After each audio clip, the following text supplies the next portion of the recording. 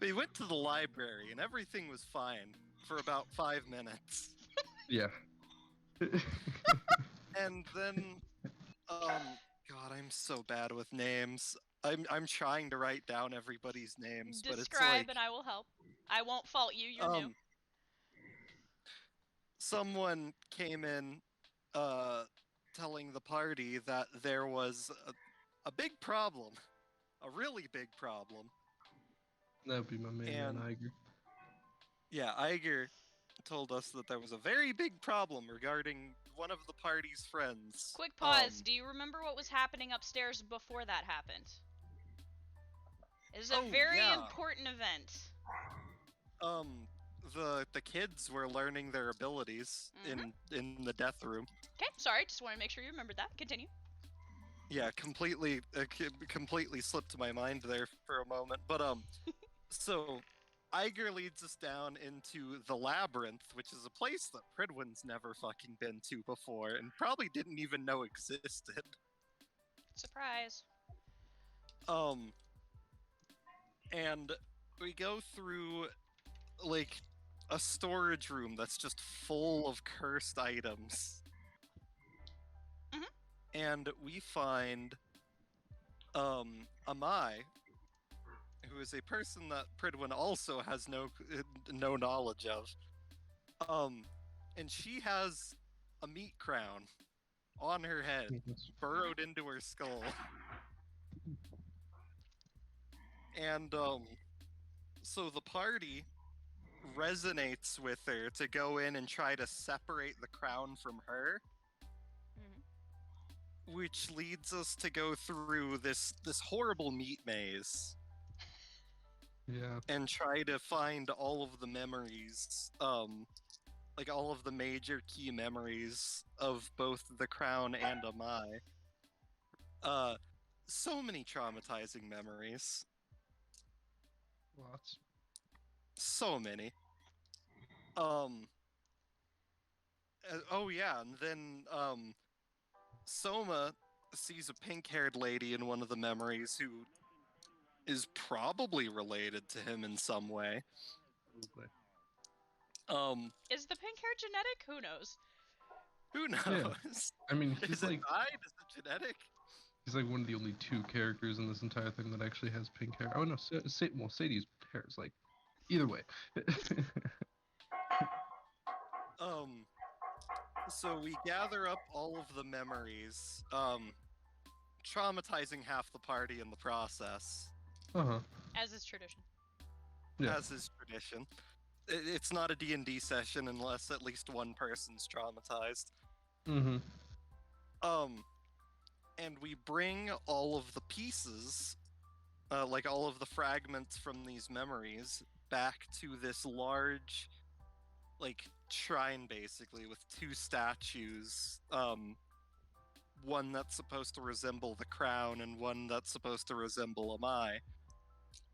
And we have to piece together whose memories are whose and what order they went in. And right before we finish putting in the final memory for Amai, the crown stops us and desperately begs us to not separate them. However, thanks to Pridwin and Soma talking the crown down, we managed to avoid a boss fight. Yes. You lucky motherfuckers. Now the crown's not as evil. See, that's the funny thing. It totally cements Soma's whole thing of being the luckiest unlucky person ever. Oh yeah. And then everything turned out great for about 5 seconds. Yep. Then Soma threw the crown on after we'd just gotten it off of Amai's head, and he goes down to talk to the crown, but everybody's flipping their shit because, like, the crown doesn't just go on your head; it fucking bores into your skull. Yep. So, it's a good time. while Soma's getting brain damage. Pridwin's trying to revive Amai, who is not only like injured by the crown, but also been like drained by it. And since Pridwin's healing water doesn't work for some reason or another, he had to use his healing light. The thing about the healing light is that there's a 50-50 chance that instead of healing light, he'll just shoot lightning everywhere. And so Sadie volunteers to be the lightning rod so that he doesn't accidentally kill Amai. The thing is, immediately after volunteering, Pridwin accidentally unleashes a supercharged jolt of electricity, which causes Sadie to fucking go full-on Black Blood. And the entire party has to try really, really, really hard to restrain her. Meanwhile, Soma has completed communicating with the crown, and he uses the crown to help restrain Sadie. And we managed to hold Sadie down long enough for Apollyon to do some shit where he literally severs the Black Blood Demon's soul from Sadie. That part was so temporarily. badass. I also love It that. was so fucking crazy. Pridwin couldn't see it, but with help from the people who can see souls, he starts splashing holy water on the soul, which was a horrible idea. I mean, it worked for the time being, and until the next part happened. It worked until it stopped working. It worked. Yeah, it worked until it didn't. Yeah. And so we managed to buy just barely enough time to get Gabriel down there to perform an exorcism. Problem is, Gabriel's a death scythe.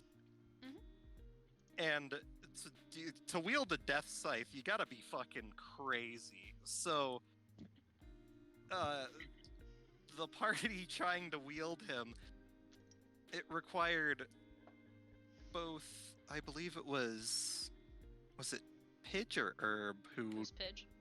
Pidge, yeah. So Pidge and then Katya grabbed the death scythe while the exorcism was being performed, and everybody got fried. But the Black Blood Demon's soul was partially removed. So Yeah. I mean, hey, that's great. And then we realized that Sadie's blind now. Yeah. And also, a lot of people are either dead or very close to it. The story of Soma's life. The story. Oh my god. And the last thing any of us remember is passing out, because that was both emotionally and physically draining. Yep. God, that entire day must have been awful. God. So. That was Pridwin's second time going out. Yep, and... Oh, yeah. No, my usual, like, I'm in like 4 different D groups. I do the recap. My recap is, well, we got to a place, we got a dog, and then we left. So much more in depth than I do, and I'm so impressed. That's because they know sometimes they get advantage if they you know, do a good job. No, thus it's walk into town, lit a bar on fire, stole a dog, left, on to next town. Yeah, that sounds about like my character Laplace, honestly. Like skeleton character that talks like Skeletor. No. Okay, so I need all of you to roll me a d20. All right. Oh no. 10. 6. That one. Oh my god. Okay. Already, Got already a off 10 to an and a incredible nat start. 1 for the first roll of the game. I need Apollyon and Soma both to roll. Soma rolled a 6. Apollyon will roll also a 6. Oh no. So, highest one was Prudwin. Yeah. Prudwin, Yeah. you open your eyes. It's cold. Really cold. Especially for you, because you're always so damp. You would think that being in heavy armor would make it hot all the time, but not when you've been asleep. You start to push yourself up and look around. There is cold stone beneath you. Hard and uncomfortable. You've been laying on the floor. Am I still in the room that Nope. I was in when I passed out? You are not. The stone Oh, looks no. similar to the stone you saw in the labyrinth. He's gonna look around frantically. Is he just alone in here? You are alone. Oh no. You look and you appear to be in some sort of small area. Stone on all sides. And then the furthest side from you, there appear to be bars in front of you.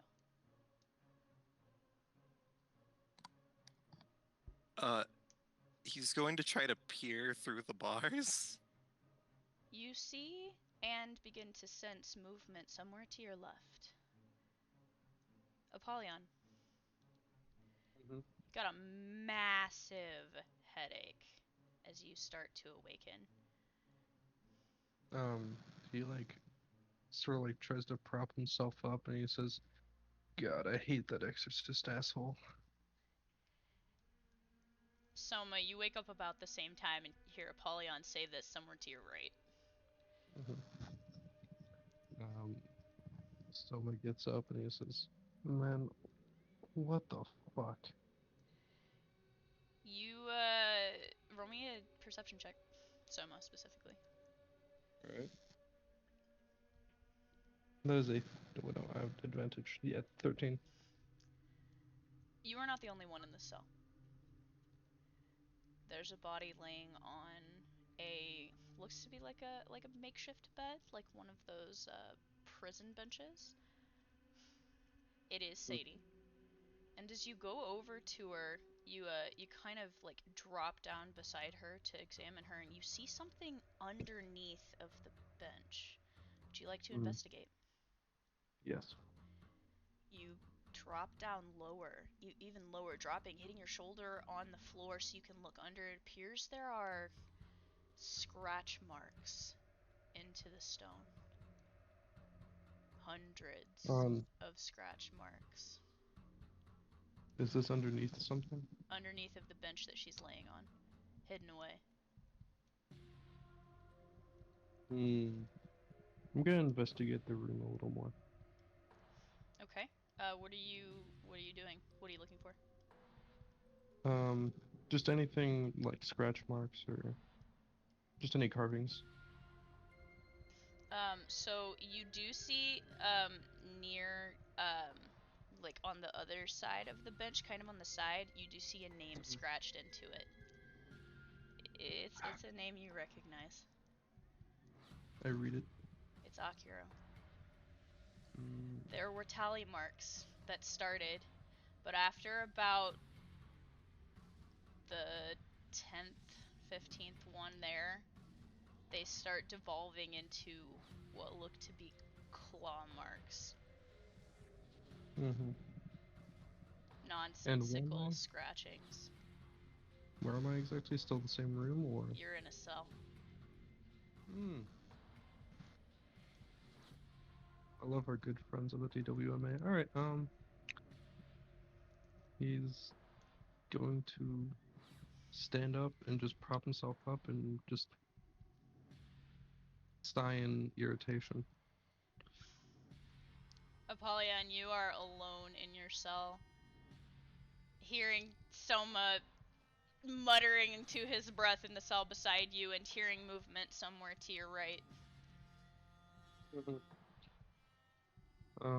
He's just gonna sit down, lean up against a wall, and just wait. Pridwin, roll me a d20. Oh boy. 15. So you're starting to realize your placement. You're in some kind of cell. You can hear Soma to your left. You can hear what you imagine is Apollyon shifting somewhere over there as well. There are more cells all around you in a U shape. And as you're kind of peering out, trying to look into these other cells, you see something in the middle of the room. Not in a cell, just in the middle of the room in front of you. You can't quite make out what it is. Your eyes are still trying to adjust to this darkness.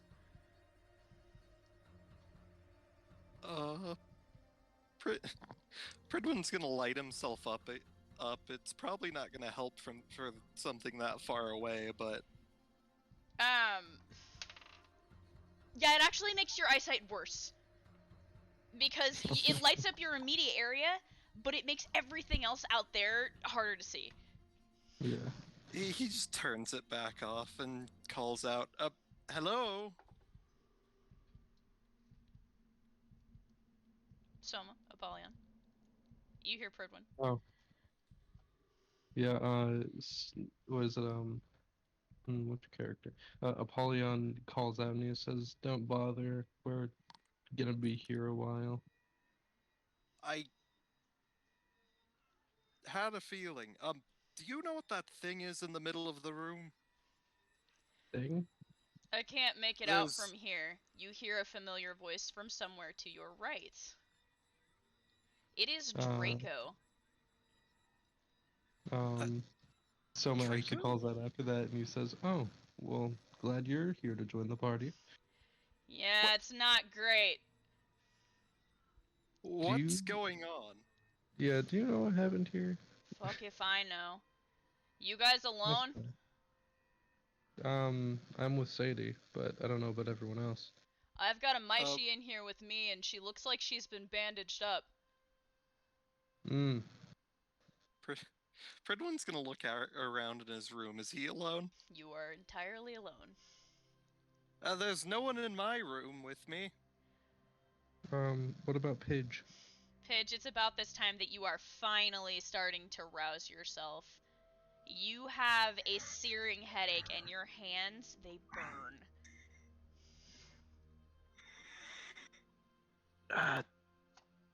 Jeez. Where am I? Prid, when you hear this to your right, your immediate right.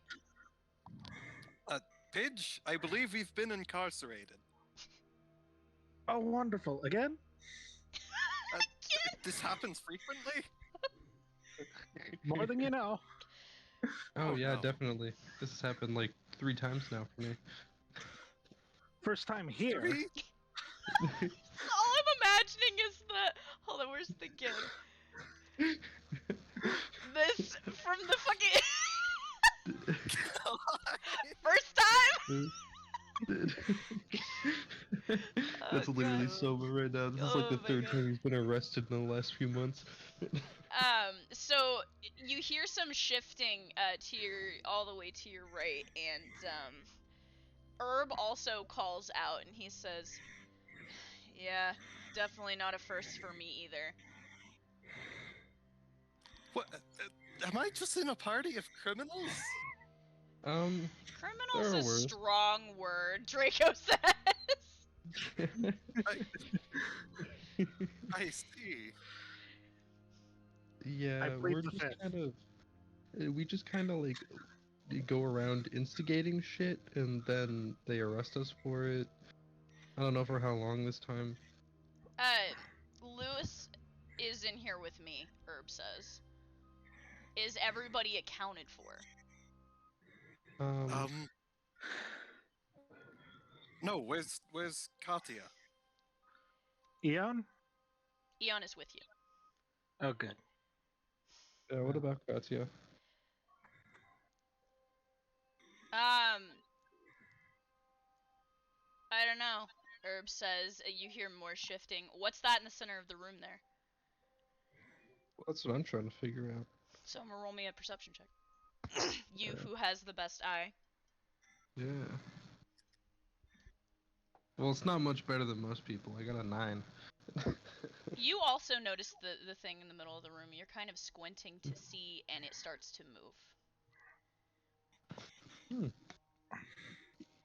Prid, when you see it too, the movement, and it's about this time that your eyes all have collectively had enough time to adjust, and you begin to make out a small body laying uncaged in front of all of you. She starts to push herself up, wincing heavily.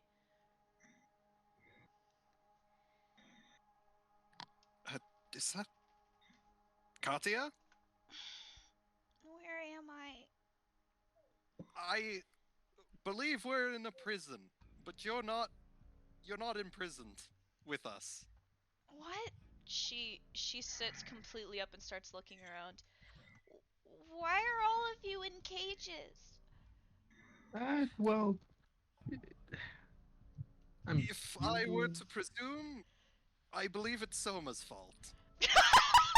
Mostly. Soma calls out and he says, if I were to guess, that's probably the case. Oh my god! Oh, It's usually my Be- fault. Being realistic here, he was the one who broke the most rules. I'm very good at doing that. And so, they were not happy about the crown thing. it is, as you guys are saying this, that you notice something else, and it's more of a sensory thing than a vision thing at first. You feel a wind blowing on you, and it feels hot. Inexplicably hot. There seems to be something clouding at the far end of your perception. Beyond Katya, there's this wall of darkness which you presume leads to the rest of the labyrinth. And as you're watching, Katya turns and her eyes begin to widen a bit as it's not just dust, it appears to be some kind of clay dust, giving it this reddish hue. There's the sound of something metallic, spurs, lightly hitting stone.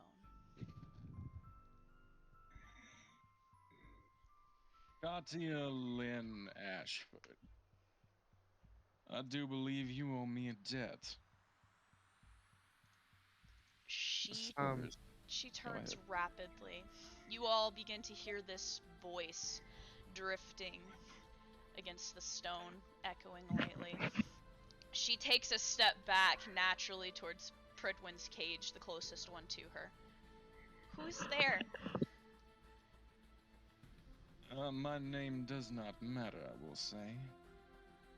All I will say is I'm very familiar with you, and you are following the path your mother took. Miss Lawson. Her eyes begin to widen, and Pridwin being closest to her, you see her begin to shake. I don't know what you're talking about. That's not my name. Oh, you do. That I do promise. You have gambled your life far more than your hand allows. Remember those wolves that came by? Oh, they should have taken you out faster than you would have fucking known. But no, you survived. Now, one time is a fluke, don't get me wrong, we can allow that. But then, when you and your friend over there pick up that weapon that was not yours, fully knowing the consequences, you let a gamble that you did not have the ante for, and I'm here to collect on your debt. I don't understand. She has backed up against the bars, Pridwin. She is right next to you.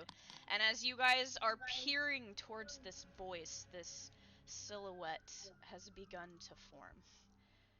Until finally you see something stepping from the darkness.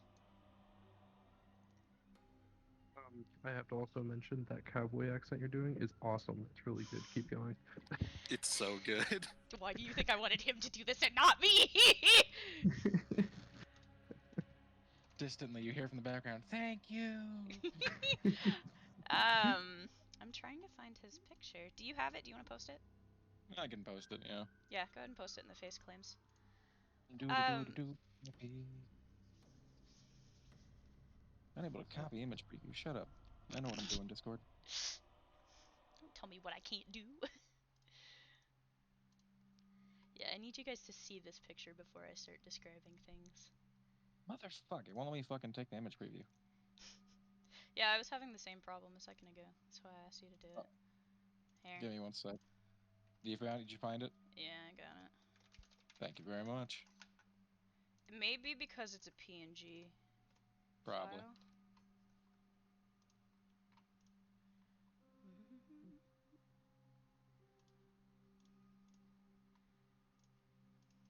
Yeah, so you guys peer at this silhouette as it begins to walk forward. You see the boots and the spurs leading up to a dirt-worn duster. Going further up, you see hands that don't look right to you. They're far too thin. The figure's far too gaunt, and as he comes into the torchlight, the dim torchlight, you begin to make out that this figure isn't human. It appears to be a skeleton. Long, dark hair, large, wide-brimmed hat.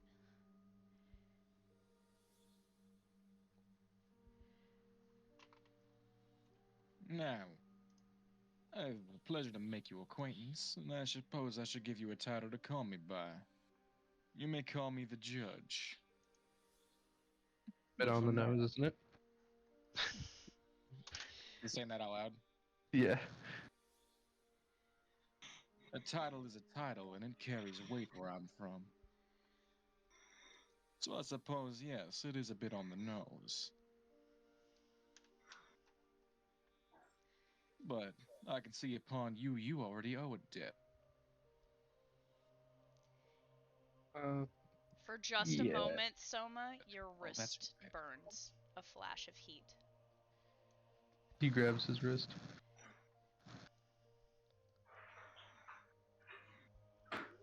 Now, I'm not coming for you. That debt is far beyond one I can surmise. Now, the big boss upstairs? No, she's got her eyes on you real close. That one ain't for me. But you, as he turns his head back to Katya, you, on the other hand, have a debt that I have come to personally collect from you.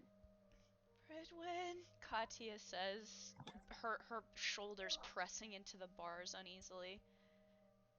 What debt could she possibly owe? Apollyon actually stands up to the bars and he says, I know a fair thing about debts. What exactly is this sort of price she has to pay? Well, you see, it's nowhere near as simple as that. I've already explained the debt. She has escaped death twice. Once full well as a fluke. Twice she full well put her life on the line. And while she escaped it, she did not escape unharmed. I am the debtor here, and I am here to collect on said debt of your death. Katya is trembling against the bars. She begins to slide down, curling her arms around her knees. He walks closer, the spurs getting louder as his eyes start to burn like flaming coals. Ridwin, do something! You, um, Pridwin's going to like tighten his hands around the bars and say, "You are not going to take her life for something she didn't have a say in." Actually, Apollyon calls out again and he says, You're seriously going to punish her for being stronger than most? It is not a punishment, it is a price. She full well knew what she paid. It is merely time to ante up, as one would say. What are you But talking about? You and I, well, As I said, I'm here to collect, but you can pay this debt forward. It does cost a price, though. I need. And he'll hold two bony fingers up, and each of them alight with a deep blue flame. 2 souls to pay back the ones you owe. How am I supposed to get 2 souls? That is a question to ask you and your companions here, I suppose. You Oh. wish for us to pay a bail? A bail of sorts, to keep her life as her own. Or I have another way of you paying me back. What's the second option? What is that? You, you and I play a little game. I call it the Judge's Ante. It's a favorite of mine. It's a card game. You'll love it. Katya looks to you, Soma, unsurely, then back over her shoulder at Pridwin.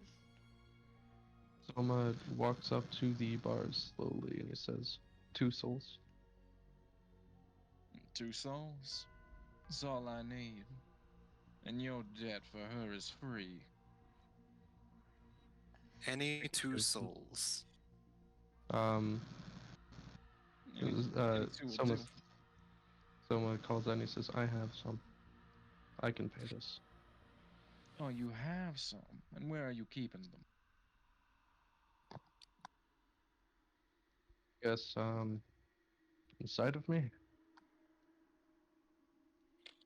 So here's the thing. You have devoured the souls that you currently possess. They are now a part of your person. I am going to warn you. In order to remove souls from your person, it would very well probably kill you. Fuck. What if Sorry, go right ahead. I did not mean to intrude upon your coercion of sorts. Well, you require 2 souls. We don't have any souls we can simply pull out and pay with. Perhaps. That is a damn shame, but I've listed my price and this bail is being called on immediately. Oh, play your game. Oh, you will, little lady. I like games, she says, Right. looking back at you unsurely, Pridwin. Soma's going to slam on the bars, like irritated like. Hush now. I'm in the middle of business here, child. You like games now, little girl. Yeah. Then come forth and sit at my table. As you guys look, suddenly, like, you had been looking at Katya, you look back up, and in the center of the room, there appears to be a poker table. 2 chairs. The judge seats himself on one side. Katya begins to push herself up slowly. Her fingers kind of dance over yours for a second, Pridwin, nervously, and then she starts to approach the table. You'll be fine. Nervously, she seats herself in the opposite chair, looking very small in comparison to the figure across from her. Now, do excuse me, I must call upon my deck.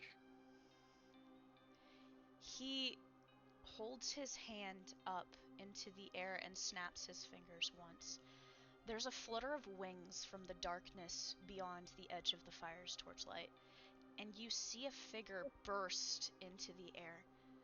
A dark raven, soaring forward, and as it arcs to turn in front of him, it drops something from its talons onto the table. A deck of cards. The bird lights in the air and disappears once more into the darkness. Well, thank you, kind Adicia. I was needing this for my auntie. Now, would you care to know the rules of Judge's Gambit? She nods. Excellent. We're gonna play a two-card game. You are very perceptive of the souls and such, aren't you? You're very perceptive for a young one, that is. She nods. He'll hold up a card, the first one.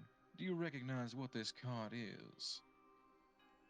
That's my soul, isn't it? Oh, you are very quite perceptive. You already know what's being anted. Her eyes are large as she stares at a figure that seems to be. The rest of you think it's moving on the card. The card seems to be alive.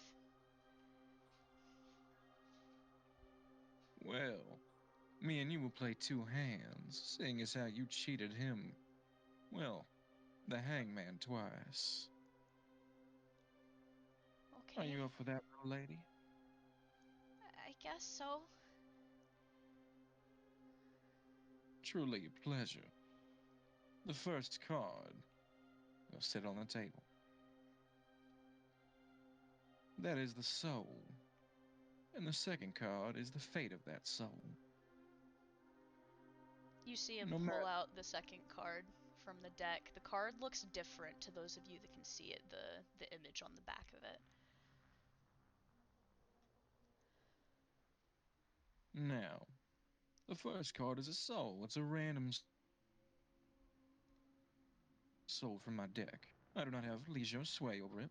Those only left to the fates. And the second card is what I call the sentence. What they have been judged to be.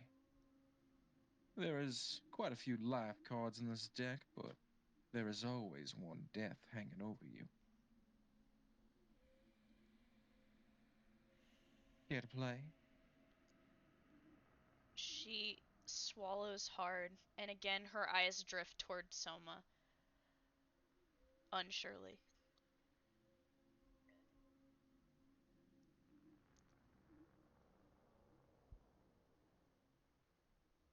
You gonna say anything, Soma?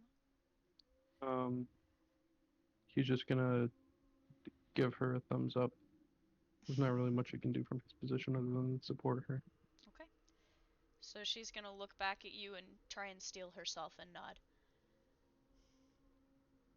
Good. Flip your first card. So she nervously reaches to the card on the table, the one that was drawn from the soul deck, and she flips it. What do you see upon your card? She peers down at it. I I don't know this person. A shame, really. You pass by so many souls in your life, you tend to blend them together. You don't really recognize one after the other, but that tends to be the hand. Sometimes you remember them and sometimes you forget. But it happens. Flip that sentence for me, would you, dear? She reaches forward and she grabs the second card and flips it, face up. Her eyes widen a bit. What do you see upon your card? It's it's a skull. Oh, you lost your first round. I do apologize, but this is the after effects of said game. You see him lift his hand, and for a moment, those of you watching will watch Katya's eyes as they seem to glow, a light with a fire that the judge has in his own eyes. And while you can't see it, you hear something. Amongst all of you, you hear chatter. A conversation that seems out of place, a family talking. There's a father saying something about plans for when they move on to the next location. There's a mother asking if they could stop to grab a bite to eat. There's a small child giggling in the back of the car, laughing at something the mother said a moment ago. The conversation fills you with warmth. It's nice to remember what a family feels like for a change. And then mid sentence, the mother's interrupted as there's a ferocious screeching of metal, the sound of an impact. The sound of tumbling, glass breaking, and shrieks. Katya's fingers, her nails dig into the edge of the table as she begins to shake. All at once, the judge snaps his fingers and her eyes are back to normal. She falls back in her chair, tears streaking down her cheeks. Now that is one debt paid. Soma yells out and he says, "What are you doing to her?" She is paying her debt. She is experiencing the death that she missed out on. That is all. Starts pacing. That's not my fault, right? It's not my fault. That's not my fault, right? She turns to look at you desperately, Soma. He looks at her and says, "No, it's not. You'll be okay." I don't want to play anymore. Well, that's too damn bad. You owe me another debt, and there's no cashing out at this table. She stumbles out of her chair and begins to back I'm away sorry from to you. say.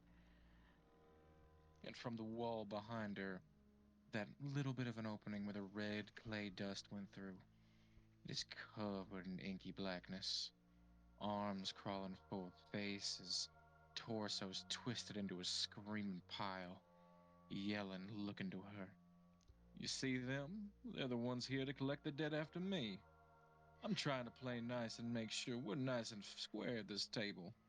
But you leave, well, without paying your debt off, and they'll make sure you do. Now I'd sit back down and finish my game if I were you. We've got another card to play. Terrified, she backs away from the writhing mass and stumbles into her chair. Now, he'll take his deck, flickering it back and forth between his skeletal palms, dancing the cards between his knuckles, before fully shuffling it. Your first card. She shakily lifts a hand, her fingers hesitating as her eyes move across the deck. She leans to the left and draws one close to the end and places it face down on the table. Wonder what the fates have in store for you on that one. Flip the card for me, please, lovely. She shakily goes, her fingers hesitating on the very edge of the card, and then she flips it. And then she pushes herself up from the table. No, no, no, you can't! I can and I will. Read the card. She looks to you, Pridwin, tears streaming down her face. I can't. I can't. He's just a kid. Well, then you best be mustering up some form of courage, because the debtors are growing closer behind you. You hear them wailing and screaming. It's all sorts of worse than what I'm offering you right here, right now. Now you best be coming up with something now. Mustering up something to flip that card over there, as he deals out the second card. Apollyon rushes up to the bars and he says, "What about a stand-in?" I do not allow stand-ins at my table. You owe no debt. I want nothing from you. Well, He ante up then, she says, stumbling over the words. You learned my vocabulary. How very clever. What was it Dad said when we played Double or Nothing? Oh. Oh, indeed, you've grown quite clever while you're sitting at my table. Well, double the souls are nothing then. You've got no other souls to offer. Unless, as he looks to the cells around him, one of you would like to offer up something in exchange. A soul for a soul, that is, ain't it? I have 16 plus my own. Oh, a heavy hand. Coming from the Italian bloodline. You do impress me ever so much, but you do have to promise me you try nothing funny at my table. Well, neither of you will be leaving this gamble. Pridwin, I'm an don't! honorable man. I am an honorable man. As long as you don't do anything, I won't. Oh, honor is what you're going off of then. Honor only gets you so far here. But fine. Curls his hand in as the door to Pritwin's cage slams open. You look down and there is suddenly a second chair beside Katya. One that was not there before. He'll join her at the table. Welcome to my table, then. Now, here is your ante. He pulls a card from the deck very particularly, reaches and pulls out and flips it to show Pridwin. An almost alive card. It looks like the drawing that Katya showed you yesterday. Seems to be moving and writhing, and he places it face up on the center of the table beside the card that was drawn by Katya moments before. And as you look down at both of them, you see the soul that is beside yours, and it looks small, and as you peer closer, you see a name underneath of it. Owen. For a moment, you get a flash, a memory, all of you do, of the children upstairs learning their abilities. You hear Death speaking in pride. That's amazing, Owen. Look at you, a little dagger. You're gonna do great things, I'm sure of it. The judge pulls another card particularly from the deck, and Katya's eyes settle on it. It is the card she saw moments before, her own soul. He places it third onto the table. And then he pulls another one. Oh, would you look at this? Well, it does match the ante, I suppose. Something just as precious to the lot of you. Does this card seem familiar to you, Miss Katya? As he sets it face down. She sorry. She begins to shake even more, and the tears intensify again. That's my dad's soul! You can't do that! I agreed to mine! You can't take my dad's soul too! No, you anteed up, little lady. You doubled down. I found something of equal value. You play the game. You play the game I want to play. The rules are set. The ante is up. You cannot double down again. Now. He takes the 4 cards off of the table and he begins to shuffle them. Just the 4 cards. And then the cards beside him. The sentence cards. You see 4 cards of life in here. And I will slip this in so the odds are ever in your favor.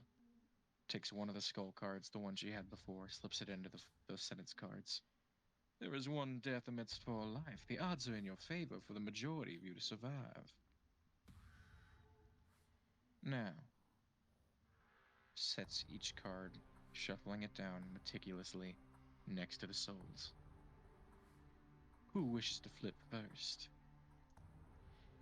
Katya looks up at you, Pridwin, nervously. I will. Very well then. Flip your card. Pridwin flips his card. Pridwin, DM, you make the flip roll. the card. And I'm not allowed to roll for this. oh no. Oh no. Pridwin,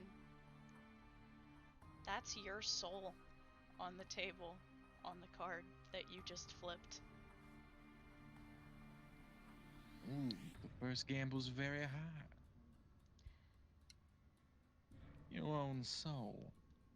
Now, flip your sentence. Katya's crying at this point. Pridwin betrays no emotion as he flips the sentence card. You Roll flip again, it, D. and you know what? Pridwin, high or low? Oh boy. Hi.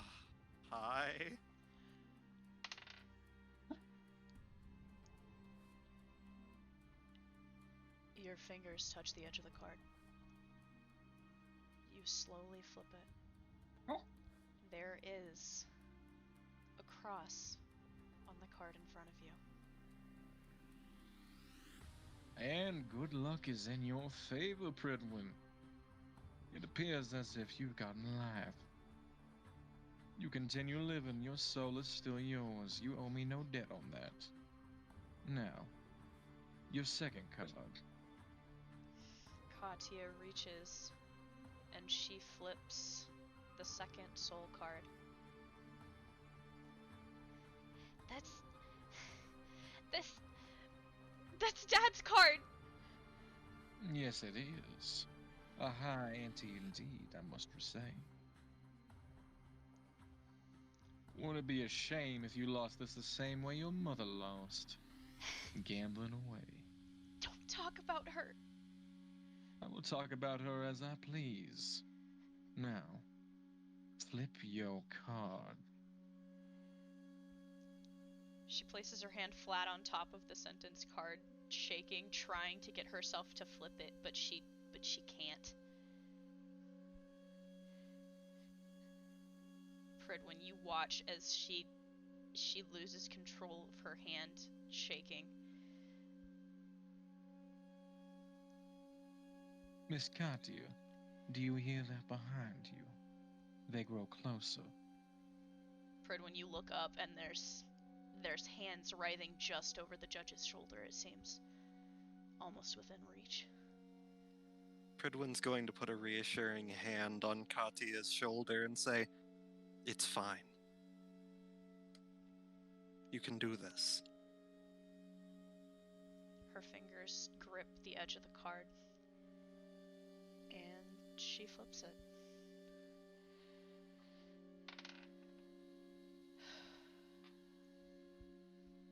There is a cross on the second card.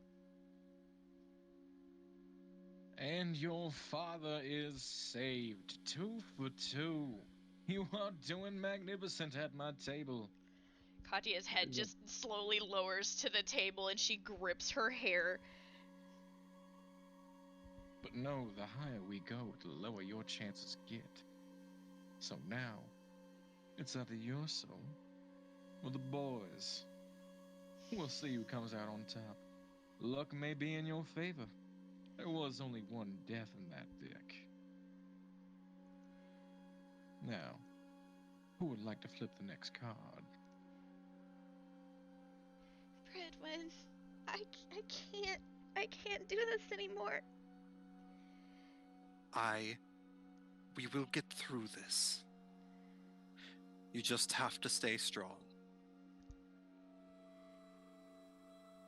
I will flip my next card. Good boy. You flip the card in front of you. It's Katya's. Ooh. You hold her life in your hands. Do you trust your next flip?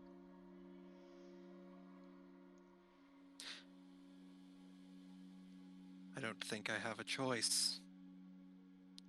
Half the fun of this is the Pridwin's chance. Pridwin's going to flip the next card. Pridwin, high or low? Hi again. Okay, let's find out.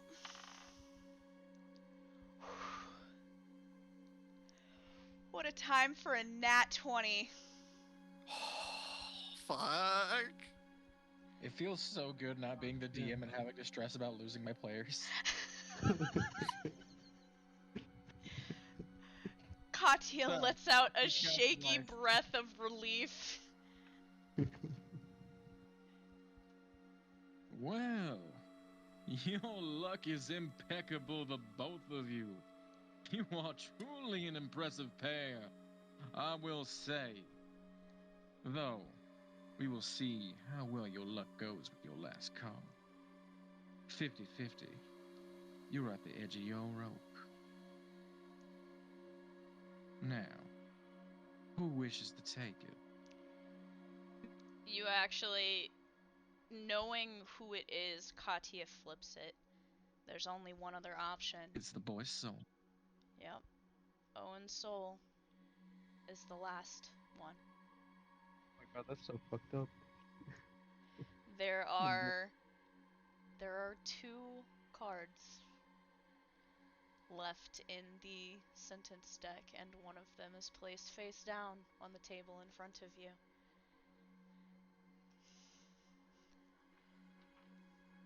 Now, this boy's life is in your hands. Let's see how Lady Luck treats you both. Katya looks up at you, Pridwin. Her eyes asking if you want to do it, or if you want her to. Pridwin will put his hand on the card, if I may. Be Pridwin, my high or guest. low? I mean, high's been helping, been doing good so far. Gonna risk high 3 for 3? 3 for 3. Okay.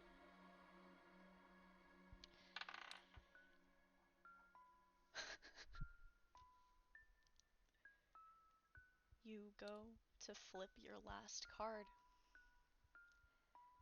There is a cross face up on the table. I will be damned. You both cheated me. You won the game. That is impeccable beyond belief. A shame, really. He'll snap his Pridwin hand. breathes a sigh of relief. He snaps his fingers, and the entire encroaching pool of arms and torsos and faces splitters away into nothing. They're just Red gone. sand. Now, your debt has been paid in full and a little extra. And I do apologize, but I do believe the house owes you. Who wishes to take this? This is from my personal collection. I no longer need it. And he'll reach into the jacket of his duster and toss out a black card. It Same looks blue kind of plate. like a business card. Like, small enough to, like, fit in a wallet. Flicks it across the table to whoever takes.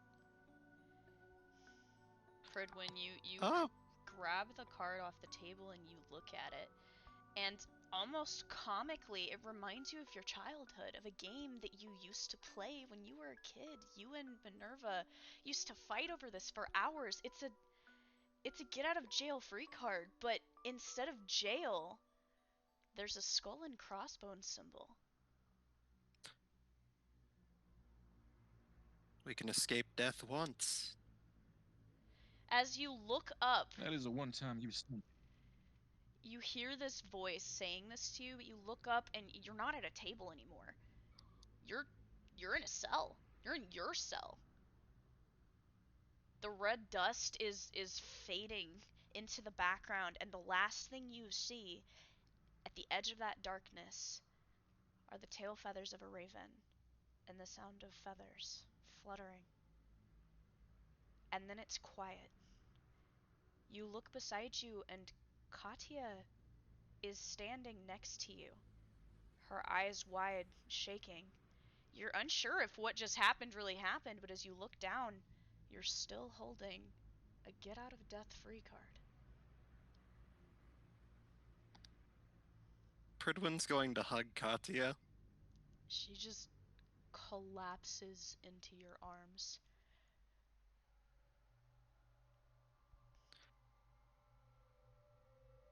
The rest of you, you look around feeling that same sense. Maybe that didn't happen.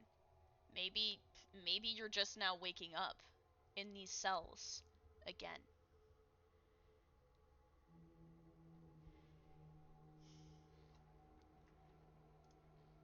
Soma is completely, what is it?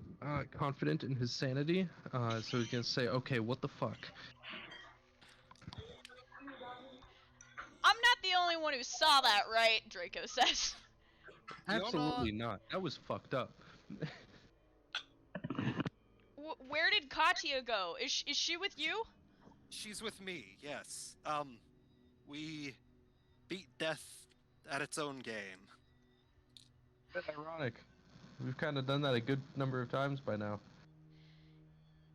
I just want you to know, Pridwin, your rolls were the nat 20, a 17, and a 12. So that's how close you were Holy to losing. shit. That's how close you were to losing one of those.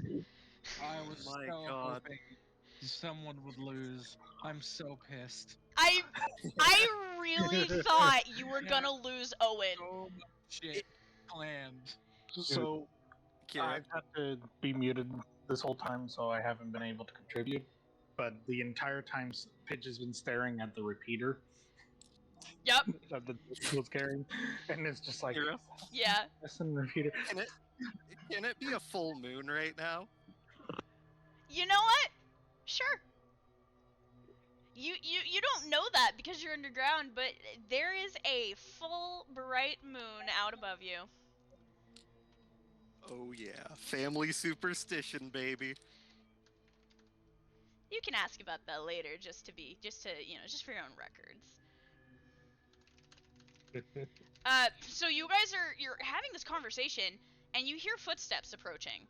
No spurs this time, just the shuffling of steps. Stepping into the light near the cells is a familiar face. Gabriel. Shovels back in. Forgot my keys. Sorry. My goddamn keys! Odysseus! Gabriel steps forward, and beside him is Paige.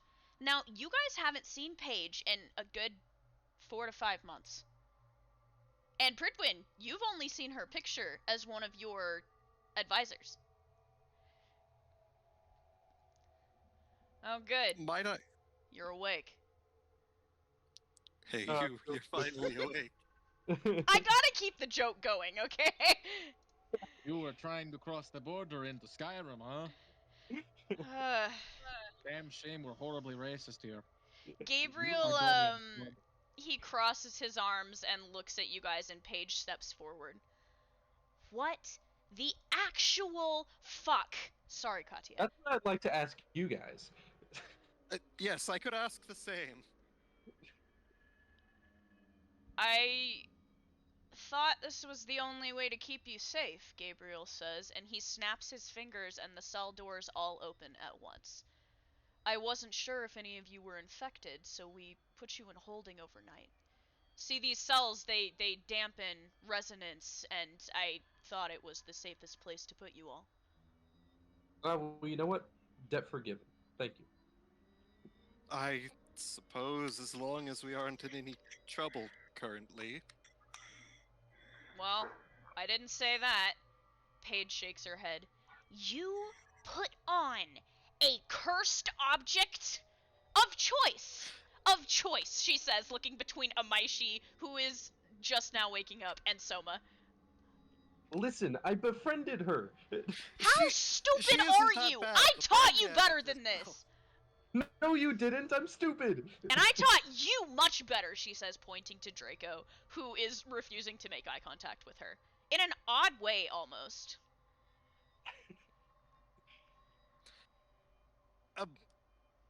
If I may, the object did willingly remove itself. That doesn't matter, Pridwin. That doesn't matter. It is a cursed object. Those things will do and say anything to get what they need. They are cursed for a reason. Do you have any idea how many souls that crown possesses? How many people it has devoured? Soma, like, irritated at this point, he looks up at her and he says, "You never understood who the actual person in the crown was, did you? Never understood what they went through, all the shit that they had to go through. They didn't become a cursed object because they wanted to." Look, I understand what you're saying, but that doesn't change the fact that she is dangerous. And I can make her stop it. If I may, Pidge feels the burning on her hands and goes, "There's a lot of dangerous things here." I'm sorry for that, Gabriel says. I really shouldn't have let either of you try to wield me. My desperation to try and save the girl got in the way. You see Katya, as all of you are kind of stepping out of yourselves, Katya is also looking at her hands, when you can see the burn patterns clear across her palms. I can attempt to do as much healing as possible, but that's... Well, I've never dealt with injuries of that nature before. Listen, I know that you all don't trust me, Gabriel says. I know you don't. And I get it. There's a lot of things happening that make us, the Academy, and me specifically look bad, but I want to clear the air. I am not your enemy. And to prove that, a little show of faith. Come. And he turns back for the darkness, leading into the labyrinth. Stay close. Of course. Thomas stretches his back. He's like, "Alright. Just please don't throw such a cursed object." No cursed objects this time. No objects, anyway, Gabriel says, making eye contact with Paige. There's a strange look shared between the two of them as they start walking.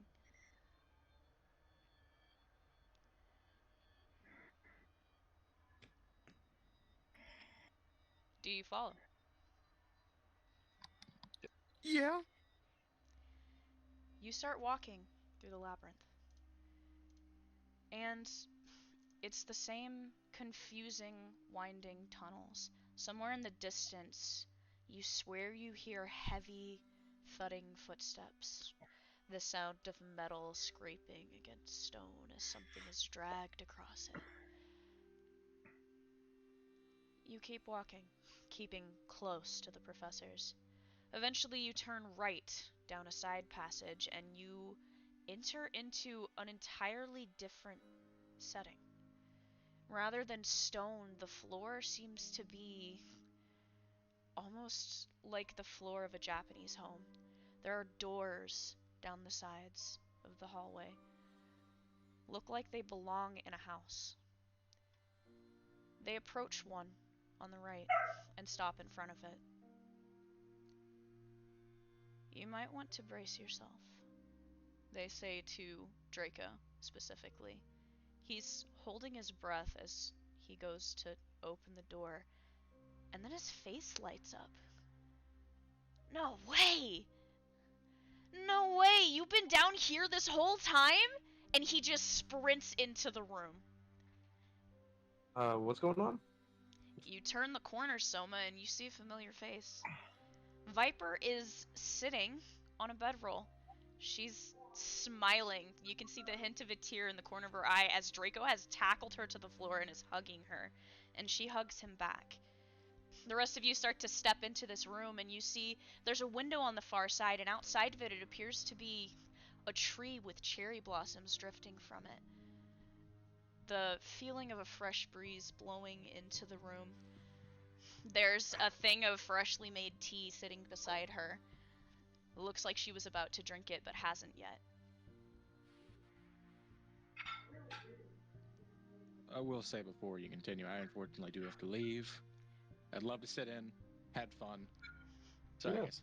Bye. No, see you later. Peace. See you, man. If you ever need to be traumatized again, just call the cowboy. He'll be around somewhere. Bye. Yeah, sure.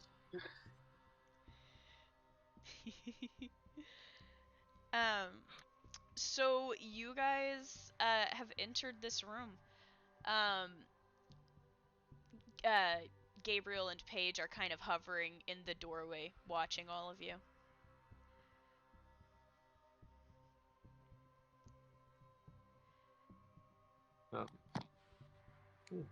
Hello, it is a pleasure to meet you. Pridwin's like looking around because he was not expecting a place this nice and this cat like underground chamber.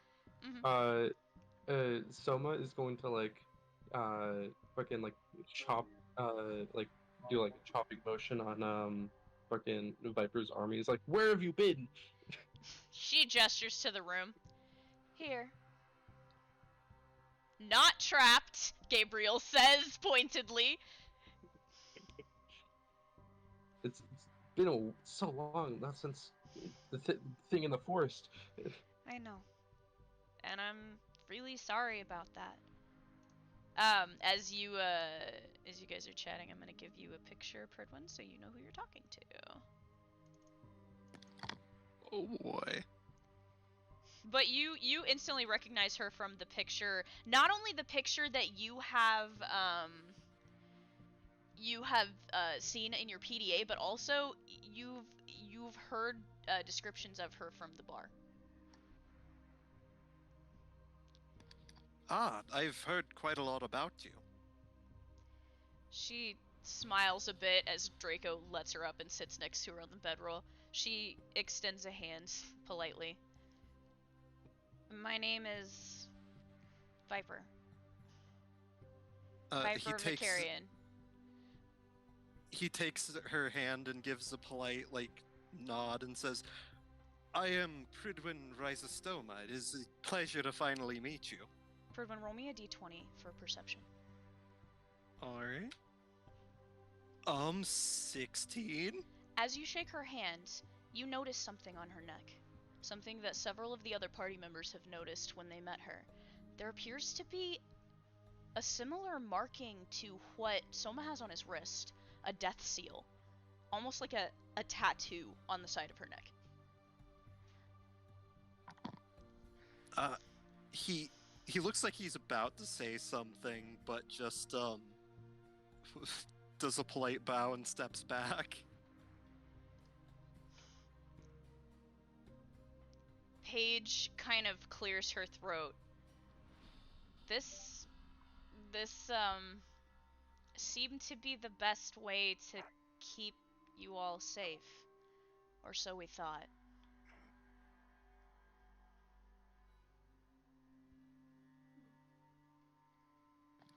Might I ask?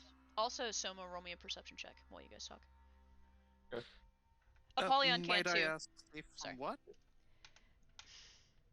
It's complicated, Paige says, and it's not like she says it as the end of a conversation. She's just trying to figure out how to explain. What did Soma and Apollyon roll? Soma rolled a 12, Apollyon rolled a natural 20. Okay, Apollyon gonna notice this for sure, and it is going to be of interest to you specifically.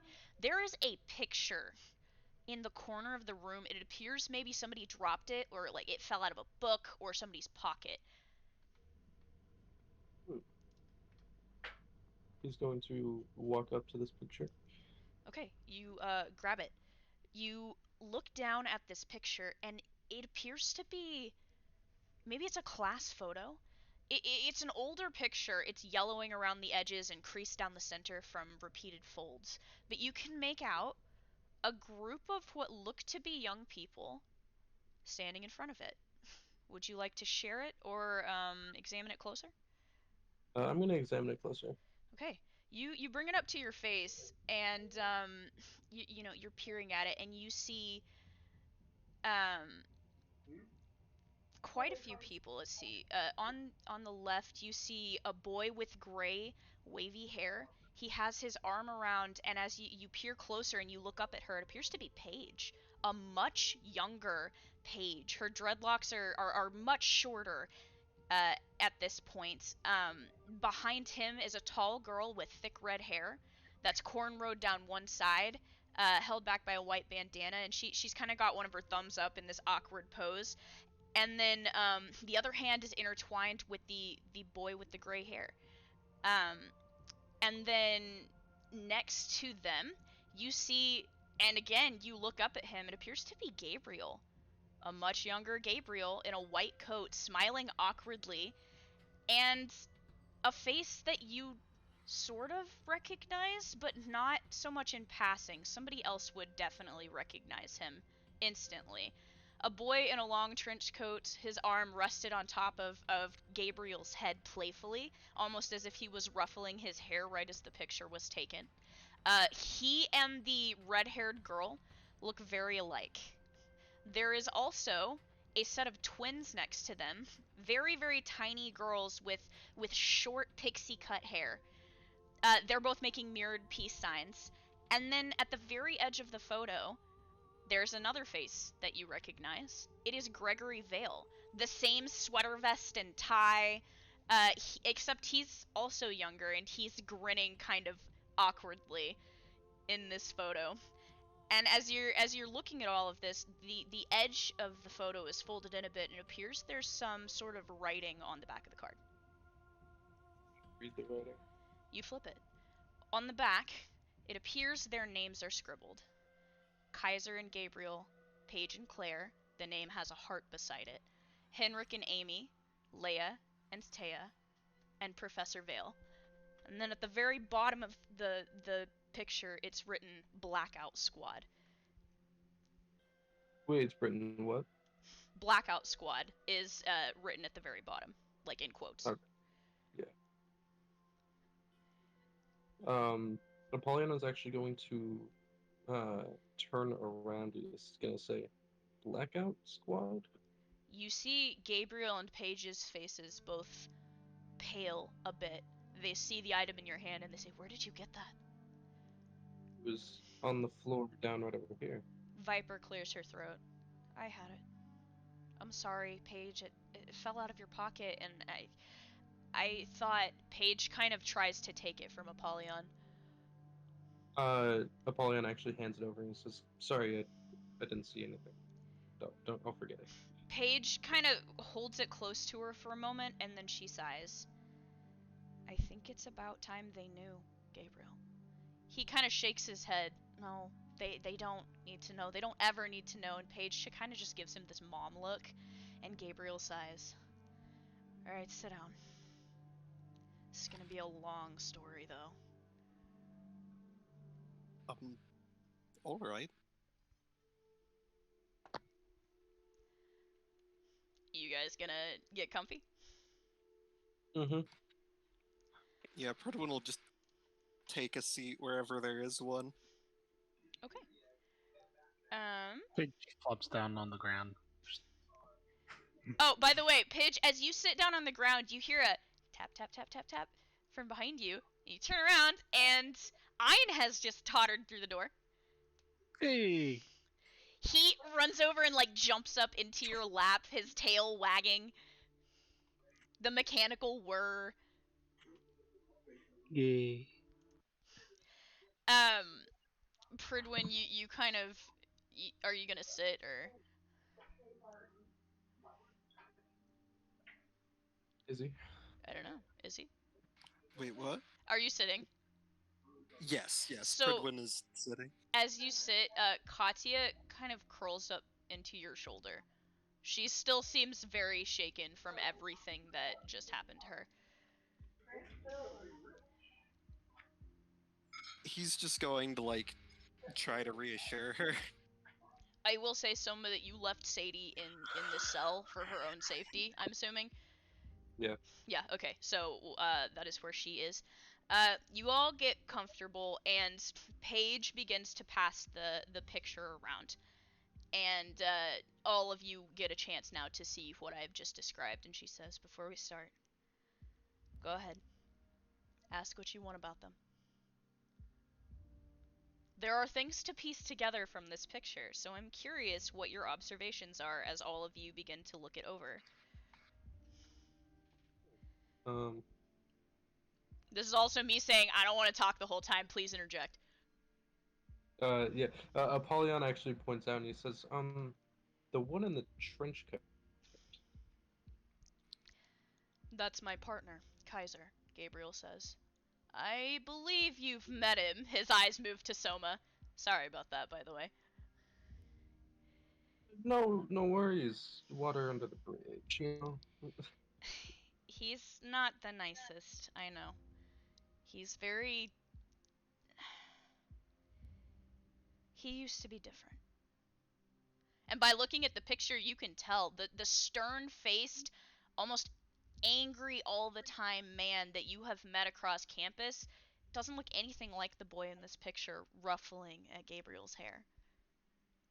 He looks goofy, energetic.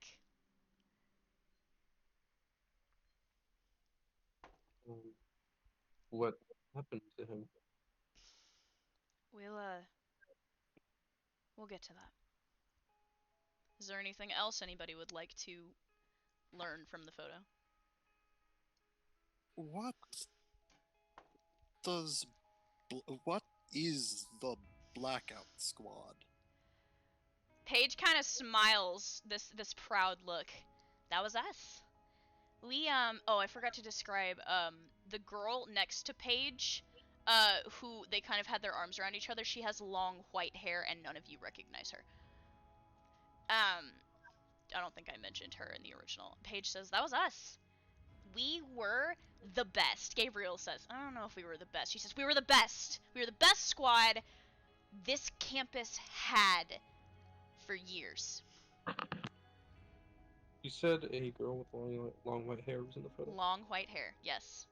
Doesn't look like the girl that Soma saw. The facial features are different, by the way. Yeah, I figured. He points towards the girl in the photo and says, "Who's that?" Viper actually answers, "That's Claire." Paige has this distant, sad, almost frustrated look. It's kind of like a experiencing multiple emotions at once moment, and she looks away. She's not around right now, or you would have met her. She always had a way with students. Paige, you would have loved her. She's real good with guns. She's real good at handling things. There isn't a single soul I've seen that she's unable to work with.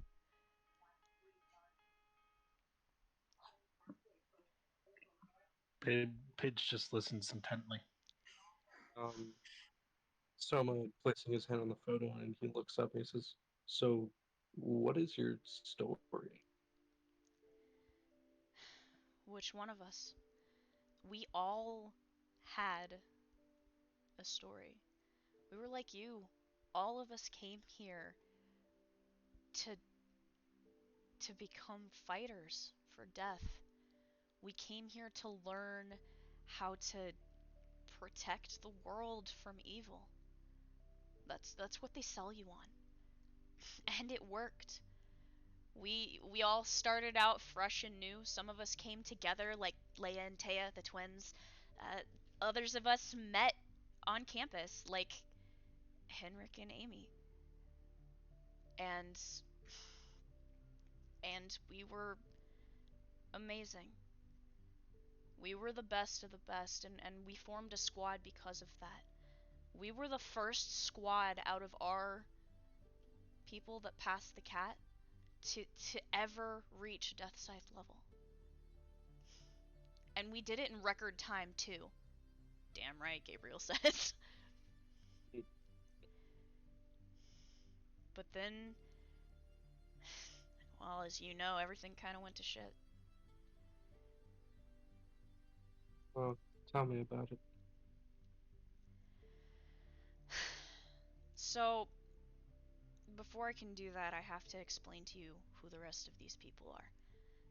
So she kind of sets the picture down in the center of the room, and all of you kind of huddle close as she begins to acknowledge people. So I've told you about the twins, Leia and Taya. They were, rifles, to put it simply. There's this thing between family members where even if you're both weapons, you can wield each other. I think you've seen Mandy and Andy in the medical office. They're perfect examples of this. They were both weapons, but they would wield each other, and they never missed a shot. And then, of course, you've got Gabriel and Kaiser. They've been partners since the nerd here, elbowing Gabriel, kind of, didn't have a choice. You see Herb kind of push his glasses up and look away. And then, of course, you've got Vale. Now, Vale was our advisor back in the day. He didn't used to be the administrator on campus. He was a professor like us, and he wasn't so slow. He could actually beat me in a mile. Can you believe that? She kind of smiles, and her fingers pass over the sweater vest and bow tie. Those were the days. And then, of course, you've got me and Claire. Her eyes get distant for a moment, and Gabriel kind of steps in. Claire was our impromptu leader of the Blackout Squad. She, her soul was fluid. She literally can wield anyone. And it just made her good at her job. I can't even begin to describe what fights were like. We would interchange. She would wield all of us during encounters, passing between us and utilizing us, but she was also great at just being the one to step up and say what was happening and what we were going to do. We were never unsure when she was around. When she was around, Paige says under her breath. And then there's Amy. Amy is Kaiser's sister. She acknowledges the red-haired girl. You can see the resemblance. They're both grinning like idiots in the photo. And this is her partner, Henrik. You see Viper's eyes widen a bit, but Draco seems lost. Viper seems to know something about this man. Henrik Vicarian. And you see Draco's face goes through, like, all of the stages of processing at once.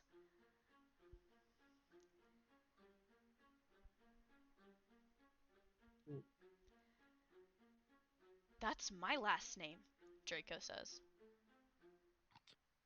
Yeah, Viper says. It is.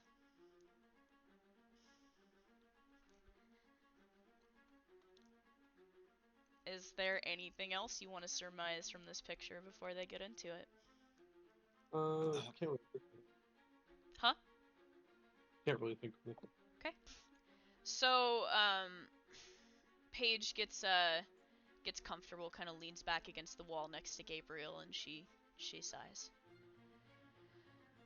So, Amy and Kaiser, they were probably the strongest team. Or Amy and Henrik were probably the strongest team that we had. They belonged together. They really did. And we were sure that they were going to be the first ones to make Death Scythe amongst us. It's the greatest honor of all to be wielded by Death herself. They wanted to be first, and, well, Amy beat us to the punch. Barely. She and Henrik had been to see Vale before any of us could even think to do it. There was a witch on the Shinigami list, and they had just enough status to go after her. It was supposed to be straight to the point. The two of them go, they take the witch out. Done and done, right? We have a new Death Scythe, and the Blackout Squad is secured as the coolest team for a decade. Except, it didn't go like that. The name of the witch was Ida Weedo. Pridwin, roll me a d20. Oh boy, witch information. D20. Oh! 18! Fuck yeah, you know this name. Oh fuck, the man is here. Oh fuck? The fuzz is here. Cheese it. Run! The buzzkill, no. You'll never take me alive! Oh, Oh my god. I'm... Quick pause, Herb. You are downstairs in the labyrinth. I will fill you in on what happened yesterday. Just know it was an absolute shit show, and you just watched an undead cowboy gamble with people's souls, and Katya and Pridwin and a small boy and Douglas almost died, and it's totally fine. Don't even worry about it. Pridwin won an IOU from The dead cowboy. Yep, he literally got a get out of death free card. Whether it works or not is yet to be seen, but hey, you have a strange card in your possession now. Don't forget you have it, by the way, because I probably will. Oh yeah, it's going into the inventory. The top of the information in all caps and stars. No, so you have been let out of your cell. You are still in the labyrinth, and you've been walked into a room, and Viper is there. And Gabriel and Paige have said that they wanted to show you this as a sign of good faith. Apollyon found a photo of what appears to be them when they were younger, and I'm talking about like Gabriel and Paige and whoever they were in school with back in the day. And now they are talking about it, and you are about to get some hella backstory, so I'm glad you're here, because you're probably going to want to hear it. But, Pridwin just rolled me a what? 18. Okay. You know the name of this witch. This was a witch that not your parents, but their parents were very afraid of. This witch was extremely powerful. She was called the Dragonkin, and her abilities were all dragon-based, but also she had a large black dragon that was bound to her, and anybody who tried to do her harm was killed by that black dragon. But, interestingly enough, your family knew that the witch herself, from what you guys knew, had never taken a life. It was always the black dragon protecting her. That witch. My grandparents told stories about her. They always warned us never to go after her. The Dragonkin, I believe, was what she was called. She was protected by a black dragon.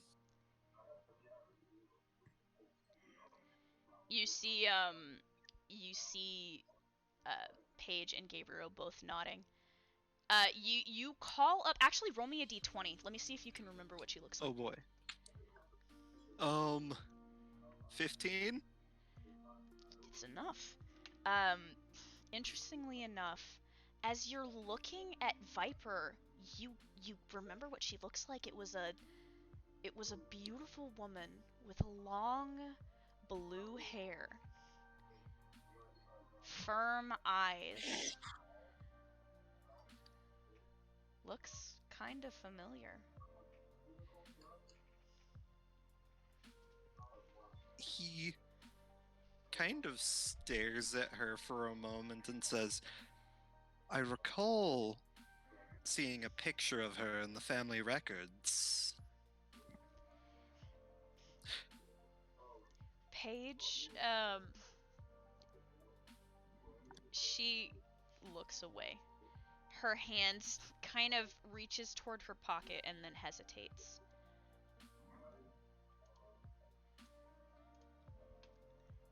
I need to see if I have what she has real quick.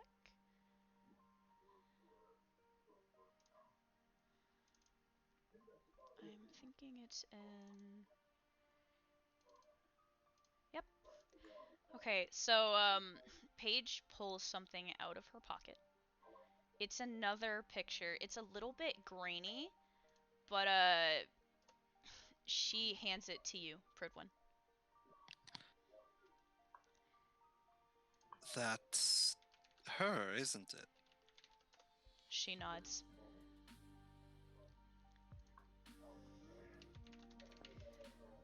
Yep. She was beautiful, wasn't she? You see a look of shame pass over Gabriel's face. It's almost like he can't look at the photo. And might I ask what became of her? It had been 2 weeks since they left when Amy came stumbling up the steps of the DWMA. She was alone. She was damaged beyond belief. Her right arm was broken. Most all of her ribs. Bare hands were burned so badly she could hardly bend her fingers for weeks. We visited her in the medical office when they let us a few days later, tried to find out what happened, but Kaiser was the one who got most of it. He didn't leave her bedside. And when he finally did, I've never seen such rage. Gabriel shakes his head. I'd never seen him like that before. Something in him snapped. He said when Amy finally started talking to him, she told him that they made it to Mount Hedon, and they were somewhere deep in the Appalachians, and that they had cornered the witch, but she was different. She was this beautiful young woman, long blue hair and golden eyes, and this gentle nature, and when Henrik and that witch made eye contact, he couldn't fight her. And she didn't try to fight them. But the Black Dragon did. Amy readied herself, but Henrik's reflection, it wasn't looking at her anymore. It was looking at the witch, and she said it was like a nightmare, like the flip of a switch. His wavelength just disappeared. His handle became searing hot. Pidge, Katya, both of you start looking at your own hands. And she tried not to let go. She refused. She screamed at him. She tried to regain the connection, but nothing worked. The Black Dragon smashed her against a rock, and the scythe went flying from her fingers, and he simply reformed in his human form, unhurt, and started walking to her. Right beneath the dragon's feet, he was fearless. He walked to the witch like he was in a trance.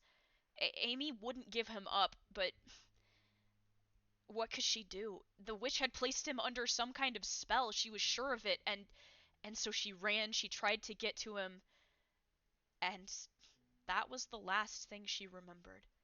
The dragon hooking its claws into her and beginning to crush her. When she awoke, she was alone. She should have died, but she didn't. That was something she said. Something she always said in that hospital bed. I should have died. I should have died. Why am I still alive? Why did they let me go? They pause for a minute, both of them haunted by the words, remembering.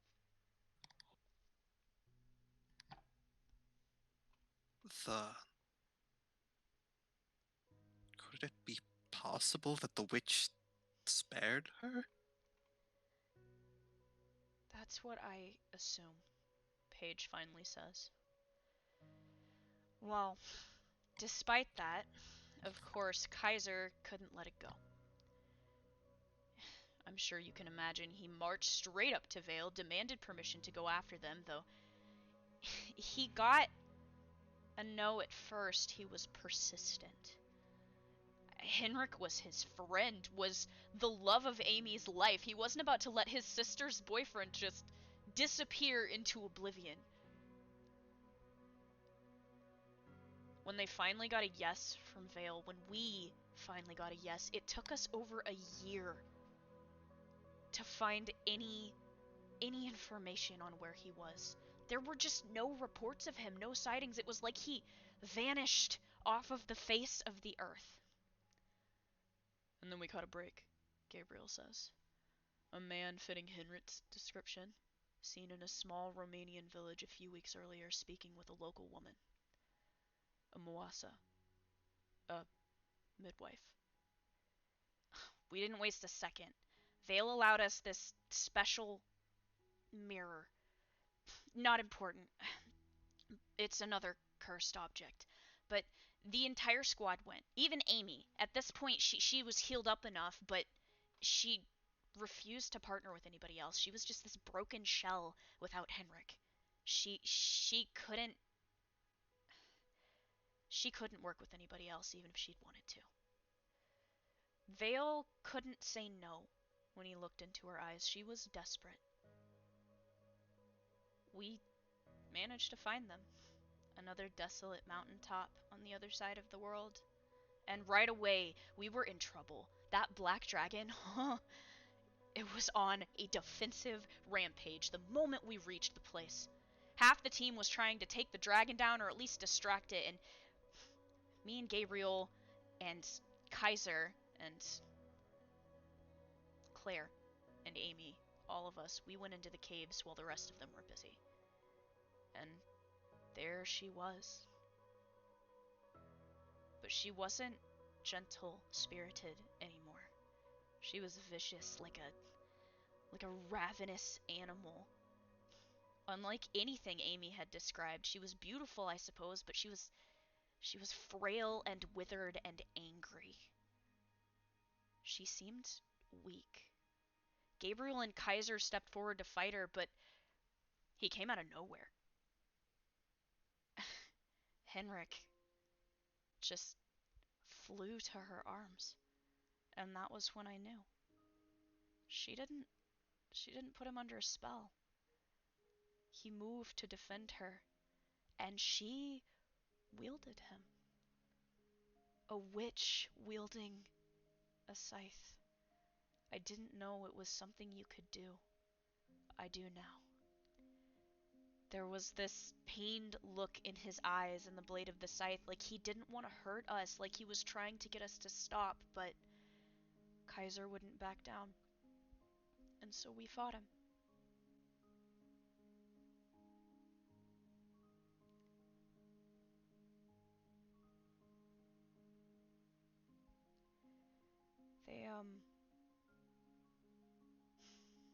They were strong, but they weren't strong enough. Kaiser and Gabriel, they chased her into the darkness. They had split up, and Henrik went one way and she went the other. And, you know, Kaiser and Gabriel being the strongest of us, they went after the witch and we went after Henrik. And that was when we heard this weird sound. It was like the cooing of a dove. It was so out of place in these caves. And we went in. It was me, Paige speaking, me and Claire and Amy. We thought maybe Amy could talk some sense into Henrik, but when we got in there, we knew that wasn't going to be the case. Henrik was standing in front of this uprising of stone, and on it there were these two infants. Looked like they had just been born a few days ago even. And he was just guarding them.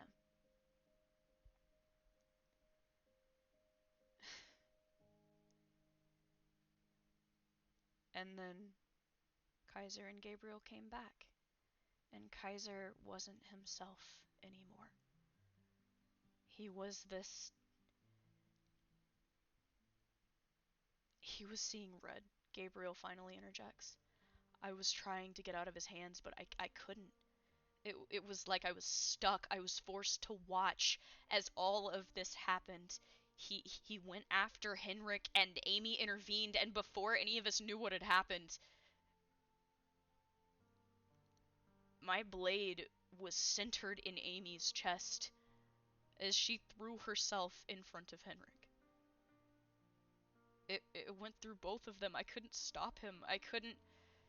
You see Gabriel covering his face. I couldn't do anything.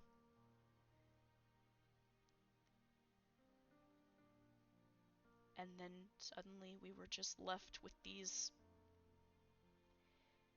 two infants and 3 dead bodies, and we didn't know what to do. I mean, Kaiser was losing his mind. He wanted to kill them outright. I mean, they're of witch blood, right? They don't deserve to live. They're gonna be killed later on. It would be so simple, but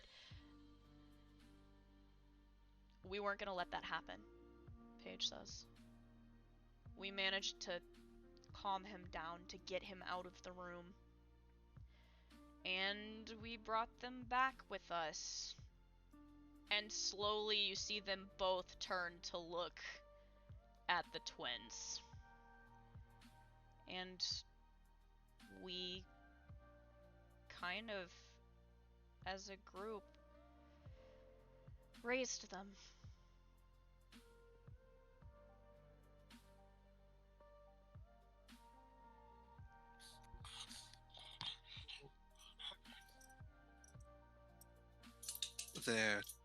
They're half witches. Draco is shaking and he says, I never knew this. I thought... You never told us. You never told me. How did you know? And Viper says, I found the photo. I recognized our features in Henrik's face. So Paige kind of had to give me a little bit. You're still my mom, though, she says, kind of grabbing Paige's hand. Nothing's gonna change that. So don't worry about that, okay? Paige just kind of looks away. Gabriel ashamedly uncovers his face and whispers, and now you know how I became a death scythe. With the soul of Viper and Draco's mother.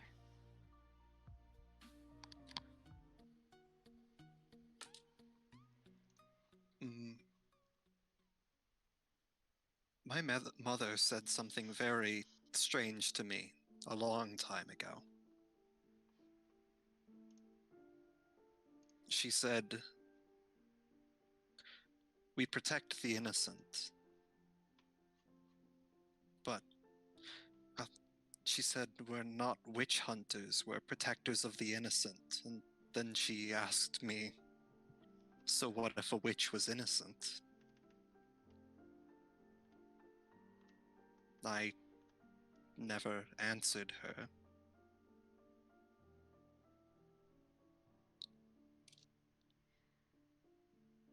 So what if a witch was innocent? Paige says, looking into your eyes. And he looks into hers and says, well, then we protect them. Exactly. It stands up and he says, well, it's kind of common sense. I mean, just because something is, came into this world through evil means, doesn't mean they necessarily have to be evil. But the Academy doesn't necessarily agree with that, Paige says. Well, they're just all single-minded, honestly, kind of assholes, but we just have to, I don't know what we could do, but we just have to do what we can, I guess. Look, Angel's not a bad person. She's willing to listen to reason, as you know, she says, looking at you. And you watch as she slowly rolls her sleeve up, and you see higher up on her forearm, there is a similar death seal. It matches the one on Viper's neck.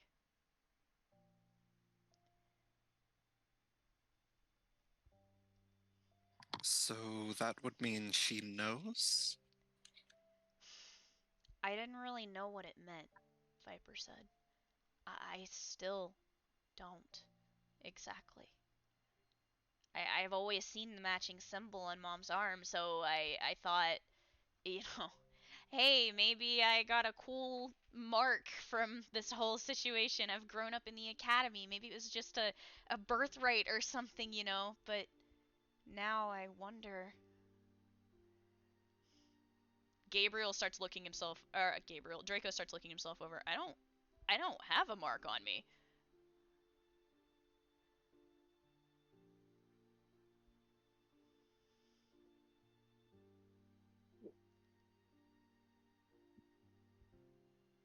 Is there any reason? Why does she have the mark in the first place? Draco took after Henrik, Gabriel says, looking him over. Draco's a weapon. He has only the weapon's abilities in him. Granted, they are dragon-based, but there was no harm or foul in that. However, Viper's not exactly the same. Viper's fingers move to the mark on her neck. What does that mean? She looks to you, Pridwin. What does that mean? You're a witch.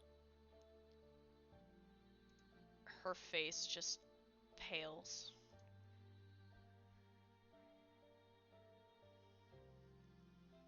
Well, then we just gotta make sure she's safe and protected, right? That's what scares me, Paige says. See, I had to make a similar deal as you did. If she goes too far, I have to... Kill her. And I don't think I'm the only one who knows. I don't think we are. The first mission you went on, Soma. Tell me, do you think it was supposed to be that hard? Absolutely not. No, it was supposed to be easy. You went in, you found out whatever was causing those problems, and you kill it and come back, and it was supposed to be an amazing experience for you all, and then you got there with the twins, and everything went wrong. So what, you're saying this is our fault? Draco says. I'm saying that somebody in the academy shared the information that the twins were going to be there with somebody else. They wanted to expose them. Precisely. I think the person that's been feeding information to the witches has been here a lot longer than we thought. You know that witches are gathering, right? Pridwin, you said it yourself. Yes, I've been hearing it from their underlings. Back when I worked at the bar, And they would always shout. You know that people are disappearing. Yes.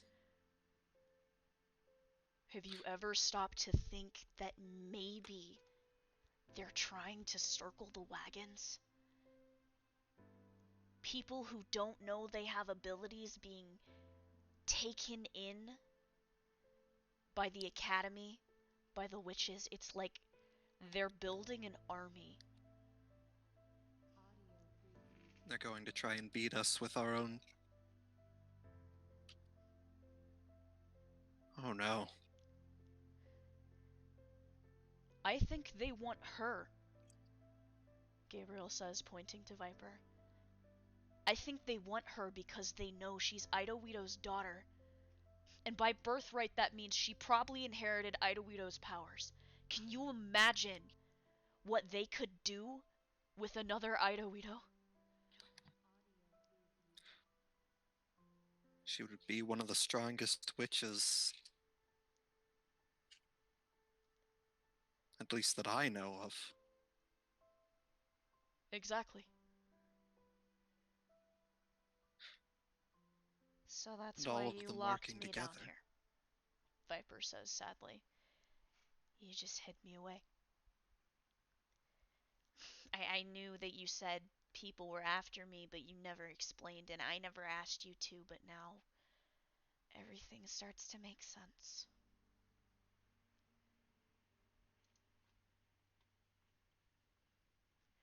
And I think, Gabriel says, that what's happening to Viper is the same thing that's happening to her. His hand slowly extends and he points beside you, Pridwin. Katya is trembling against your shoulder.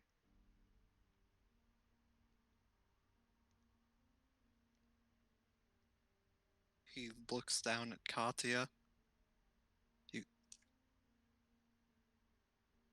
You think... Don't you think it's weird that people keep gunning for her? That these wolves have shown up 4 times now to try and take her? You should know of all people what that means, he says, looking to you. Pridwin, roll me a d20. Oh boy. Also, Apollyon, 17. roll me a d20. The group rolls. Leon rolls an 18. Okay, the two of you will both make the connection at the same time. There is one witch, probably one of the most powerful witches to date, who runs a group called the Pack.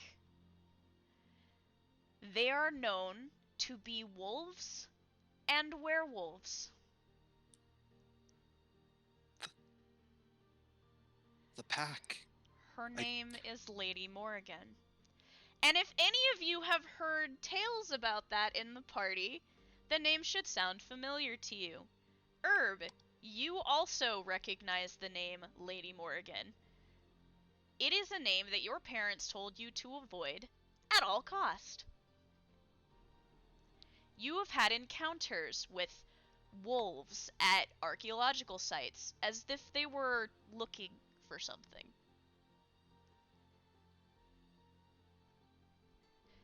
Pridwin, your parents have told you the same thing.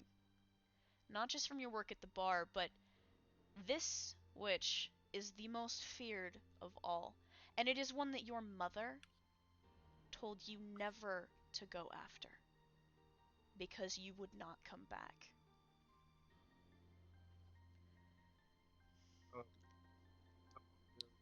Sitting there, you're just like, are you talking about those wolf assholes? Those are the ones, I- Gabriel says. I remember hearing about the Pack, about them moving and scheming, and so you think she might be heading all of this? I think there's more to it than that, he says. You know that witches don't really work well together, right? Oh, they hate each other. That's one of the greatest advantages we've ever had. Precisely. But they're starting to work together now. That doesn't mean that all of them are willing to comply, though. From what we know as the Academy, as the elites, we have been sending out our best people to do investigations all around the world. We have determined that there are multiple groups moving at once, gathering witches in different parts of the world, and it seems that there are 4 factions right now. We know that Lady Morrigan is heading one of them, and probably the biggest. There are pack members in every country, on the ground, everywhere. Wolves doing these investigative runs, people disappearing, but they aren't the only ones. There's also... He snaps his fingers, trying to remember. There's someone called the... Any of you that were at the theater that want to remember, try and roll me a d20. There was one that was mentioned. Give me a sec, I'm shoveling mac and cheese in my mouth. Oh, I rolled a natural 20 to remember. Soma, Holy you That's snap Soma. your fingers as the light I got a bulb 19. comes on. Ah. So Herb opens his mouth to say it, and Soma beats him to the punch, which is probably the most satisfying thing Soma has done today, by the way. You say, the Game Master. And his face lights up. I haven't heard it put that way, but yes. That's exactly right.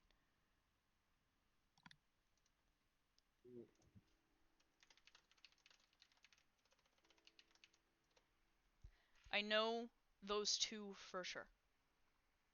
For sure. And I know that there's at least a 3rd one. But I know nothing about them. They're more mysterious. we have locations of where they're possibly operating out of, just like regional. I think I have a theory. Oh, go ahead. I'd like to hear your At theory. least in regards to the wolf. I kept hearing people mentioning the Wolf of Moscow. Maybe it isn't her, but perhaps she's operating out of there. That's a quest on the Shinigami list, Paige says. The Wolf of Moscow. He's a known serial killer in Russia. Maybe he's also one of her lieutenants, if I were to guess. It's possible. We could try and investigate. I think it would be very much worth looking into, especially since it seems that this witch is very interested in our academy. Do we know of anything running out of South America? You see Paige and Gabriel make eye contact. How do you know about that?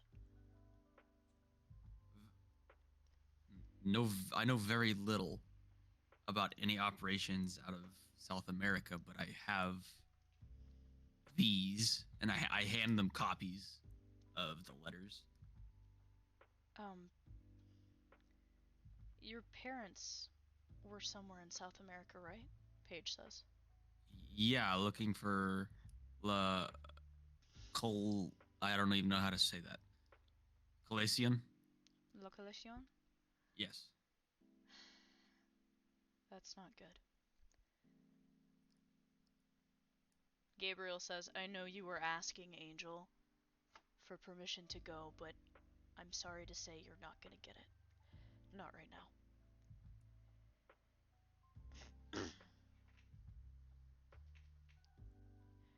Pridwin, you and Herb would both be aware that there is a branch of the DWMA in South America.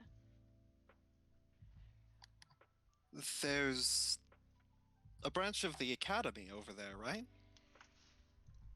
You see them make eye contact again.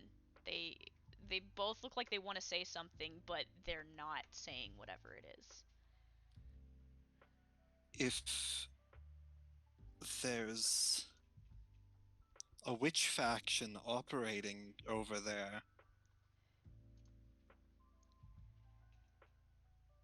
perhaps they're trying to do the same thing as what's happening here. Not trying. You see Paige wipe at the hint of water at the corner of her eyes.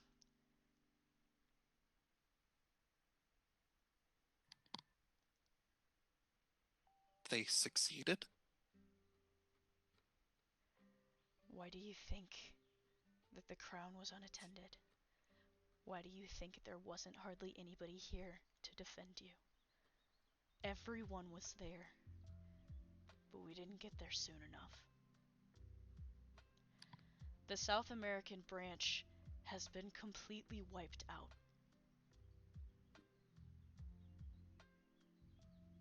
That's never happened before.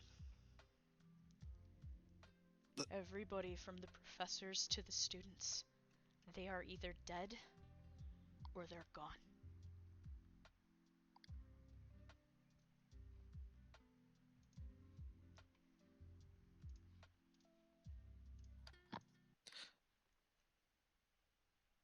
Can I roll to remember the myth of the Sure. ruins?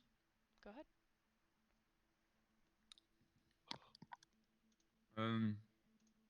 16. Okay, what are you specifically trying to remember? I'm trying to remember like any like supernatural, any rumors or mythos of supernatural like powers there. You know quite a few things about South America. There are a lot of mystical creatures that are like revered down there. Specifically. You know that La Collection, from what you have studied, is a supposed collection of, I think, Indiana Jones, the Crystal Skull. It is a collection Knowledge. of knowledge and items from all Uh-huh. over the world that this Eh. person, the collector, has gathered and guards very much, and it seems to move. The location changes very frequently, not just like from South America, but all over the world. That's not Once it good. was rumored to be in China. For a century it was there, and then the next century it was somewhere in Ireland, you think. At one point it was in the United States somewhere, or Canada, somewhere in North America, and now it's in South America.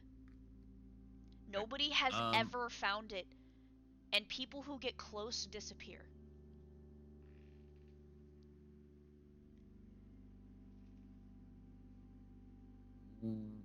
There's not a date on the last letter that I received, right? There was no date, and there was no postage either to hint at time. Okay. If my parents found it, gained access, and whoever was following them used that access to gain power and knowledge of the ruins, that could explain why the school was destroyed. I'm not so sure, Gabriel says. See, they didn't go down without a fight. There were bodies of some interesting people there. We're still trying to study them in the footage to figure it out, but it seems like they were a company belonging to a witch, but the signs of Lady Morgan weren't there. That's how I know somebody else was involved. And all of them had a calling card on them, as if it was some kind of sign that they belonged to somebody. It was a playing card.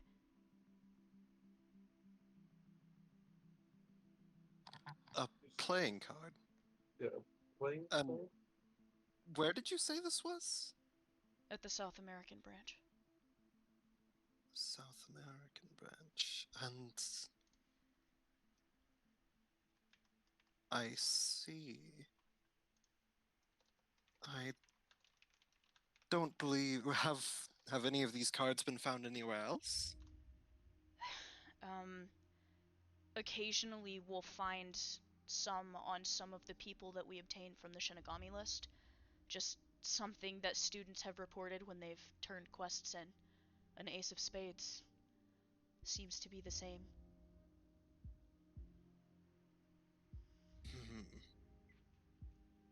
That might be something worth looking into. You see Katya's face light up, and then she looks away. Katya, did you want to say something? Do you remember when... She looks at you, Pidge. Do you remember when we went after the kids?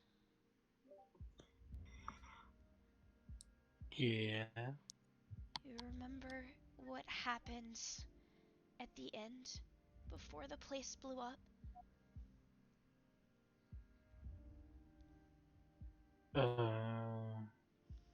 I was trying to kill this robot girl, and Douglas was going on a murder spree.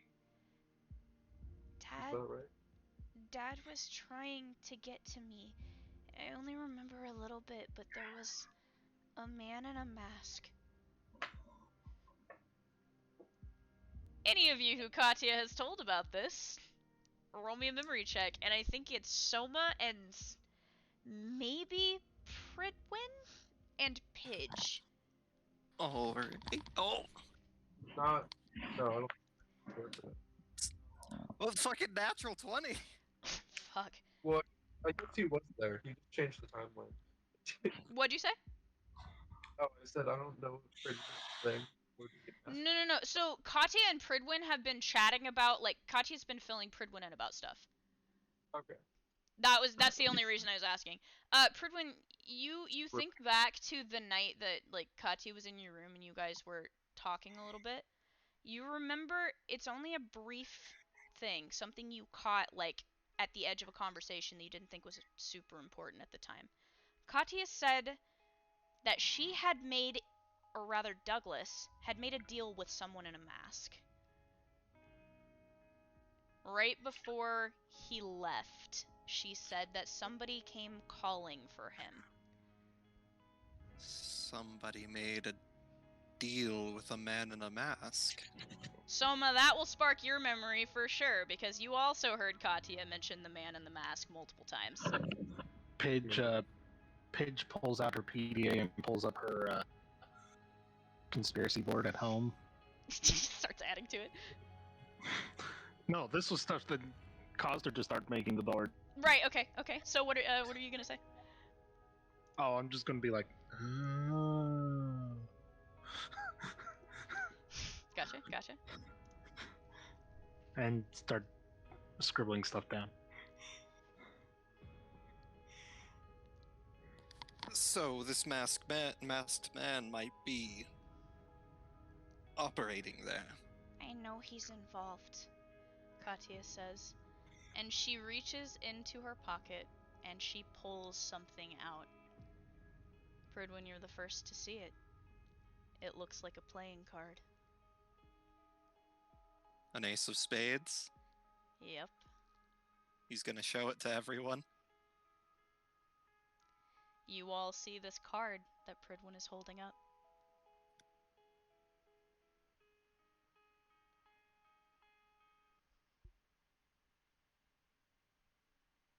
Well, Gabriel and Paige just start rubbing at their temples. That's how Dad knew that the man wanted him to repay his debt. He gave us a card when he made the deal. And then we found that in our room when we came back from the mission.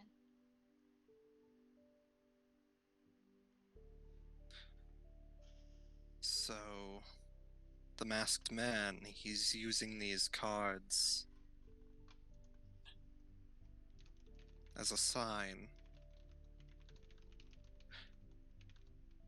And I can only presume that anyone carrying them has to be working with him in some capacity. So let me get this straight, Gabriel says. You're telling me that Douglas is missing because he's working with somebody who is working for one of the groups of witches? Soma gets up actually and says, "Wait, apparently I don't remember too much, but Katya said that he made a deal with him that he was forced into." That was So- how he saved me. The guy said that she thinks. She starts rubbing at her temples, trying to remember. She says, they took the kids. Remember, Pidge? They were taking them to sell them.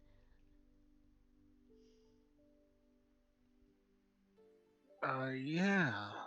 There was that one lady that was already trying to pick one out. Yeah, They're all weapons. they were using me as a special item. That's what they kept calling me. And a bunch of people came into the room to look at me. And the guy in the mask made the best offer. That was when you all came in. And Dad kind of went ballistic a little bit. As he does, you hear Paige mutter under her breath. No, it's sort of Soma. He's like, yeah. So does Draco. So, Murder spree. They He were was gonna kidnapping- take me. And he had Dad dead to rights. But he made a deal with Dad. And he said he would give me back, but that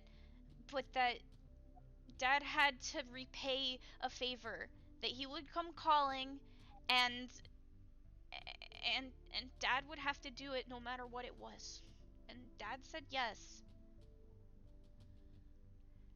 And then when we were at the theater, when you guys all disappeared, he came back.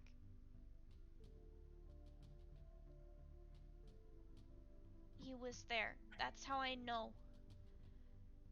I saw him down there. Whatever the person was that they were talking about in the theater, whatever happened in there, it had to do with that person, the game master.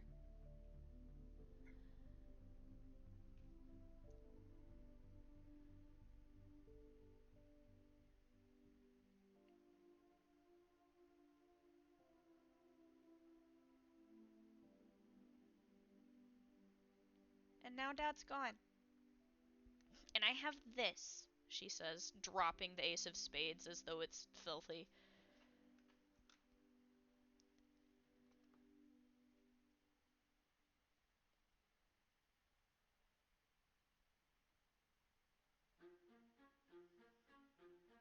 It just lies silent.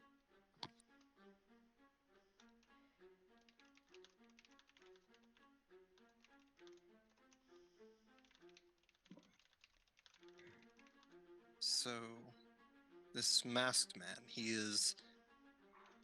is the game master, or is working with the game master?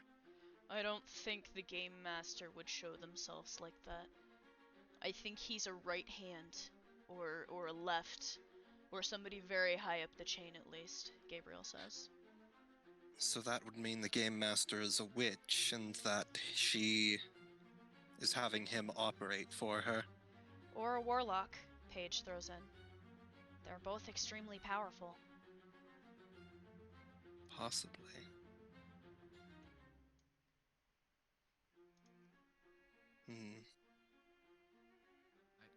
I don't know. I slightly disagree. I What feel do like you it's mean? in the name.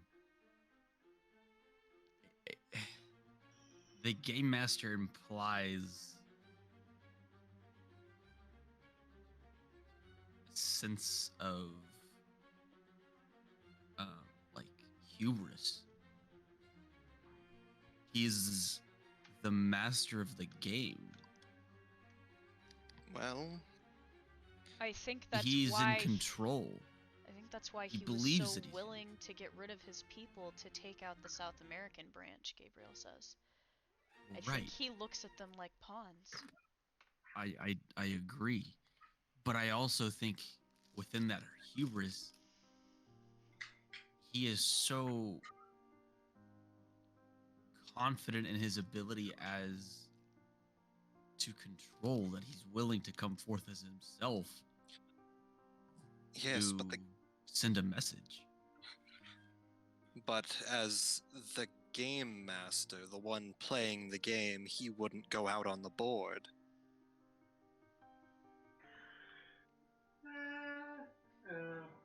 Precisely.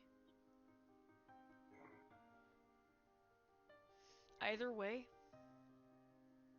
I think their interest in Katya is of great concern.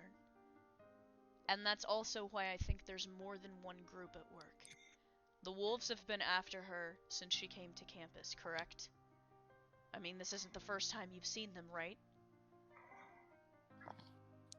This is the first time I've seen them. I don't know about everyone else.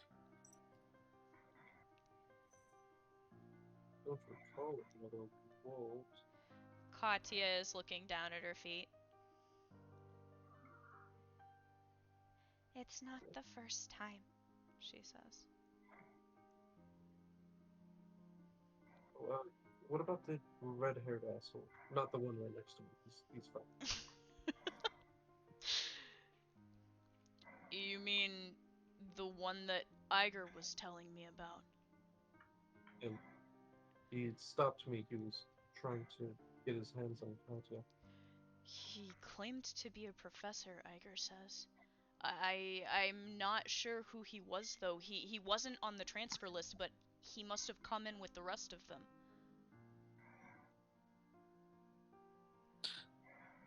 The red-haired man. Yes. Yes, I noticed. I don't think I've ever even heard of him before. He's been exploiting Lewis, says Apollo. Really?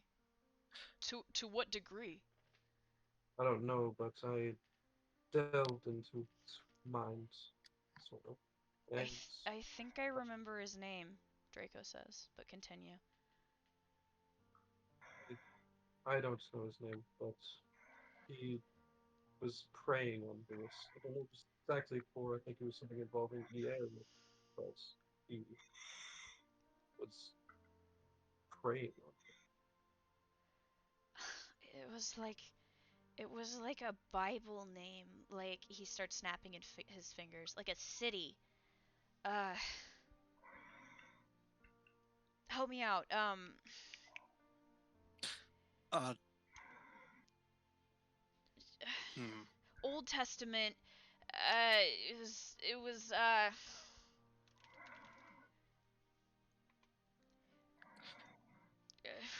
He's trying to remember.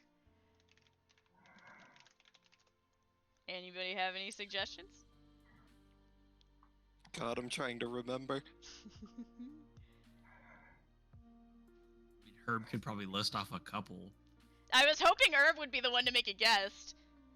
Shiloh. That's not it. Mm.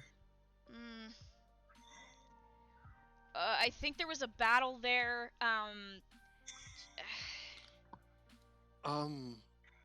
Jericho? That's the one.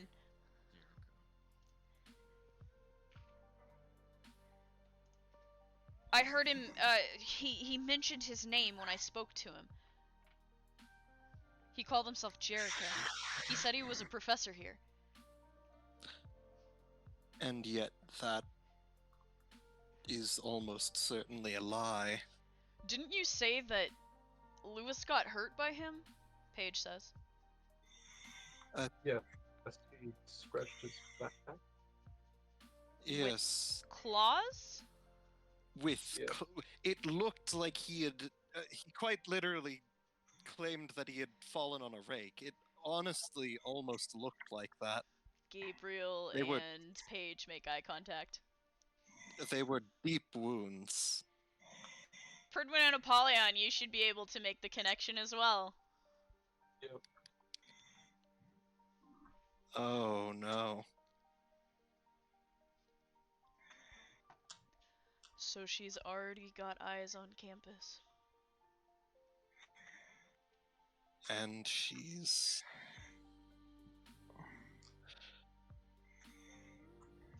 And we fell for it.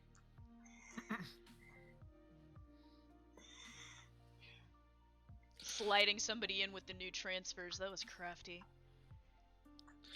You're assuming that they came in with the new transfers. I know they did. I know everybody on campus. I knew who was here beforehand. And I haven't been able to determine anybody that I thought was working against us. I haven't uncovered whoever that rat was. But all of these new people that came in with the transfers, I only knew some of them.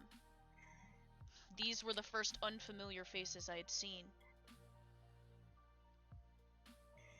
Best spies are the ones you trust the most.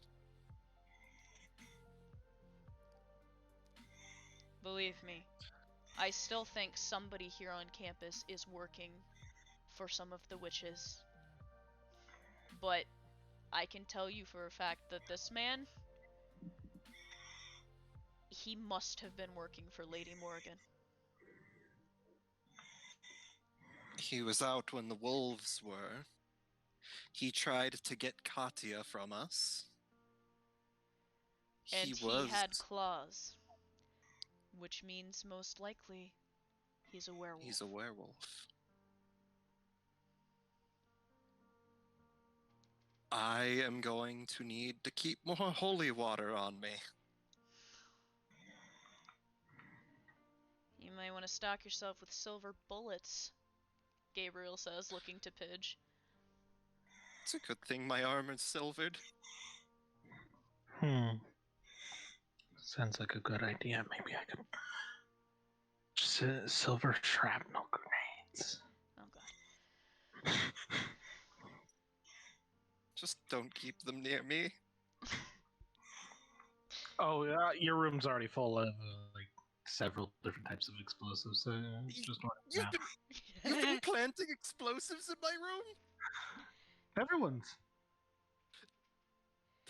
Bridwin, for the first time during this entire conversation, looks visibly scared. Looks at Pidge, he says, "Hey, fucking."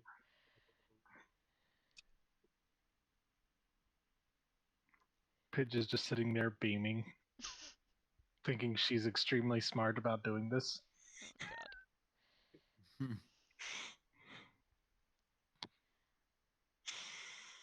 Oh god. So I said it once, and I'll say it again, Draco says, interjecting.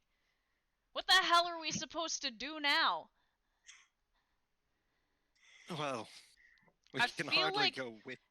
I feel like we're thinking 2 moves ahead, and they're already 6 moves ahead. Yeah, that's how witches work. They are perpetually scheming, always simulating every possible outcome.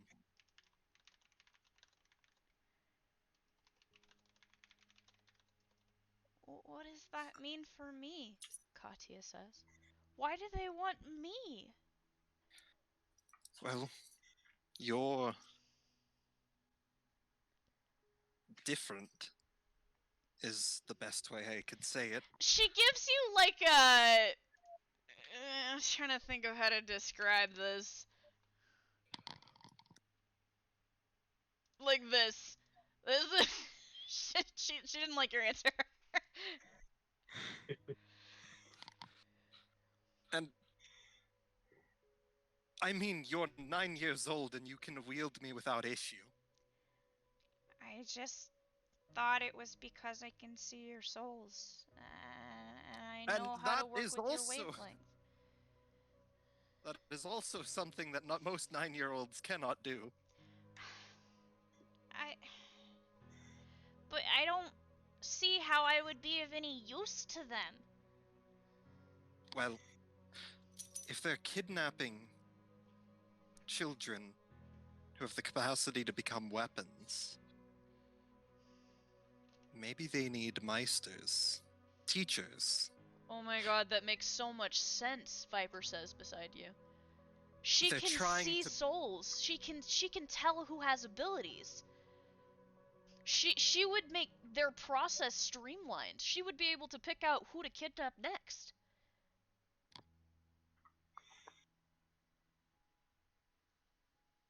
She would make building their army so much quicker.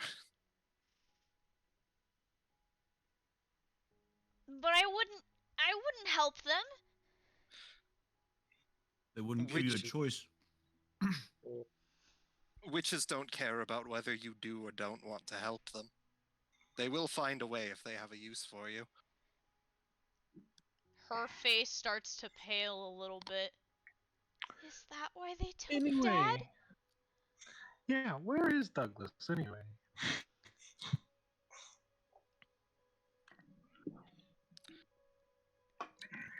I have no idea, but I'm sure that if that man was willing to give you up for him, he's got a greater plan.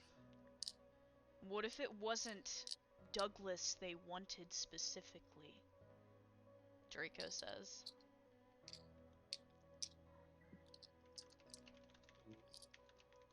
Maybe they thought they get to him, they can get to her. Who does he always have on his person? Eliza. Exactly. And we know that she was patient 0 on campus. What if they know that too somehow? What if they caused it? What if they caused it? Oh no, this is Do all. any of is you this- do any of you remember how she got infected? There is somebody here who was present for this. I want to see if they remember who they are. I can make an assumption as Herb. You want to roll me a d20? I mean, I can. How much I do you, remember. as the player, remember about it? Very little of the actual events, but I know Soma and Douglas were hanging out a lot before it happened. And then it happened, and then I had the whole conversation with Douglas about how he should tell everyone Mm-hmm. about his condition and the issues between the three of them. This was a little bit before that. That's why I'm asking you to roll. I got a 16. Sai is tapping on your shoulder. Like, antsy. As if she wants your attention.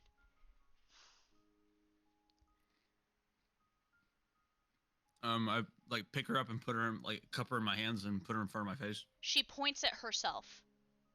Very emphatically.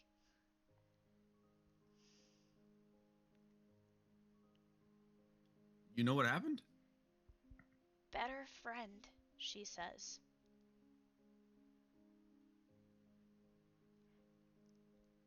She said what?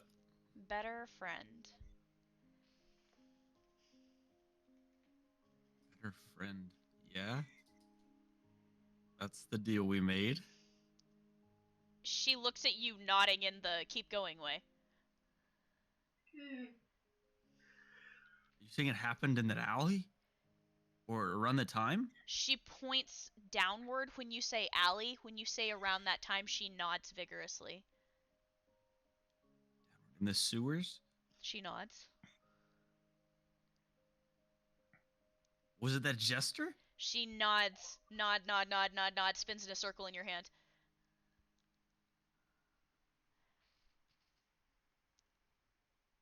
It was. That's the whole reason we went down there, was to rescue her, wasn't it?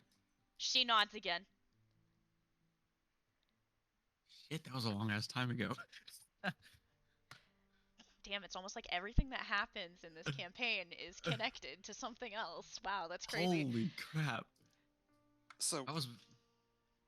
Herb, So do you're you think figuring that this the- out. Would you like to fill the rest of the group in on what the fuck happened since none of them were there? They could see his, like, his eyes are, like, darting back and forth, talking to this invisible figure. She is hands. visible, by the way, because Paige and Gabriel she both is? know about her. Yes. Okay. So you see the imp in his hands.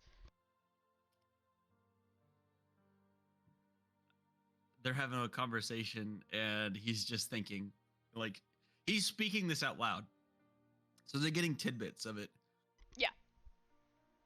So I'm sure all of you probably have questions. You said a jester? Yes, it was in an official mission. Douglas and I answered a sheet about some missing kids. Answered within the city. Sai And it let us- shakes her head. What? She's nodding. She's just telling you to continue. Oh, I thought you negative shake, but you meant positive. Excuse me. Sorry, Sai nods. About missing kids. So we showed up at this diner, and it happened to be another kid who was missing her friends. And that led us to an alleyway, which then led us into a sewer. And Sai and the rest of her family were down there, and that was a whole thing. But skipping ahead, at the end of that corridor, there was, I wouldn't call it a witch necessarily, but like a servant of one. And he called himself the Jester. Do you think he could have been working for the Game Master? Did he have those cards? You don't recall any cards. I don't remember any cards. Hmm. But I mean, logically speaking, a jester enjoys games, so it's an assumption that you probably could make. Yes. Roll Not me one more necessarily memory check. Okay. 8.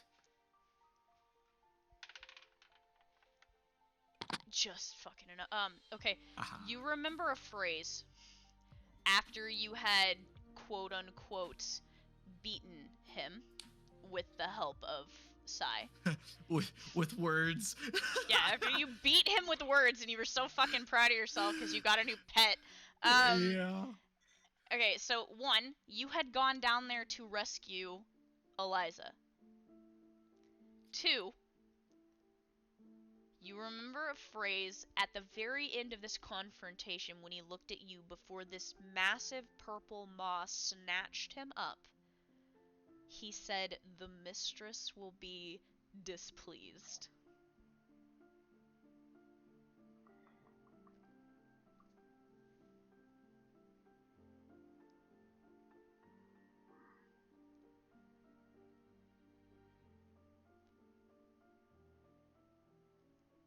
You get another flash of memory of Douglas clutching Eliza in his arms, claw marks completely across her midsection from the jester's fingers. Sorry, go ahead, Soma. Or Apollyon. No, ignore them. Ignore me. We rescued her, and I defeated the jester, and he just out of nowhere, this purple maw grabbed him with the quote, "The mistress will be displeased," and then both of them disappeared.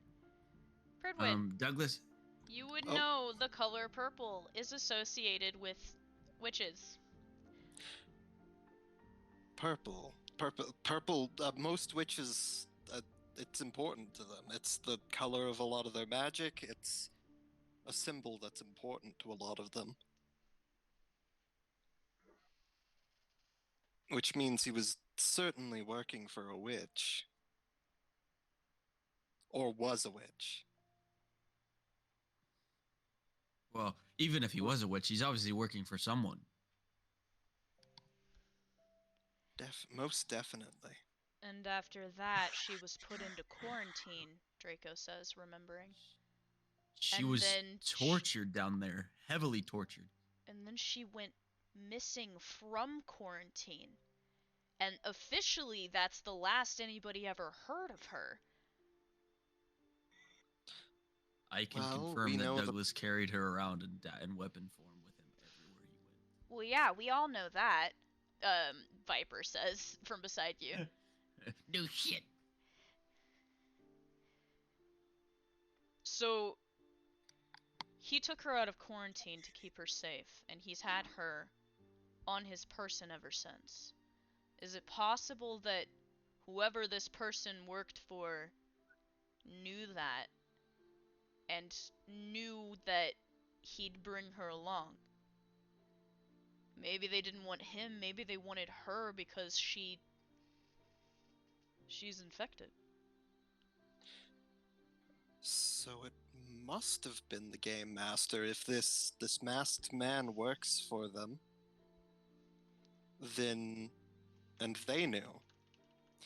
And they wanted the weapon. And they wanted the blood.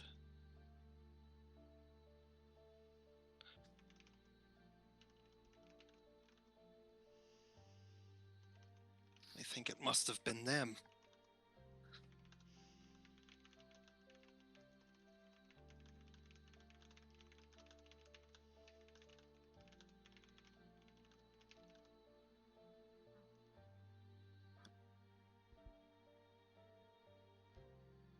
I'll say it again, Draco says.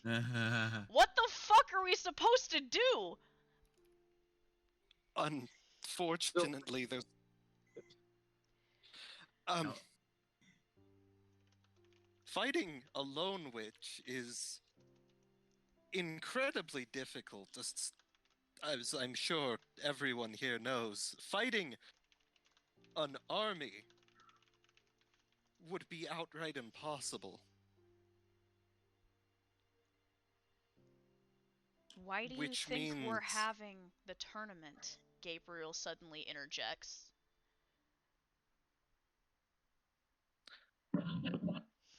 you're trying to train everyone, to prepare them. We're trying to get you all in the same place.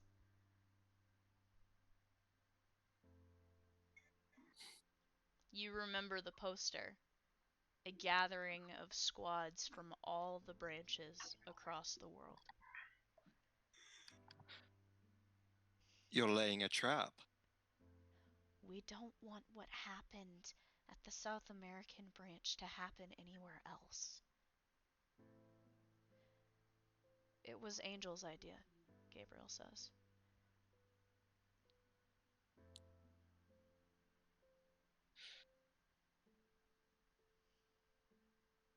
Hmm. I can't imagine if the witches do show up. I can't imagine it's going to go very well. Perhaps not. But we had hoped that putting everybody together in one location would deter them from attacking. At least for now. Hmm. Give us time to help train the youngest members of the DWMA to prepare them for a fight like that. I do suppose if I were a witch, I wouldn't want to try taking on all of the trained fighters from every branch at once. It would be far too much of a gamble. Precisely. That's also why we were trying to recruit as heavily as we were. Well below the age range we normally do. We wanted them here, we wanted them safe with us before they got taken.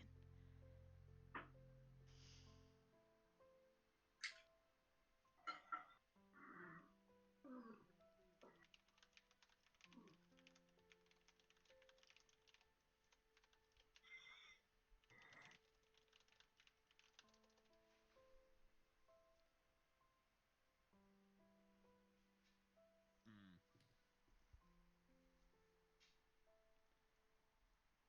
So, players, you're sitting in a room together. The information hanging heavy around you. That gentle breeze is drifting inward. One of the cherry blossoms flutters into the room. Apollyon, you hear Abaddon's intrigued gasp as it flutters by your face.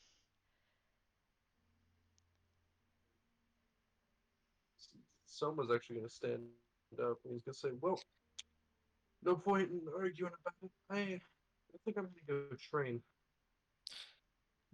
I think that's a good idea. If I were to come up with one more thing, witches have very tenuous connections to one another. It can take only a tiny bit to set them off.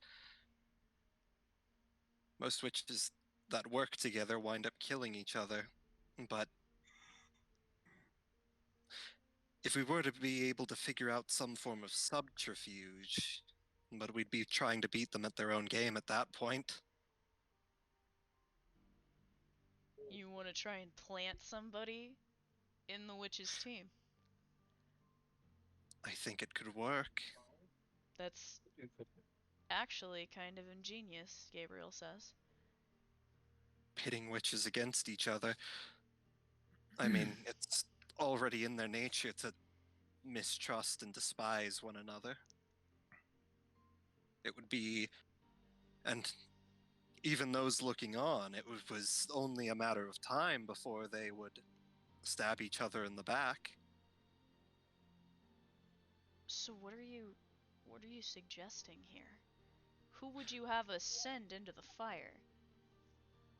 Hmm. Apollyon steps forward and says, "How about me?"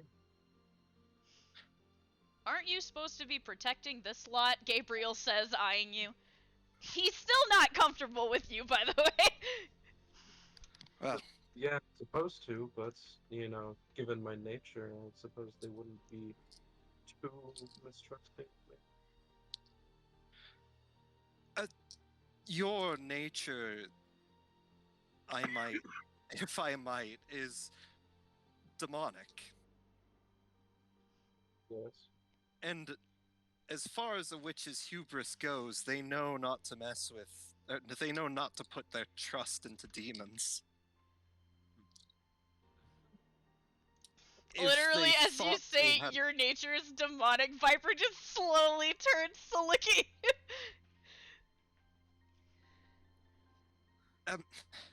I could go. Look, witches aren't the only ones capable of not being evil.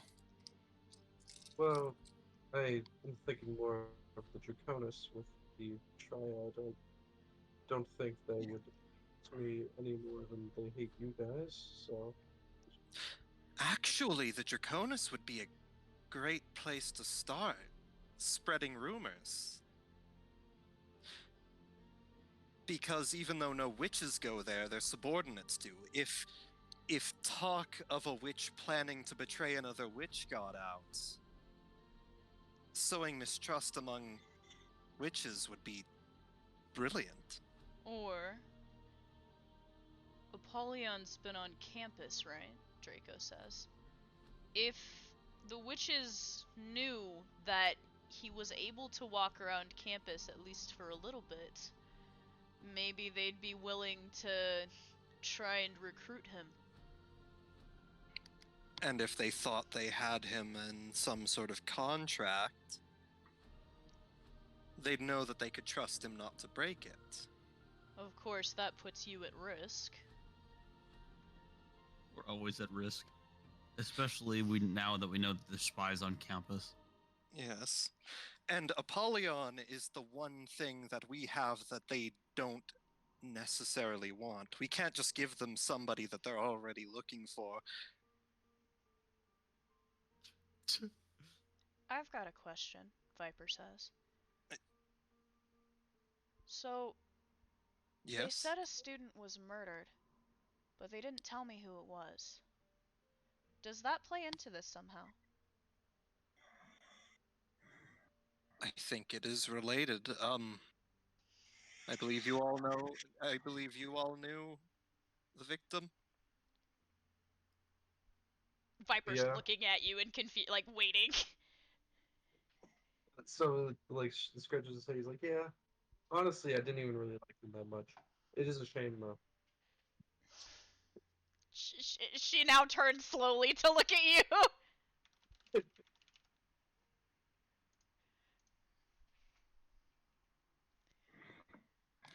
Is somebody gonna tell me, or?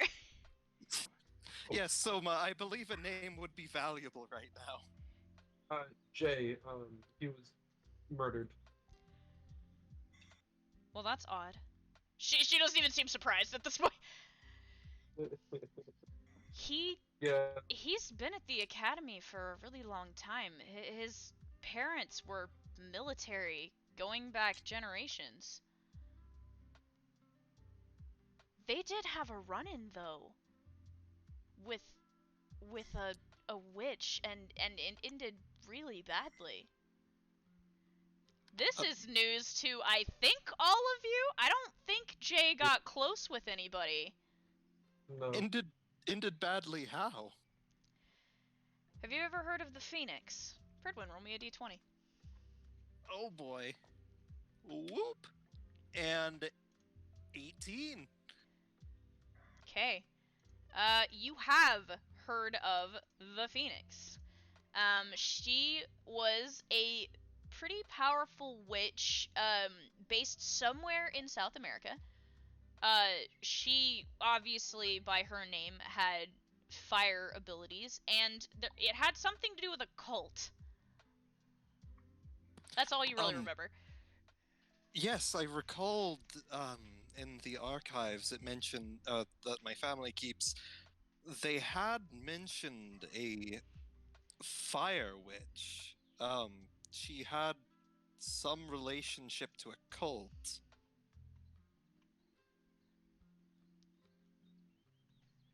Although I'm not sure if that nature was her being a member, the leader. My turn to tell a story, Viper says. Jay was part of a group, a squad called Pickpocket. This is time for Urban Soma to roll a d20.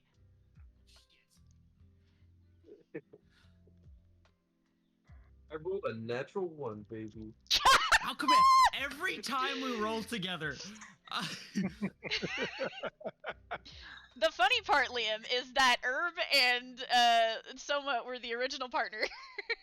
And this is exactly was how a their fights went. disaster. Both of Oh, them, their boy. dice failed every single time they did anything I together. got a 16. Okay, you do recall, Herb, you have heard of Team Pickpocket. You recall that your buddy Kale, who seems to be sweet on you, was part of Pickpocket with Jay. They were partners once. You also know that your good old buddy Liam, the one that you're not very fond of, was part of this team. And there were a couple other people, and you know that something really bad happened to this team.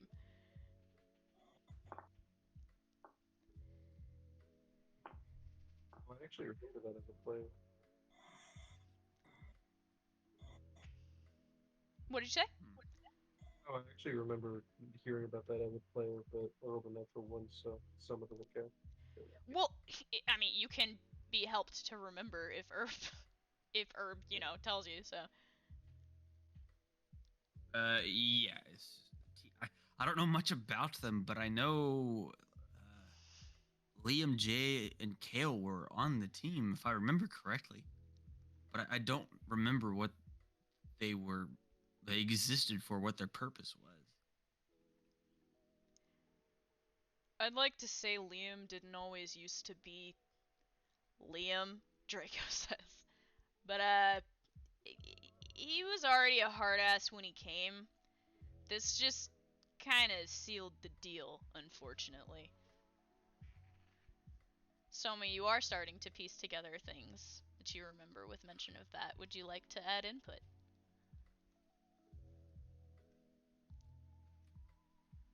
I got nothing. Okay. So, Viper kind of cracks her knuckles a little bit and she says, Pickpocket was investigating the Angels of Embers. They were a cult. The second she says this, Pridwin, you remember. Ah, It's definitely the cult that was connected to the Phoenix. would I happen to know specifically what relationship it was? Like if she was like their leader?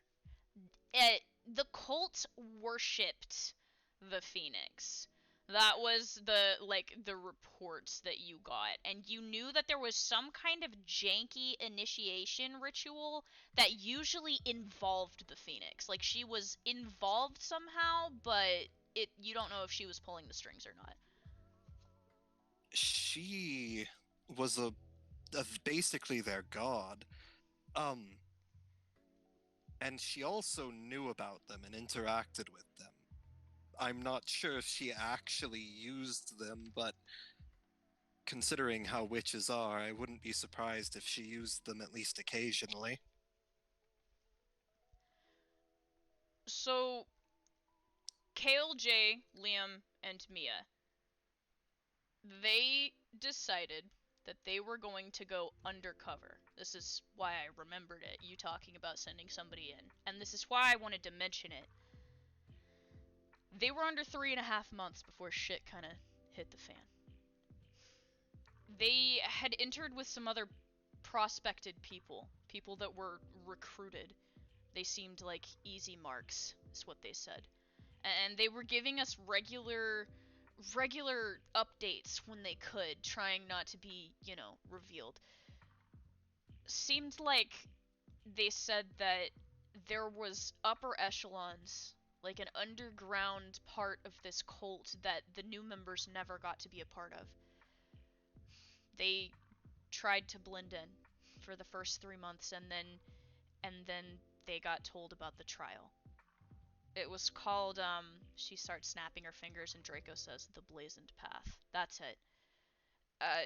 Hopeful members drink this weird shit provided by a flame heart. That's what they called their priests or whatever. And then they had to hike through the desert, and survive to get to the summit of this massive plateau.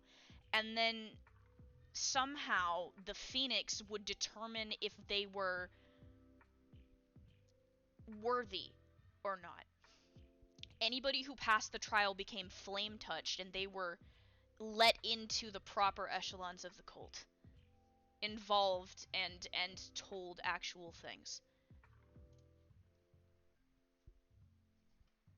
Does anybody want to interject anything here while I'm drinking? So I take it that they attempted to take the path in order to learn more. She looks at you, Soma. You've seen those burns on Liam, right? Yes. That was kind of from the trial. Well, shit. He doesn't talk about it much, and Jay didn't either, but it messed him up, man. It was like... it turned Jay into a whole different person. And Kale's was the worst of all. Kale didn't used to be like this. That monotone voice of his, it wasn't until after this mission that started. He used to sing for us. He It's had like a witch hunt the most without a beautiful trial. voice. Determining who was worthy enough to be recruited by the witches, Paige interjects, suggesting. So the pickpockets enter the cult, all three of them managing to pass the trial. All three of them changed. But Kale was different after the trial. Something was wrong. Kale had a thing for Mia Ramos. She was called the Map Maker, and she was amazing. Soma, you have spent a lot of time in the Silence. You have seen a shrine with that name on it. Well, shit. Basically, things came crashing down after Kale caught Jay and Mia together, I guess. They were reminiscing about something, discussing a mission, and she happened to kiss him. And Kale just lost it. They'd been talking about leaving, about getting out now that they knew what was going on. They knew they couldn't take the cult down, not by themselves. They were supposed to come back, report everything, and then leave it to, leave it to us, Gabriel says. She nods. Except Kale didn't want to go anymore. Kale wanted to stay. He made the excuse that he was going to stay embedded in the cult, that it would be better this way, but Jay didn't trust it. Jay thought that he wanted to stay for other reasons. They got into a fight, and the cults found out, and I think it was because of Kale. When they tried to get out, Mia didn't make it. And now Kale's like this. All of his emotion is just gone. And I don't know if they did something to him when he came back, tried to fix him, or if it just happened because of the trauma, but he never leaves the library. He's not allowed to go out on missions. And Jay, well, You've seen the result for Jay.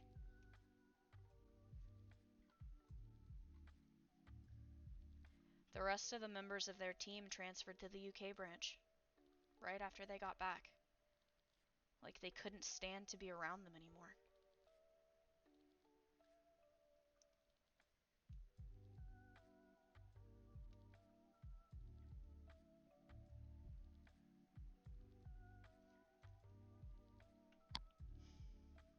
So, do you think that the nature of Jay's death is linked to that cult?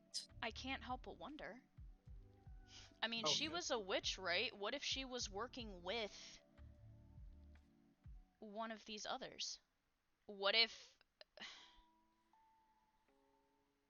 I'm trying to understand how Jay's death fits into all of this. It doesn't make sense that he was just murdered outright. They've never made a move like that before. They've never The tried to kill somebody on our home turf. the cause of death. Oh, But, sorry. Yeah, someone actually stands up and he says, "Well, here is what I guess we know, is that, well, Jay was, at least what Sadie has told me, was experimenting on her, or he took her and him and somebody else was cutting her up, trying to figure out, I guess, the black blood.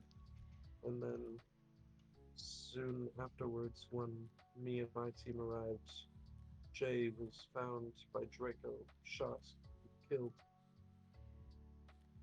by gun. So, that doesn't make sense though.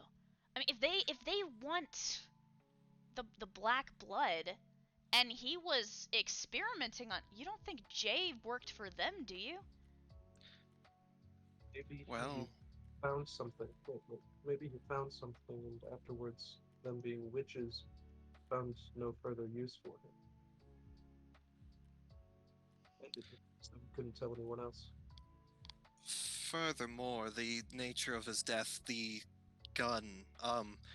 No one is able to tell if it was a weapon, a demon weapon, or just a standard firearm. There was no bullet, no casing. Either it was removed or it was a demon weapon. And you think my dad did it? Katya says, kind of angrily. I Thought it was your dad. I just said that it could be a possibility. Trust me, I don't want it to be Douglas anymore than you. But I have to at least accept the possibility. If he's being forced to work for witches, that could very well be the case. Exactly. It's not like even if he did it, it would be his choice. Maybe he did it against his own will. All I know is that it was most certainly not a. Well, it could have even just been a member of the cult. Perhaps somebody infiltrated, or perhaps someone who was already here. I mean, Which is. that's Have we Just- also considered the fact that they could have known he was an operative? Or, I mean, obviously they knew he was an operative, but killed him to direct suspicion that he was a spy for them, Wait a minute. away from the actual spy? He wanted to stop us, Katya says. what do you mean? Don't you remember, Uncle Somi? He was really mad when he found out about, about the black blood, and he kept telling us not to resonate with anybody. He wanted to stop its spread. What if they don't want it stopped? I could certainly see them using it as a bioweapon. I mean, it's infectious and it makes its Does it work victims like that? stronger. Yes, I believe if I understand correctly, anyone who resonates with an individual infected at Well, you least can- runs the risk of being infected themselves. This is about the Can't time force- that all of you might remember the fact that you did some dual arts yesterday. Yeah, Pridwin's just trying his best not to think about that right now. So, Oh God, I am. Well, Oh no, I just thought of something. Herb's already got that fucking psychotic side. Mhm. Now he's infected with black blood. You don't know So, if you're infected. None of you do. Well, I mean, Well, true. whoever is infected before last night knows, but It would be an excellent weapon for a witch, though. let me speak. But can you Okay. force a resignation? what are you saying, Soma? Okay, it's Apollyon. Polyon, sorry, continue. Yeah, sorry, I had to get through everyone talking. What was it? Apollyon actually stands up right when, like you mentioned, that the black blood is involving the resonance. It says, right. So we were in a bit of a, thing when, when I just realized this, but yeah, all of you guys might be infected with black blood. Just the whole room turning slowly to look at. Because we all did dual arts and resonated. Yes, I was planning on checking myself when we got home.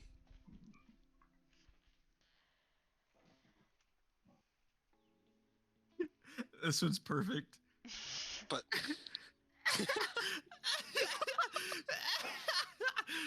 Oh my god. Yeah. so I'm Do gonna look I? away, hold on. Pridwin's going to continue. I could see them not wanting people to stop resonating. I mean, you don't even need to force people to resonate. I mean, you just saw what happened, or, well, we just all got infected simply because we needed to remove a cursed object from someone. Well, And I don't know about you guys, but I know I'm fine. And Soma also stands up. He says, "I'm pretty sure you're good too, but sorry about all I you haven't guys." I haven't noticed any abnormalities, but I'm not very confident. It takes Well, a while to set in. Yes, that's how most diseases like to work. But it has been 24 hours, so I do think the cutting could begin. Can we please save that for maybe a little bit later? Well, we're all here, aren't we? Yeah, I'd say we get this out of the way now, Gabriel says. I am a doctor after all. He pushes his glasses up. I'll remove my gauntlet. So you pull your gauntlet off. Yep. Weird bluish pale skin. That's gonna catch a couple stares. Yeah. Gabriel transforms the side of his hand just along the edge of the outside of his hand into his blade, and he makes a very small, delicate cut where it hurts the least on your hand, to the point you almost don't feel it. And then he grabs your hand and squeezes it until enough blood falls into like a section of the floor designated. All right. I haven't exactly seen this. What am I looking for? He says, kind of crouching down. I believe just black blood. You look down, Perdwin. It looks red to you. Would anybody else like to look? Soma's gonna take a good look. Roll me a d20. That is a 13. You peer at this blood. It looks normal to you too. Looks a little off colored, maybe a hint bluish, but other than that, there's no flecks, nothing floating in it. It looks like blood to you. Someone looks up and he says, "Oh, you're good." Pridwin will just slap a band-aid on his hand and put his gauntlet back on. Shoves the gauntlet Yep. back on. Like, now who's next? Looking Any around the volunteers? room. Any volunteers at all? Well, don't all speak at once, Gabriel says. All right, Herb, it's you. Gabriel It's me, walks what? towards you, holding out his hand. I didn't. Get over here. Please don't make me I did- hold I- you down, I Draco didn't says. consent to this. Apollyon is I- currently creeping up behind him. Oh shit. Don't be a baby. I handled it just fine. You're blue. That is incredibly rude.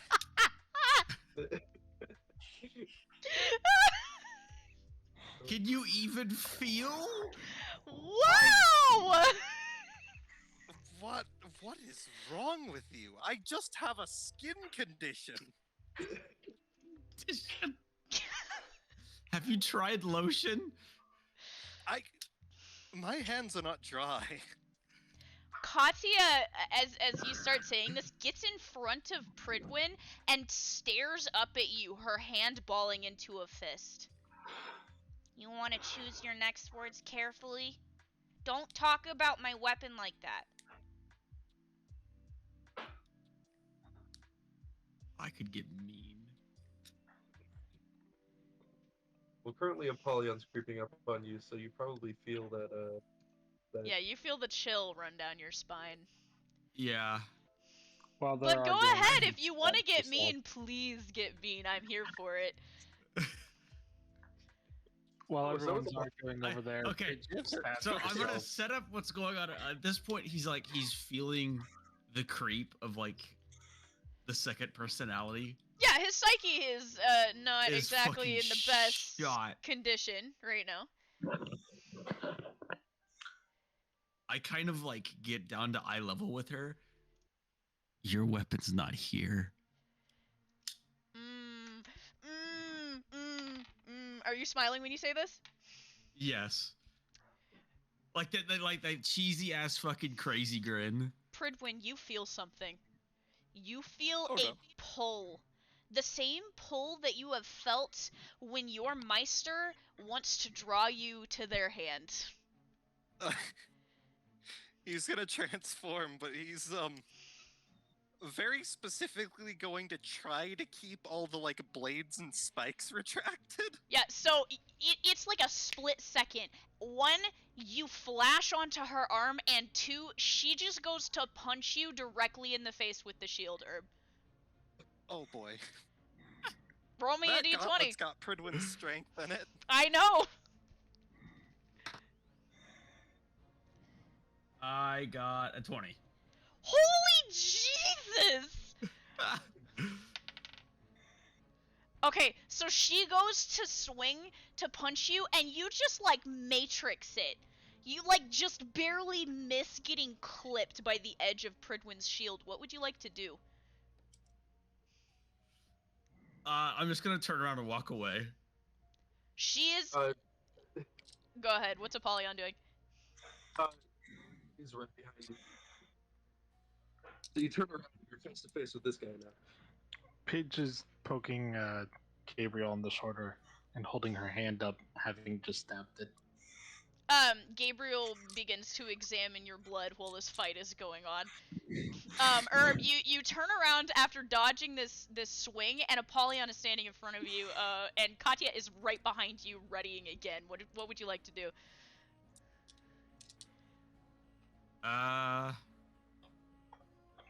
She's about Also- to swing again. Also, you will notice Sai is on Katya's shoulder, and she does not look happy. Also, I'd say Apollyon has manifested Abaddon at this point.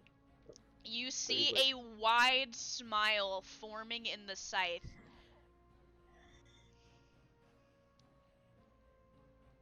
I mean, I'm just gonna continue to dodge it. I'm not gonna attack them. Okay. Apollyon, are you gonna do anything before Katya swings again? I'm just gonna keep blocking any way he's gonna try to escape. Roll me a d20, Herb.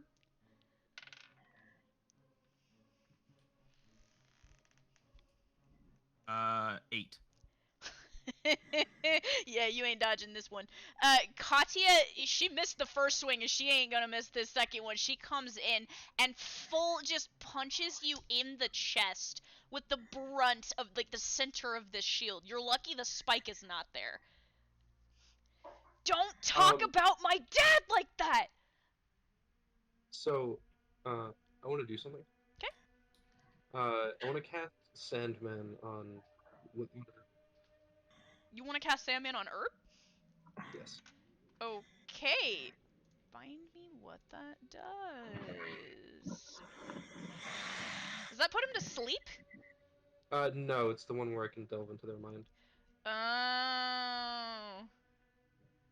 Hold up, I gotta pull it. I'm interested to see what you find. I'm I also legitimately am. interested. Okay, so I am going to need you to make a saving throw, a wisdom saving throw. Me? Yes, you. What do I roll for that? 20? A d20 plus your wisdom, and you do not have the things on yours, Apollyon, because that's up to me. So. Yeah. Let me pull mine up. Give me a second.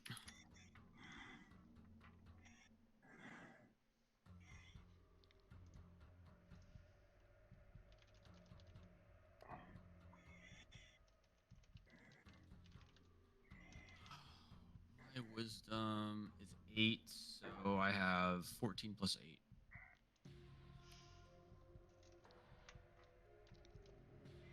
$22.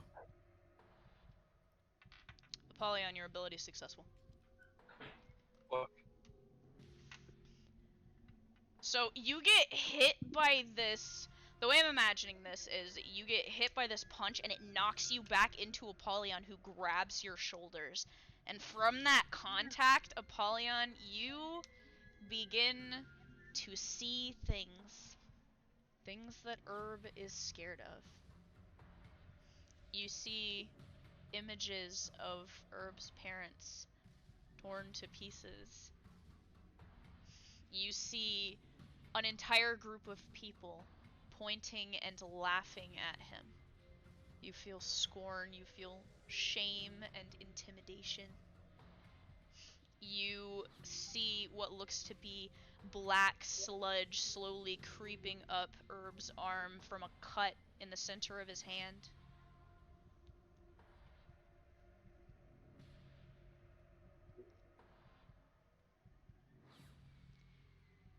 Lastly, you see what appears to be some kind of puzzle box in front of him. And no matter how hard he tries, no matter what he does, he just can't solve it. You come back seeing what's in front of you. You're gripping Herb's shoulders. Herb, you are now being grappled by Apollyon, and Katya is her hand shaking, debating on if she's gonna hit you again or not. Apollon's actually going to take his grip off of his shoulders. He's gonna say, "Don't hit him." Katya, you've already knocked the wind out of him. I think you've made your point. Soma, roll me a perception check.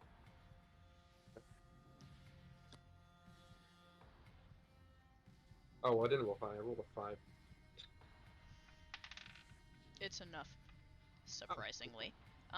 You catch it out of the corner of your eye because you know what to look for. For just a moment, as Katya is shaking, her hand as if she's trying to stop it, pull it back. Her eyes don't look normal anymore.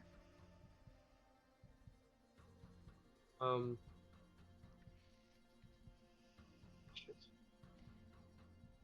Soma's gonna jump in the way between Herb and Katya.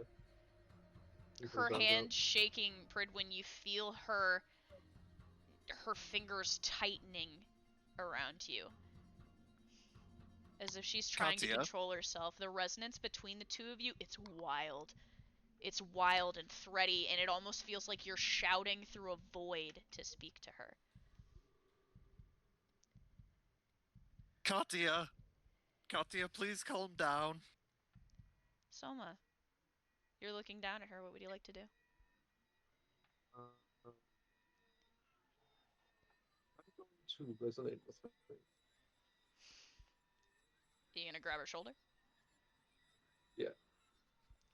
You close your eyes and start to resonate, and rather than being pulled in this time, you hear a soft voice. I'm okay. You open your eyes, surprised, and you see her normal eyes looking up at you. Pridwin, she releases you. Someone Pridwin puts down turns his arm. back. What'd you say? Pridwin goes back into human form. And then Soma, what did you say? Oh, Soma's going to smile and lower his arm. She lets out a shaky breath and kind of hangs her head, her hair falling down around her face.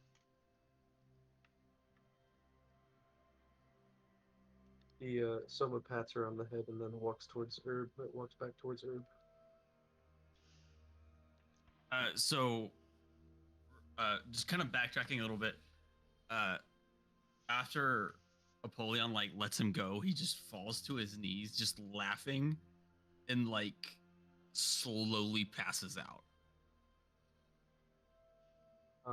Cut him, Apollyon looks Draco down says. Yeah. Apollyon looks down at him and he says, "Wow." He's like, he's not so different from me, but his Abaddon is a whole lot worse than mine.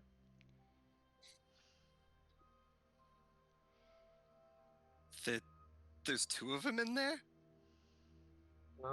Something like that, yeah. Gabriel I kneels see. down beside Herb and makes a small incision on his arm. I still am not completely sure what I'm looking for, he says as he looks down at the blood. It doesn't look any different to me. Does it look different to you? Someone's gonna look down at it. Roll me a d20. That is a 19.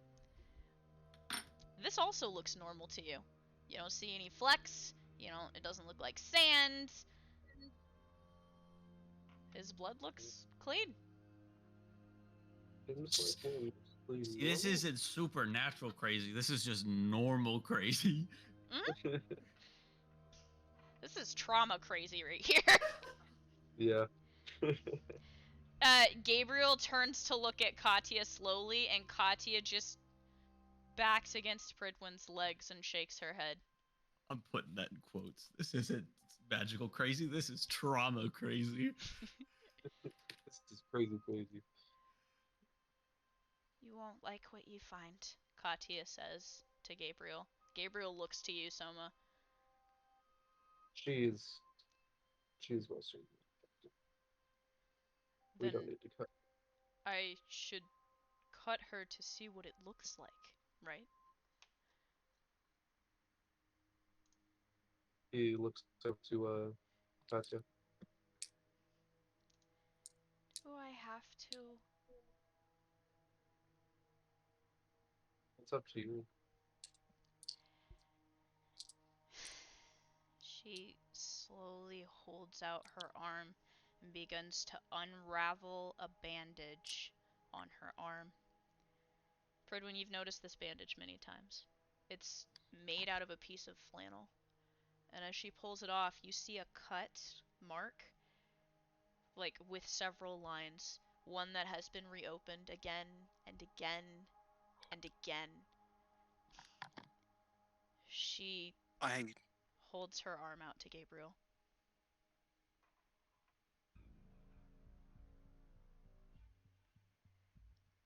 Is this truly necessary? Gabriel says, I need to know what it looks like so that I can be on the lookout for it. And so I can tell Randall and Kinney what it looks like. All right. I'm a man of science. I'm sorry for that. And he grabs her wrist and then with the edge of his blade cuts the same mark on her arm. The same one that she and Douglas have cut many times before. Her blood spills to the floor. Gabriel leans over top of it and looks carefully. He kind of adjusts his glasses. Pridwin, would you also like to look? Yeah. You nervously lean over Katya's shoulder. You see what looks to be... It's like sand in the blood. Tiny black grainy particles.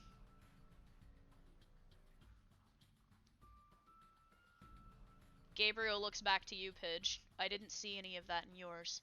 I think you're safe for now. A bloody thumb comes up.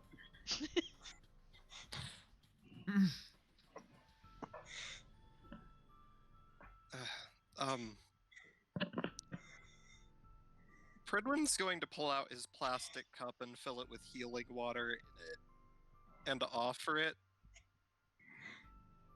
to Cat, and he says, although I'm doubtful it's actually going to do anything, I still think it's worth trying. It's okay. This one doesn't close, she said, taking the glass and taking a sip of it. You watch as it's not bleeding, but the scar is still there. Which is odd to you, because usually your stuff closes wounds. This one, though, it doesn't. How did you get that one? She points to Soma. I think he did it first.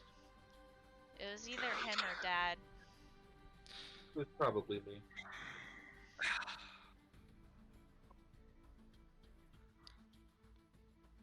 We'll figure out a way to get rid of this blood somehow.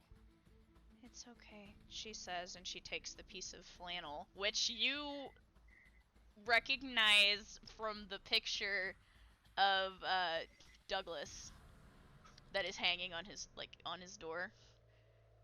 Yeah. I think it might be in Soma's room. I don't know. You've seen a picture of Douglas before. Douglas always wears flannel. Always, always, always.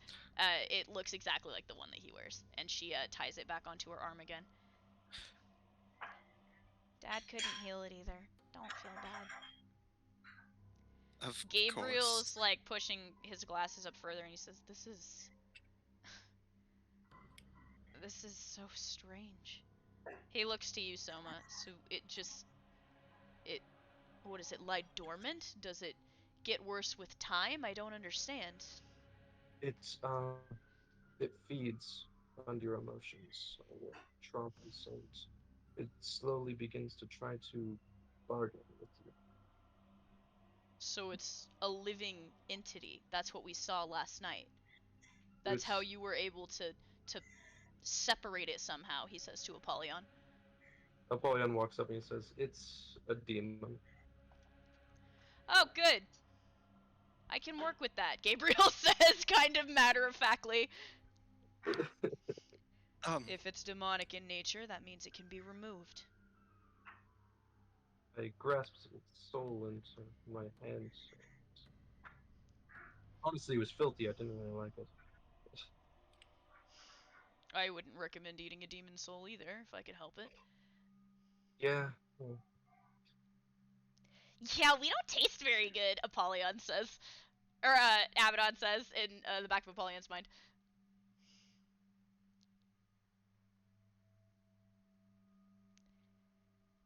Well, whatever it is, we definitely should find the source. Soma actually interrupts. He says, "So I was curious about one thing. One thing, Paige says. In particular, Ira, the lit girl inside of the crown, when she manifested before we finished the trial, she was bleeding like this black ooze from her but her eyes were clearly white. I was curious if that was connected. Do you think it's involved? Gabriel says curiously. She's certainly no black blood demon or anything involving it, but it is a curious resemblance. Would... He kind of hesitates. Would you like to find out? Suppose I could? I won't let you take her out of the sealed room, but I will let you interact with her.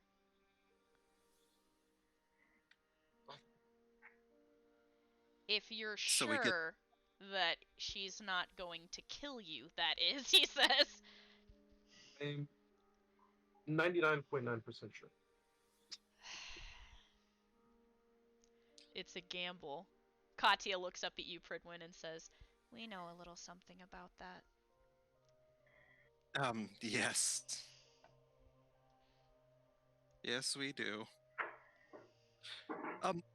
By any chance, is it a full moon tonight? I don't know. I could find out for you, Paige says. That would actually be very nice. You've noticed during this whole conversation, by the way, that the light drifting in through the window, it has not changed at all. Like, it's been the exact same spot. The breeze, the gentle breeze, the exact same. Everything, nothing has changed. Well, suppose I'm off to see the crown. Not without us, you're not, Gabriel says. Unfortunately. Anyway, let's go. Gabriel This is like a sighs proper and prison. starts Ern's just walking left out. lying on the floor. Yep. I mean, you're in a safe room, so...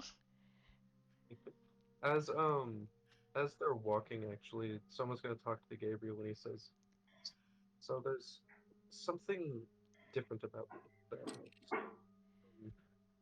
I have really resonated with those who have black blood many times, and the demon inside has specifically told me that for some reason it cannot enter my soul.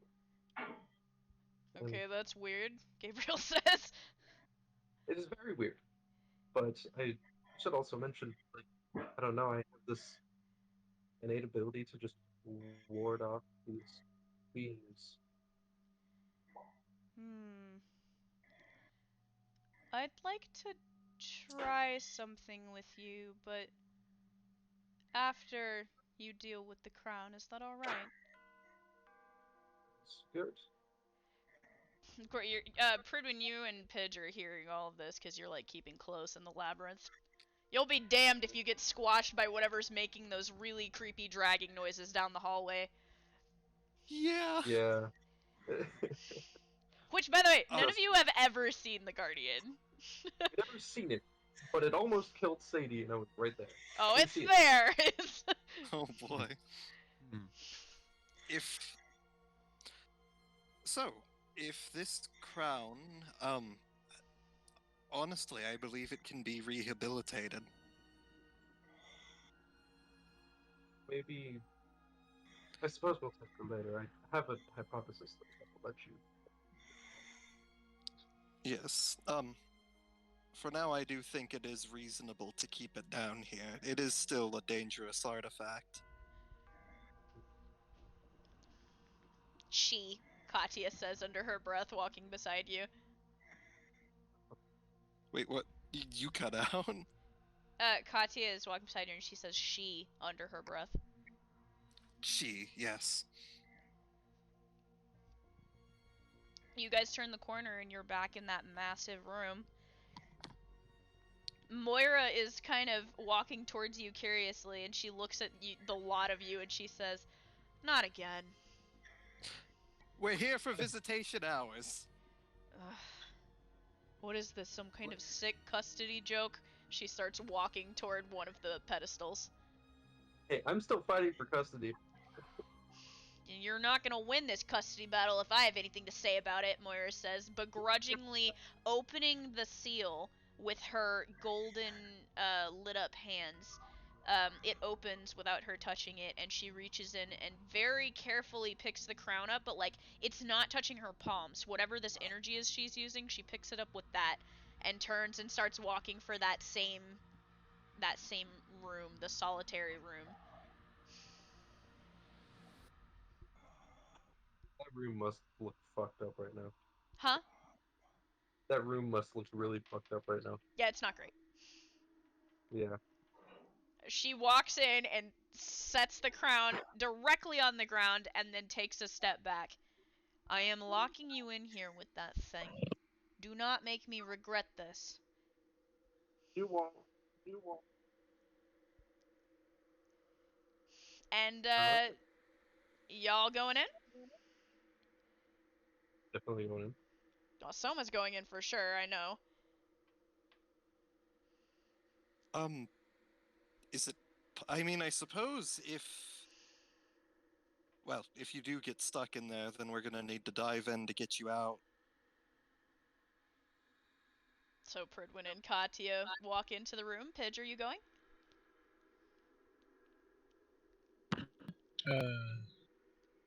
Yeah. Okay. And Gabriel last of all. Draco this time stays outside of the room, next to Moira, just in case he has to make another dash out of here to go get somebody. And Moira, you hear the doors click behind you, and she is holding her hands up, and that golden magic circle is formed on the outside of the room this time. And you're alone with it. Gabriel kind of looks at it uneasily, and he says, "Are you sure about this?"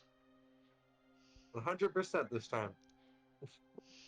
Meat crown, He he puts says, kind of begrudgingly as someone picks it up. It's a full moon. We have good luck we have good luck on our side. I'll take your word for it, kid. And he puts the crown on. The crown begins once again to embed itself into your skull, but it stops. It's still in there, it's still in your skin, but rather than going in as deep as it did last time, you hear a familiar voice. You came back for me. He enters his inner room and You spiral inward to your red room. She is there. he walks up to her and he says, "Of course I'd come back for you. You're my friend, aren't you?" Friend. She says the word, kind of oddly. I know it may be a first. Trust me, I know how that feels.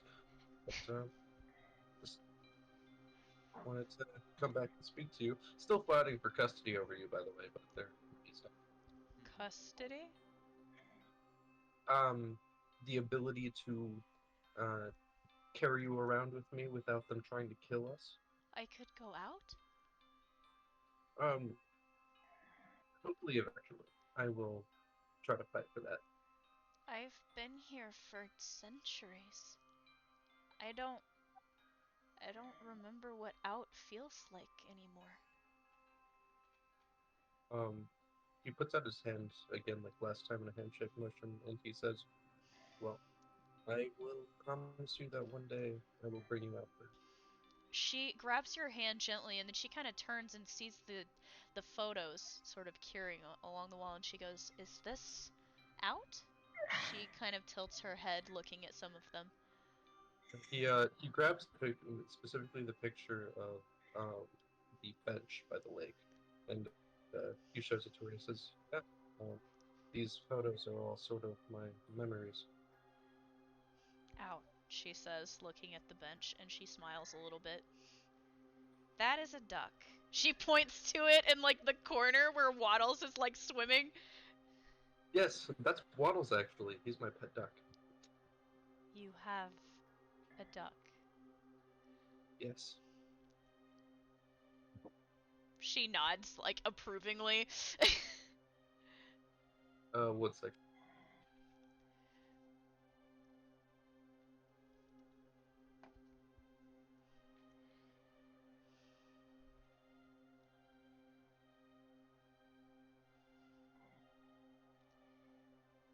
Birdwin, is there anything you and Pidge or Katya want to talk about while you're mad chilling outside, watching Soma sitting in the center of the room, much where Maishi was, with the crown on. Pridwin's probably going to go up and like examine him to see what the crown's done to his head this time. Like I said, it's inserted a little bit, but it's not as bad. It's he looks back to everyone and says, "It's not in there as deep as it was last time." Interesting, Gabriel says, kind of pacing around him, waiting. Pidge, okay, go ahead. It's like it's holding back. Alright, Pidge, go ahead. Pidge is just staring at the group of them sitting in the side, and she just idly says out loud, "I'm thinking about leaving, quitting the academy." Huh? Katya looks at you. I'm Why? sorry.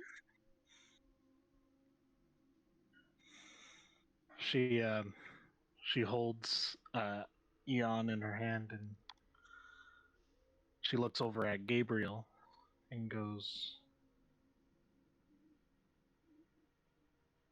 "It's scary. I,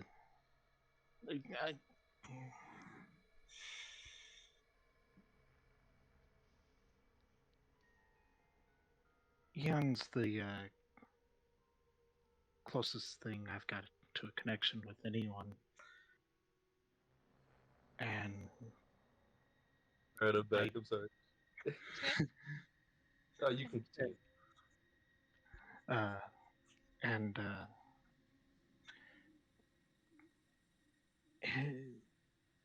the ultimate goal of a weapon is to become a death scythe. Eon is eventually going to become something like Gabriel. And when I held Gabriel for even just a few seconds, I felt an overwhelming amount of terrifying power. And if Eon eventually becomes that like that, I may never have that connection with him again. You're wrong, Gabriel says, looking at you. Kind of uncrosses his arms and kneels down beside you. Why do you think that we try and keep partners together through the whole process? A Meister doesn't stay the same as when they join the academy. You get strong with your partner. Kaiser wasn't always able to handle me. He kind of grins smugly at her. He got stronger. You'll do the same. Whatever you have with that rifle of yours, you're not gonna lose it.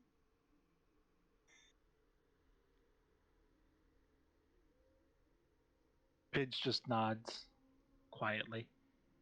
Now the scary part, I don't know if I can help with, he says.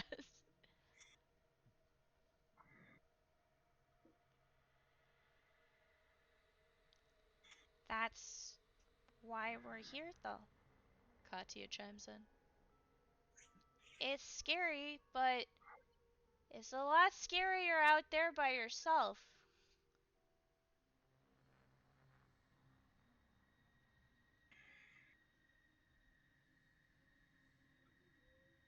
Someone will know that all too well.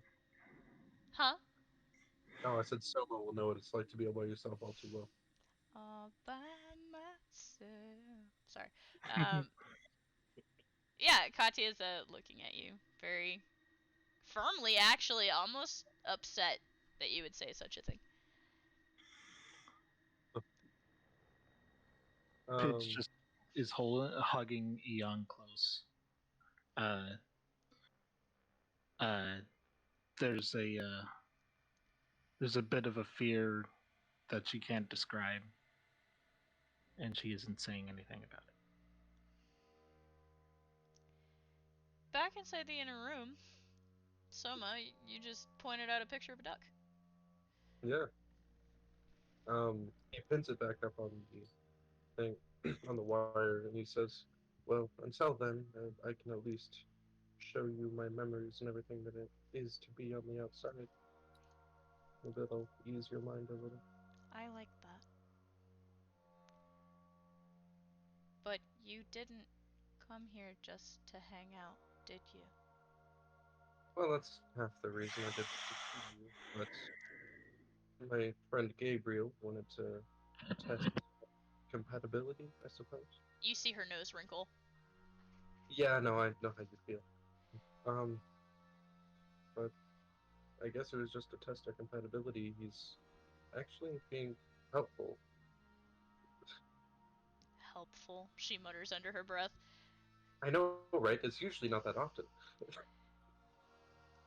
She sighs. But regardless of the reason, still think that me and you can at least become good friends and a team, maybe. Friends. She nods again, and you see her wipe at the line of black tears on her cheek.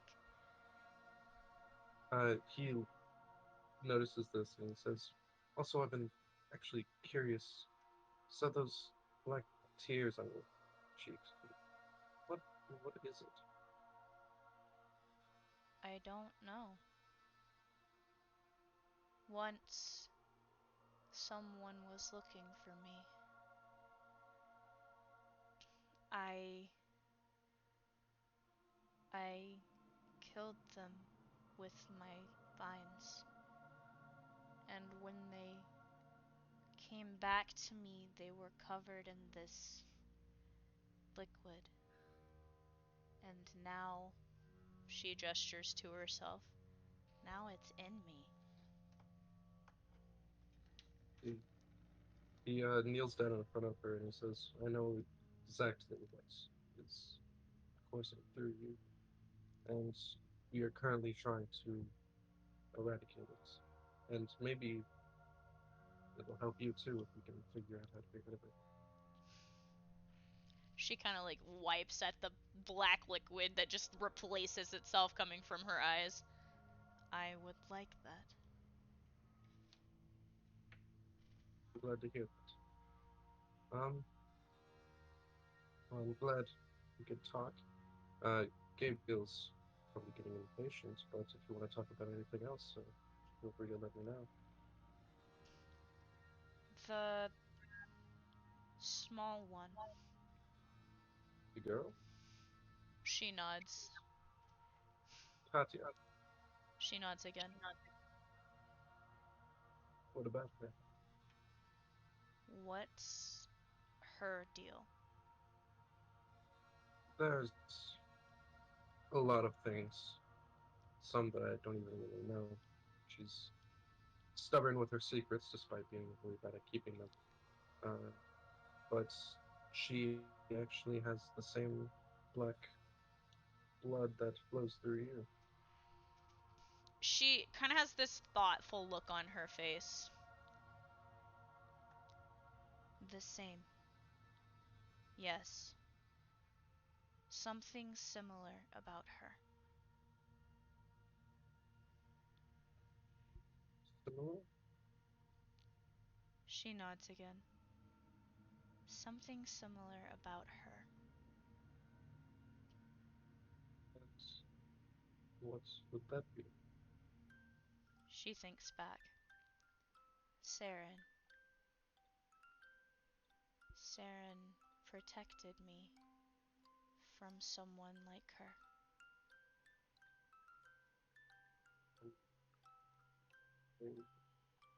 Black blood infected. She shakes her head no. Oh, then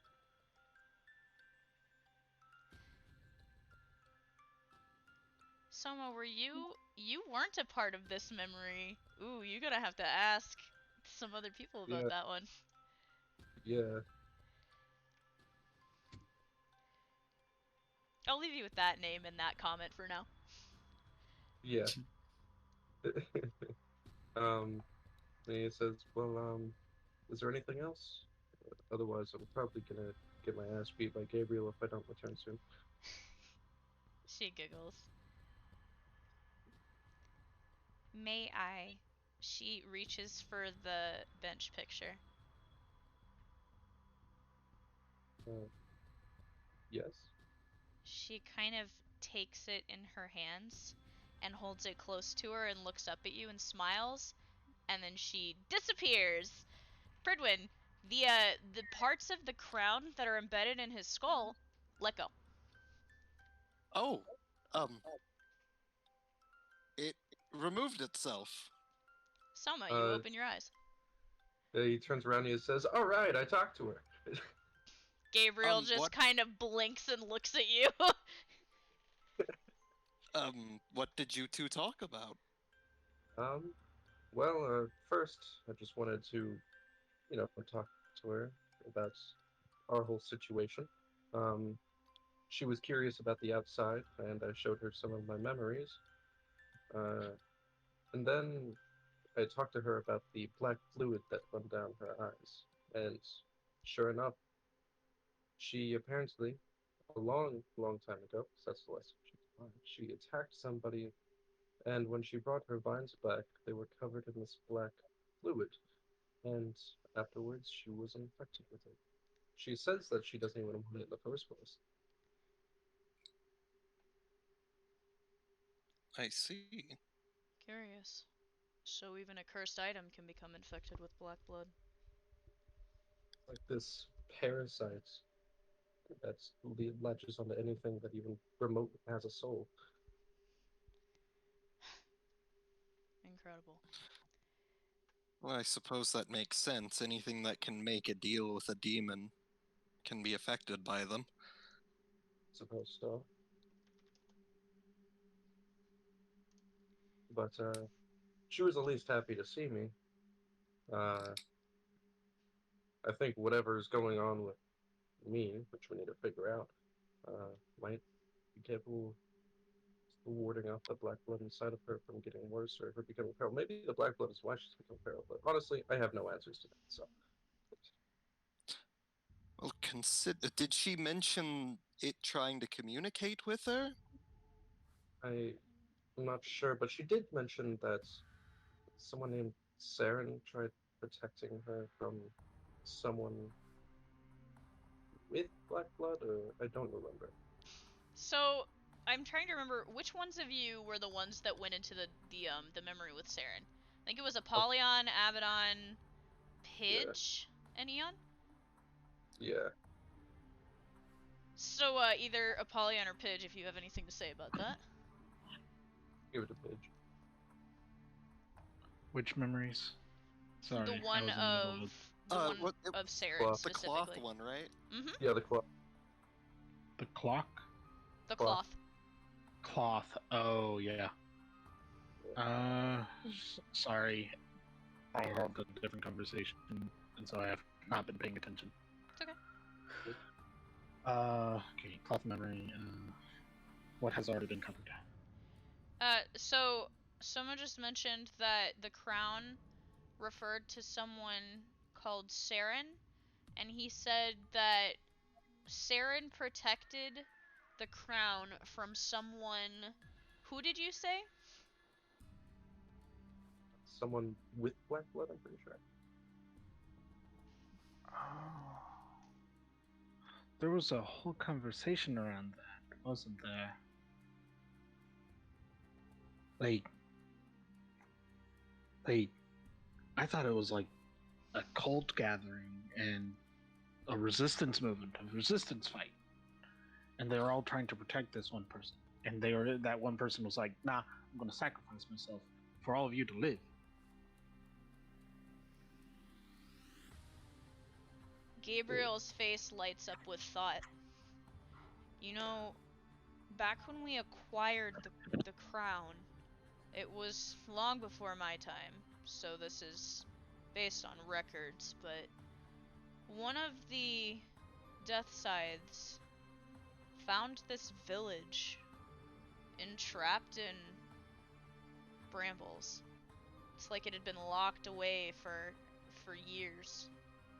The people there were hardy, and they had this thing centered in the village on this pedestal, like an idol or an icon.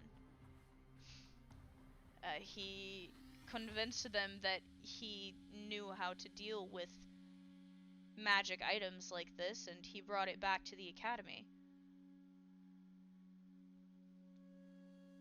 Does that sound familiar at all?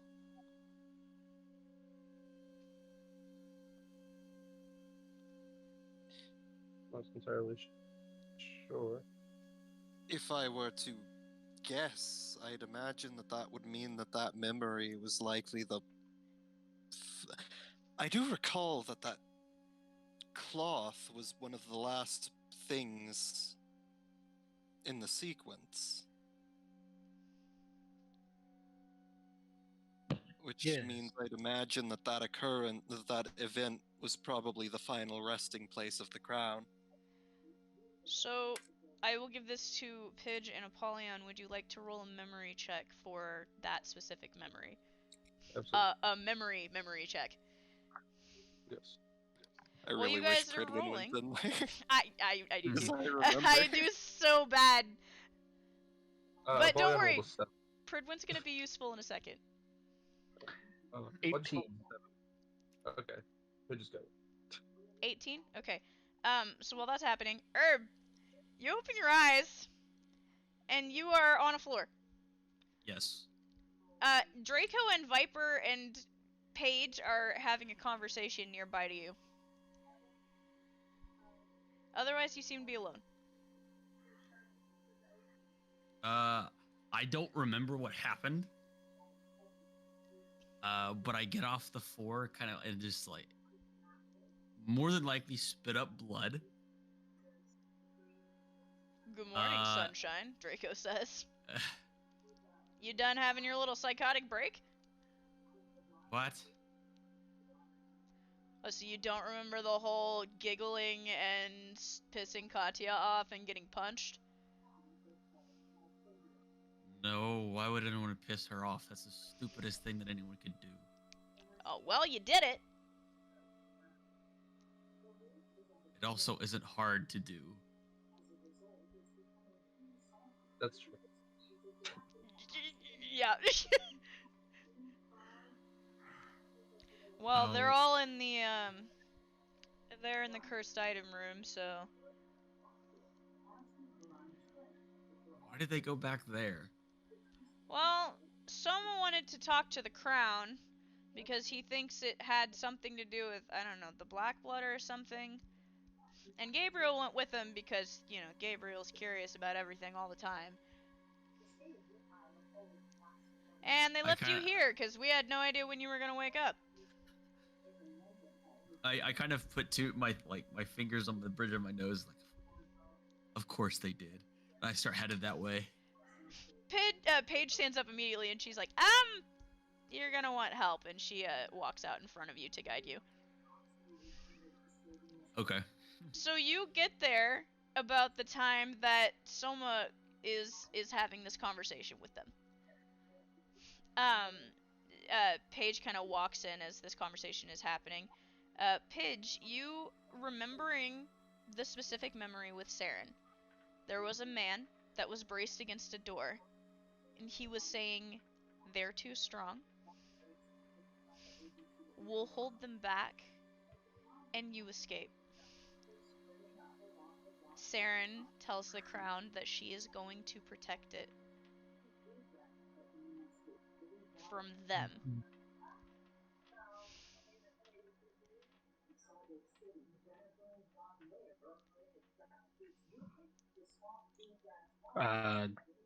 Pidge is gonna recite all that to the group.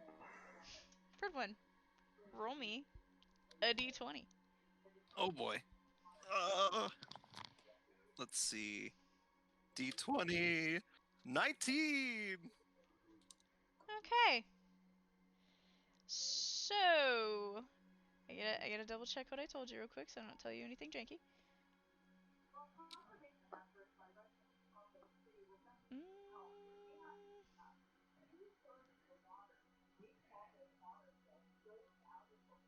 Okay.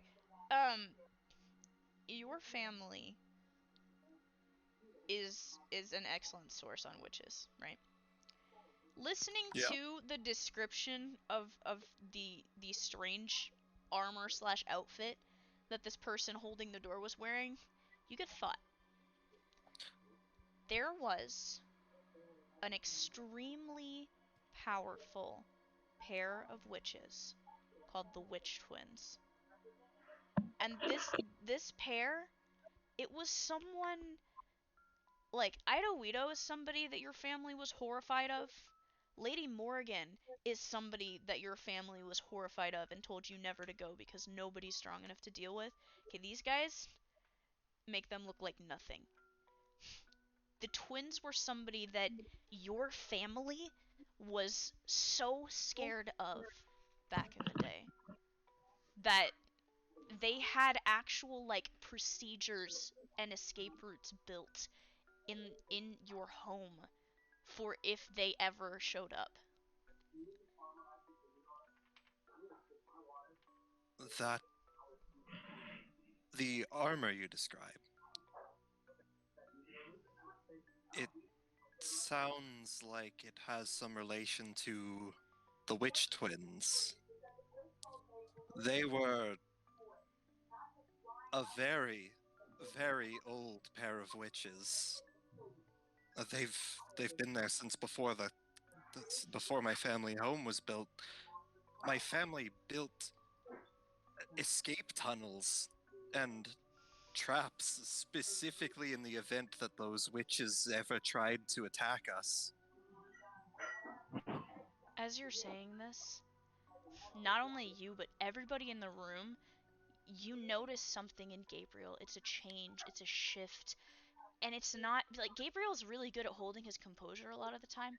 His face pales as if he's reliving a memory.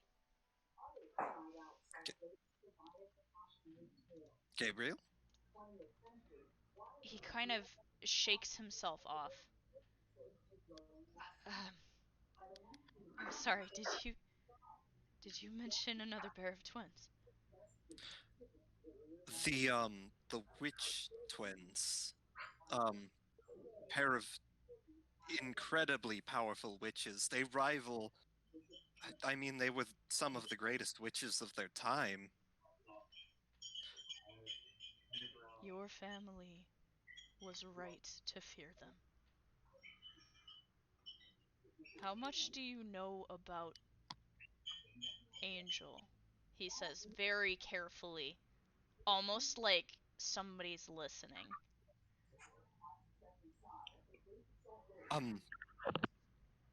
Not much.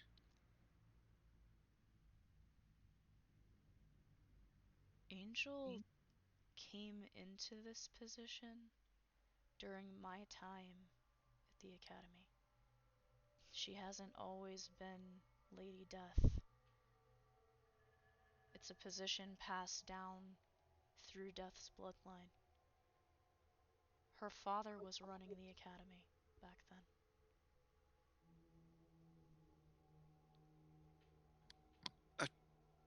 You don't mean to say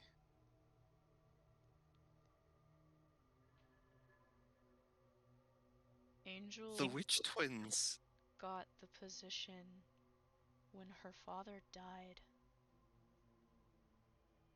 And They he died sending them back to hell.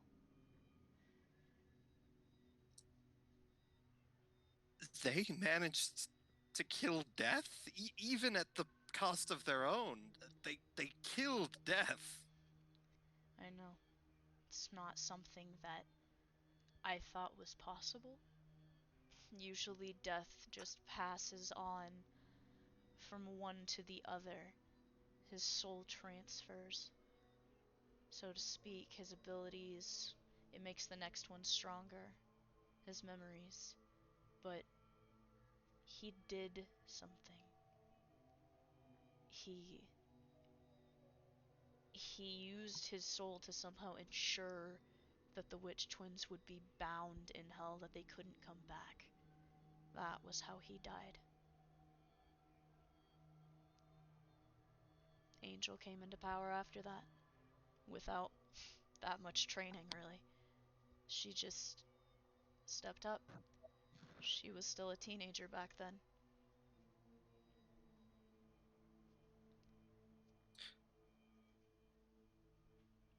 I see. And the crown, it's related somehow to the twins. The twins were known for gathering magical items, anything that they could get power from. It's safe to assume that if they had heard of the crown, they would have tried to obtain it. So they came to that kingdom.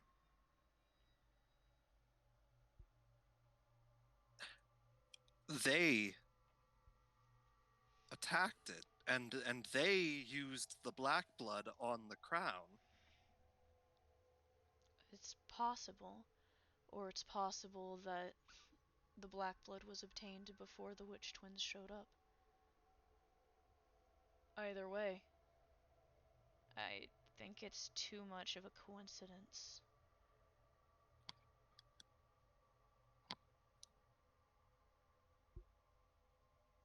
Perhaps that means that the witch who came into possession of the black blood and used it on us must have obtained it somehow from them after their death.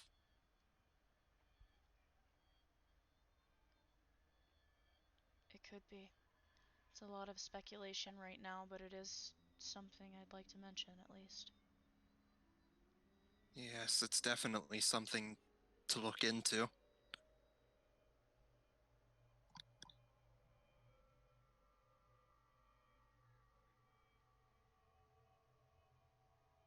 So, you guys are standing in a room.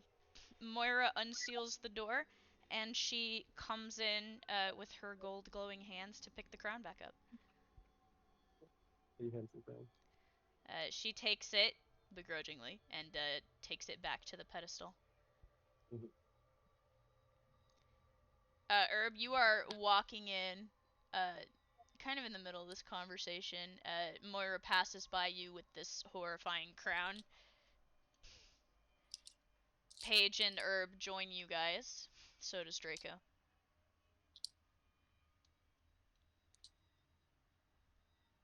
Herb, I see you're finally awake.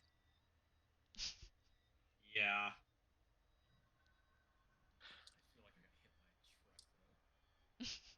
I mean, Um, Close enough. Katya just rubbing at her knuckles, like, quietly in the corner. blame Douglas for that. I was the first subject of her torture. I punched him out a window. He did. Actually, he punched me out. She punched me out of a window into Herb's lap. That's true. It did happen. Yeah, that did happen. And while I'm willing to forgive you for your comments on my skin, I do believe you owe Katya an apology. For what? She frowns. Are you trying to be rude right now, or are you genuinely not remembering? I don't remember anything. Katya, I think you might have hit him a bit too hard. I think he's lost a few screws when you punched him. I didn't hit him in the face, she says in her defense. Lots of more screws. Maybe Wait, the screws are in his stomach. Right, didn't one of you mention there's two of them in there? I think Apollyon said that. What? Two of whom? Two of you. Oh. There's. Apollyon snaps his fingers. He's like, yes, so there's something weird about your mind. I went in there, actually. Sorry about that. And there's like She this went weird, inside of me. it's like Sorry. inside of me. And A lot of people with demons inside of them. I went inside of you, Apollyon 2022. Here we go. goes on. What's going on in your head is similar to me and Abaddon, What? except not demonic. It's more like you're crazy.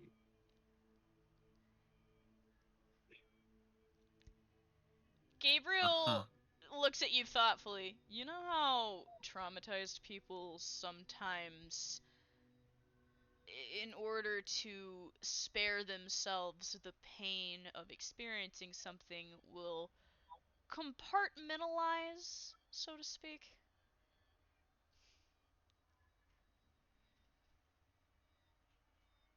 Maybe. And then sometimes the split that happens when you compartmentalize, it kind of becomes semi-permanent, like a separate entity almost.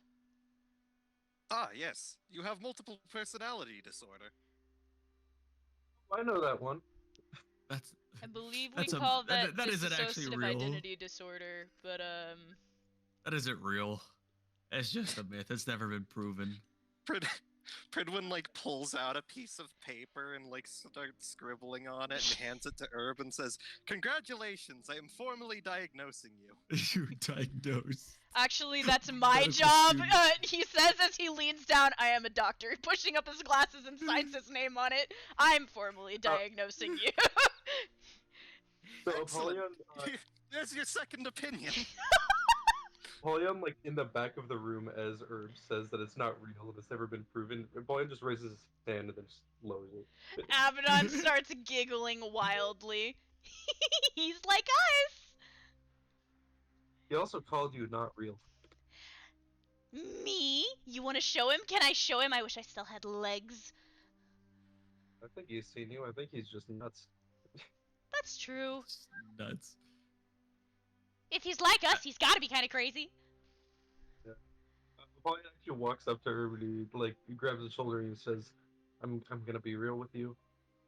Me and you both have split personalities. Except mine kind of manifests reality because it's a demon, but it's still a different. You hear Abaddon's wild giggling from seemingly nowhere. I'm the only one that can hear it because I have issues. I touched you and immediately you just start hearing this shit. You start losing your mind. Yeah, I definitely feel at this point he's like about to have another episode.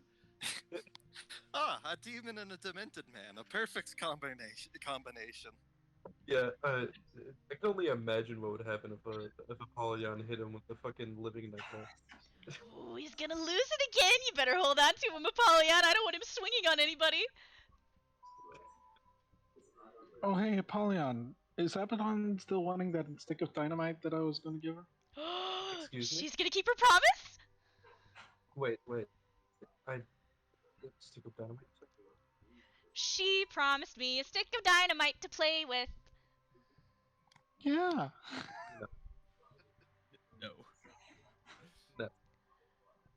Okay, Aww. well, it's right here if you ever need it. I need it. I need it. I need it. Why can she not hear me? Listen, you already are a destructive tool. What do you need another one? Don't call me a tool. You're a tool. You're a tool. You literally just hear Apollyon start like popping off. You're a tool. No, you're a tool. I really wish like Herb is like the only person who could hear this now. He He's is. just Until staring Apollyon at them, takes his just- hand off your shoulder, you can hear Abaddon. Yeah. I just kind of look at the paper, rip it up, and just say, "I'm fine. There is nothing wrong. Clearly not okay."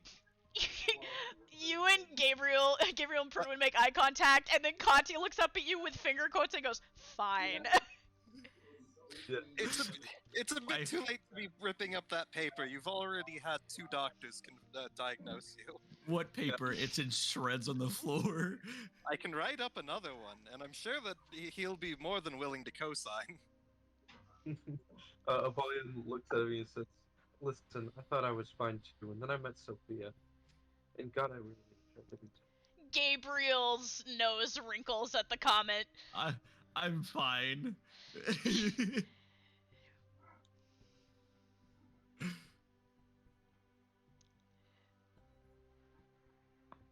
Well, great, Draco says. It just adds to the list of issues we've got. Oh, Sophia is a huge issue. Oh, you're talking about her. Never mind. Herb has been thrown around since he got to the school. Of course, he's gonna have fucking issues. No, you've got a point, Gabriel says. Sophia is also an issue. A really, really, really big issue. Yeah, I have a few thoughts on that, like why she would bring a demon onto campus to keep an eye on you lot, but I'm starting to understand it. Why does she do anything? I don't know. Trust me, I had to deal with her like 4 times a week when I was at the bonus. All she would do was come in, bug me. Her and Abaddon would get into a fight, and then she would get kicked out. It was so annoying. Abaddon's chattering away in your ear about wanting to hurt Sophia. We can acknowledge this. He was that. Yes, she was driving on the wrong side of the road. That's what you remember! She was. She was doing that. Oh my god. Jesus. This is the one thing, out of all the memories of Sophia you have, she was driving on the wrong side of the road. Yeah, like, it I mean, wasn't until Apollyon that acknowledged it, too. hurt him the most. Yeah, no, he God. goes up to the front seat, like Apollyon like puts his head up in the front seat and he says, "Do you even have a license? You're on the wrong side of the road." It was so great. That was great. God. Uh, Oh yes, and then her really horrible dog. What do you mean? I love that dog. It I did not give me said it, very you- good Ein, vibes. yeah, Ein's looking up at you now. He points down to Ein and says, "You're adorable, Bob." Tail wag. Yeah.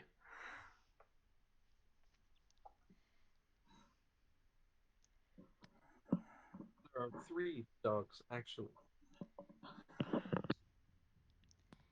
She has 3 of those? Yes. Well, she calls it. I don't remember what she calls it, but it's Vera, Castro, and Fett. I mean, Oh, the heads have names. yes. Regardless, I was not expecting something like that to be in that car with us. Herb, you can hear Abaddon chattering away, like, about the 3 heads, and like, these 2 are really nice. This one likes, this one likes this type of souls, and this one's really stupid. Like, she's just going on, even though, like, only Apollyon can hear her that she knows of.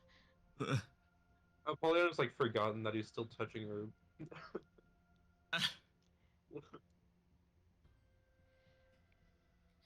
I'm just looking at Apollyon, just kind of like, just shaking my head. He looks Clearly, down. still like on the verge of like one thing going, like minor thing, and he's gonna break again. Soma calls out and he says, "Oh, about testing my whole weird soul warding thing that's going on with me." Right, Gabriel says. I'd like you to meet me in the Exorcist Division. Or we could just go there now. I figured you all might want to rest, but I'll go. never one to wait around. I got a decent sleep in that jail cell. Katya says, I wouldn't miss this.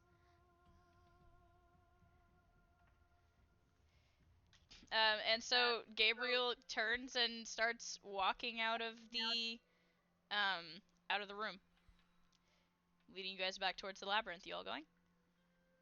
Are we in the infirmary area? No, No. you're like Okay. way underneath the school Oh. at this point. Yeah, we were in prison. Yeah, well, I'll head back up. So you guys start walking out. Soma, you catch something out of the corner of your eye as you go. On the pedestal, completely sealed away in its glass, tagged container, you see the tendril of the thorns. A small bit of it, like, slithers out almost like a snake and touches the glass lightly as you pass by. He waves at it. It slithers back down when you do. And you guys are walking through the labyrinth again. Gabriel is leading you out. Paige has disappeared. Anything you guys want to talk about while you're walking? I'm going to make sure that somebody makes sure Sadie is okay. Don't worry. I'll have Paige bring her with the rest of them. The rooms are resonance dampening, even down there where Viper is, so she should be safe there for now. It would be wise, he says kind of under his breath, hoping Katya can't hear him. Might be wise to put her down here as well.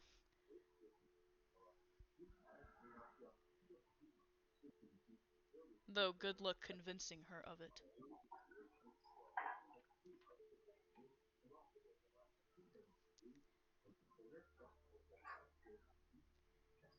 Anything else you guys want to talk about while you're walking?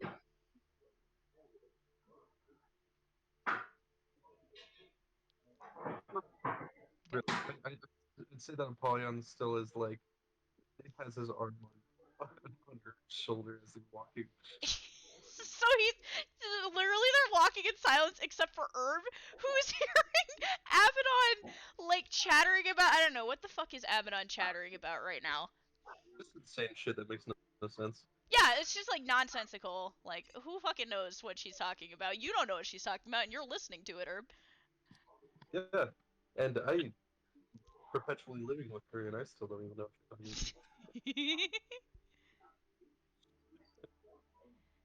Stabbing a conversation with her without Apollyon noticing. Like, you're not communicating with her, but you're just hearing it. Yeah. Interesting.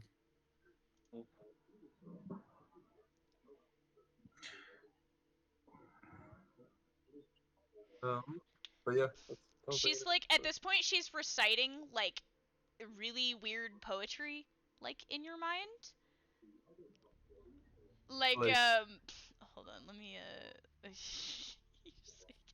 this is the one that she keeps coming back to right now. I'll yeet it into documents.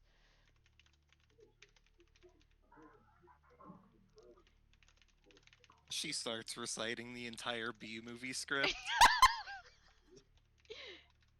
That's pure chaotic evil. Oh god.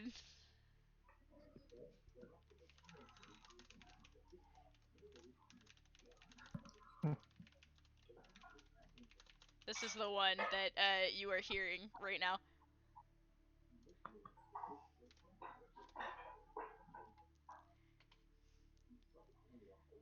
Not really important, but it made me giggle. Yeah, so you guys make it out up the stairs for the first time in a hot minute, and you are in the academy. And as Gabriel is leading you out of it, y'all look a little worse for wear, not gonna lie. You are catching stares from a bunch of the students in the cafeteria. It appears to be morning. The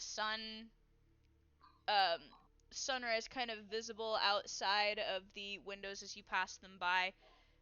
A lot of people are staring at you. Yeah, that's fair. A low murmur has risen up amongst them. Out of some of the words that you managed to catch, you hear them whispering about the labyrinth, special privileges, strange shit going on. Soma is walking despite being covered in blood. Yeah, like, you're a mess. Pidge tosses a bunch of smoke bombs, yelling, "Get out of here! We're trying to have a conversation." You guys invaded their area! Pidge just yeets a bunch of smoke bombs as they're walking. Gabriel's just like rubbing at his temples. Just you all walk out of the building to the sound of like furious coughing. And you are outside. You've come into the out. And Gabriel begins leading you toward the large church-like building in between the silence and the garage. As you guys approach, he stops. And he stops you. And he turns and he says, I have to advise. Bringing her in here is a bad decision.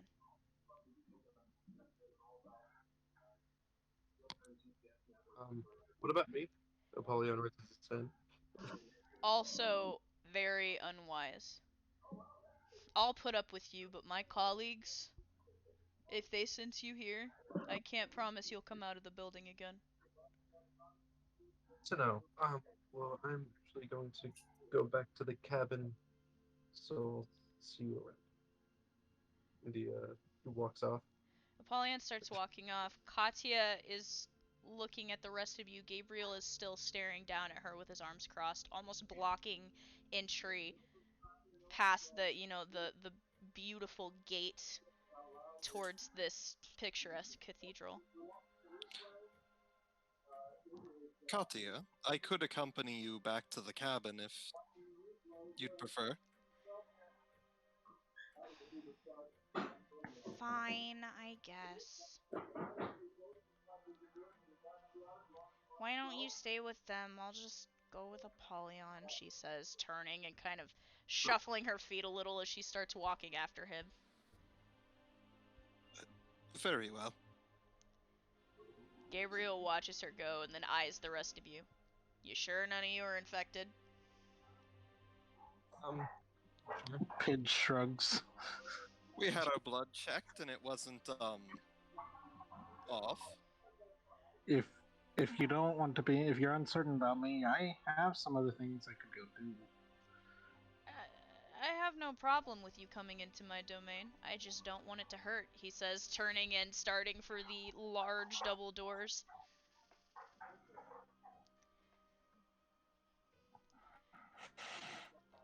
As you guys follow... What? Oh, I was just gonna say Pridwin follows inside. Yeah, as you guys Yeah. follow, you enter in, and it is, as it looks on the outside, the main area of this is an enormous cathedral, with a line of pews, a pulpit in the center, and just beautiful stained glass everywhere you look. You feel, especially you, Pridwin, this presence of almost blessing. This is for sure holy ground.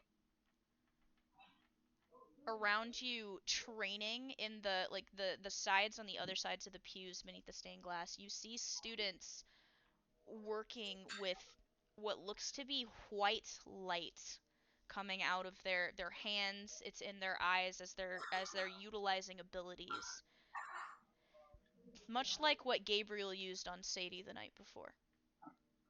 My students, he says, gesturing to them as he continues walking. You bold plates.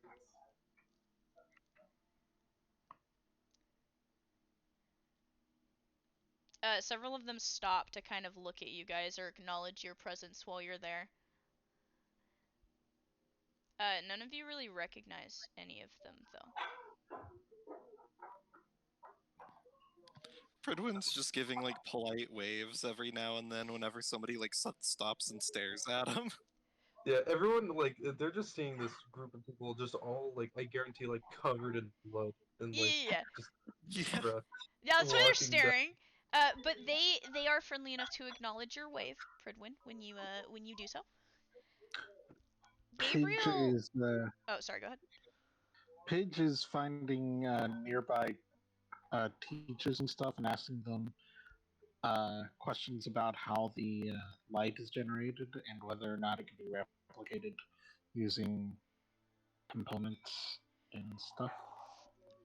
So yeah, you walk up to a professor or something nearby, and you strike up a conversation with them. They're trying to think about that in a scientific manner.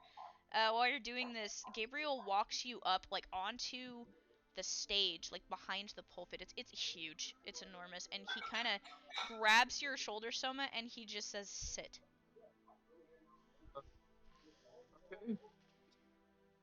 Relax. This hopefully won't hurt. I am going to unfortunately need my partner for this, though. And you see coming out of like the back room, like where the in a normal church, like the pastor's office is usually like behind the stage. You see Kaiser come walking out, his usual unhappy look on his face. Well, well, well. Never thought I'd see any of you in here. Soma is like waving with a smile on his face, but it's like passive aggressive. Passive aggressive smile. You recognize him from the picture almost immediately, Pridwin. And Pidge, you two have met before. Oh, Pridwin just politely waves. Be nice, Gabriel says. Yeah.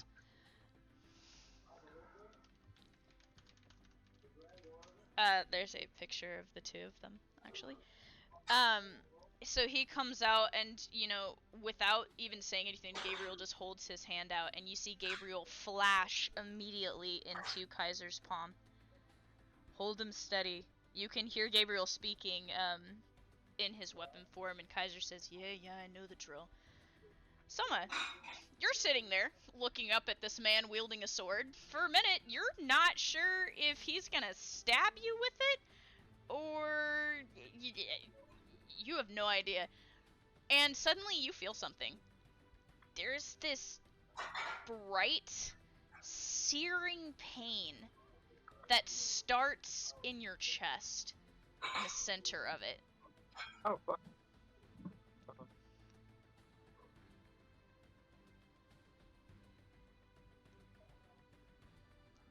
Your eyes begin to be filled with bright light, and as the rest of you are watching, his eyes do cloud over with that strange white light, the same that happened to Sadie earlier.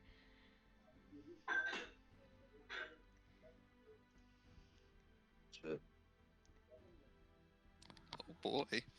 Suddenly, Gabriel, like, interrupts Kaiser. Kaiser says, I can keep going, and he says, he can't, and Gabriel immediately flashes out of his weapon form, and is standing there looking at you.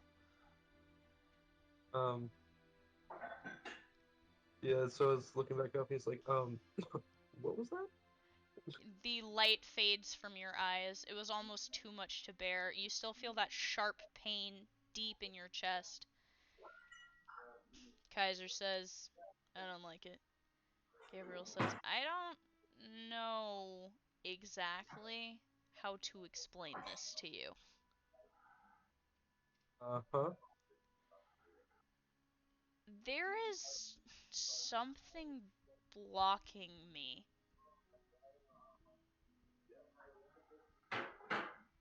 Blocking you? So, imagine this, Gabriel says.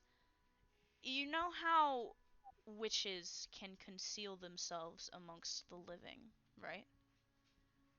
Soul Guard, I think? He nods. Soul Protect. It's Yes. It's a concept developed by early witches to combat hunters.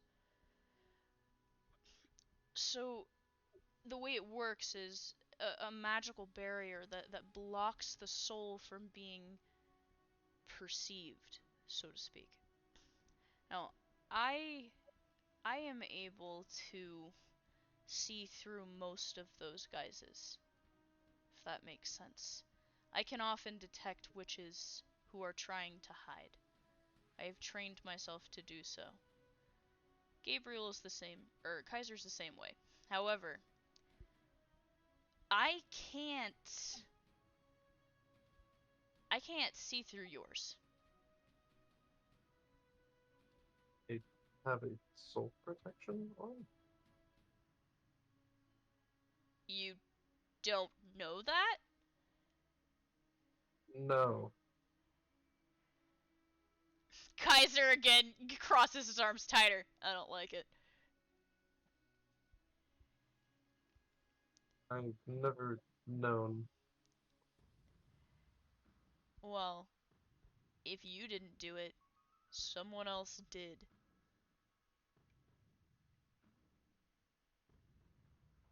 See, that's the thing here.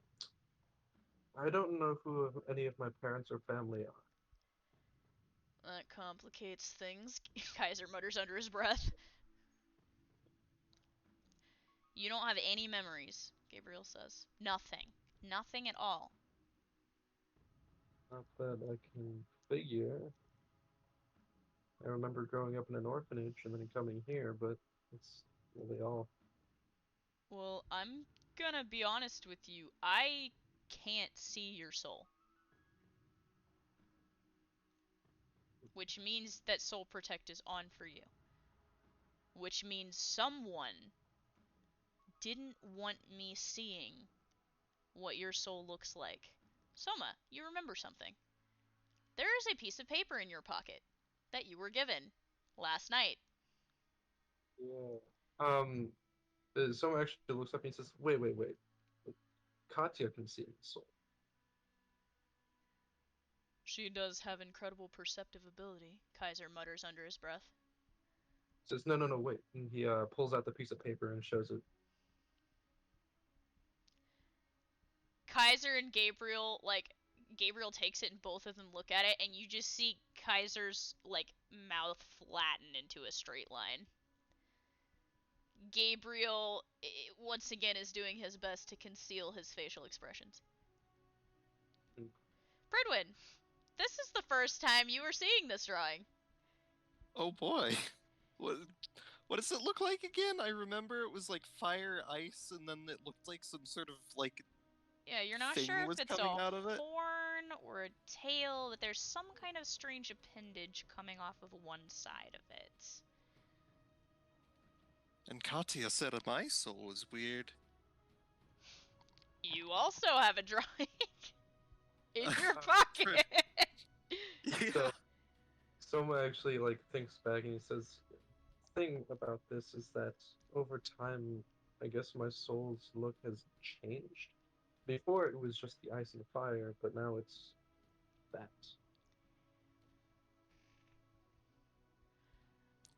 This is not good. Gabriel mutters under his breath, and he turns, holding the drawing still, and starts walking into the back room that Kaiser had come from. Kaiser starts going with him, but not without he's not breaking his eye contact with you.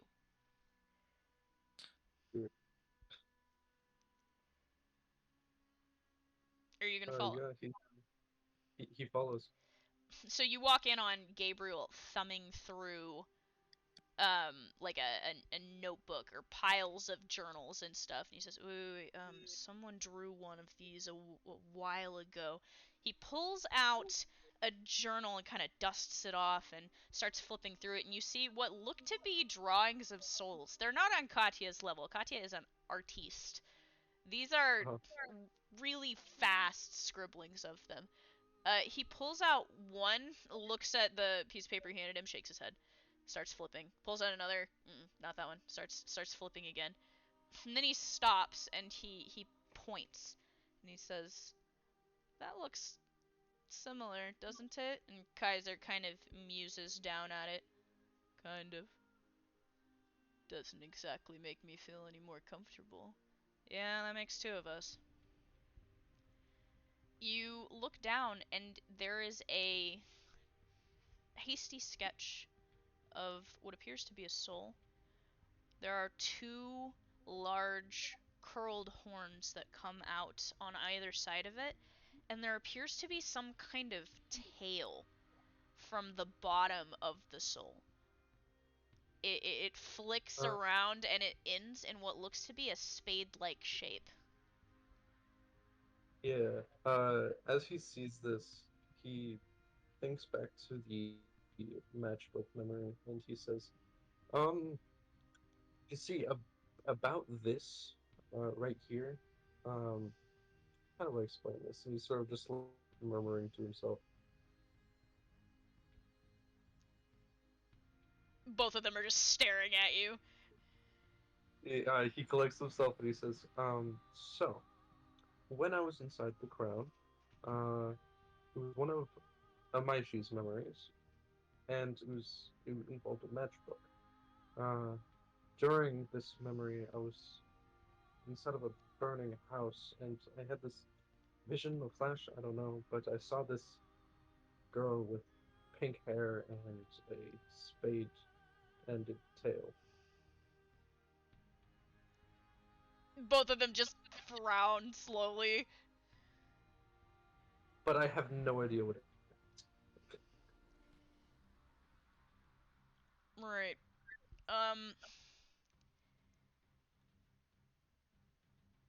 Don't freak out. He says this to you, and then he looks at Kaiser and he says, "Don't freak out." Kaiser says, "I am reserving my judgment with great difficulty. I think the reason that you're able to be in this room right now," Gabriel says carefully, "is because of whatever this soul protect is on you. Um, you shouldn't be able to be here right now." Right. I think you and your red-haired friend have more in common than you thought. He, like, stumbles back a little bit. He's like, no, no, no, no, no, no, no. There's no way. Well, it makes sense, doesn't it? Kaiser says. I mean, you get this weird thing coming off your soul. And the black blood isn't affecting you, right? Gabriel asks carefully. He, assumes this is so. If this soul protect, I guess it would, you know, not be on, what would happen? I don't know, Gabriel admits. I've never really seen this kind of thing before. It suggests that if the soul protect were to somehow come off, you might turn into something of your true nature.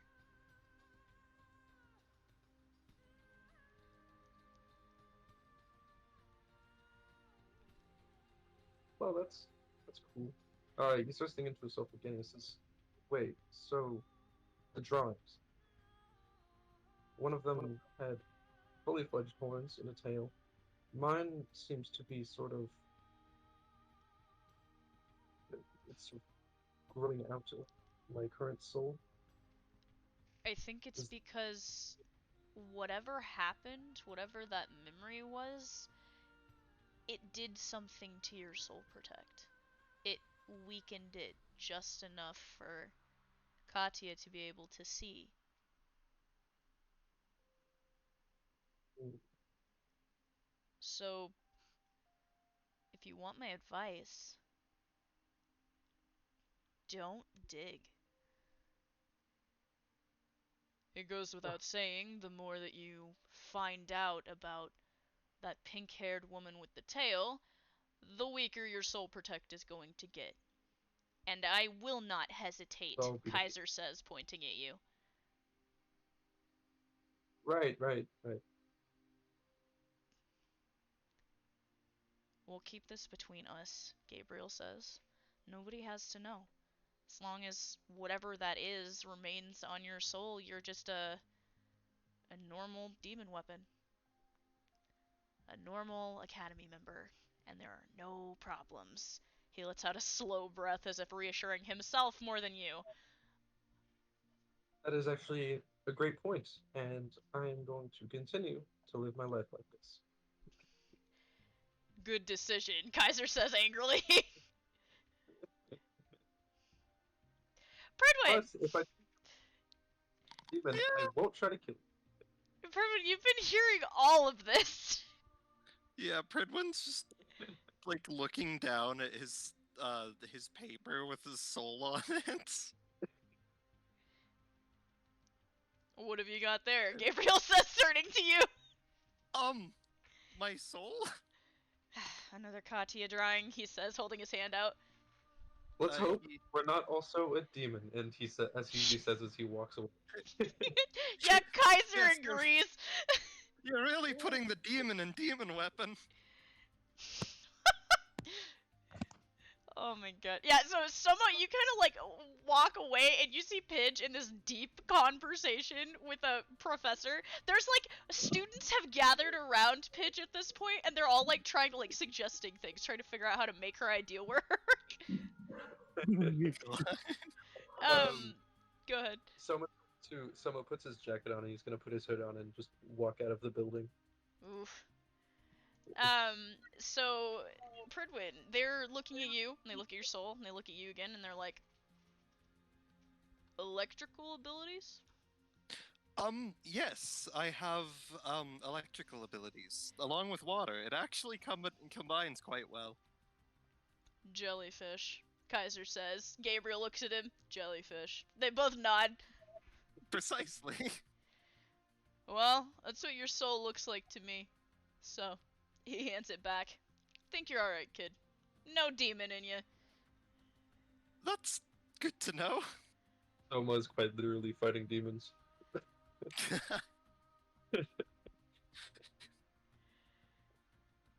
Is there something else we can help you with? They both say, looking at you.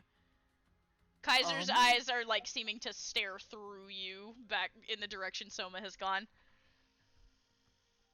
I don't suppose I need anything else.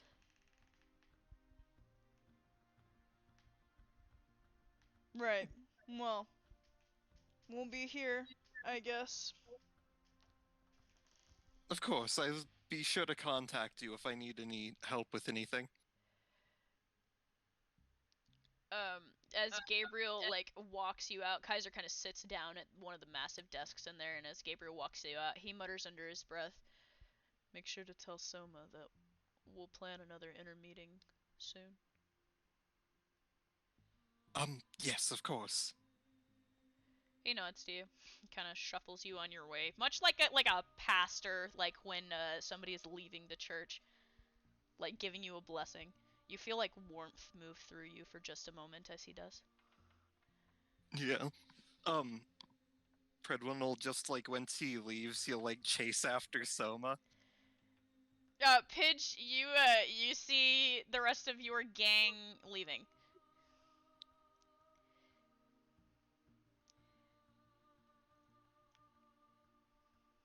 If Pidge is alive. I take all the notes and stuff and thank them for their help and have to leave. He goes like, Ein is like tottering after you, tail wagging happily. They get back to their training and you guys step outside. Soma, are you heading to the cabin? Yeah, one sec. So, Pridwin, Pidge, you guys are standing on the steps. You want to go to the garage? I need to take care of something over there. Sure. Might as well. You guys hang a left instead of immediately going to the cabin. As you guys enter, you see someone that neither of you recognize. I don't think either of you have met her. There is a younger girl about the same age as you guys in there. She is working on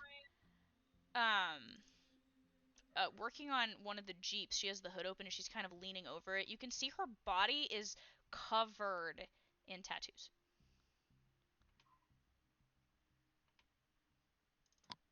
I'll have a picture for you in a second. I gotta find her.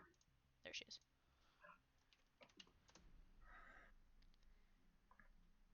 Hello there. She startled, lifts her head and smacks the back of her head on the top of the hood of the car. Oh dear, I'm so sorry. God damn. Who are you? She says, rubbing at it as she turns. He gives a polite bow and says, I am, Pridwin Rhizostoma. Pleasure to meet you.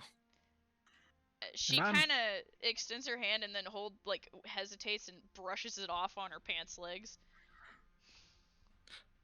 He shakes her hand.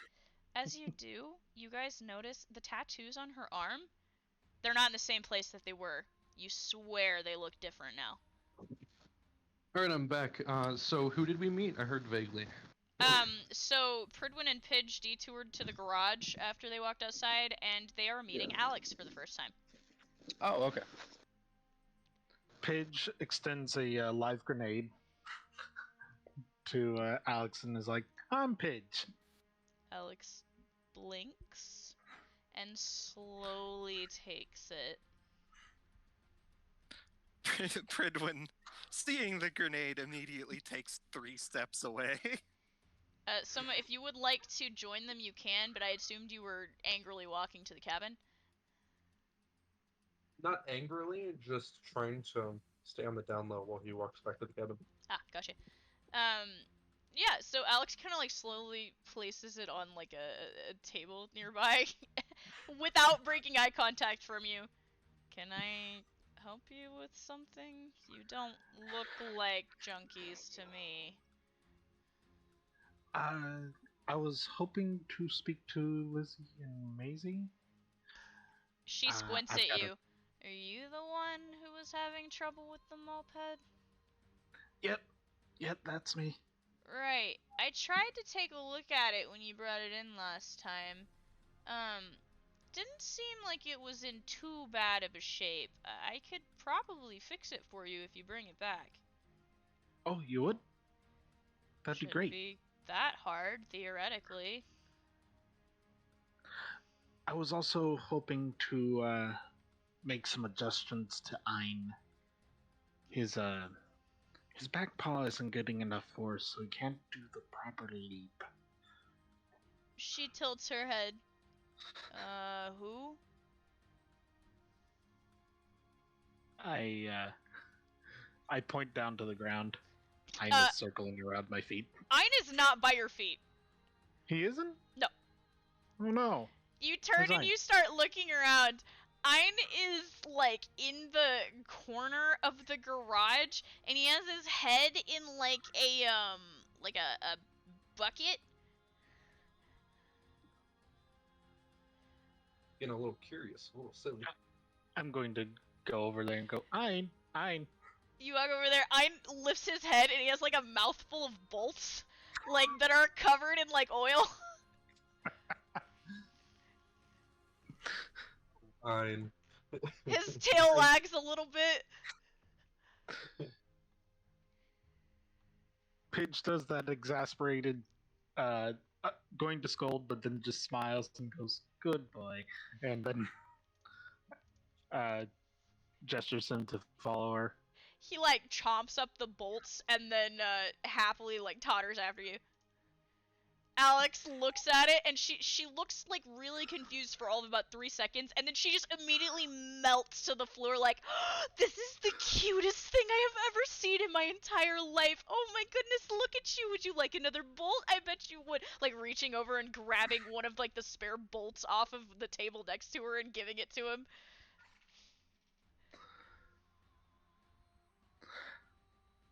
Yeah, this is Ein.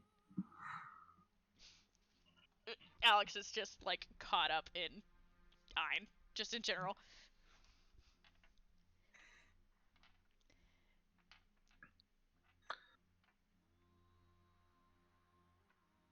Pidge is just politely waiting there because What did you say she was likes wrong with seeing him? people. Nothing's wrong with him other than the fact that one of his hind legs isn't getting enough kick, so he can't cover any 5-foot gaps. Right. I think I might be able to figure something out. She like picks him up and takes him over like further in, and there's like a huge workbench against the far wall, and she kind of sets him on it, turns some lights on, and she starts examining him. This is probably gonna take a while. You guys want to come back? I want to know this stuff. I'm gonna be here paying attention. All right. Pridwin, you have the choice to remain and watch as they work on Ein, or go back to the cabin and check on Soma and Katya. I'm not very mechanically minded, so I think I'm going to return to the cabin. Okay. So Pidge and Alex start working on Ein's foot, and Pridwin, you start walking back.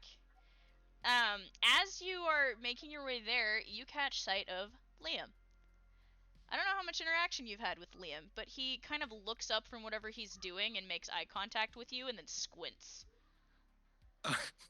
Pridwin's just going to say, "Hello, Liam," and like wave.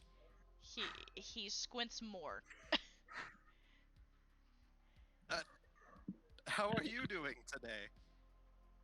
It'd be a lot better if my room still didn't smell like smoke thanks to your friends.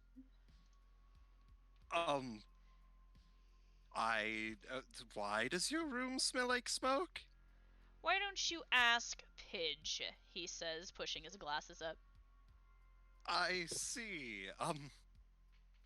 Well, on their behalf, I would like to offer an apology. Yeah, I'd believe you if that actually felt genuine, he says, starting to, like, just walking to pass you on the sidewalk.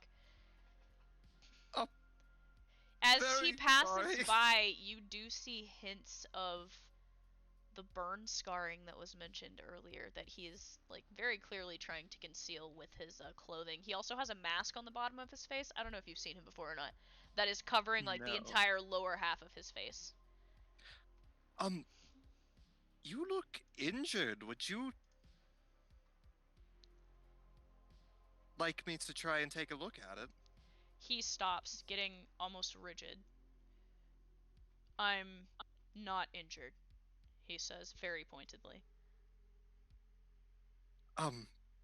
Certainly. Sorry for, intruding. He kind of squints at you and then looks down at the hints of the burn marks along his chest. Looks back at you. You know something, don't you? I have heard. From whom? From... God, I'm so bad with names. Which might be a good thing. From several individuals. I pieced together some information. From who, he says, getting closer to you. He's taller than you, and he is now looking down at you intimidatingly. Unfortunately, I can't quite... I am very bad with names. It takes me quite a long time to remember them. You're new around here, aren't you? He says, starting to circle around you, almost like a creature with his hackles raised. Yes, I am. I got here, only a few days ago. Meister, weapon. He's looking you up and down. Weapon. Who are you partnered with? Well, currently, I'm between partners. I was originally being wielded by Ieri, however, Miss Katia has been wielding me recently. He stops immediately. You're working with Katya. Yes. Never mind then. He turns and starts walking away from you. Oh.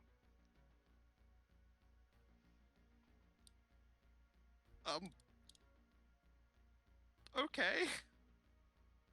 And you are now alone on the sidewalk again. Pridwin's going to now slightly more briskly walk back towards the cabin. So before you enter the cabin, Soma, you walk inside and Katya is in the kitchen. She doesn't look like just mentally she's doing too good right now. Yeah. Which I imagine Soma's about the same. He's there. He's not like upset, but he's not like super happy either. Yeah. He's going to walk into his own. You go towards your room and you open the door, and Sadie's not there. Which you knew, but it really sinks in, like, as you walk in. Mm-hmm.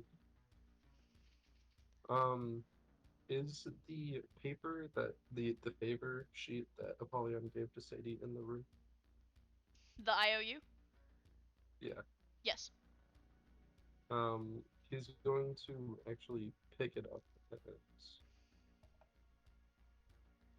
After he picks this up, he's just like looking at it. He's going to I don't know. He's just gonna start cleaning up the room. Okay.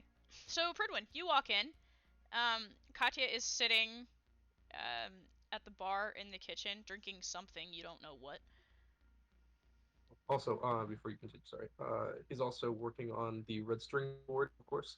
Yeah, But he's also conspiracy. yeah, he's also drawing like a picture of what he remembered from that one memory and also putting it on the wall. You do so and your drawing is very bad, but there is somebody in this building who has a very, very good skill of drawing. Just throwing that out there.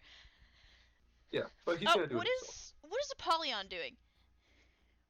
Apollyon is currently, honestly, he's on the couch playing his guitar, Gotcha. and he's wearing his boots again. He's not wearing them. What Katya put him in? Yeah. You look ridiculous, Katya says as you walk in, Pridwin. Hello, everyone. Oh, hi. Oh, Soma. He's gonna go up to Soma. Soma's in his room, so. Oh. I mean, his door's open, but like you could assume.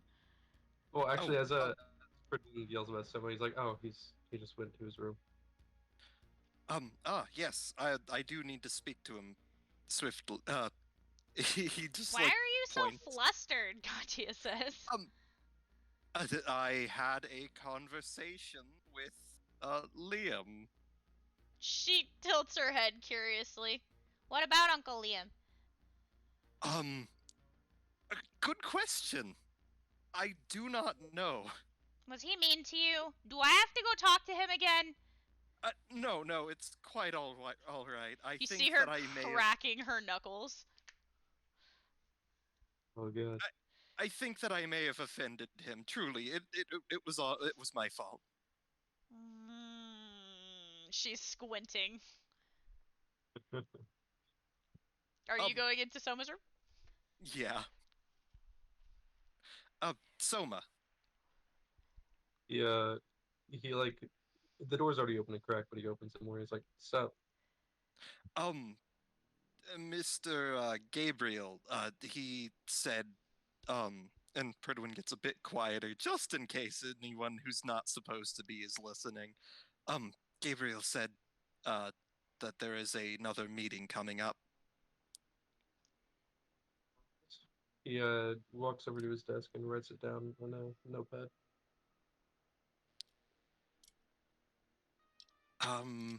Also, are you doing all right? Well, me? I mean, I'm doing not that bad. Just trying to piece everything together. Yes, I'd imagine that information is probably quite shocking. Yes. Well, I'm honestly less worried about me, and more worried about my friends who were almost killed last night, so yes. Yes, I do want to apologize about that as well. I feel really bad about that whole ordeal, really. That wasn't your fault. She chose to do it, and I mean, we all have our mess ups sometimes. It was an accident. Yes, of course, but I still just. I can't help but feel like I didn't do enough. I understand. I will leave you to, your research. I need to see if my books arrived. So you like walk next door and you look in your room, kind of passing by Yuri's room, and there's just a massive pile of books, like in front of your bed, between your bed and like the closet. There's just books and books and books, and then at the very front of it, there's a sticky note, and hastily written on it is just a frowny face, and then Kale's signature. God. I feel Pridwin like looks at this pile of books as if it's like the most beautiful thing he's ever seen. Oh no. Apollyon, So much knowledge. you're playing guitar. Yes. Yeah. And Katya, as soon as Pridwin walks towards Soma's room, she gets this really hard look on her face, and she gets up and starts walking for the door. He looks up and he says, what are you doing? We're gonna go have a conversation, With who? Uncle Liam. Oh, okay. Good luck. She kind of like just marches out the door.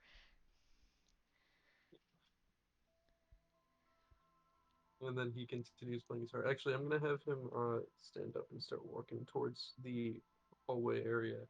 Um, originally going towards Pridwin's room, but so I'm gonna have Soma stop him in place, and the plan says, what are you doing? And Soma pulls out the IOU. Also, I want to say Apollyon has Abaddon out. Abaddon's smile appears in the scythe. She looks down at Soma. Where did you get that? It was in my room.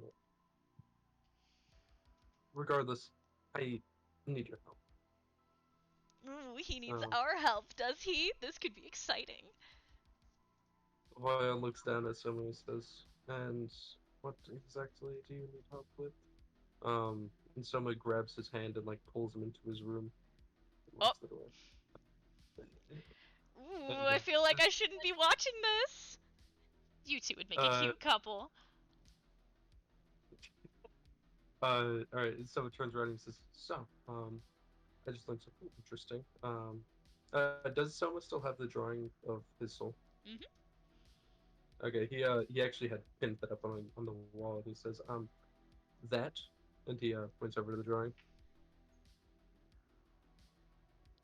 Abaddon like begins giggling. Man, the little girl sure can draw. Wait a minute, what's this thing? She like you can see her form moving lightly in the blade of the scythe. She also she's like closer to the handle at one point, but now her figure is like at the very end of the scythe as if she's like leaning to try and see. So, I learned about myself. Uh, Apparently, I have a soul protector that I didn't know existed. How And is that possible? I mean, the only way you can get a soul protect is if you activate it yourself, right? I mean, maybe I'm wrong. Didn't Sophia do something weird to us? She looks at Apollyon. yeah, Apollyon looks down and he says, "Yes, she put a soul protect on us to make sure we weren't detected." Pretty sure the little bit figured it out, though.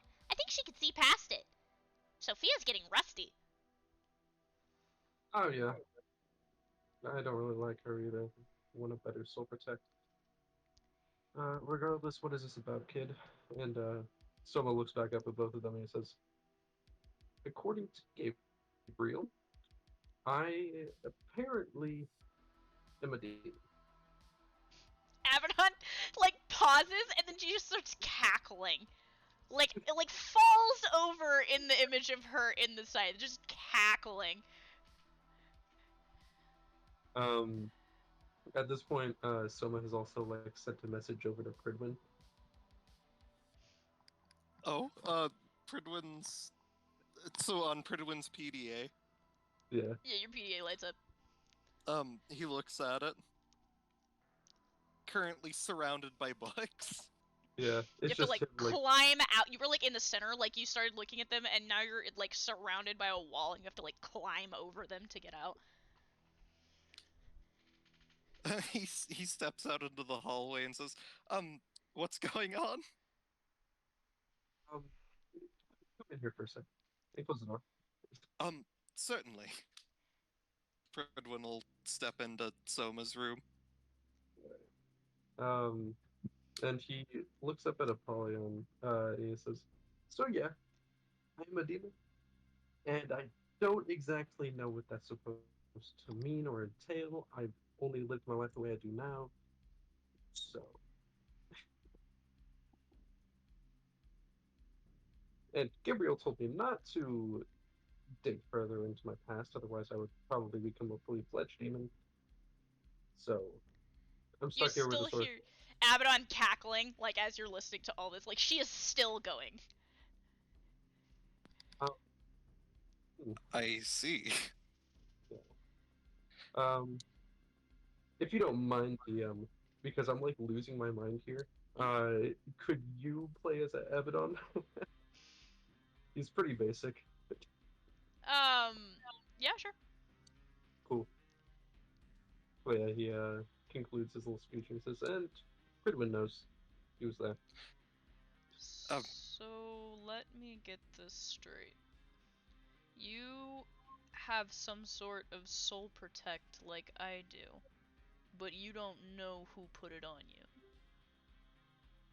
Exactly. Lewis And joined an interest. what do you want my help for? Well, you're a demon. Yeah. I don't What, know, you maybe. think like I know your family or something? I I don't really got think you know. some news for you. I don't really like to hang out with our family line, if you know what I mean. He says, "Well, I don't know. I'm just trying to, even though I shouldn't be digging, I kind of a little too curious. I don't know." If I were to advise, I think everyone deserves to know where they came from, but you should be incredibly careful. Because from the sound of it, if that soul protect goes down, you might very well be in a massive amount of danger. That's true. And if I do get spared, I don't want to become whoever made you a pet. He points to Apollyon. You know what? That's fair. Abaddon's still cackling. Yeah. So, Where's Louis right now? so Lewis, he was in the jail cells with you, and he has been dead asleep this whole time. So he is still technically in a cell. Oh man, Lewis, you do not know what happened. He has no idea what happened. He has been dead asleep in his weapon form this entire time. Oh man. And he has been that way since, I want to say, like, before you all met her in the crown. So, like, he just has been at Herb's side this Yeah. whole time. Herb's just been carrying him. So he doesn't remember anything, rightfully so. Yeah. So yeah, you just waking up in the cell. Yeah. I guess when he's doing that, someone's gonna he come back real quick and he's gonna say, "Well, I did think of one thing. Okay. That memory is a Maishi's memory. Maybe I could talk to her." I mean, stands to reason that she would know something about that memory, unless she blocked it off. That's fair, but I suppose it's worth asking them. Might I ask how I can help? Well, you're the smart one. Maybe you could dig into some research. I actually did grab quite a few books on demons. Unfortunately, my family doesn't really specialize in them, but we do have some information. Wait, Liam is a hacker. Maybe he can dig into some old records about my orphanage. There's a You're knock going on to your have to door. ask him. He walks over and opens it. Yeri is standing there. Hey, Hey, you punks know that Katya's beating the shit out of somebody, right? She's what? Apollyon turns around and he says, Liam, or somebody. Liam? Yeah, Liam, right? She's beating up Liam? That's the mean one with the mask on his face, right? Yeah. Yeah, that's him. Oh no. Oh. I told her that it was fine. Oh, yeah, so she walked down, so she's gonna go have a conversation with them, and then left in a hurry. I just kind of let her. Oh no, I should probably go stop that. Yeah, you probably should, Yuri says, and just walks back to his room casually. Someone's gonna go rushing out to go stop Katya. So you guys start sprinting out the door, and at this point, Pidge, you're like walking out of the garage holding Ein, and Alex is like waving to you happily. And you hear the commotion coming from the courtyard as well, because the courtyard's like the garage faces the courtyard almost directly. And so you guys start walking up, and there's a crowd forming at this As point. the brilliant thinker that I am, I'm thinking I could get there faster Oh no. if I practice the yeet kidney technique. Oh, not the yeet technique. Roll me a d20. Yeah. Figuring out where my d20s got to. Oh god. Aha! A6. Yeah, so, once again, you get your trash can lid. You grab Ein, and you excitedly look at it, and nothing happens. Once again, it fizzles out right as it gets to the explosive. I again, in my with frustration, throw the trash can lid on the ground and huffle him over to the commotion. So Lewis, you wake up in your weapon form. Yeah. That's pretty much your response is ow. You don't feel good. And you realize that you are being carried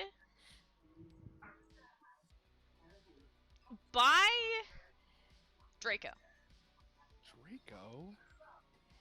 Oh, you're awake. He literally drops you, just straight off of his shoulder. Can I go back to sleep? You could. He has dropped you though, so you hit the ground. My headphone's dead. My bad. Did you say anything? He drops you. Oh. And then I said you could go back to sleep if you wanted to. No. I like slowly get up and dust myself, getting out of weapon form, and I ask him, what happened? It's kind of a long story. I'll let your friends fill you in. It's about this time that you hear a commotion in the cafeteria. They're at it again! Oh, I'm not gonna miss this one! And several students go sprinting towards the front door. Draco's like, oh no. And he starts jogging towards the front door. Yeah. There is somebody on the other side of Draco at this point, you notice. It is a Maishi. She kind of painfully is moving beside him. She is bandaged. The top half of her head and the side of her face is bandaged. A good portion of her arms are also coiled up in this thick white bandaging. She is also trying to move quickly beside Draco.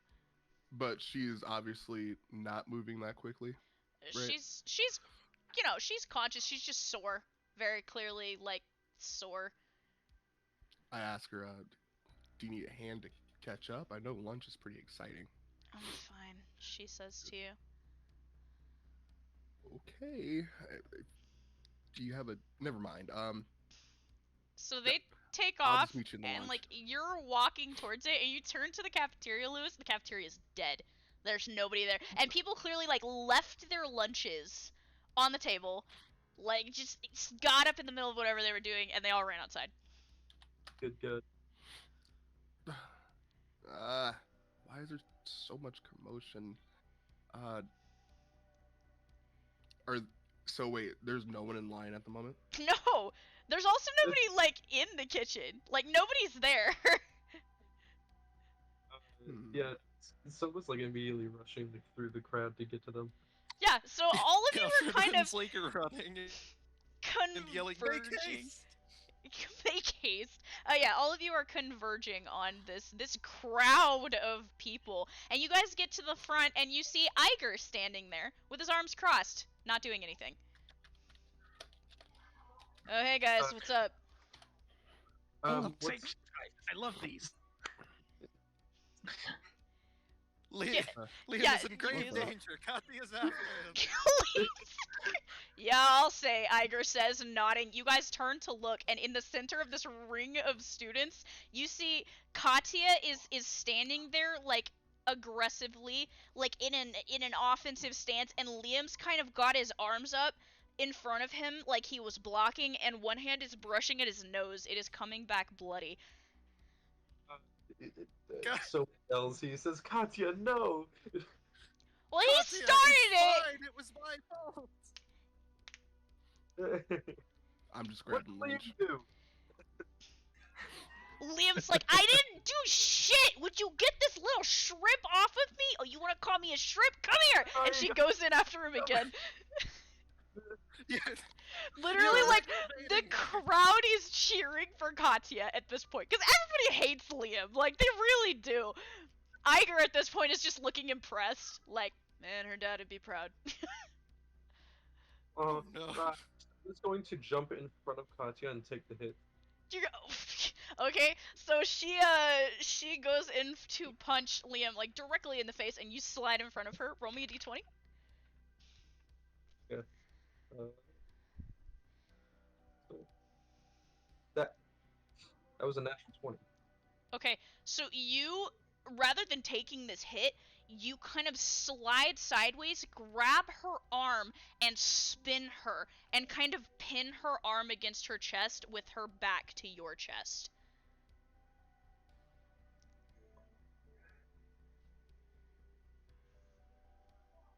Oh wait, I'm sorry. What was that last part? So, like, with your nat 20, like, she goes to punch in the face. You move sideways, grab her wrist, spin her, pull her arm against her chest, kind of holding her, and her back is to your chest, so you're just holding her from behind. Liam is standing behind you, panting. Yeah, he's like, chill, please. He didn't do anything. He started it, she mutters under her breath. Katya. I did not, Liam says, kind of like looking around, trying to find his glasses. Pridwin like runs over out of breath and says, "Katya, please. He didn't do anything." He was being mean. Nobody likes it when he's mean. And somebody in the side ground goes, "He's got a point." Certainly, but You hear like a low chanting amongst the crowd going, "Let her go. Let her go." Like building up slowly. no. Somebody yells out, he's like, he's always mean. Who cares? That's just how he is. Liam says, "Hey." It's Arguing, I'm a right. part of his charm. And you know what? It's a part of what makes him who he is. Lewis is literally coming out of the cafeteria holding like a thing of fries, watching. Draco and Amaishi have like made their way to the front of the circle at this point. Amaishi's just like shaking her head and smiling proudly, and Draco is just kind of like rubbing at his temples. What did he do this time? Draco asks. Katya says, he mentioned Dad. He was being mean about it.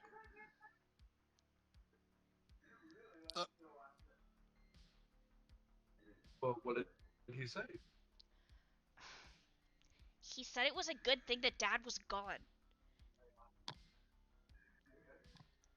That is incredibly rude. Turning to look at Liam. Wow. No, so someone doesn't say anything, but he turns over and like looks at Liam. He's like, "Did you?"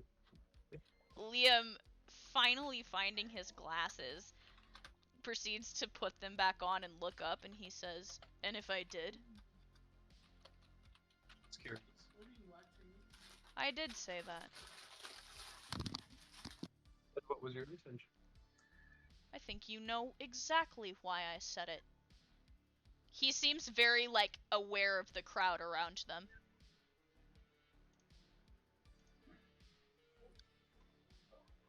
Wait.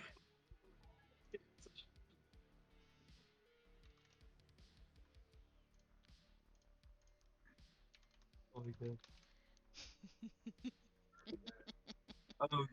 Anyway, he looks back. He's like slow, like he's like visibly showing that he's slowly loosening his grip on Katya. What, you wanna air it in front of everybody? Things that people aren't supposed to know? You wanna tell them why you've got a seal on your arm? Liam says, getting more aggravated as this is happening. He like stands up and lets go of Katya a bit, like puts an arm in front of her, and he says, what's your deal?" Look, I didn't say it to be mean. I was saying it to be matter of fact.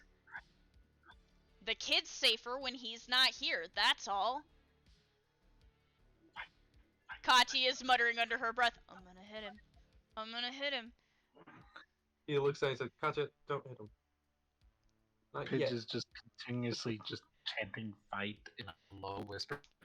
She's not the only one. There are multiple people in this crowd that are saying fight, fight, fight under their breath. Lewis is also saying fight With a mouthful of fries. with fries in his mouth. Yep, there it is! I Oh, don't know God. what's happening here. Who's Liam? Beat him up! Good. Liam is looking at you haughtily. Iger is standing there, and Soma, you would know this for a fact, Iger cannot step in. Yeah. If it is an official fight. So, he looks like he wants to do something, but he can't. Yeah. No, he just walks up to Liam and he says, "Just, I don't really care." Be careful, Liam. She has a strong right. Whatever's happening. What did you say? Someone says that he just walked up and I don't really care. Yeah, well, tell that to her, she says. Aren't you supposed to be looking after her? I am. And Not I'm very she's not well. such a- And even though you have opened up to us about why you're so mean to everyone, why are you still mean to all of us? It's not like I do it on purpose, I just point out the obvious, he mutters under his breath. Okay. Besides, aren't So, you how the about one this? who threw smoke into my room the other day? You want to talk about that? Why do you think I'm mean? Because people are stupid and jerks. Alright? I just point out the obvious and I give it straight back. One, that was Pidge. But also, two, you kind of had it coming by acting like it. That's just my opinion, and probably the opinion of everyone else in this crowd. Oh, I miss Douglas. He's nicer than the lot of you. I'm a nice guy. But you're making it really hard. Pridwin, Katya standing next to you. I'm gonna hit him. I mean, I would say that you shouldn't, but honestly, if he's disrespected you... I mean, just point out the obvious less aggressively. Eating more fries. Liam's now standing, or Lewis is standing next to fucking Draco and Amaishi, just eating the fries and saying this from the side. Someone puts up his hand to just basically like, keep Pridwin, Katya out of it. He says, "Listen, I want to give you the benefit of the doubt. I don't want to be enemies with you, so I don't care how you treat everyone else. How about we just start fresh? Not enemies, not hurt each other all the time." Because Is this Apollyon talking or Soma? This is Soma. Okay. Apollyon doesn't care. He's like, Abaddon, like, is chanting in Apollyon's head, fight, fight, fight, like, with everybody else. yeah. I'm throwing a fry at Soma. Get out the way! Bad Do DM. it. Madam Dean, I'm sorry for interrupting, but I just wanted to come in here and say Lewis was never canon. Gaslight him all you want. What? Yep. Huh? What? Words of God. Lewis isn't Goodbye. real. No. Never real. Lewis was Dragon Ball GT. It never happened. What? What? Goodbye. Goodbye. You told me you and me versus the world. No, it's just you. No, it's just you. But In fact, it always was you. no. Maybe he was just something your mind made up a lot like herbs so that you could deal with the trauma of losing your brother. Did you ever think about that? No, you only think about yourself. What? It's you and the It's world, my and fault? the world is winning because you're not The real. world's winning. No. Roasting the shit out of Lewis. What happened? Why did the other Lewis just come back and tell me he didn't exist? His voice in your The head. crash was 20 years ago. You have to let What go. happened? The other Lewis just comes back. Hey man, I don't exist. Leaves. Paul, I don't exist. He doesn't elaborate. Ugh. I dropped my fries. Oh fuck! Oh god. No. So like, where even are we? Yeah. So you asked Liam to start fresh, right? That's where we're at. Yeah. I threw a fry at Soma. Lewis is like, get out the way! You know, someone says he's like, I protected you. You know, everyone should stop being mean to you, but also you should stop being mean to everyone else at the same time. I don't know. You'll get it. It's a process. Look, being friendly isn't my strong suit. But if you wanna... He sighs begrudgingly and glares at Katya. If you wanna clear the air between the two of us, then that's fine. Pidge is on my list, though, he says, Right. pointing. This is a good step. And that's completely fair. She did get you out of your room. She did smoke you out. So, that's fair. No grenades for you then. And make Lewis your target too. No, You go after Pidge, you're after me. I throw another fry. Liam turns. We're in an official fight ring. You want to make that? You want to make that real? Yeah, Pidge, you want to make that real? I said I wasn't going to give him a grenade. Oh. Liam's Well, aggressively looking at you, Lewis, not Pidge. Pridwin's finger turns into a nozzle again, and he points it at Lewis and says, I can hose him down real quick if you want. What? I'd I actually hold my like to hands see up that, and mock Liam surrender. says. Draco also says, I would also like to see that. Mock surrenders, hands up. Please. You already know what Pridwin These does. are my new clothes. I don't want your hand juice on me.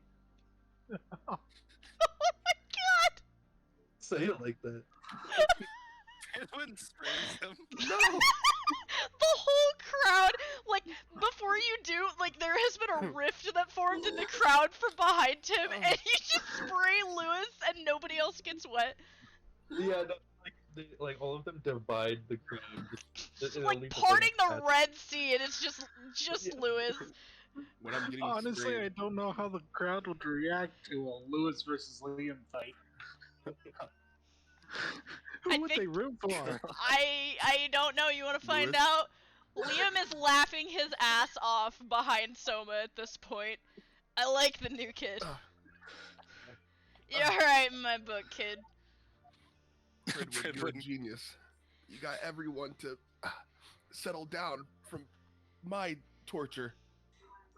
Nice. You did that knowing everyone would relax, Yes, I- Lewis. Yes. right? Yes, that is absolutely what my intention was. I'll So have at to least go the back. de-escalate. chanting has stopped for now. Like, at least there's that.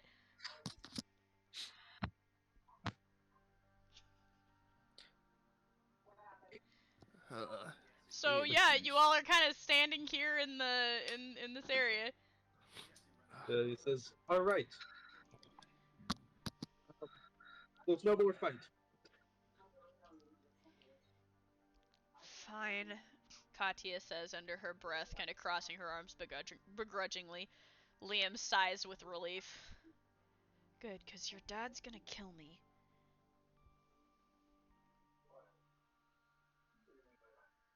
I'm just still laying on the ground in the Yep. puddle. Pretty much. Yeah. The In crowd the puddle begins of pain and to like disappointedly dissipate. You hear murmurs from other people like, "Did you hear about that attack last night? Did you hear about the undead cowboy walking around in the halls? Yeah, I heard something about that." Oh god. Undead cowboy? No. He's here? Are you gonna stop the person that said this? Yeah, he's gonna stop them and say, "What was that you said about an undead cowboy?" So you approach. Oh, It this is is- Jaden and Haru. Jaden turns to look at you and squints at you. Hello? Peach jumps up behind Pridwin and goes, "Does he still have that repeater? Such a nice guy." This is an AB conversation, so you can see yourself out, she says, making a face. I'm very sorry, but I beat the cowboy in a game. She just blinks and looks at you in confusion. He pulls out the get out of death free card and like shows it to them. He gave me this. I have no idea if it actually works. Oh, you could have traded that for that gun. Would have been such a nice gun to don't- have. I don't Modify think he it would have given up the gun. Jaden has no idea what to say at this point. She's just staring at you like dumbfounded. Silver calls over to him. He's like, "Hey, you're sounding crazy. Get over here." It was a full. Don't worry. I only won because it was a full moon. And Pridwin She's walks making away. even more confused a face now.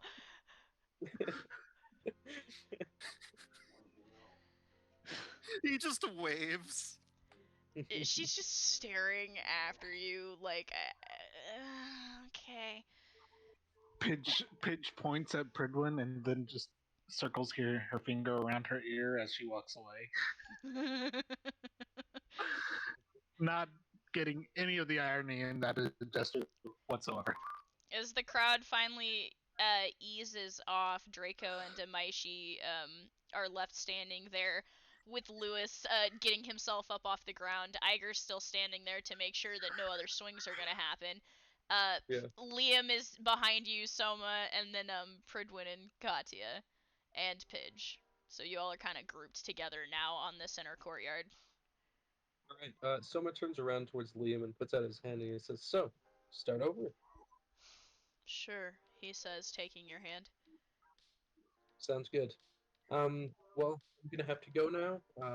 I hope Katya doesn't throw any more punches. I need to talk to Maishi over there. Apollyon, like, who is kind of been hovering in the background, goes, "Didn't you want to talk to Liam?" Yes, I did. But I'll get to that later since, over there's an opportunity I need to take. And he, like, rushes over there.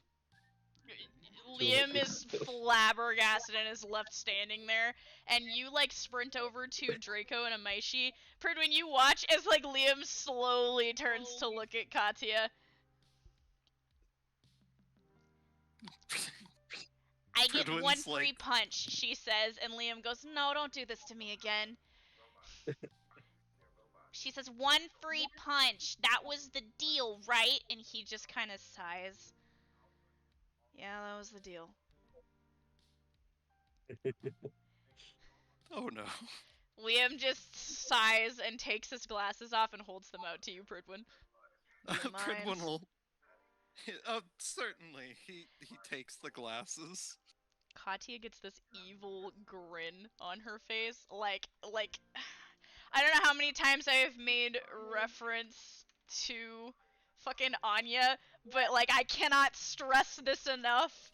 She makes the Anya grin as Liam does this, and before he can even prepare himself, he kind of turns and starts to lift his arms, and she just decks the shit out of him. Like, so hard that it sends him sliding backwards. He doesn't fall because he managed to brace just enough, but it knocks him back like a good 5-6 feet from where you were. It also throws his mask off. For the first time, Pridwin, you see beneath his mask. His mouth has scars on either side of it, widened into that Glasgow smile. Very old scars. He grunts, trying to regain the air that was just knocked out of him, and then scrambles for the mask and pulls it back on. Are you happy now? Yep, I'm happy. And she goes over with Soma. Pridwin hands Liam's glasses back and says, "I'm very sorry that you had to suffer her wrath." The bane of my existence was the day fucking Douglas taught her how to box. He's like putting the glasses on. Soma would absolutely agree. Yes. So Soma, you have run up to Amaishi. She looks confused. He walks up to her and says, so I have a question. Is Nick Saris here? Yeah, she was around.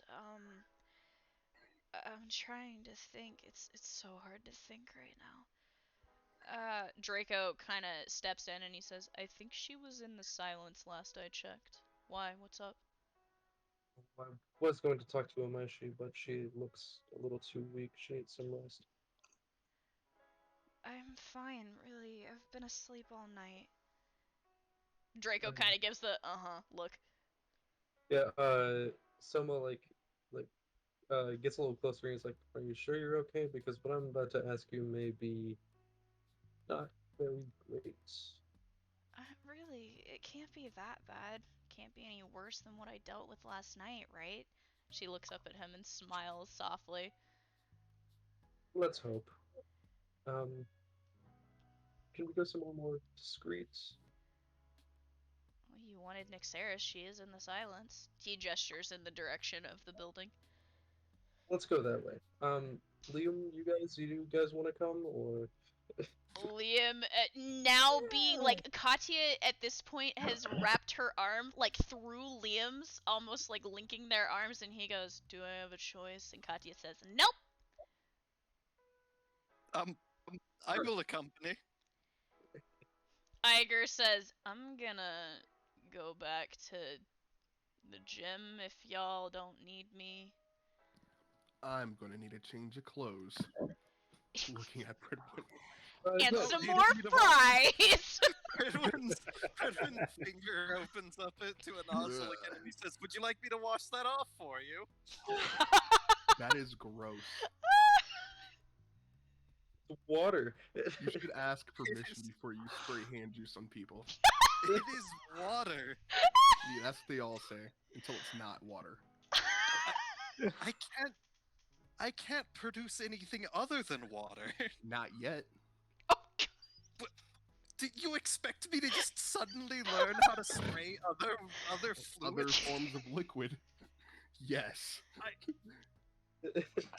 Your hand thing that you got going on there. It's gross. How Except the part where dare you put it in a Katya, bottle. Katya looks at you, Pridwin, then she looks at Liam, and then she looks at you and she goes, "You want me to punch him?" Please, please, please. Pridwin just points the hose at him again. I think I can handle it. I'd Okay. rather get punched. It's like an annoying cat. Too late. He No. sprays him again. I'm changing my clothes at the cabin. At this point, Apollo is right behind Lewis. Yeah, so you go to turn around to start walking away, and you turn directly into Apollyon. Apollo looks downwards at Lewis and he says, "Hi." What? Can you dry me off? Or Abaddon, You do wanna you come have with your me? scythe out, or do you have it hidden? He has the scythe out, yeah. Yeah, so you, Abaddon's smile, that toothy grin, spreads in the scythe again, and you hear her say, to you, I think you should let her punch him. I really do. you think so? Oh, I really think so. Maybe I should go ask her to punch me. Yeah? Yeah. You Maybe that you kind of should. crazy? I asked the What was the little girl's name? I keep forgetting. Katya? No, Tatia. I was gonna say Tatiana. I asked Tatia. Apollyon wants to get punched as hard as you can. She squints up at Apollyon slowly. That's what her sight told me, right? As hard as you can, you say. Oh. I slowly keep going. I keep going. I don't stop. I don't stop. Apollyon's gonna try to block your path with his sight. Katya slowly unlaces her arm from Liam's. As hard as I can, you say, huh? She starts cracking her knuckles. I keep my eyes closed. Lewis would you starts like praying. assistance? But Can you assist me? That sounds like a lot of fun. She holds her hand out. He turns into weapon form. I Lewis, have my fingers crossed. Lewis, I didn't realize you were trying to do some survivability training. Lewis, roll me a d20.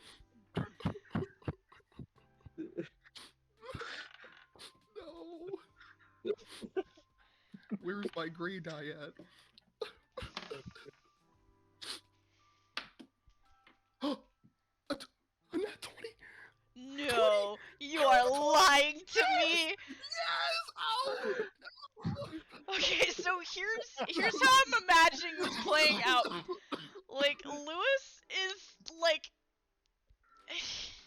he sees Katya I'm and good. I rolled a 20, babe.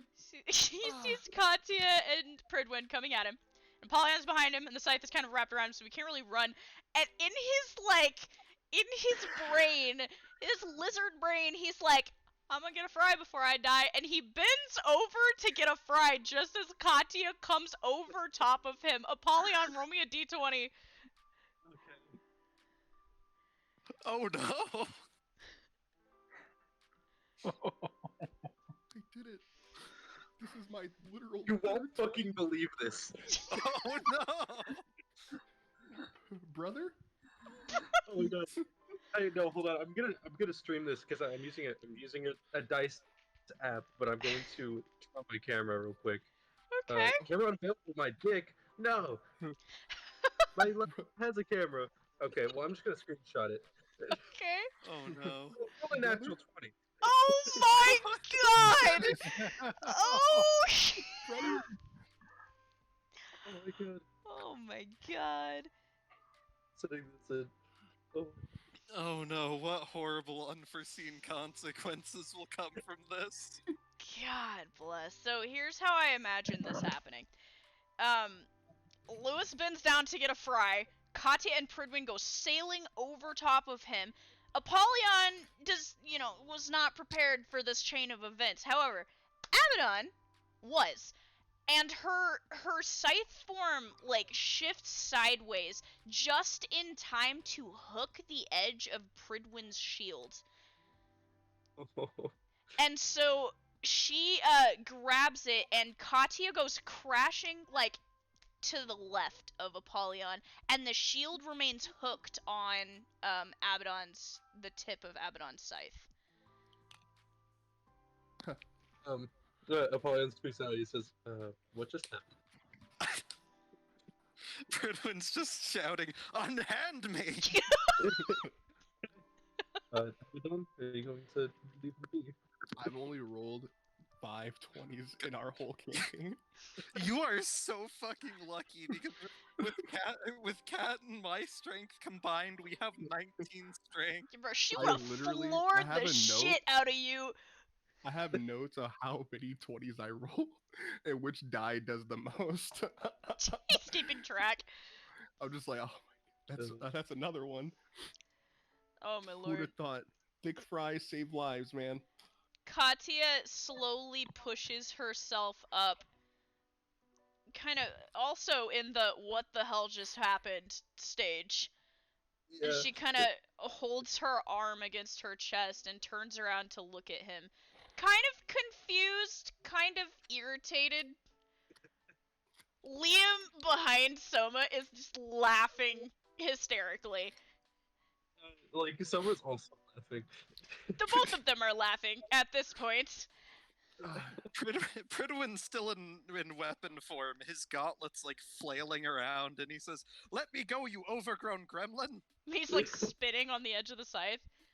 Uh, That's not very nice. I'm not a gremlin. Do I look like a gremlin to you? Gremlins are tiny. I'm bigger than you are. Apollyon You speaks up. act like one. Apollyon says, "Please don't insult her. She's gonna get worse." She's not a gremlin. I'm gonna put Keep you going. down Now you feel her teeth dig into the side of your shield. Think I'm gonna put you down Ow. if you call me a gremlin? You wanna fight? We can fight right now, buddy boy. You got your weapon and Meister partner, and I've got mine. Do you want to go? Fight, fight, fight, fight, fight. It's like, Iger, who has been walking away at this point, sighs and turns back around. And I'm back.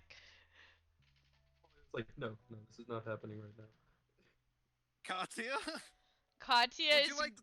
grumbling and starts walking towards you, kind of rubbing at her arm. What? Why are you up there? Get down. I You look can't. ridiculous. Apollyon is going to demanifest Abaddon, and he's just gonna like fucking rip it, like just cracking some of his bones, and cracking some of his knuckles. He's like, "I'm gonna go take a very enthusiastic walk with the woods." Apollyon, roll me a d20. We're gonna see if you can demanifest Abaddon when she's pissed. I roll a 10.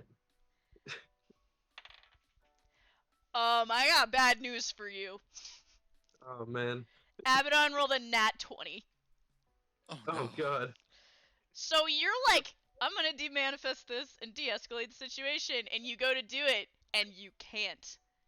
You see the eye in the scythe is glaring at you, and she's mad. Not just like goofy irritated, she's mad. Apollyon looks down at Pridwin. He's like, "What have you done?" I'm going to teach Abaddon. this demented abomination a lesson. Demented abomination! I'm gonna kill him. I'm gonna kill him, Apollyon. Okay. Your tiny little teeth wouldn't even be able to pierce this shield. Yeah? Well, your thick ass shield can't hardly move around. I'm surprised Katya can even pick you up, you fat ass. Does How Pridwin still have his dare medical you? bag on? Pridwin's... Oh wait, Pridwin probably would have turned back by now. Yeah, he has it. So you have turned back into human form, and your arm is in Abaddon's teeth on the edge of the scythe. Like you are just hanging there. His Apollyon. arms Apollyon. in its mouth, you say? Yes. Oh no. His finger's gonna turn into a nozzle. Oh no. Disgusting. Wait a minute. I want to ask you, are you sure you want to do this? This is normal water. Okay. So there is other fluid. There is other fluid. Yeah, cause that would have turned into a whole different ballgame really fast. No, he would not have you. He knows better than to use holy water on a demon, So you especially one that he doesn't want to murder. You can change your water. Not to mention, he's also a fear demon. Yep. Oh So man. it's just water. I'm not trying to kill them. At this point, like, Katya is standing next to you, Apollyon, and she just kind of looks up at you with the really look like, and then looks back at Pridwin and Abaddon. Yeah, no, Apollyon looks down at her. He's like, "I don't know what's going on." I love at this point the two Meisters like want nothing to do with this fight, and the two weapons are like. Abaddon's like, if I had fucking legs, I'd be all over you right now. I wouldn't even need him. I could do this by myself if I had legs. He's like, You couldn't even knock me over. Yeah. Oh my god. Are someone and Liam just laughing in the background still? Just laughing. Okay. And then Pidge, you're watching all of this go down. Are you eating a candy bar? Like, what are you, what are you doing upon seeing this?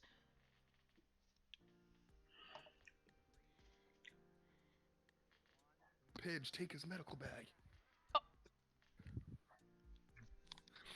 seeing all this going down, Pitch decides now's a good time to go practice. Now is a good time to take his Getting medals blown back. up. Oh, well, Pidge is going off the train. Abaddon like starts growling like a freaking dog around as she's like digging into your gauntlet. As Oh, as you know what? Abaddon growls and digs into his gauntlet, he's going to activate the hose. Oh no. Oh no. I mean, Apollyon's going to walk up into like right between them, like not get in the way between them, but like in the area. He's going to grab the grenade that Pidge gave him a while ago and place it on the floor between them.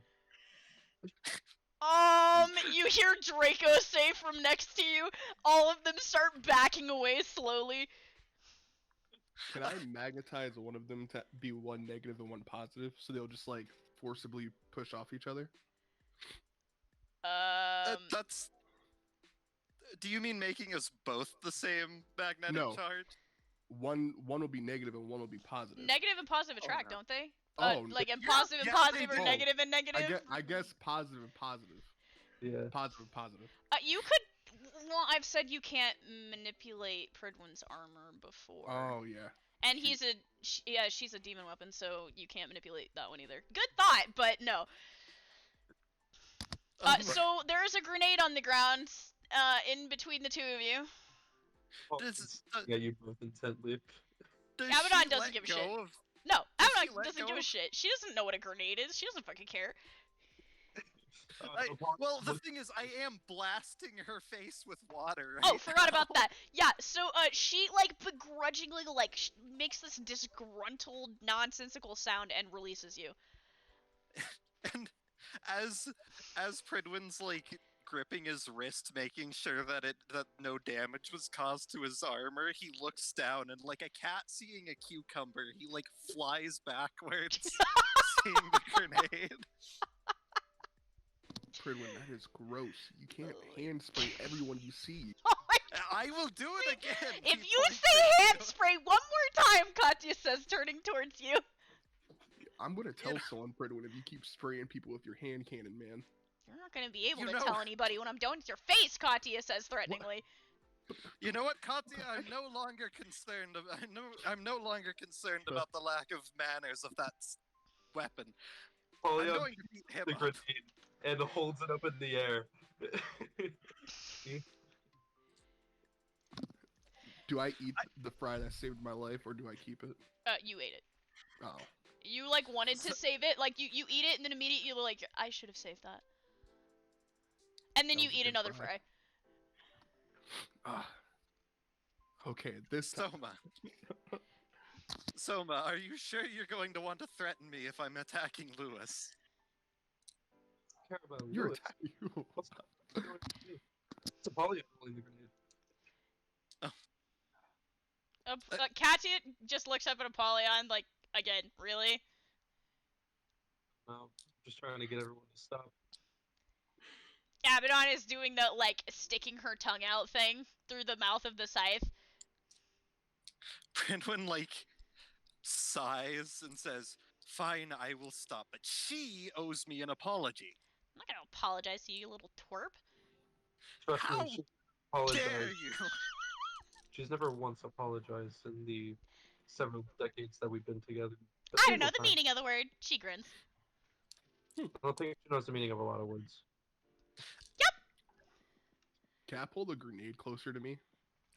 No, Apollyon's holding it in the air. Oh, what? Give it here.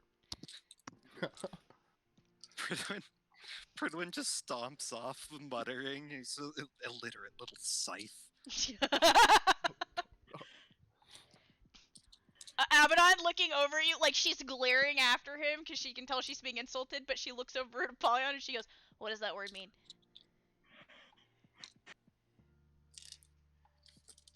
I think he likes you. He had a good interaction. Is Apollyon gonna answer her? Wait, I'm sorry, I didn't even know what. Yeah, Abaddon, like, so Liam muttered that, Pridwin muttered that under his breath as he's, like, stomping away, and, like, Abaddon was staring after him, knowing she's being insulted, but she immediately looks at you and goes, "What does that word mean?" worry about. Wait, what was the word that he said? Illiterate. I called her illiterate.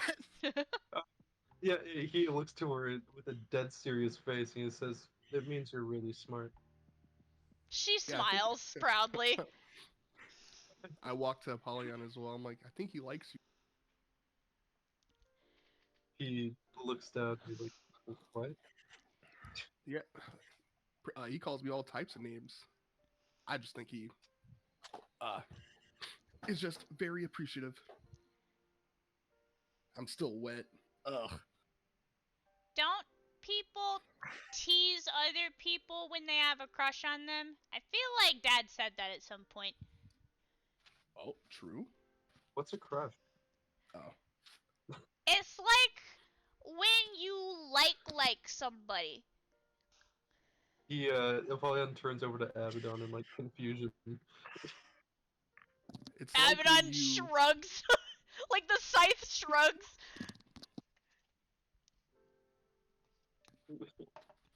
It's like how Dad and Mom like each other. You've never met Mom and Dad, have you?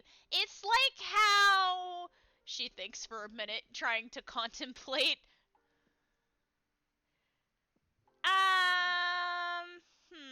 Who likes each other? And she starts looking around the circle. It's like how that one, She points at Amaishi, forgetting her name for a second. That one likes the other one. oh. The other one? Yeah. Who's the Yeah, other one? with the blue hair. Draco blinks.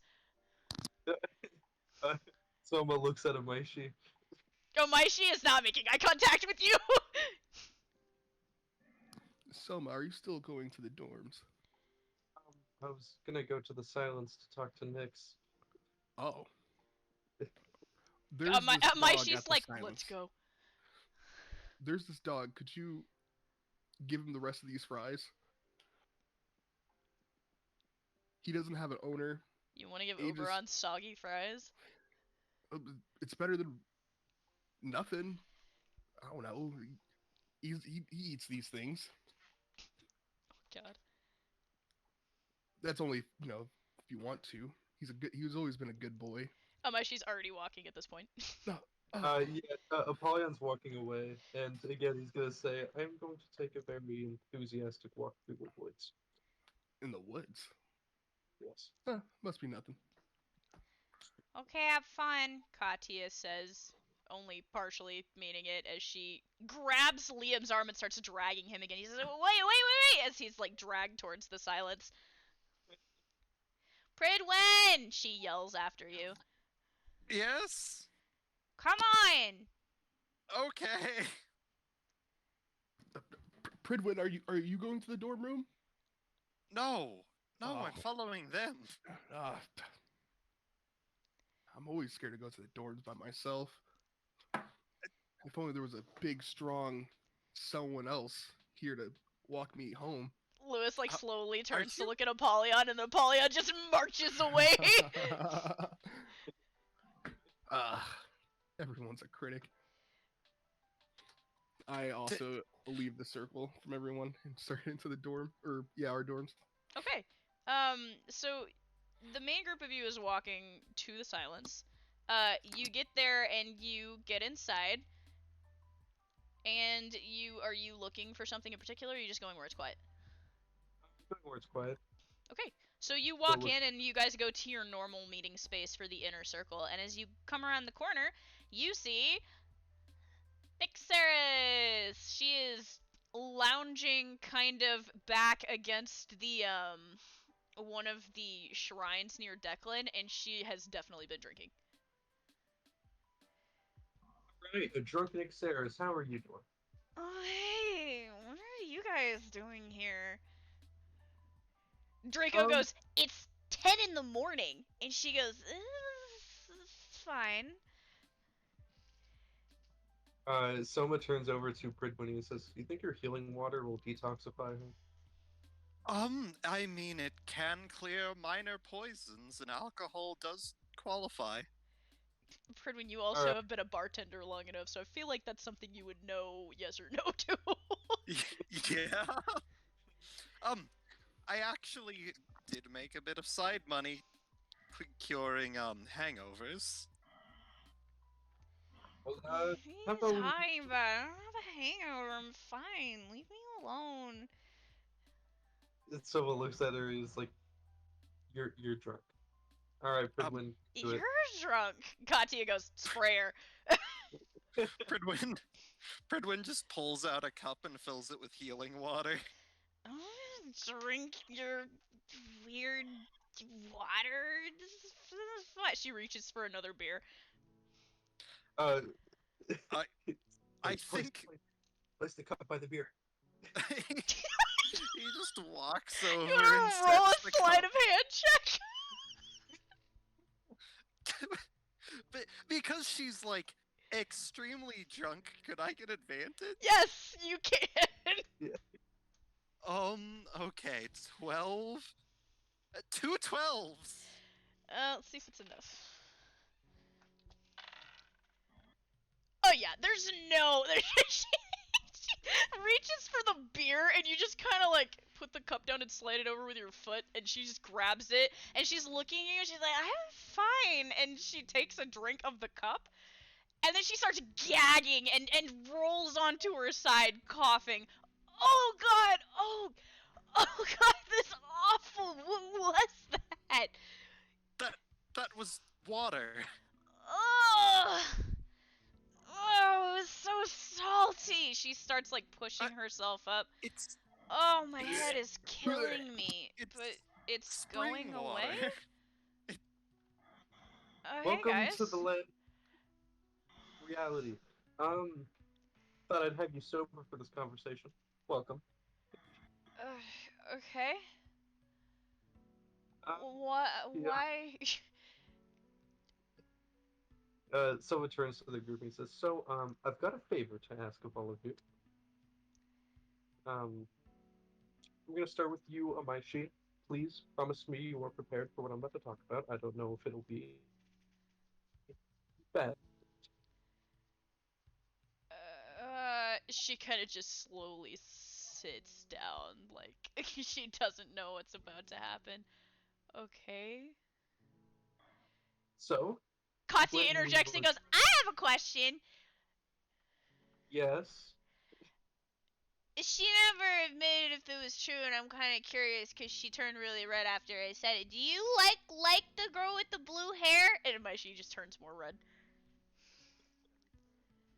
um, uh, anyway, I think we've all got our answer there. So, how do I explain this? When we were trying to sever the crown from you, um, we ended up seeing. I ended up seeing some of your memories. I'll let that sink in real quick. Let me get that straight. So I don't really remember much of last night. You entered my inner room and Uh-huh. you saw shit. Yes. Okay. And what Okay. exactly did you see? I saw in a memory involving a matchbook a girl with pink hair and a tail. She thinks. Doesn't really ring a bell. Anything at all? Because it's there. It's in your head. I mean, I could I could look, I guess. Maybe is she connected to you somehow? Maybe you triggered it somehow in my memory. He like stops me and says, don't worry about it. That memory probably is best left alone." Um, Well, now you've got me curious and I kind of want to know, she says, squinting. uh, think back on the memory. He's gonna say, "Trust me. Don't look back at the She is already closing her eyes, I- trying to figure it out. Next, I believe if you can't recall it, it may have been a repressed memory. No, so no, Nick says, like, holding her hands out. Yeah, stop What are her. you Please stop doing? her. She says to you. I'm trying to figure things out. She repressed those memories for a reason, she says, holding onto Amaishi's shoulders. Come on, don't go in there, don't go in there! you need to be very certain you're willing to confront them if you're going to try and dig them back up. God damn it, she's already in. Look what you did. Oh, She no. says to you. I told her not to. Yeah, well, you didn't do a very good job of it, she says. I tried my best. Anyway, should we do something about this? I don't want to on my hands right now because I already have a lot. We could try and go in after her, I guess. All right, We're going back in. we're going back in. Well, at least this time we don't have to go through the meat maze. Oh god, that was horrible. Every time that phrase comes up, it kills me. Sorry. Okay, so Yummy yeah, prison. they start. Nixeris kind of shifts and she puts her hand onto Amaishi's shoulder and she looks up at you and she says, "Who's going in with me? I'm not going in by myself. I think that might make it worse." I'm going to go with, but anyone infected with black blood should not. I'll go in since I know that I'm still fine. So Pridwin, Soma, Nixeris. I guess that leaves me out, Katya says, and Liam says, "Don't look at me, I don't want to go in there." Alright, I'm ready. Okay. And Nixeris kind of she reaches over and she holds her hand out to you, Soma. Yeah, takes it. And he reaches his hand out to Pridwin. So before you reach out to Pridwin, you feel this spark. It's not a bad one. It's a good feeling. It's the feeling of when like you've been pulled toward Sadie's hand or you've been pulled toward Herb's hand. It just feels good. Like your wavelengths instantly match. He looks down at it, sort of confused, but then turns back at Pridwin, holds out his hand. Pridwin will take his hand. All of you grab onto each other, and Nixeris already has her eyes closed and is focusing. Pridwin, you haven't really been in anybody's in a room except for Maishi's during the hellscape, so this should be fun. Yeah. You guys start trying to go in, and because there's 3 of you, well, 2 of you that at least know what you're doing, it is not difficult to break through Maishi's barrier, so to speak. In fact, she's not really put much of one up. It's only a slight block. And you feel that tunneling inward sensation of being pulled. You show yourself, kind of all 3 of you landing at the same time in an area, like a street alleyway. And Nixeris goes, "This isn't Amaishi's normal inner room." Someone's going to look around for any familiar buildings. Yeah, does this street look familiar? It looks familiar to Soma. Oh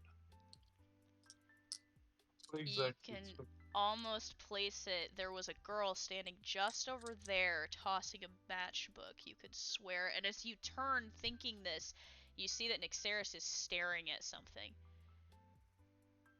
Next, this is the memory. This is the memory I wanted to keep her away from. There's a house in the middle of the city. It's a beautiful, large house, and it looks fine. Yeah. You start to approach the house and you hear a banging. You're kind of coming up to it from the side. There's a banging, and you turn the corner and you see Amaishi, who is beating on the door of this house. He calls out to her and says, "Am I she? She jumps. What the hell are you doing here?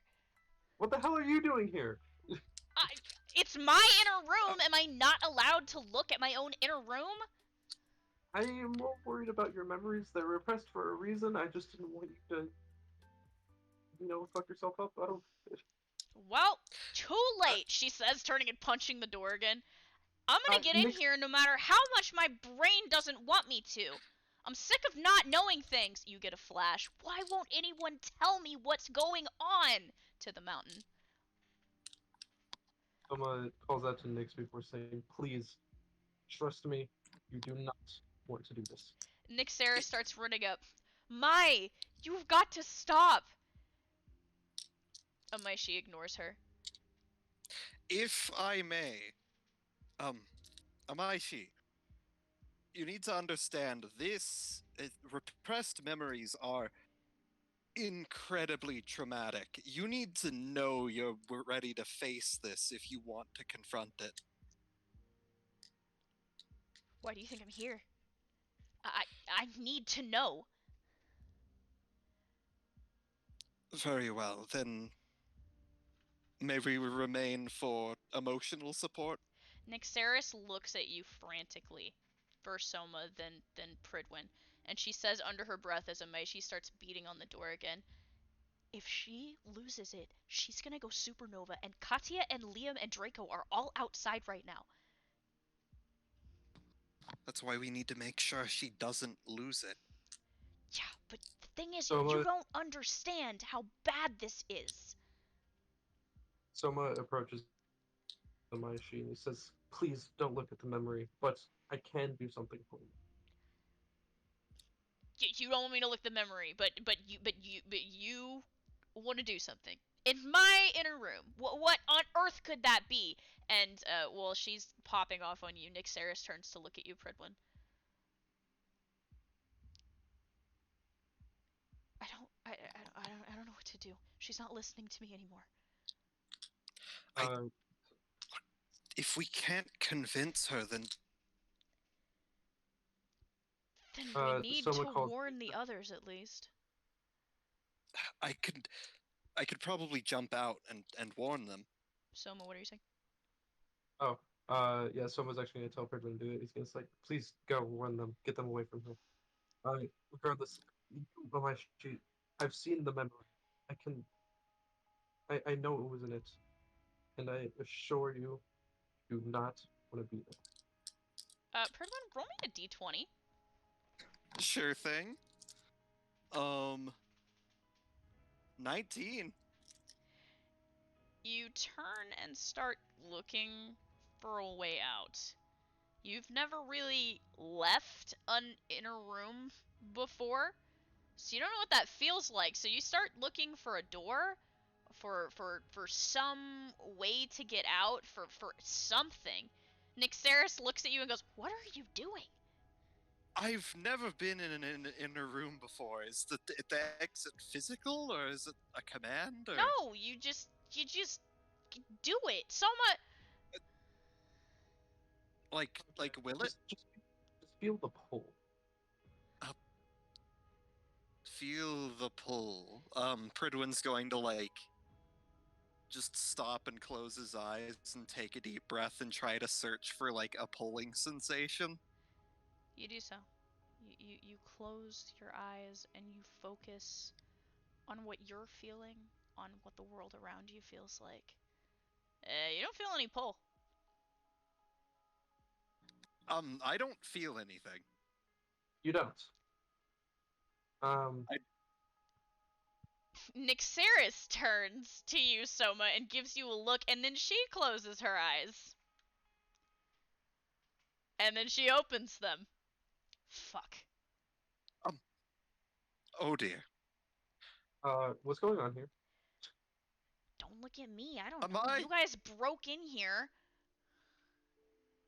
Could you try pushing one of us out? Sure, whatever. She turns to you and she starts to close her eyes and wrinkle her nose. She opens her eyes and looks at you. So I've got some bad news. Are we stuck inside of your head? I How don't does that think even happen? I don't think I'm conscious anymore, she says.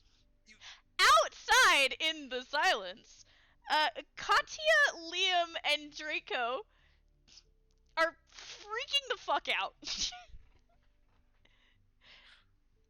What is going on? Just throwing that out there. Nobody else is out there, so y'all don't know.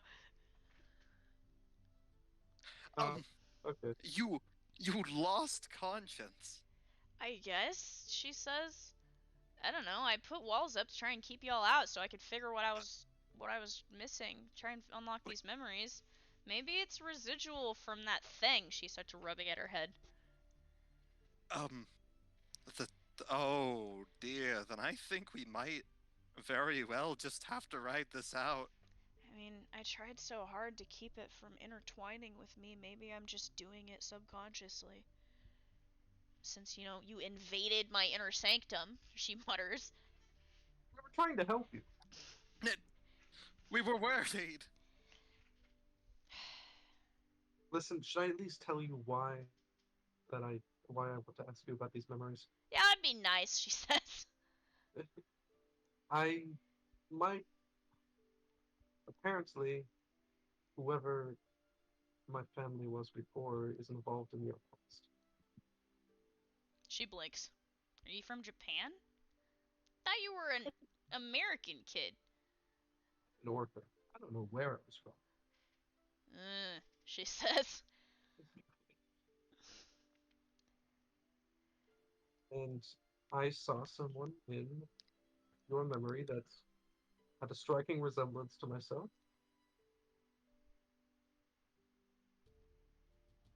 And I learned some things from Gabriel that I would go into. Alright.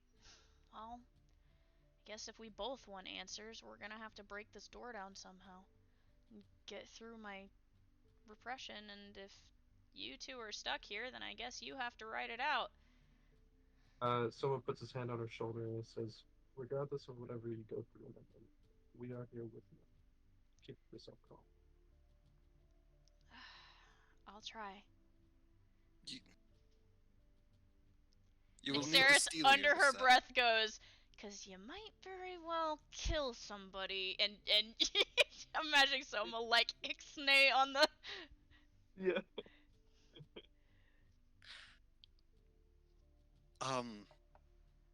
Well, I suppose the best way to try to enter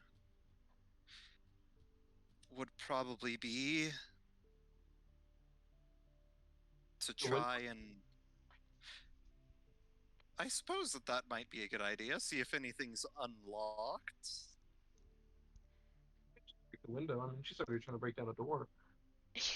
If think not, about you that. might... If that doesn't work, you might very well be able to will it open if you're determined enough. It is your room. What if there's a back door or something? Nick Sarah says. Not like a literal back door in the house, but like a way to get through the repression through something else. Like, I don't know, like another memory? I mean, this can't be the only thing you've repressed, can it? Amaishi looks at you and says, "What did you see when you were in here last?" The light My... bulb. Yes, What? the first memory that we encountered, it was... There was, you were with people in a house, and a light bulb fell, and it was... You were calm. stirring soup. Does any of that ring a bell? She closes her eyes and really focuses. Somewhere behind you, Pridwin, you hear the squealing of a door on hinges. He turns around to look. So, you see a door on one of the buildings next to you has opened. I believe we found our back door. All right. Should we go? This is weird. Nyxera says as she starts approaching it. This doesn't look right. And she kind of like steps through the doorway. Wait for us. You guys follow and you step through this door. It looks like an old warehouse door that is squealed open, but as you step through it, you find yourself in a kitchen. Ah, I'm assuming it looks familiar. I remember this. Amaishi says as she walks toward the stove where something is boiling on top of it. It looks very familiar.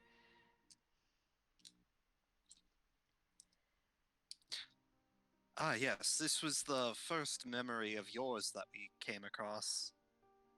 This is when you found your powers, Nyxera says, turning. You told me about this when we first met. You thought it was the funniest thing.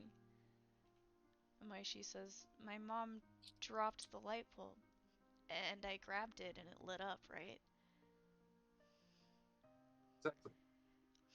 None of the events happen, but she's walking through this room, brushing her fingers on the counter, and she says, what else did you see? Something other than that house.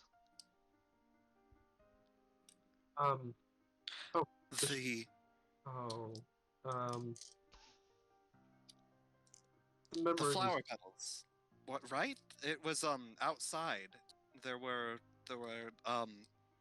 cherry blossoms falling. Nyxeris, like, reaches her hand outside of the window and gathers some of the falling cherry blossoms in her palm. They always were your favorite. Amaishi smiles sadly. Soma looks at Elisha and says, I will warn you that the memories only go down infinitely. That makes sense, right? Nyxeris says. I mean, she has different levels of repressed memories. If the house is the worst one, the one she can't remember, then it stands to reason that if she can unlock the other ones, maybe we can get to that one from here somehow. I would imagine we need to follow the chain of events. Well, the problem is that the next event is the matchbox. Then maybe we need to begin at the end. Work our way backwards. The shard. The Okay. shard. What shard? Amaishi says, looking at you confused. The mountain. Training. The mountain. It was a few months ago. We went on a hike, right? Yes. You feel a strong wind blowing through the open window, much, much colder. A harsh cold. All of you shiver. Nyxeris looks out the window again, and it's not a cherry blossom tree. This is trippy, she says, and she starts to climb through the window. Soma joins. You guys, This reminds me of a movie. you crawl through the... I'm doing my best here, Liam, okay? Crawl through the window, and instead of, stepping out onto, like, the sandy area that the window had portrayed, you are now standing on the mountaintop. Right, the throne. I've hiked up here a couple times. Why are we here? She says, looking at you. Nyxeris is looking at the ground. Soma looks at Nyxeris and says, do you want to take this one?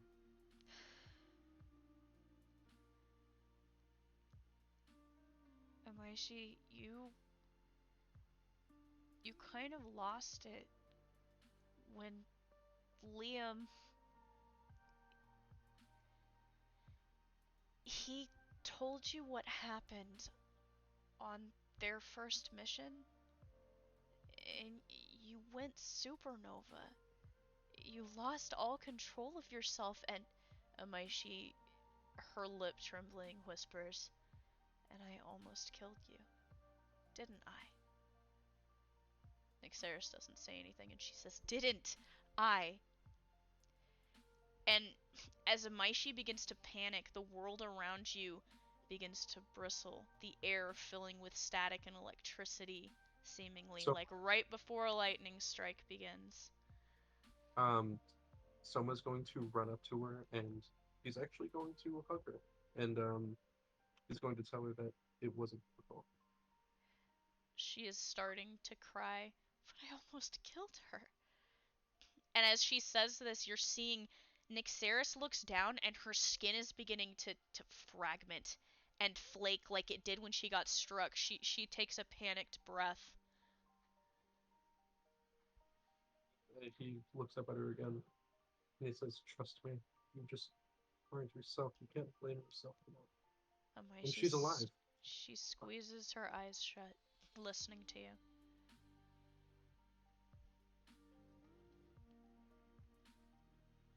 Nyxeris closes her eyes. You're entirely focused on her, Pridwin.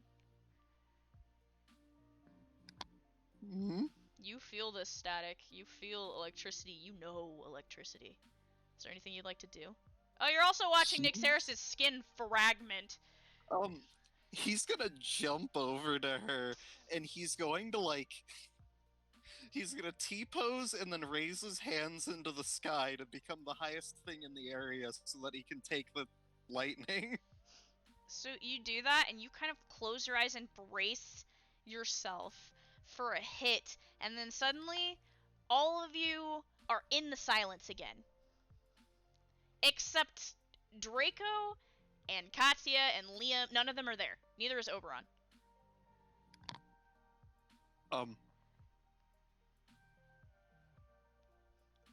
Amaishi opens Pridwin's her gonna eyes. look around.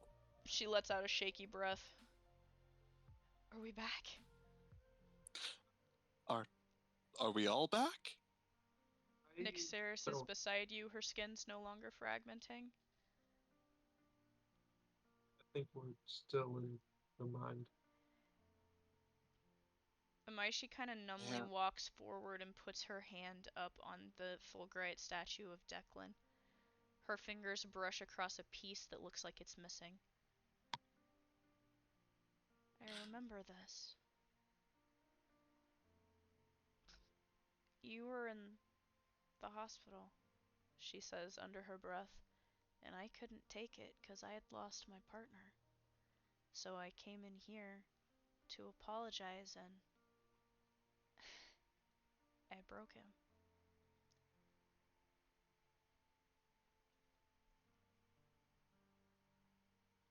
Once again puts his hand on her shoulder. He doesn't say anything. What's the next one? I want to leave this place. Next one was an alleyway. There was a homeless man picking through the garbage. Found a can of beans. Can of beans? That sounds so... And then her eyes open. She starts to gag, turning away from you. And as she does, you hear the doors of the silence open. This is where it's going to start becoming painful. As if that wasn't painful enough, Nyxeris says under her breath, starting to walk towards the freshly opened doors. Trust me, it's going to get bad. Amai, you're going to need to brace yourself. Okay. The next two memories are very painful. She And takes a deep breath and starts through the doors of the silence, and you're back in the city streets. An alleyway. This this doesn't look familiar to me. I mean, I've been in a lot of alleyways in my time. I really have. She starts looking around. Soma begins digging through the trash. The sound triggers something in her and she turns, her eyes wide. It's in there. He pulls it out. She slowly moves towards it. reaches to grab it. He hands it to her. She tilts it in her hand. That's why I was gagging. It was one of the worst things I've ever tasted in my life. And then she looks up, and just as she looks up, there's that angry man directly in her face, in between the two of you, so you didn't even see him walk up. He was just suddenly there. Amaishi barrels backwards, stumbling into Pridwin, falling to the ground. Pridwin's going to try and help her back to her feet. You reach for her, but instead of Amaishi, instead of the adult version of Amaishi, you see a little girl with long white hair, looking dirty and ragged. The kimono she's wearing is ripped and torn and covered in layers of dirt and oil. Nyxeris blinks. My? The man is screaming at her. The same things you heard from the night before. You murderer, you should have died with the rest of them. Look at what you've done. The girl is bawling up. Someone's gonna rush behind her. She's just in this ball, and as you watch, electricity begins to crackle around her body. She grips her hair tight, her eyes squeezed closed, and it begins to intensify. The man looks at her and then begins to run frantically. She's gonna kill me next!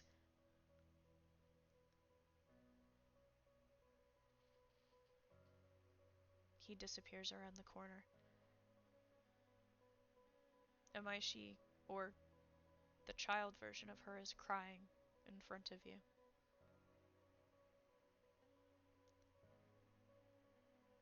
He kneels down and embraces her again.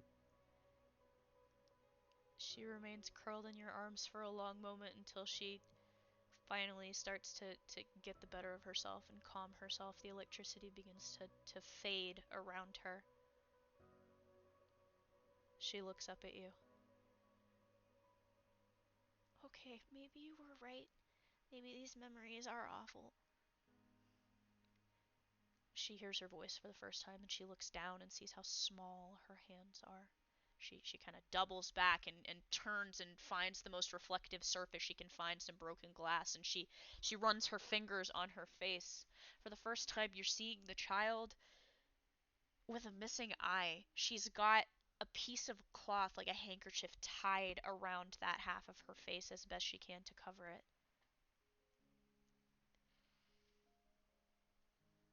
Someone walks up to him, puts out a hand to help pick her up. She takes it. She's even smaller than Katya.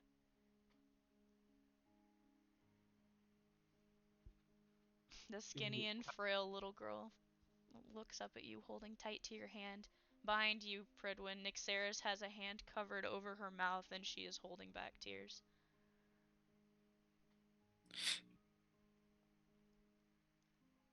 Pridwin's trying not to show any emotion right now. I'm not with these guys, right?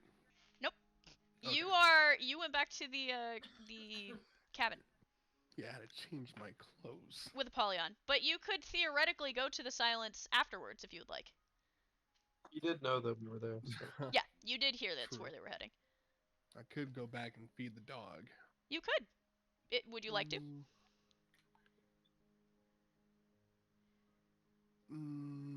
Please tell me you would. This is going to be hilarious. I'm just scared after all the things that happened. I'm just like, how important is this dog to me? It's a dog. All dogs are important to you. What do you mean? I know. But oh, he didn't take my fries. He walked away. Correct. I was gonna finally meet up with. Yeah, I'm going to the silence. Okay, so you walk in your fresh, clean clothes. You're walking to the silence. You're grumbling about something, and as you look up, the doors to the silence are open. Katya is holding the door open, and you see Draco and Liam dragging Amaishi's body out, but also they seem to be pulling the other three with them, and both of them look up comically at the same time, and Draco says, "It's not what it looks like." I instantly turn around and start walking back to my door. This is just too much. Selma has it, man. Yeah, Oh, I ain't getting shit. sprayed. This is out of here. I watched them drag a body out. Yeah, like it's Yep. you know she's like dead, but like you're like they're dragging a like unconscious Amaishi out of the room, and then like Liam's also pulling Pridwin and Nixeris and Soma, who all seem to be attached to each other, out the door as well. Yeah, they already finished what they had to do. Can I? Well, shoot. Do I still have the fries on me? No. No, I can't even feed the dog yet. So I'm just gonna walk where they're gonna end up going. Just Okay. like, yeah. So you're back in the dream. You're watching all of this happen, I guess. Back inside the inner room. What are you guys doing? Soma looks down at Amaishti and he's gonna say, "So are you ready for the final memory, or are you not?" I don't know. Just It, you it, don't have Amaishi, to. it's gonna be bad. it is going to be bad, but we will be there to face it with you. Okay. Do it. You don't have to do this if you don't want to. We came this far, right? She looks up at you with that little childlike sad smile. Or She is strong so and small and frail in your hands. he kneels down and he says, "Just know that throughout all of these years, you are definitely stronger than most for making it this far." She laughs a little to herself. Okay, so the house, right? She starts looking around. Last time a way just presented itself. I don't see a door or anything. Perhaps we should go back to the house. His Like Soma stands up. walk? We So are what do in you the do? city. Oh yeah, he stands up and he says, "We are in the city. I suppose it wouldn't be out of the realms of possibility to walk back." I guess. Tiny Amaishi starts walking, in the direction the man had gone, and she turns a corner and she says, I don't know where we are, but I guess we could try this way. I'll figure it out. He begins following her. So you start walking. Nixeris is keeping very quiet behind you, Pridwin, watching all of this. As you're walking down the street, you see faceless people. In the same way that it was last time, their faces just don't seem to materialize as you pass them by, but they are watching you. You feel their eyes, you feel hateful glares on your back. That's the girl. That's the one that did it. You hear a voice whisper from somewhere to your right. Murderer, another to the left says. She should have died in that fire with them. Amaishi, like as she's walking, she seems to get smaller and smaller, her head tucking into her shoulders.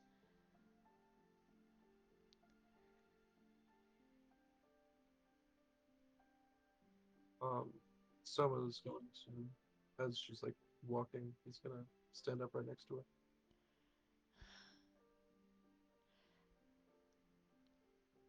The voices only seem to get worse and greater. By the time you turn a corner, and the only reason you turn a corner is because Amaishi at this point seems to be running, trying to get away from the voices. They're a cacophony.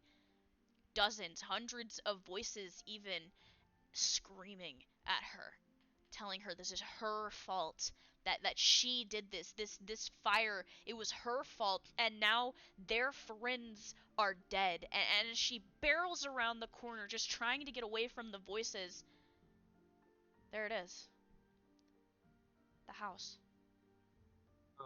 Soma approaches her again and he says, "It was not your fault." She, as you say this, she's still shaking, and she sprints to the house, and the door is open, and she runs inside trying to escape the voices, like a child trying to run to her safe space. Soma's gonna rush in after her. Pridwin, as you and Nixeris are trying to catch up, the door slams in your face. Oh no. Nixeris frantically grabs the handle and starts rattling it. Soma, you hear the door rattling from inside. Soma turns and he says, "Just stay up there. I'll figure this out." Nixeris, I think we're going to have to just wait out here. Nixeris bangs her shoulder into the door. That's my best friend in there. I can't just leave her. You hear a voice whispering through the air around you. It's Nixeris's voice. I just don't think I can. I don't know, Draco. I don't know if I can wield her again after what happened. I don't know if it would be. It cuts off. Nixeris's eyes widen. She wasn't supposed to hear that.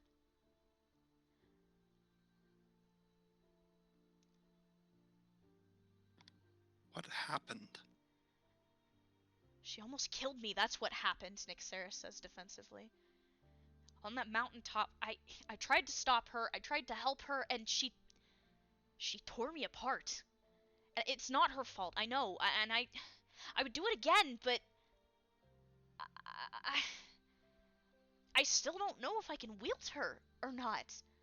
She is so powerful. She didn't hear the end of that statement. I tried to tell her, I tried to tell Draco that I don't think I can wield her because I'm not strong enough. It wasn't her fault. But I guess she didn't hear that part, she says, banging her fist on the closed door.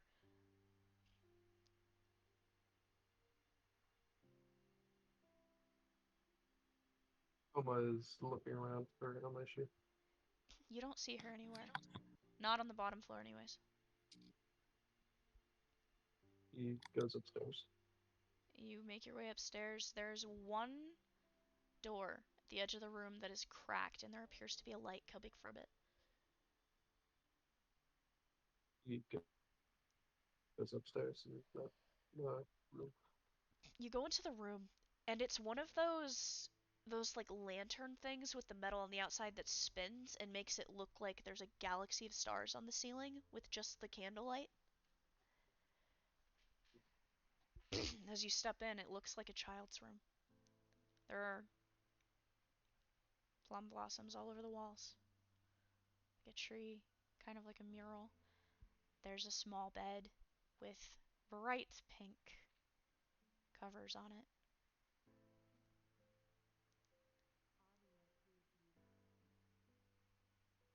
He calls out, "Meshi?" You see movement on the bed. It was almost, you couldn't see it at first, but in the very corner of the bed, she appears to be curled into a ball beneath the blanket. She has them pulled tight over her head.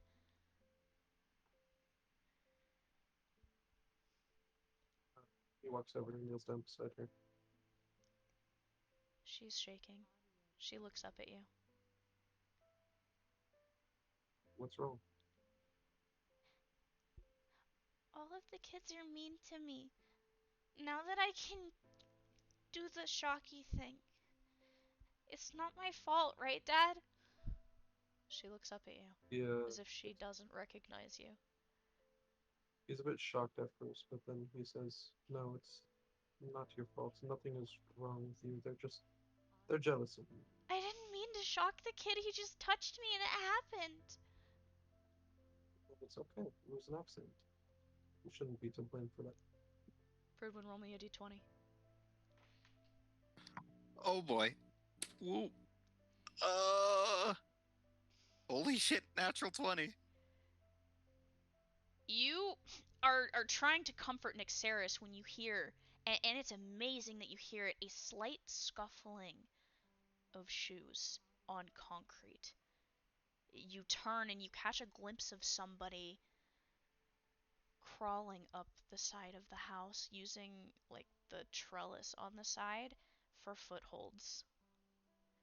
You see them creeping into the edge of a window and finagling with it. It looks like they're trying to break in. He taps on Nyx's shoulder She looks and up. says, Nyx, and he points to the figure. Both of you kind of run over to the edge just as the person crawls in through the open window. Nixeris looks at you and then sprints for the trellis. He's going to immediately follow. You start climbing. Somehow the trellis doesn't break underneath the weight of your armor. You guys are climbing towards an open window. Shockingly. Apollyon, not Apollyon, sorry. Soma is, actually, Apollyon, you're walking in the woods, real quick. Yeah. You have found a spot where there's just this massive crater in the earth.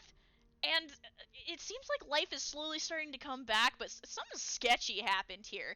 And it's about the time that you and Abaddon are looking at this crater, and Abaddon's like, wow, I wonder what did this. I wish I could do stuff like this.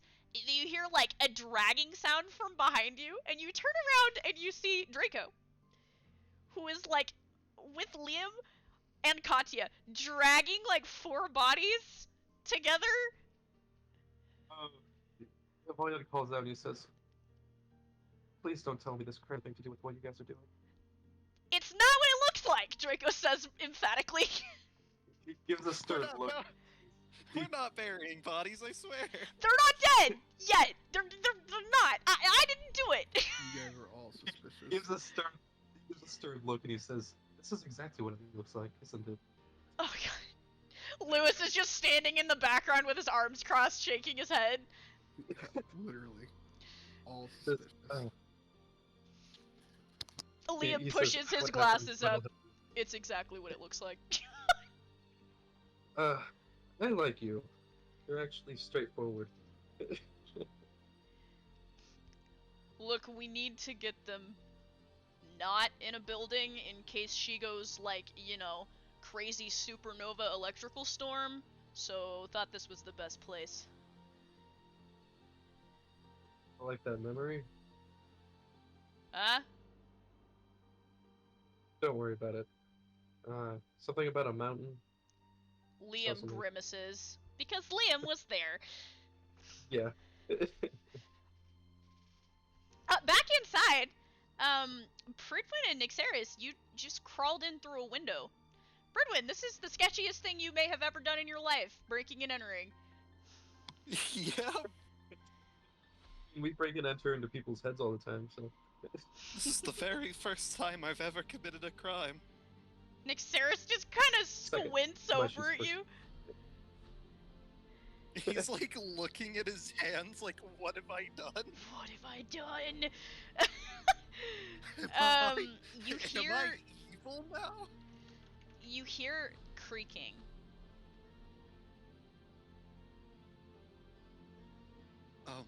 Pridwin's going to try and go investigate. Nixeris kind of follows, keeping an eye on the window in case there's anything else creeping around. You see a dark figure wearing some kind of cloak pulled tight around them. Approaching a door that is cracked. There seems to be a soft light coming through the crack in the door.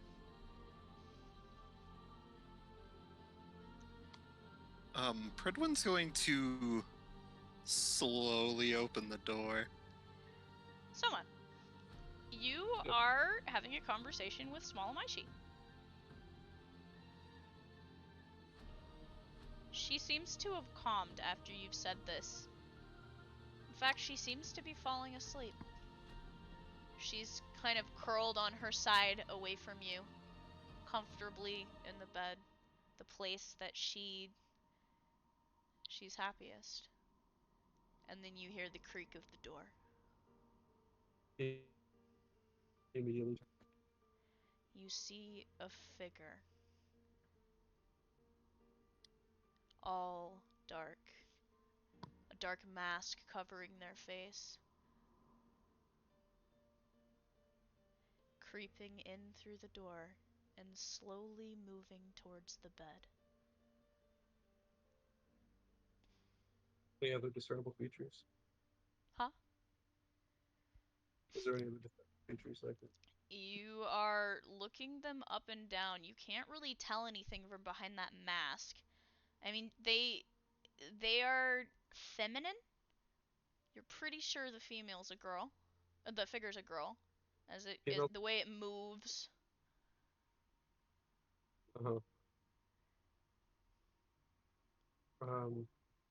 He's gonna call out and say, "Who are you?" The figure doesn't speak. It begins creeping forward. It doesn't seem to notice you. Approaching the bed, it slowly reaches toward the cover she has pulled up over her, and with one gloved finger begins to drag the cover down. You see the adorable sleeping form of Amaishi. Someone's gonna try to unmask the figure. You grab onto the figure, and somehow you make contact, which surprises you because you've never been able to, you haven't had much luck interacting with these memories before. It's about this time that Pridwin, you kind of go to the door and you open it, and you see Soma wrestling with this dark-clad figure. Soma, what in God's name? I'm going to unmask it!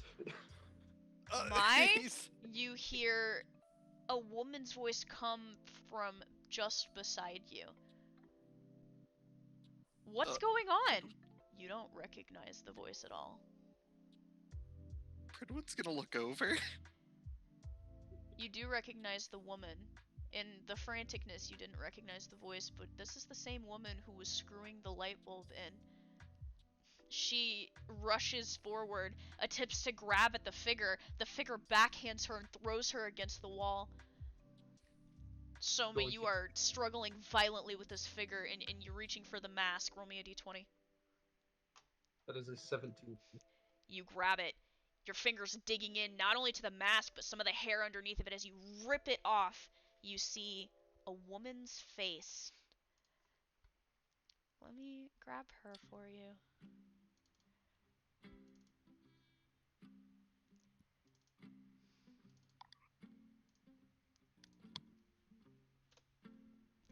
You see these steely, silver, almost glassy eyes, and the hints of pink hair sticking out from the hood.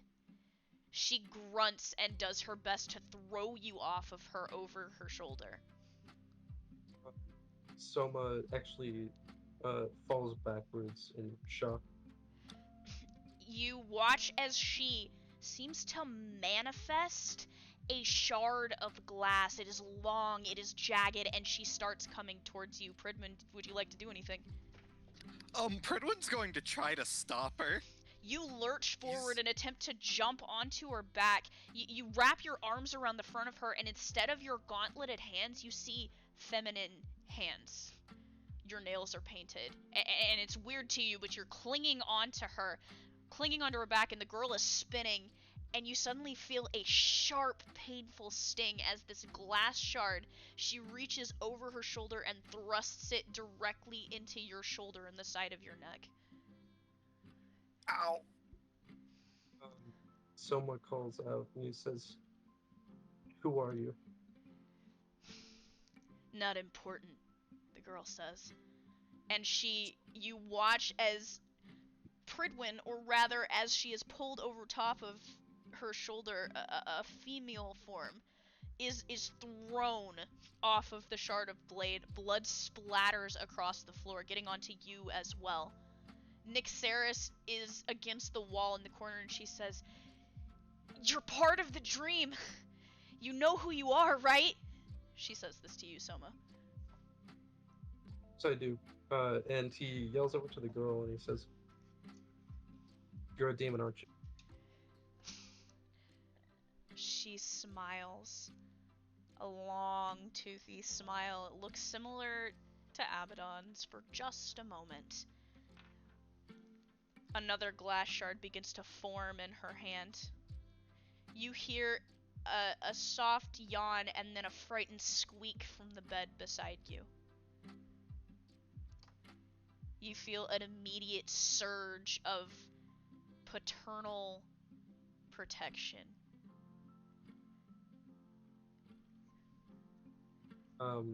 He charges at the girl, and as he's like trying to ram into her, he actually like quietly says, "Sorry, mom." She doesn't seem to hear you as you say this, and you kind of slam her back against the wall, the glass shard grating against her chest and your hands. Nyxeris looks over at you, Pridwin. You are bleeding heavily and you are in pain. She says, "You know who you are in this, right?" I'm beginning to get aware, to become aware. Then what would she do? She says, looking at Amaishi, who has pulled the covers up against her chest and is watching in horror as Soma struggles with this figure. Pridwin's just gonna call out, "Run!" Amaishi is stuck. She's it's fight, flight, or freeze, and she is in freeze. Oh boy, Pridwin's going to try to pull the glass out of his neck. You do so and toss it aside. It shatters. You pulled the glass out? You're not supposed to pull it out. Leave it in. Pridwin's Leave it panicking in. right now. His doctor training isn't working. No, but you are feeling that maternal surge of protection as well. He's going to try and grab any like blunt or sharp instrument and try to hit this lady. Okay, so you look around and you see like one of those like toy guitars. You grab it and you come down and you kind of like try to swing down over Soma's shoulder into this figure.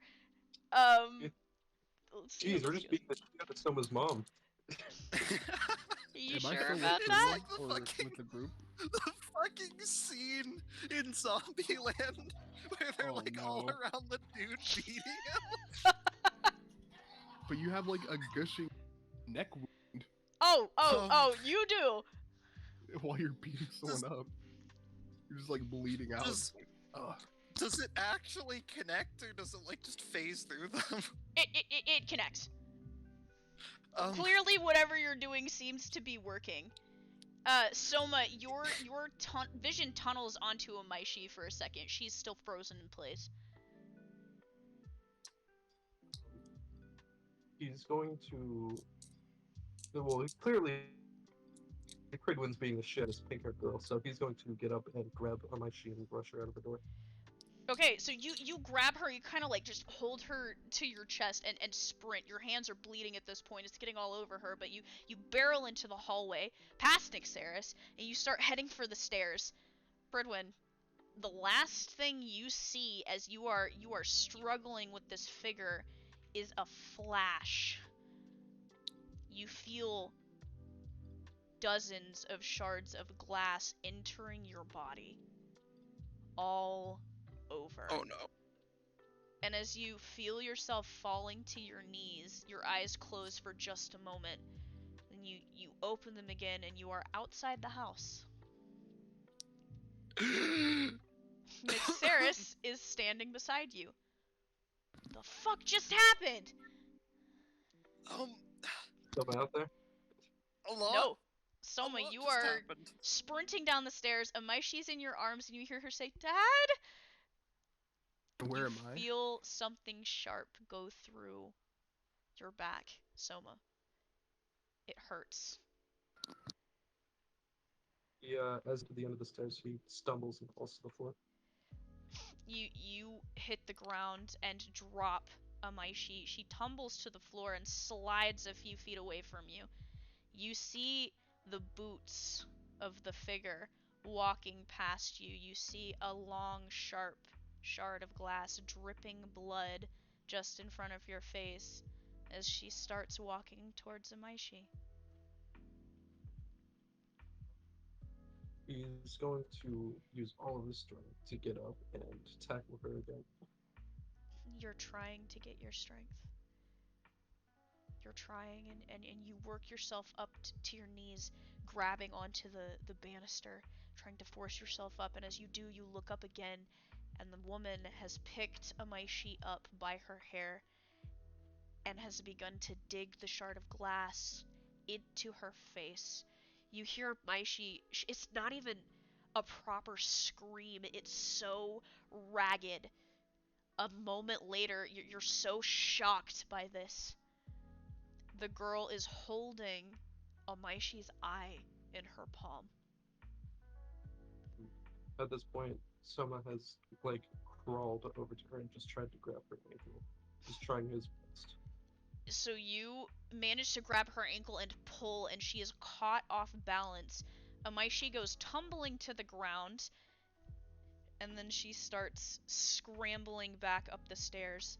The girl turns in anger, and you have never seen such rage on her face. And that glass hits you again, and again, and again, and again, and at this point, you start to hear a commotion outside. Pridwin, you're hearing the sounds of neighbors. I don't think the memory's over yet. Soma, you appear outside with the rest of them.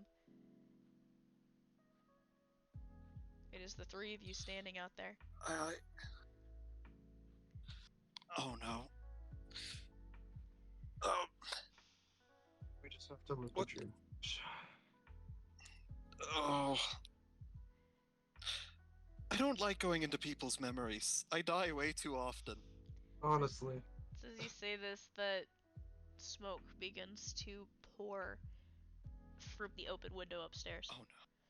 Soma backs up and he says, "This is it. This is the end." You watch as as the smoke begins to pour out, there's this surge of electricity. You see a figure pulling the hood up over her head, creeping around from the back of the house. She gets clear of the crowd, removes the hood, and the long pink hair flows down. She tosses the cloak aside, tosses a matchbook over her shoulder, smirking, looks down into her palm where there is a small bloody object. Smiling to herself, she begins to walk away. You notice something, Soma. As she walks, this woman, whoever she is, she doesn't have a tail.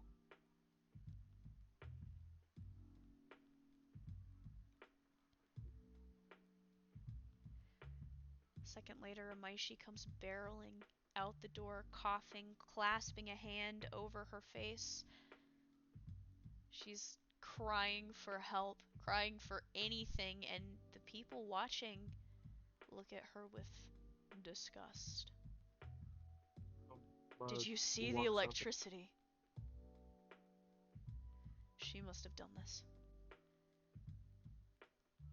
They start to murmur, and Amaishi curls herself into a ball, yet again covering the fresh wound in her face. Just a small girl sobbing.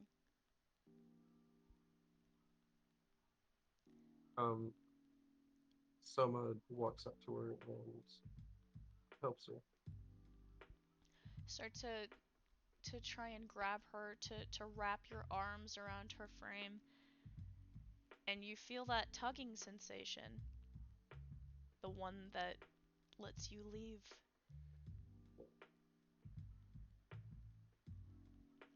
When you feel it too. And clearly Nyxeris does. Nyxeris closes her eyes and she vanishes. Lets go and sort of like falls back. Yeah, Pridwin will close his eyes and follow that tugging. You open your eyes. And you're not in the silence anymore. You are in a forest. A very familiar forest to Soma. You're in the center of a crater. Yeah, Soma gets up and he's like, not again. Where are we? This is where I destroyed the forest. You did this? Yeah, me and Douglas like to take enthusiastic walks through the woods. What on earth? Pridwin's going to look around to see if everybody's okay. You see Yeah, as Draco, Lewis, Liam, and Katya. They're like hiding behind a large rock, like a good 100 feet away from you. it's like going up. He's like, yeah, this is the place where I reforged my blade. You can do that? That's just something he does. It is just kind of something I did. I see. Thanks to my sister, Draco yells. Katya, looking at all of you, goes, "Are you crazy? Get away from her!" You look down. Amaishi is crackling with electricity. Uh-oh. Pridwin's immediately going to start running towards the boulder. He runs so slow, too. Yeah. I'm going to pick up Nyxeris. Nyxeris comes back as you're grabbing her, and she is trying to get to Amaishi. She's like, no. We have to stop her. We can't let her do this again. How do we stop her? Soma, you can make ice, right? I could. I can make water. She holds her hand out to you. Are you actually making water? Wait, what? We need to test what you actually make. Nyxeris holds her hand out to you. Soma takes. Okay, let's create some kind of ice wall around her or something. Okay. Let's do it. You feel that crackling. Your wavelength and hers matching up in harmony yet again. And the two of you focus, and it's like breathing for you. The ice begins to form over top of her. Just in time, too, because there's an explosion from beneath the ice and it shatters inward. But most of it is contained. The air is still staticky. But Nyxeris slowly lowers you, looking down at the shattered ice. The electricity seems to have stopped.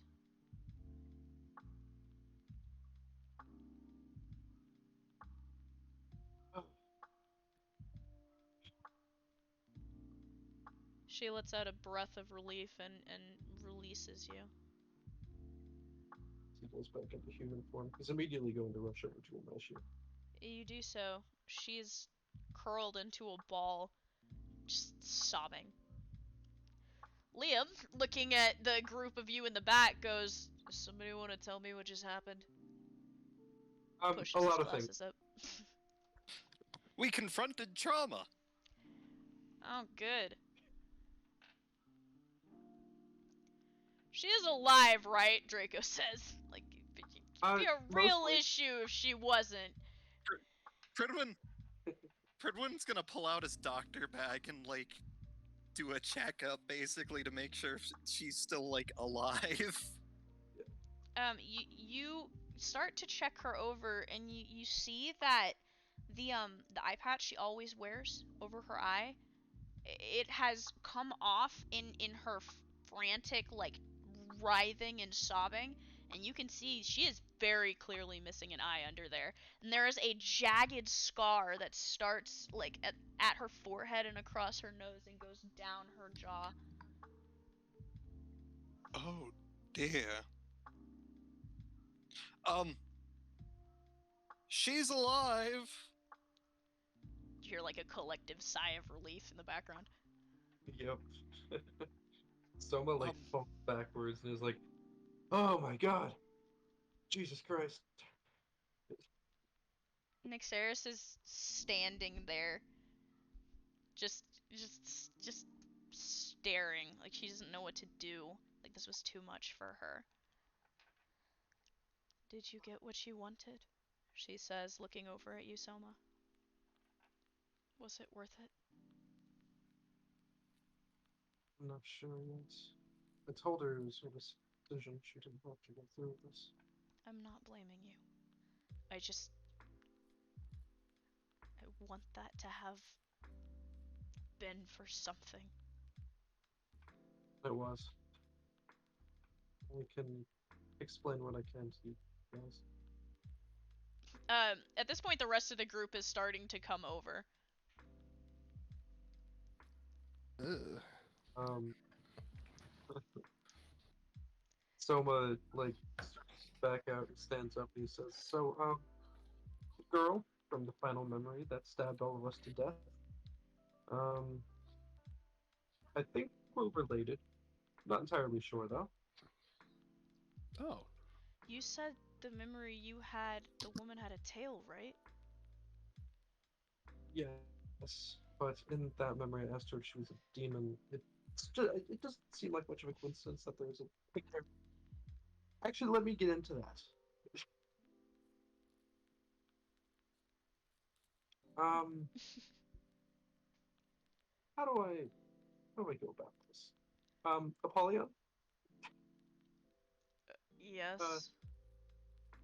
how do you usually confess about your. What do you mean?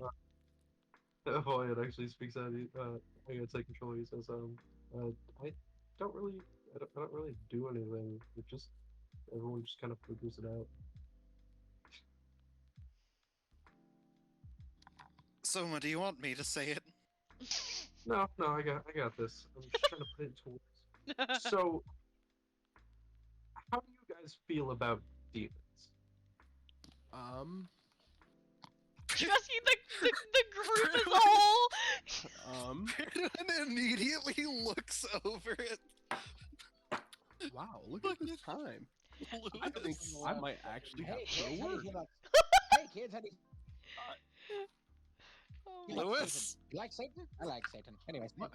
But no, not me. Bye. What the? God. For other DM, Katya just slowly, like, does the Stewie head turn and looks up at Apollyon. Pridwin, like, face palms and shakes his head and says, I knew that man had a thing for demons. well, No? Liam Stuff goes, from the- you guys would make a cute couple. I who fucked the demon, and I will fuck you too. wait, how do you guys feel about demons? Well, I didn't like him at first, but I guess they're kind of okay when they're not being jerks. That's fair. Now, how do the rest of you feel about Wow. The time it is. I think Whoops. Mandy needs me. Hey, Liam grabs you by the collar, Lewis, and drags you back in. Lewis, at least just say that you're okay with them. You don't have to elaborate further. I don't care if you're okay or bad. I just want to know how you feel about it. Nyxeris makes a face. To be honest with you, I really don't like them. But I have a feeling you're about to give me some information that changes my mind. Our mind? So, this is where I've just learned. Liam, how do you feel about it? Well, I've killed a number of them. Like Apollyon right now is like looking at him. He looks back. And says, okay. Liam looks up and goes, "What?" Uh, so we continue. He says, so Apollyon, part of the group I trust. I hope you trust me. He leaves it open for like answers. Just spit it out, Soma, Liam says. So I just learned from Gabriel that I have a soul protect on that I didn't put on myself, and it is really strong. And apparently, I'm a demon. you're a demon. Apparently. Nyxeris Just- rubs at her temples. I don't know that information, but it made me curious about my past, which has never been the case, but it made me curious. And I think the pink-haired girl from the memory might be related. I hope not, because they suck. So, what does this mean exactly? Katya says, looking at you. Is that why your soul looks funny? That, but also, I'm not currently a fully fledged demon. Until I break the soul protect, I'm just regular. So who put the soul protect on? As Nyxeris says. I mean, I know you don't know, but like, did they do it to protect you, to keep you from turning into a demon, or Liam squints, or did they do it so you could infiltrate campus? Snaps his fingers. He's like, that I have no fucking clue. If I were to wager, if he didn't know about it, I don't think that he was supposed to be some sort of traitor. How do you know? He could be a sleeper agent, Liam says under his breath, peering at you. He could be, but I don't think that whoever set me up here planned on me trying to protect a bunch of people, and he like raises his wrist and putting my life on the line for a bunch of them. Yeah, that's fair, Nyxeris says. He planned. I would say maybe it was that woman. However, I'm not entirely sure. No, she How didn't that- have a tail. And you're absolutely sure that whoever you saw in your memory had a tail? Maybe you're just wrong. In my memory, I saw a tail, but in my shoes, I did not see it. Nyxeris So- looks at you and goes, "Don't tell me we gotta go into your mind palace now." Oh god. I think I would like to sit that out. I don't want to die again. It's not pleasant. Katya turns and looks at you. What? I've been dying in all of these. See, my mind is probably a lot safer because it's just a red room with a bunch of photos. You say that, I said it's probably safer. Not. but once we start diving into memories, I have a bad feeling I'm going to get stabbed again. It's fair. It's But I okay, don't- I'll protect you, Katya says, patting your hand. Do you Thank guys really you. want to go into my memories? I don't think I have anything in there. I mean, I don't remember anything happening. There is a fine line, Liam says, between want and necessity. Well, should I go in there? Should we go in there? I don't know. It's up to you guys. Chill. You Liam could is very still- well have. Liam is still holding onto Lewis's collar, by the way. You could very well have repressed memories. Good, but I don't know. It's up to you. So let's hold a consensus. Does our do we even have a name for our group? Does the group vote to go inside? That's Yes, our group name, is it being nameless. You remember that the group had been called Redacted at one point because you guys haven't had a name for so long that people thought the lack of a name was a name. Yeah, exactly. And that was Soma's plan. That was like all Soma's idea. Yeah. Well, let's hold a vote. Who wants to go inside my head? Me. I guess I can do more memory diving. Wow. Nyxeris is looking you up and down, and she says, "I'm willing. However, I have a suspicion." A suspicion? Yes. Draco, I need you to do me a favor. The rest of you, meet me in Soma's room.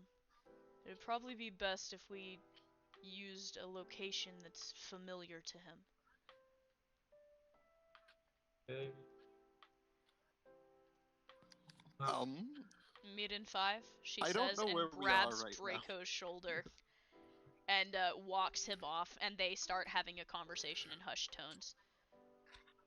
What the? Soma's actually going to call out to them. He says, "Actually, meet me in the music room." Even better, Nyxera says, nodding to you. They go back to talking. They're standing by Amaishi, by the way, who is trying to collect herself. She's finally stopping crying and is starting to get her bearings. Soma gives a thumbs up to Amaishi and smiles. She very carefully, like, quickly puts the eye covering back on, and then offers him that sad smile again. You see her mouth, "You're a good dad," playfully at you. Oh god. Soma becomes dad now. Dad number 2. Yeah, Number so Liam, he like lets go of your collar for a second, Lewis, and then he wraps his arm around your neck and starts ruffling your hair and leans in real close to you. If you You're not try gonna and let me leave go. again before the end of this, my fist is gonna do a lot more than tussle your hair. You got me? Yeah. He lets go I of you. figured. Uh, Soma, I'm cool with you being a demon guy as well. I appreciate it. Draco goes jogging off, and you guys start walking towards the academy. You guys slowly make your way, and Katya goes, "Can we get some tater tots first? Because I haven't eaten all day, and I'm hungry." Sure, I just realized I haven't eaten at all. Exactly, she says. This is part of the problem. So now she's like pulling. She's got one hand on you, Pridwin, and one hand on you, Soma, and she's dragging you guys towards the cafeteria. Liam is laughing under his breath in the background, and also making sure Lewis follows. Can I send a text message to Mandy? To Mandy, you can type on your PDA. Did I actually bring it this time? Yeah. Oh, okay. I thought you would have learned your lesson by now. Mandy, can I work some more today? Please. You get like an instant, immediate reply. "I can barely stand you when you're on schedule. No." Wow, she is such a good kidder. She misses me. Liam, who is watching over your shoulder, goes, "Oof." This we usually talk like this to each other. Right. He says, not believing you at all. You guys have made it to the academy side door, and you walk in. It seems the cafeteria has cleared out a bit. You guys don't have to wait in line. You walk up, and you guys get yourself some food and sit down at the table to eat. Is there anything you want to talk about while you're there, or are you guys just kind of numb? Soma is just thinking to himself intently. He's not interacting. Okay. Notably, before Pridwin eats, he tilts his cap down to cover his face, and he removes his faceplate and sets it aside. You see Katya is leaning all the way over to try and see as she's shoveling tater tots in her mouth. Please don't look at my face. What's wrong, Pridwin? I don't like when people look at me. Why? I bet you look pretty. She leans further. I am not pretty. I don't believe you. She throws a tater tot at you. Hey. Liam, under his breath, goes, "You better just let her see, man. She's gonna keep bothering you when she gets on like this." He puts his faceplate back on so he can look up, and he says, I do not like showing people my face. It's... The mask is important to me. Katya frowns. Toddy, he's like one of those vigilantes. I- A hero. So you're a I am criminal? not a vigilante. You I don't am want us not to a see you criminal. because you like are on a wanted poster or something, and we're gonna connect you to somebody else, like on those spooky movies? Mm-hmm. No, my family has a very strict rule about keeping the mask on at all times. I don't believe you. He probably water pistols all the criminals he sees. And I have not ever commit. Oh God, I actually did commit a crime. Maybe he's like a Maishi and he's got something wrong with him. Oh. Are you hiding You're something? right. We're theory crafting in front of him. No, he just talks a tragic tale about the first time he broke. Literally. They missed all that, though. They missed the "what have I done" moment. I can't believe I broke into a house. Liam, now interested, you broke into a house? Is that why you won't take your um, mask off? Now he is theory guessing. You see him slowly pull a PDA out of his bag, and it appears he's going through, like, police reports. Where did you say you're from again? Italy? Starts shifting through Italian police reports. It was in Amai's memory. I swear I've never broken into it again before. Okay, Katya says, not believing you. He sighs and says, I don't like people looking at my skin because of my condition. And my face includes that. Soma goes up right next to him and he says, "Well, at least you're not from hell." Yes, that is... Katya squints at you real hard and she says, "You're gonna have to take the mask off sometime and I'm gonna see it." I really don't want people to see my face. Liam on the side goes, I told you, man, she's not gonna let it go. And believe me, she waited a month and a half to punch me over something I said. I just... You're not going to like what you see. Okay. Still doesn't believe you. Shovels more tater tots. Takes off the mask. He's actually handsome Squidward.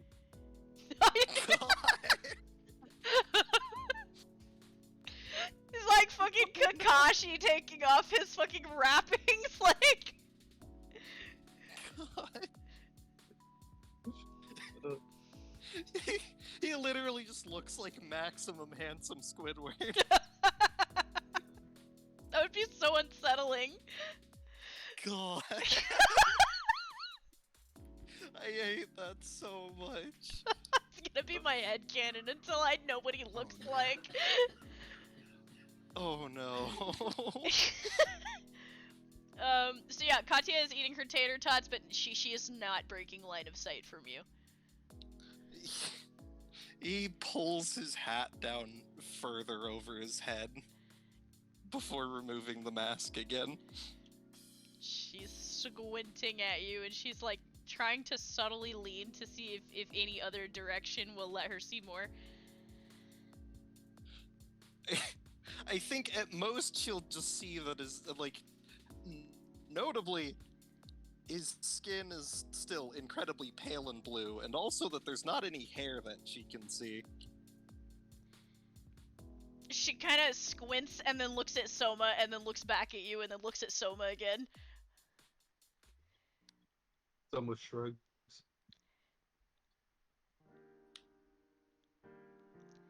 She keeps an eye on you.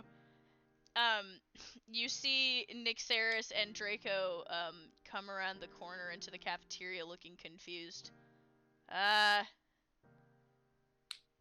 Nobody told me we were getting lunch, she says. It was Katya's idea. I We're all haven't eaten so breakfast hungry. yet. I haven't eaten second breakfast at all. Can't delve into people's memories without a full stomach. What about second breakfast?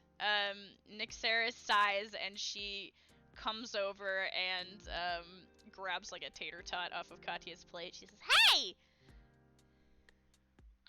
I wonder if the reason I keep getting stabbed in all these memories is because I keep going in with an empty stomach. Maybe. Could be, Liam says.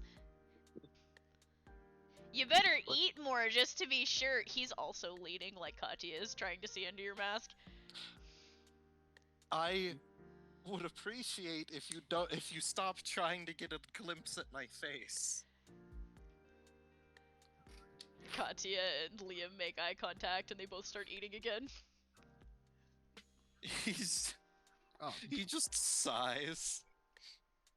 The true stabbing was the breakfast we made along the way. God. Draco grabs himself like a piece of jerky off of the cafeteria, the end of it, and starts munching on it. He says, "Well, whenever you're ready." I guess I'm ready. Someone gets up and starts walking towards the meeting room.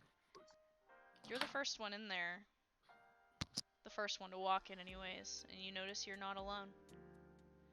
The others haven't come in yet. You hear the soft sound of piano notes. Hey, look. There's a figure sitting at the piano. Her long, pinkish red hair flowing down her back.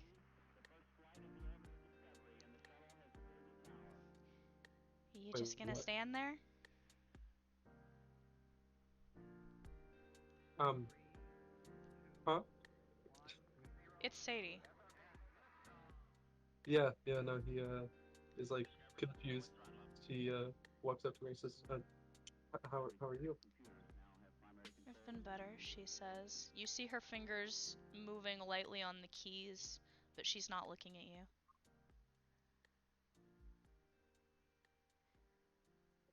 He leans up against the piano and he says, well, that's the story of my life, I guess. We're about to do something. I know. Draco said you needed my help. Right. She Uh, tilts her head towards you just a bit, and you see her eyes white like they were before.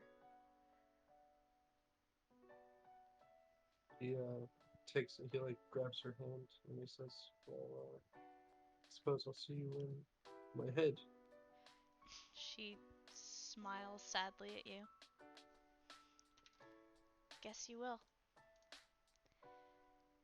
It's about this time the rest of you walk in, and Pridwin, you being the first one with Katya, you guys, you also see Sadie sitting at the piano. Ah, Sadie. How are you? She, holding on to your hand still, Soma, just to keep her balance, offers a smile over her shoulder in your direction. I've been better. I'm so sorry about that, incident. Why? I told you could do it. But I shouldn't have gone through with it. He's crazy like I am, honestly. Like I said, we make a good team. Her fingers kind of tighten around yours for just a moment. Nixeris and Draco come walking in last. Liam and Lewis just in front of them. Well, are we all here? I think so. It's too bad Dad isn't here. Feel like he'd be a better ideal companion for this than some of us, she says. Last time Douglas saw my memories, he got traumatized.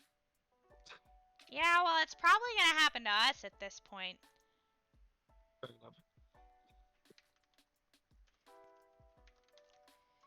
Well, Alright. Please Nixeris kind tell of me. gestures to the couches, the couches that are like laid out in the center for the jam sessions and everything that you guys have been doing. mhm. Katya kind of hops onto the couch in between Liam and Pridwin. Nixeris and Draco seat themselves.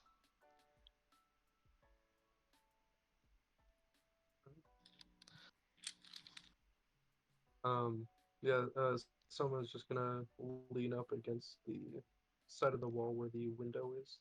Mm-hmm. So this is So, gonna be like last night, Nixeris says. From what I was told, anyway. She looks at Draco. Draco says, I'll guide you through it like Iger did. I don't know what you're gonna find in there, but having friends in there with you is probably the best advice I can give. let's do it. Who all's going in? I'm just on my phone real fast, like, Lewis typing on his PDA frantically. Liam says, Here, let me help you with that, and aggressively grabs the top of the PDA, trying to pull it out of your hands. wait, To imagine that Liam like please. slaps the PDA on his head afterwards. Yeah, no. So he like pulls it out of his hand and then smacks you on the top of the head with it. My head? Yes. Oh. I just It's had not a hard, it's text just like a message. warning smack. I'm not going to go anywhere. I just need to ask something real fast. There's a a ping on the PDA as you say that, and it literally says, "Stop texting me, I'm busy."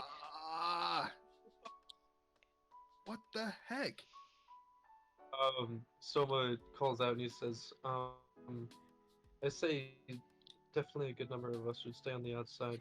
After the forest incident, I don't know if I'll end up exploding again.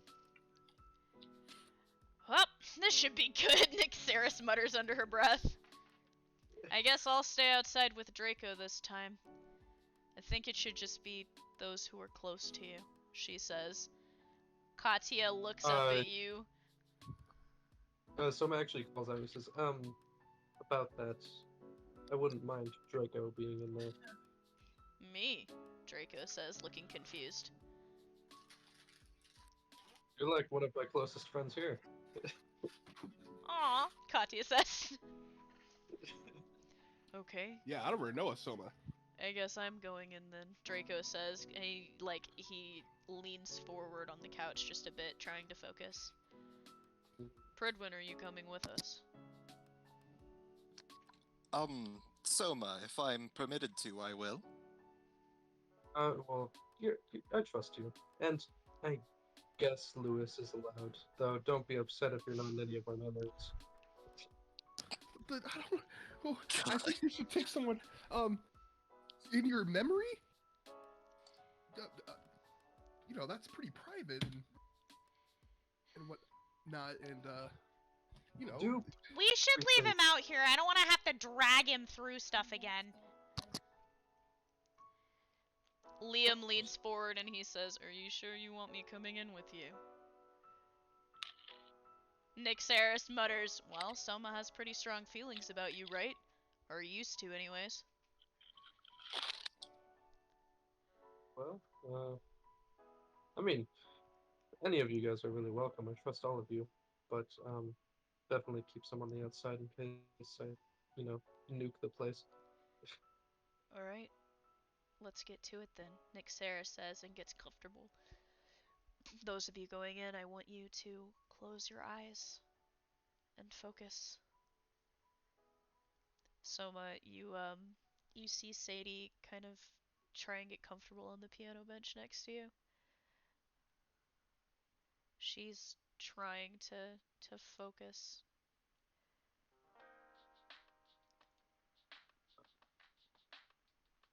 Yeah, On- so Go ahead. squeezes her hand and then continues to fall deeper into, You're the first one in your inner room. It's the red room. You've got pictures there. Uh-huh. Sadie is the second. Almost instantly, she's in your room with you, being the closest to you. And Katya is the third. Katya goes, "Wow, where are we? It's dark as hell in here." Liam goes, "Don't say hell." He's the fourth one in. Pridwin, you are the fifth one in. Oh, it is. You have an interesting room. Yeah, Soma is like grabbing some of the pictures off the string and he says, "Yeah, this is my red room." Lewis, are you going in? I'm gonna try to stay outside. Okay. You are on the couch with Nixeris, watching everybody who has grown eerily silent and still around you. Oh, wait, who am I with? Nixeris. Mr. Have I Also, met question: Nick? Apollyon and Abaddon, where are they? They are Okay, I'll leave them be for now. So yeah, you're in a red room. Sadie smiles and leans comfortably against the counter. She has been here before. Yeah, Soma's just looking at all of the pictures and he gestures to them and says, "These are all of the memories, at least all the ones I can remember, I think." Except for he gestures down into the you know how in red rooms they have like those buckets with water where you put the pictures in them. Yes. He has a few of those like undeveloped pictures. These are all black. Are they supposed to be black? Did you take the cover off of your camera? Katya says, tilting her head. Liam goes, "That's what they look like when they're developing. God, you're so small." He looks at them and he says, "They've always just sort of been there. I don't know." So, if they've always been there, do you think that they could be the repressed ones? I don't know.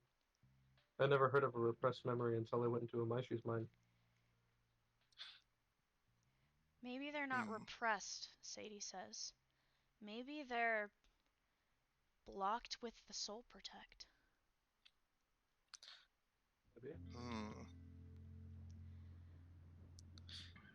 If so, it might not be a good idea. We know we definitely don't want to remove that. As you're saying this, Katya is marching around the room. Well, if there's a lock, there's gotta be a key. Where would we find a key? And Liam goes, "I don't think it's an actual physical key." And Soma is like right like leaning up against the bench. And it's like, I don't think. I mean, unless you want me to, you know what? Just you do. What worked last time? Sadie says, looking at you. Draco is the last one in. He's looking around. Wow, this place is different. What? He thinks to himself. He's like, well, in Amayashi's head, we just had her think of some memories, but I can't really think of anything that was repressed. So let's think of memories, Draco says. Go ahead. We started at the beginning, and then we jumped to the end because we couldn't simply jump to the repressed memory. And then we worked our way back. Well, we don't really have the end this time, Liam says. So maybe we should just start working backwards? Yes. I suppose that would be a good idea. Think of something, Katya says, looking at you. Soma is rifling through some pictures, and he picks one out of. Which one was it? Sorry, completely lost it. But, oh yeah, he pulls one out of the last traumatic event that he had with Lynn. That he had with what? Lynn. Oh shit. Sadie looks at you, and you realize she can see in your inner room. She looks at you and she says, "Are you sure you want to go back there?" I've got no other choice, do I? I suppose.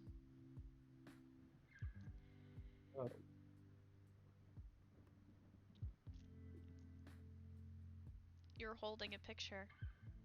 looking at a hospital bed. The real picture that you have of it is less the bed and more so a hand dangling off the side of the bed, a cigarette falling from between the fingers. He focuses on the picture. You focus on it. You can smell the cigarette. There's this ringing in your ears. It's odd, and then all of a sudden the ringing comes to life. It's not a ringing, it's an alarm. You're in a hospital room. The rest of you are standing outside of a door. It looks like you're in the medical office in the school, those of you that have been there. There are alarms blaring. You hear the sound of footsteps from somewhere, but you don't see anyone.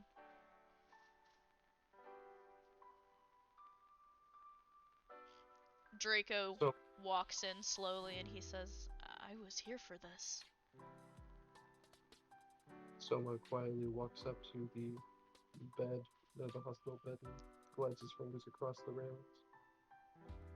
You do so. They are cold, steely and cold. There's a body in that bed, and she's moving.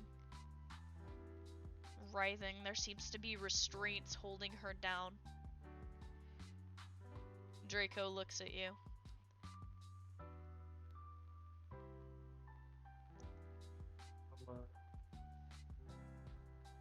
I'm gonna look at her arm real quick. It is not torn open. The wound is there on her arm, but it's not torn open like it was at the end. Okay. He's going to transform his hand into a blade. Sadie cringes and kind of recoils a bit, knowing what's about to happen. He looks over to Draco. Draco looks up at you somberly. I was holding her down, wasn't I? Yes. He slowly moves to the side of the bed opposite you and begins to coil his arms around her. Pridwin, you step into the room hearing Soma's voice and you see this. There's a girl on the bed that you don't really recognize. Katya, she is hesitating. It's like she doesn't want to go in. Katya? Her eyes are looking down the hallway. Pridwin's gonna peek out and look down the hallway. She's staring at a set of double doors toward the end of the hall. There's a word at the top of the screen that says surgery. Katya, are you alright? Yeah, I'm okay. I just don't like this place. I see.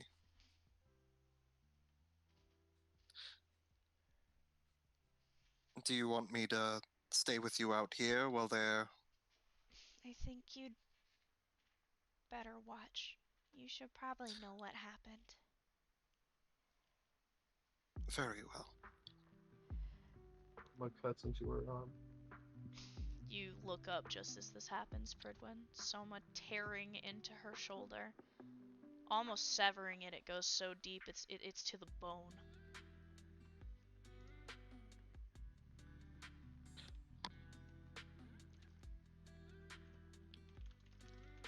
And he's going to attempt to take the tag.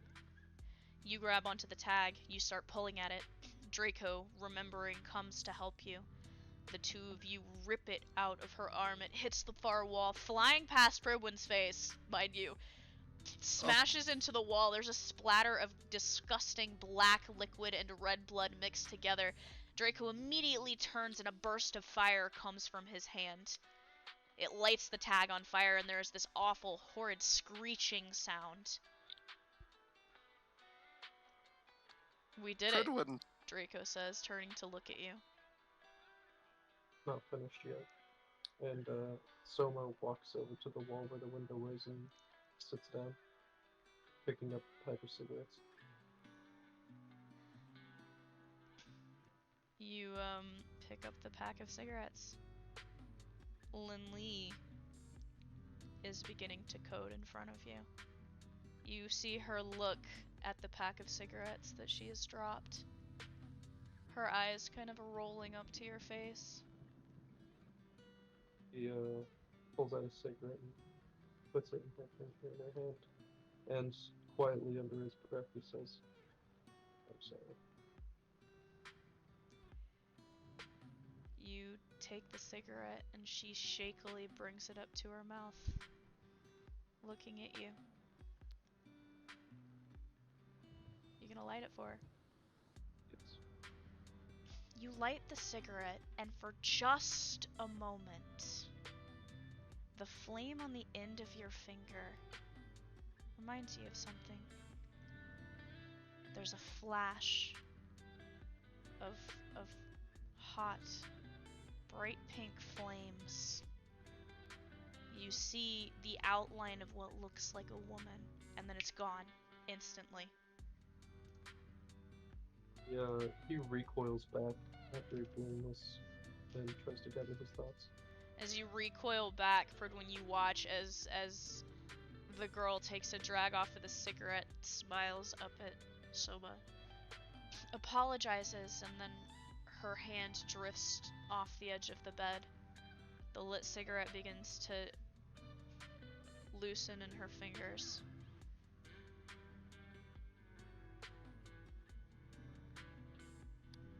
Soma walks out of the room. When you watch the girl die.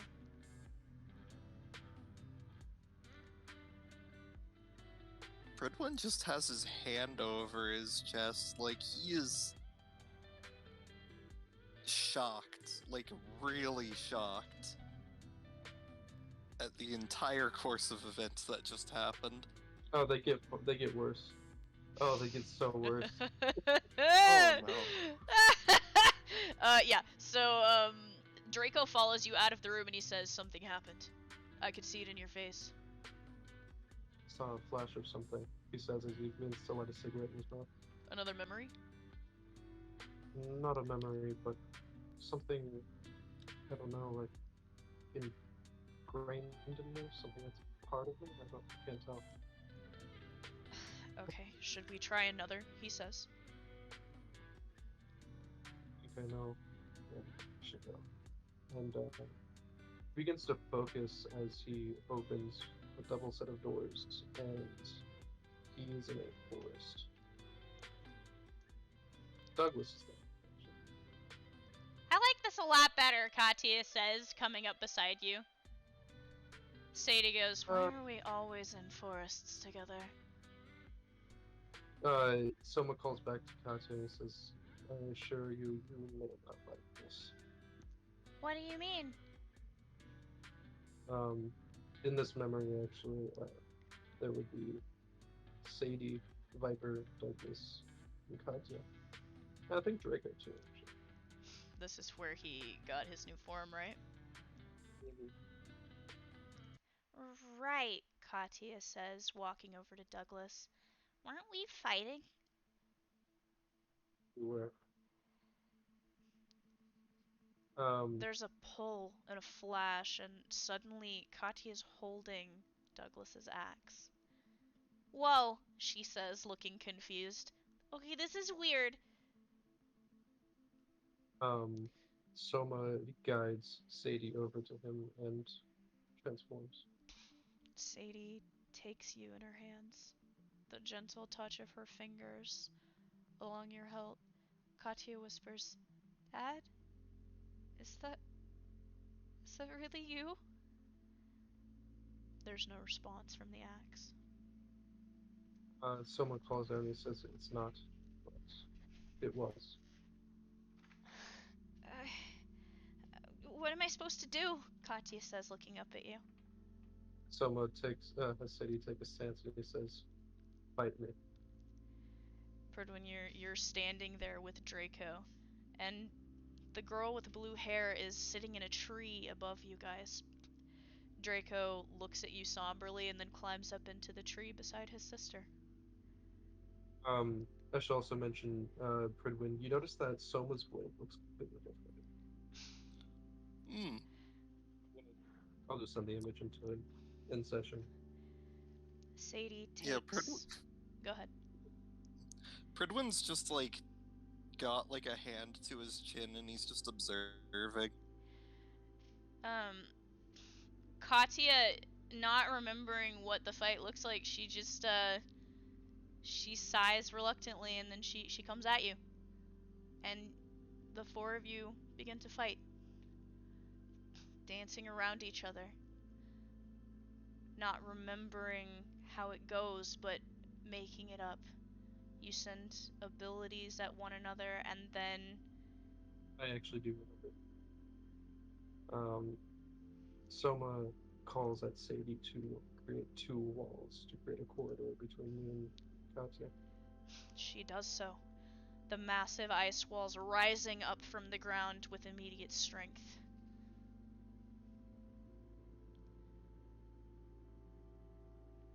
He creates ice bullets, but he's not aiming for Katya. He's just trying to reenact it. You create the ice bullets. They begin rising up around you. Katya looks up at you nervously. She realizes she's been boxed in.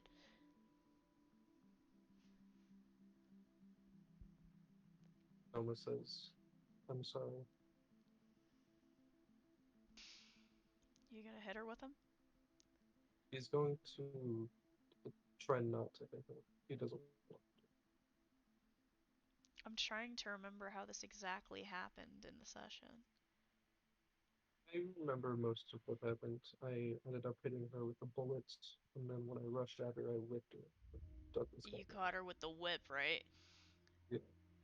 Yeah, so you try to send the ice bullets and they embed in the ice walls around her. Katya takes a breath and looks up at you, confused. You very clearly could have hit her. She is braced with Douglas, unsure of what to do.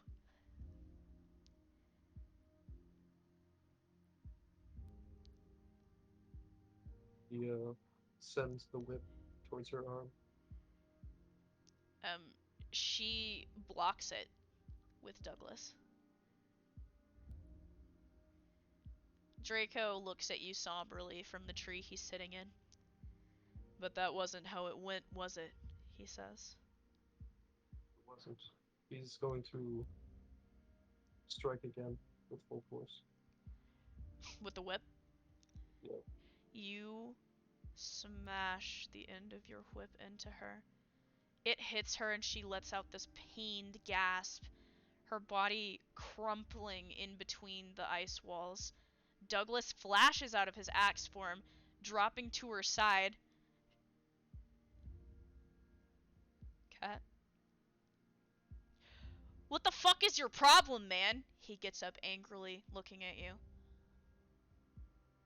Soma calls out and says, I didn't mean to.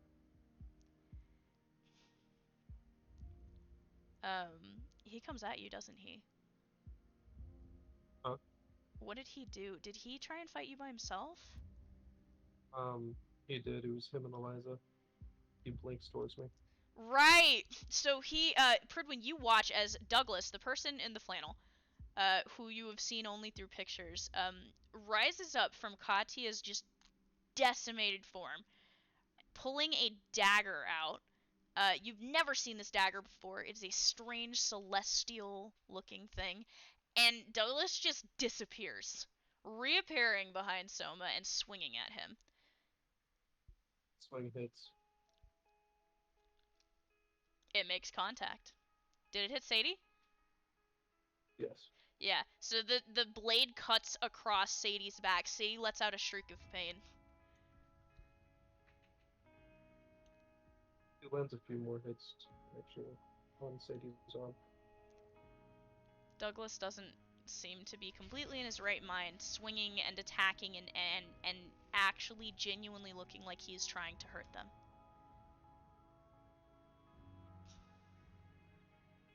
And I'm pretty sure at one point Sadie collapses and Soma is back in human form, sort And of. then it's just, yeah, it's you and Douglas together, and both of your original Meisters are on the ground. And Soma is not in his right mind, at least not in the memory. So how did the transformation happen? Liam says from behind you. Soma calls back and says, "You'll see." I don't... Go ahead. He reaches out to his hand. He reaches his hand out to the Viper. Viper comes down out of the tree, walking forward. And Pridwin, this is the first time you've ever seen her look so intense. She comes over and she takes your hand, right? Yeah, she comes over and she grabs onto you and she gives you a warning.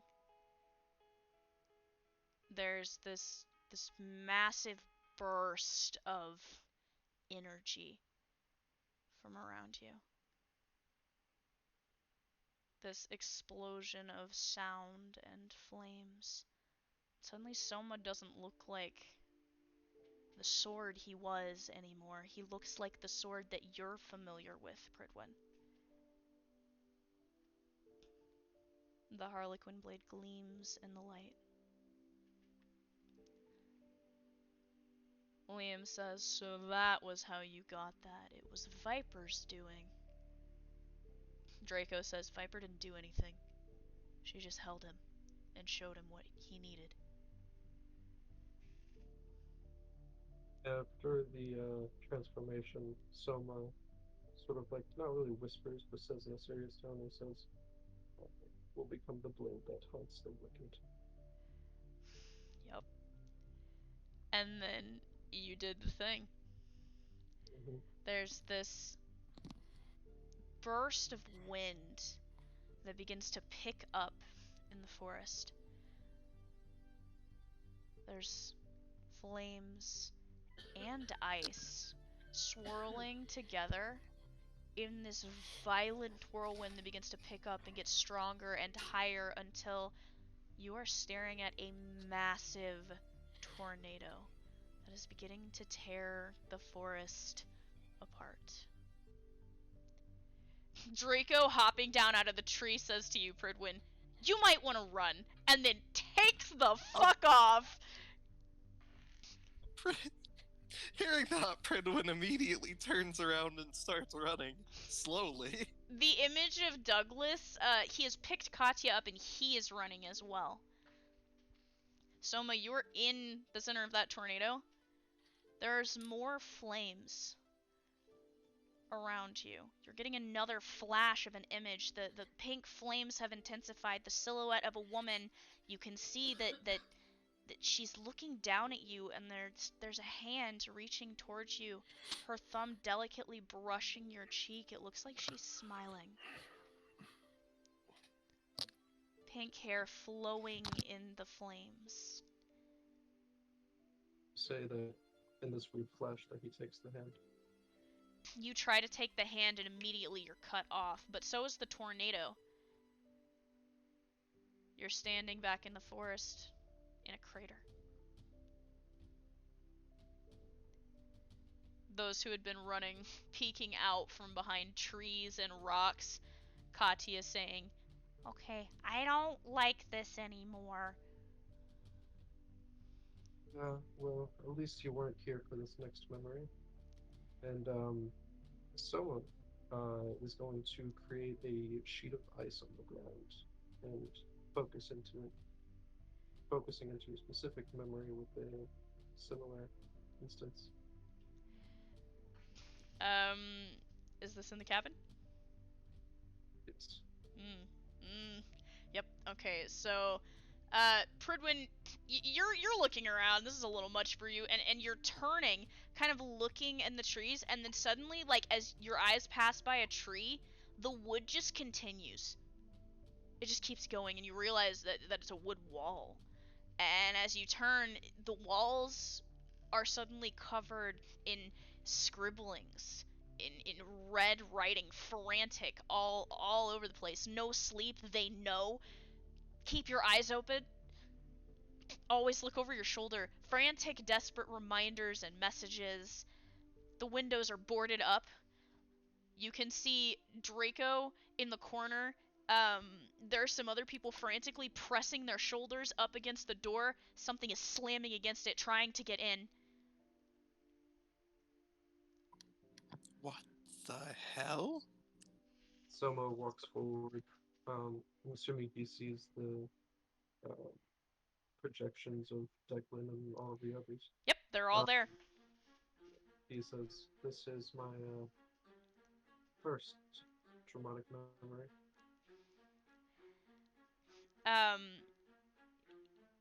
Herb is saying something about, or Draco has said, we need to create some kind of mirror. If we can get a reflective surface, we can make the call. He's saying it and remembering. You see a tear streaking down his cheek as he says this to you. Soma, in Herb's hand at this point, attempts to create ice. You attempt to create ice and it's not working. Pridwin, you're looking around and you see Draco is standing nearby and he's holding a Maishi in his hands. Nyxeris is there too. He hands a Maishi back to Nyxeris. Oh, you've never seen a Maishi's weapon form, have you? It's a dual-bladed scythe and it's crackling with electricity, so you have a suspicion. The others are frantically holding the door shut. Beside you, Katya has backed into Liam's legs and chest a bit, and Liam has wrapped a protective arm around her. She looks uneasy. Soma, you're trying to make ice. You're exhausted and it's not working. Mm-hmm. He keeps trying until both him and Herb are bleeding. Yeah. You watch Pridwin as again and again they try to make a reflective surface. There's blood streaking from Herb's nose now, and the corners of his mouth. His eyes are bloodshot, dark-rimmed, desperate. Soma drops out of his weapon form to the ground, in and out of consciousness. And that's when Declan and Rogelio step forward. You know, if we were to hit... Well, Draco says, if we were to hit sand with electricity, we could potentially make glass. Birdwin, are you starting to realize where you are? Yep. Declan and Rogelio are for it. And the others start to argue, and Nyxeris says, no, there's no way that'll kill them, potentially. I mean, it could go so wrong. And as the door begins to give inward, their feet sliding against it, Declan convinces them that there is no time. Reluctantly, they begin to create a wall of sand.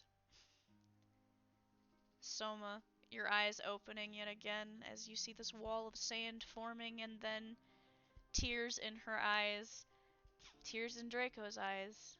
Nyxeris focuses Amaishi's blade directly at the two of them, and she unleashes a lightning bolt. It strikes into the two that are creating the sand, going through them, and the sand begins to crystallize. And you watch in agony, yet again, as the sand begins to form into that crystal wall, and then at the last minute, Declan hurls Rogelio away from him. Rogelio slams into the wall, screaming Declan's name, but Declan crystallizes himself as the last bit of the lightning bolt hits him.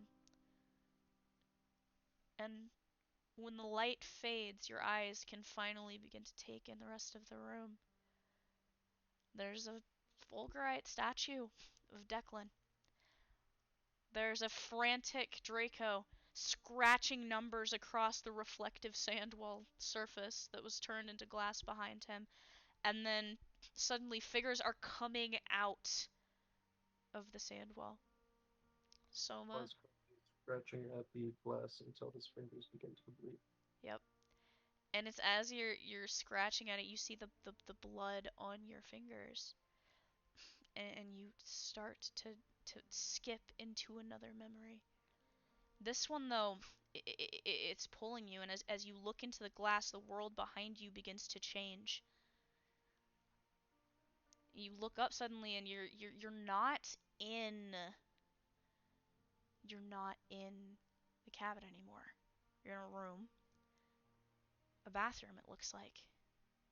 You don't entirely recognize it. You're looking into the bathroom mirror, and then you look down, and your fingers are bloody, your knuckles cracked open, your hands shaking violently. You hear Liam's voice from behind you. Where the hell are we? I don't recognize this place at all. Neither do I. Katya looks around her and she starts to trace her fingers on a poster on the wall.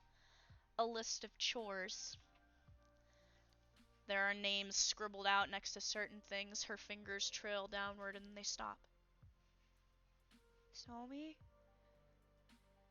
Your name's on this paper. He thinks back and says, is this the orphanage? Sadie is beside you. She puts a hand on your shoulder comfortingly. He looks into the mirror.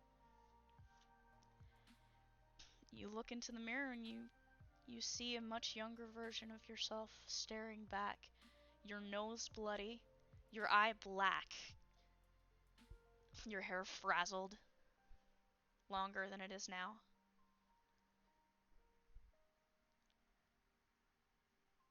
You look like a mess, Sadie says into your ear playfully. Yeah, he opens the door to the bathroom. Go back there. The whole group watches as you you walk by and you open this door and you step out into a hallway. Nearby, there are a couple doors open and you hear the sounds of children playing. He walks down the hall to the room. You take a left and you enter what appears to be a bedroom. There are a couple sets of bunk beds on the walls. There are some boys playing with what look to be cars, giggling to each other. One of them looks up at you. Wow, Soma!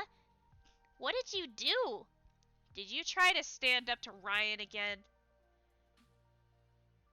Looks down at his hands. Says, I don't know. What do you mean you don't know? Like, you don't remember? Looks back at him and says, what happened? You hear a voice mumbling from the hallway. Perd, when you turn, because it's almost right in your ear, that's how close it is. You don't see anybody, but you hear, he blacked out again. He was beating him senseless. What are we gonna do with him? I don't know, another voice says. I'm starting to think that maybe we aren't equipped to handle somebody of his nature. Someone looks down the hall towards them. You don't see the figures, but you hear the footsteps. They're walking away from you. The memory seems to freeze around you. He looks back at the kids. They're playing, but it's like they don't see you again. Sadie, who's been leaning against the bunk beds, and Draco, who is beside her, they both look up at you. So, you grew up here? Draco says. I did. I read about this place, Sadie whispers. It was in the north somewhere. I think, Chicago, maybe? You were on your third group home.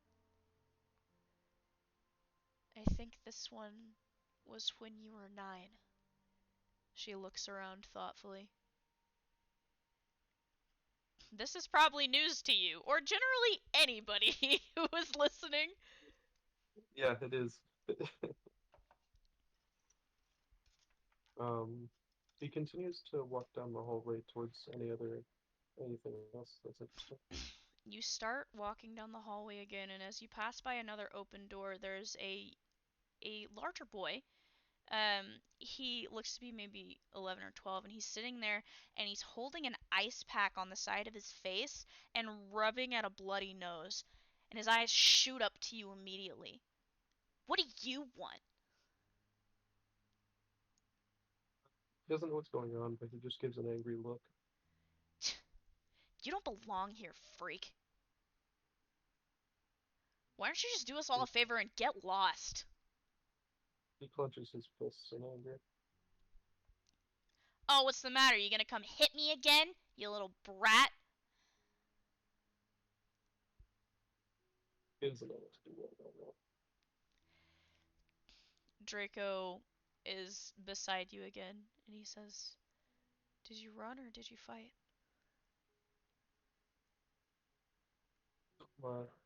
Looking up, he charges at the kid and attempts to hit him. The boy charges at you, and you're in a scuffle again.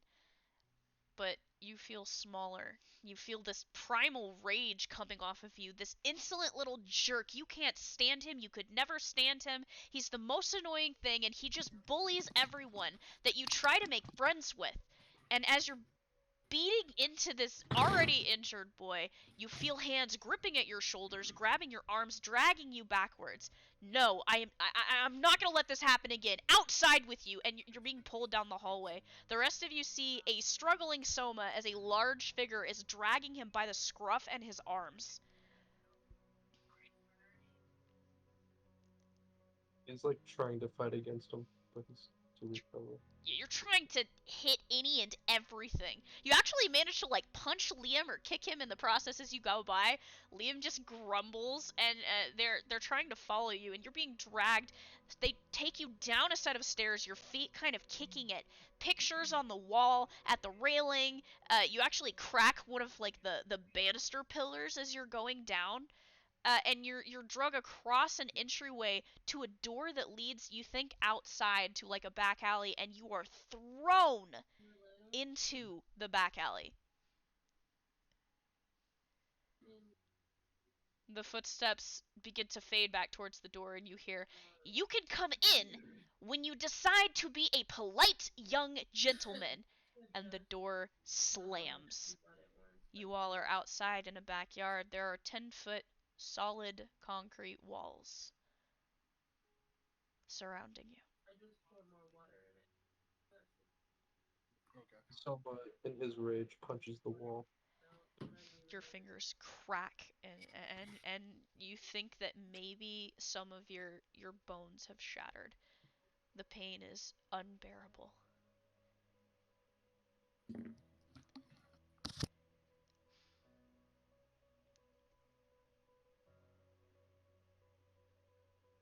What do you want to do? He sits down.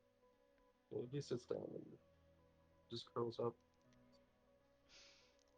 You see Sadie reaching for you, but Draco has grabbed onto her. Similarly, Pridwin, you see Katya starting to move towards Soma comfortingly.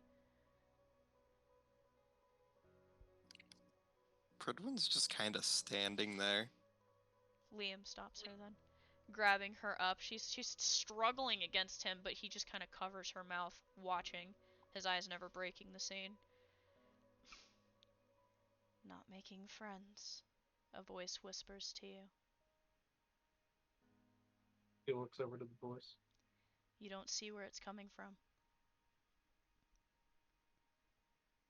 He follows it.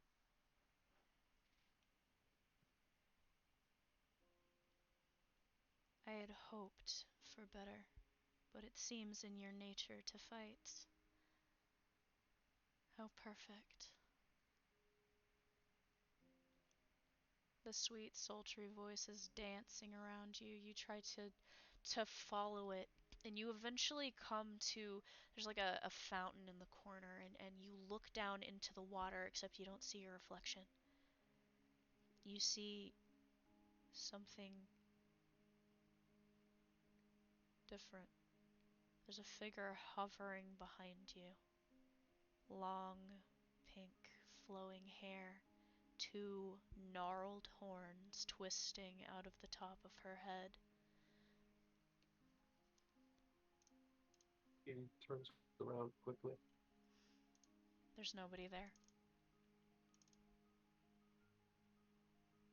He turns back into the fountain and attempts to he just shoves his hand in the fountain. She is peering up at you again as you look.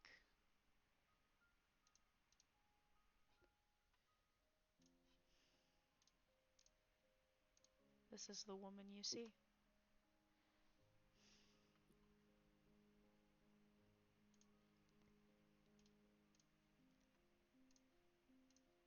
As you shove your hand in the water, her image ripples.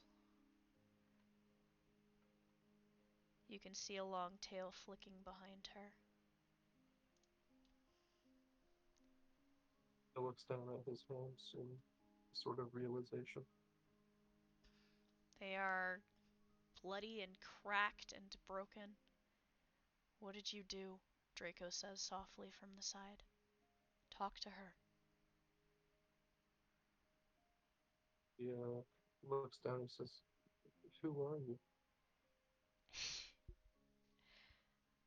I'm hurt, Soma.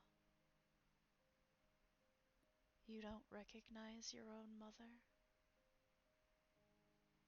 Mother? The figure in the water smiles up at you.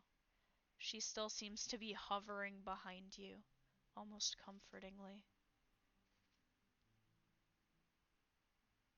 Where are you? Not here. Why are you not with me? Why am I alone? She looks behind her as if afraid someone will hear. I'm in a place that you cannot go. Not yet.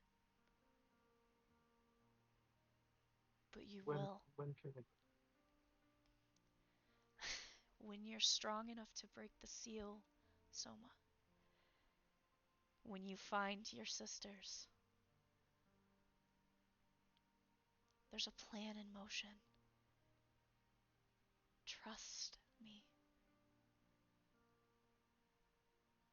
What is this plan?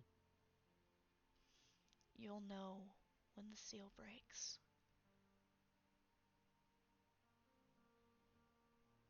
You see her fingers reach, touching the surface of the water but not quite passing through it. It's okay. You don't have to be afraid. You were born to fight. He sticks his hand out and tries to grab hers. You pass through the water, her image ripples again. If only, my love.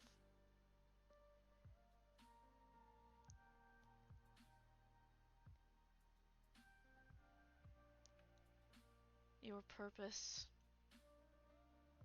it's at the academy.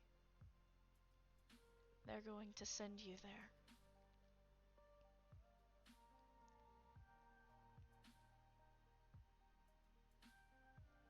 What am I going to do?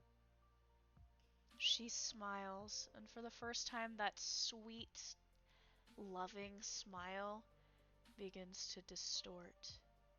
Her teeth jagged, her eyes intense. My dear, you're gonna tear it apart from the inside out.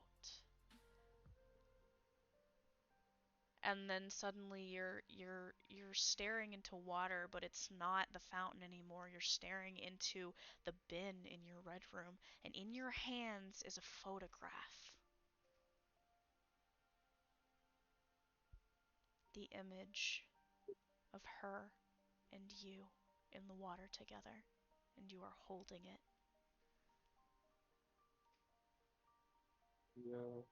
He pins it up and backs up a little bit and says, "Ah, what? That was heavy shit." You turn around and you see a lot of wary, uneasy faces looking at you. Says, "Don't worry, I'm absolutely not going to purposefully try to kill you guys. Actually, I completely disagree with whatever my mom is doing."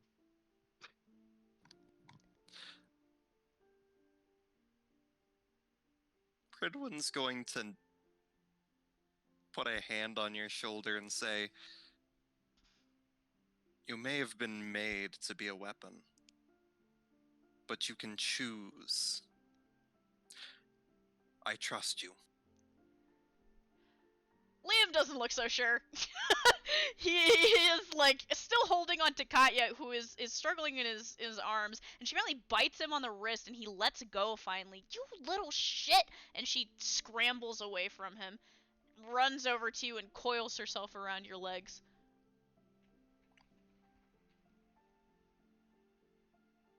She's hugging you tight, Soma. He puts his hand on her back and holds her tight. Draco is watching you unsurely. "So, what does this mean exactly?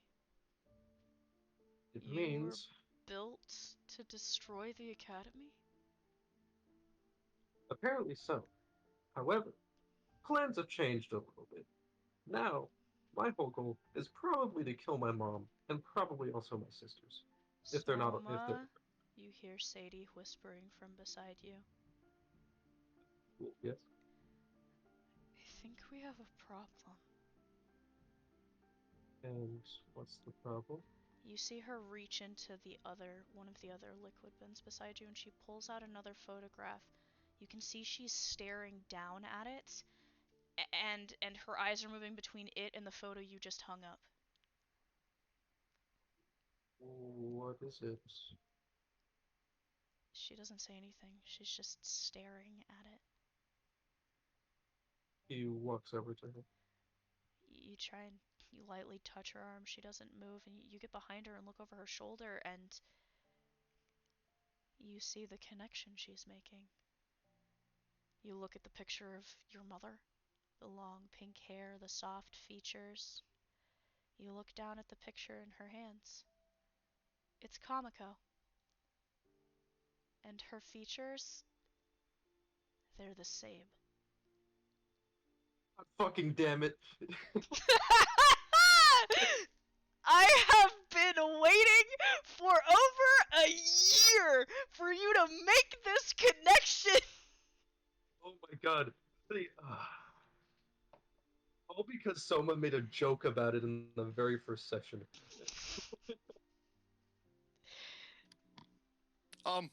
Soma, what are you two looking at? Soma, like, he's not even, like, upset or anything at this point. He, like, slams the table, he's like, "God damn it."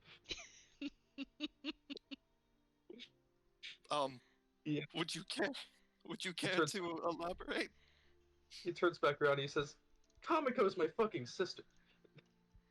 Are you saying that there's an imposter among us? An imposter among us? Wish, honestly. But probably. There's Kamiko. Ugh, God damn it.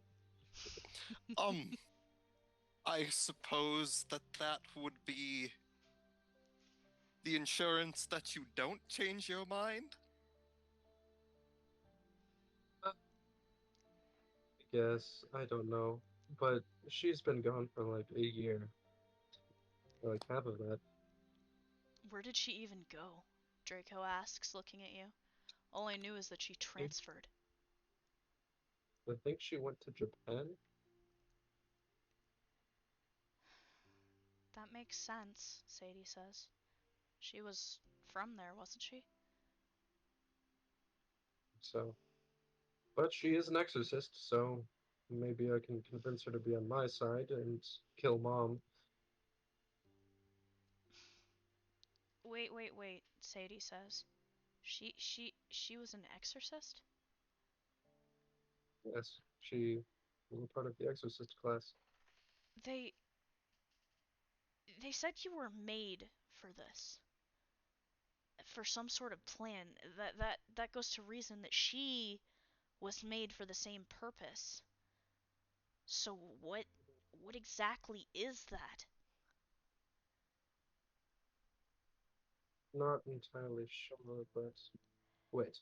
He thinks to himself and he says, "So they're trying to infect us all with black blood, right? And black blood is demonic in nature. You get that. What if they're trying to infect all of us and then have Kamiko be their executioner? That seems Everyone except demons can be infected. that They seems planted you in here. like a far shot. But it would make sense. But Get everyone infected, kill them all off, and then have the demons clean out what remains. but what about your mother? I don't know what she's planning, but clearly she wants me to.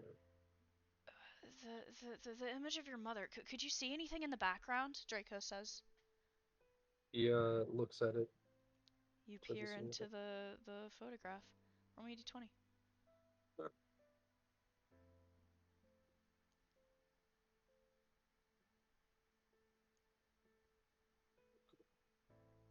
What phone's tweaking? There you go. Well, I rolled a natural 20. Fuck yes, that's what I wanted. You peer into the photograph.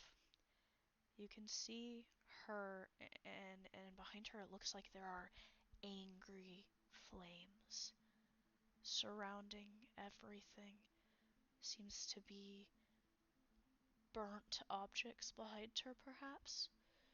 But the flames look pink and red and furiously hot. In fact, her hair seems to be coming to life in them as though she is burning herself. You can see the faintest image of wings behind her spread wide. Her wings are burning. She seems to be in pain. Just the slightest hint of it, like she's hiding it from you. He turns around, he's like, Mom's in hell. And I does think she that wants. mean that Sorry about that, but I think she wants me to free her. that's what I was beginning to think? Yeah, No yeah, and way. getting me to fuck up the DWMA, get to death, and death probably has something to do with it. I don't know what she can do. That's Draco my grabs your shoulders. Kamiko, you remember she was having problems, right? She was having resonance issues, right? yes. Oh no. He starts pacing, running a hand through his hair.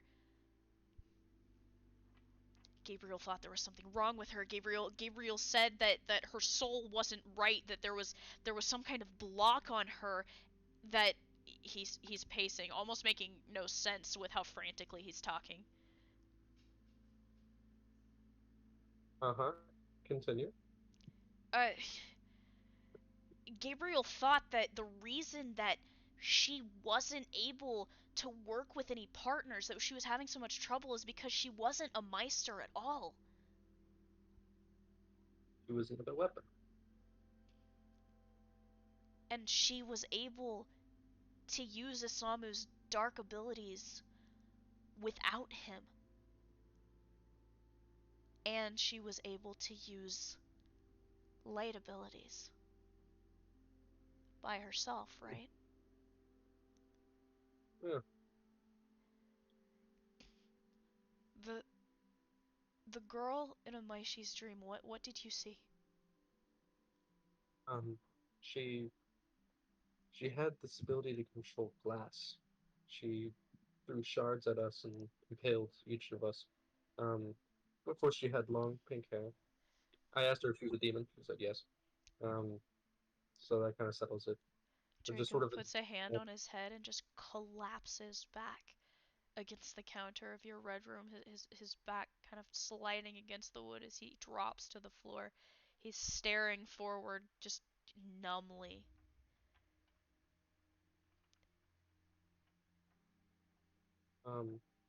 Did you... Ridwin, roll me a d20 at advantage. Oh boy. Oh, thank God for that advantage. That went from a natural 1 to a 17. Ridwin, you remember something? Something about the witch twins.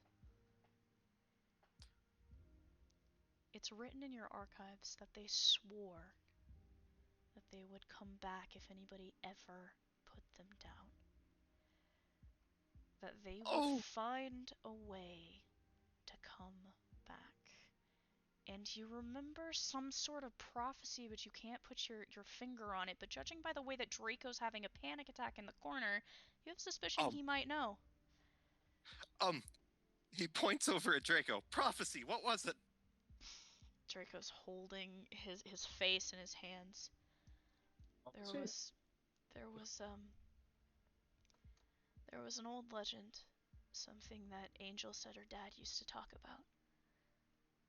A child for each of light and of darkness, of fire and of ice, and of glass. The combination of those elements is one of the only ways that you could breach her mirror and pass through it on your own.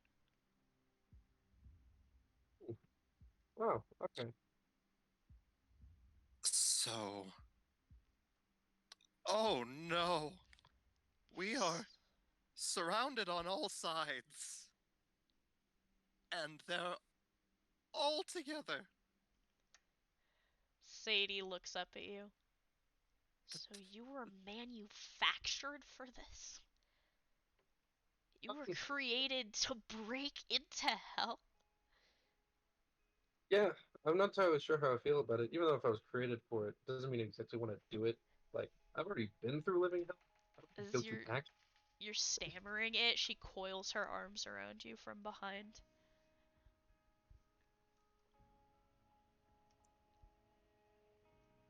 I'm not gonna let anything happen to you. He drops his hand and says, "Listen, I am not going to let any of that happen. If my sisters want to go swinging, I will fight them. But just saying, I'm not going to open a gate to hell. That's not my thing." But how do you know? Draco says. How do you know that if that soul protect comes off, you won't turn into a different person? Listen, hell be damned and prophecy be damned too. I don't want to open a gate to hell. I'm sure even crazy demonic pharaoh me doesn't want to go down there. Plus, mom seems a little terrifying. I don't want to get divine judgment from my mother. Draco kind of makes sense. I'm sure even feral animal demon version of me, if that exists, is definitely would be wary of opening a gate to hell and destroying everyone in the DWMA. But I don't know. That's just me. Oh, great, Draco says, rubbing at his temples, still, like, clearly in the middle of a panic attack. Liam kind of pushes his glasses up and goes, oof, this isn't good. Pridwin's just pacing, and he's visibly panicking. Well, I suppose we should go to the real world and talk about it there. So I'll see you later. And he snaps his fingers and goes back. Someone severs his connection, and all of a sudden, all of you are back in your bodies. Also, you guys come back into your bodies, and you start looking at each other and recollecting, like, your body. Immediately, you realize that, there is permanent marker all over all of your faces. And Lewis is not in the room anymore. Soma like gets up. He's like, "Demon mom." Oh, what the fuck? Pridwin has this long, like, mustache drawn across his mask. Like, There's a monocle on Pridwin's- Soma's face. Pridwin's going to make sure the latches on his mask are still fastened. They are still fastened. You have a special locking mechanism that requires you to take it off. As you're looking at the matches, though, Soma, you kind of look over at Pridwin, and he has writing across his forehead. He reads it. It says second-rate doctor with a third-rate bag, just like all across How his forehead. Dare you? So reads it out. He's like, yeah, that was Lewis. I am going to kill him. Katya also has writing across her forehead. Someone stands up. He's gonna read it afterwards, but he says, well, you know, if I do go crazy and destroy the DWMA, Lewis is probably first. I concur, Katya says, starting to rub it where she feels she has something on her face. He reads it. It says meanie. Katya, do you want to go punch Lewis? He Yes. wrote meanie on your. I will She go with looks you. over at Liam. Liam has like his mask was pulled down, and the lines in his like Glasgow scars have been filled in, and then there's like lines drawn through them, so it looks like the edge of like a scarecrow mouth. Also, I'd say that Apollyon is like standing there, like in by the doorway, and he says, "Oh, it was also Abaddon's idea." There's giggling, just in the air. I I am. did. One of these days, I am going to teach that damn scythe a lesson. Please, I want you to. Please let it be Anyway, today, Katya says, cracking her knuckles again.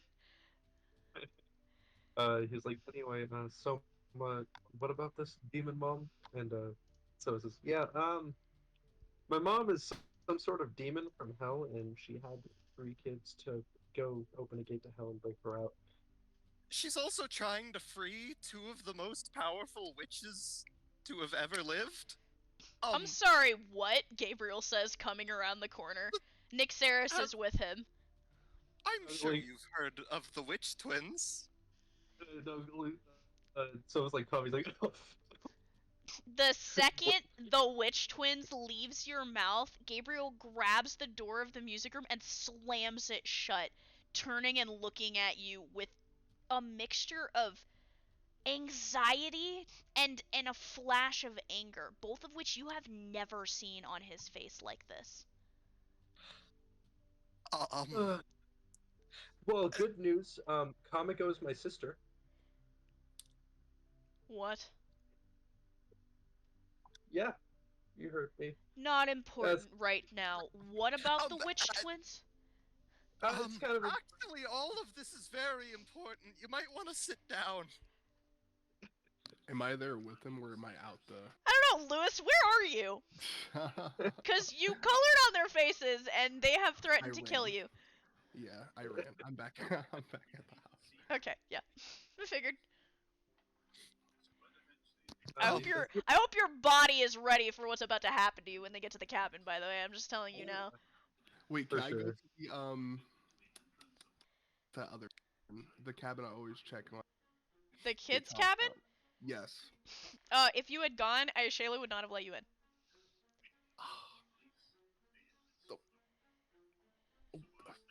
I know you've done something wrong. Get out of here. Yeah, no, that's exactly what it was, too. She's like, you're up to something sketchy. Out. No. So, talking to Gabriel, he says, yeah, the Comico thing is actually big news because, well, as you know, I'm a demon. And that means, by process of elimination, he's also a demon. I believe there's also a third one that's unaccounted for. And she's on a murder spree. Killed Aishu's parents. Nick Saris Yes. is staring at you. Also, Katya is staring at you, but it's kind of like a really anxious, panicky stare.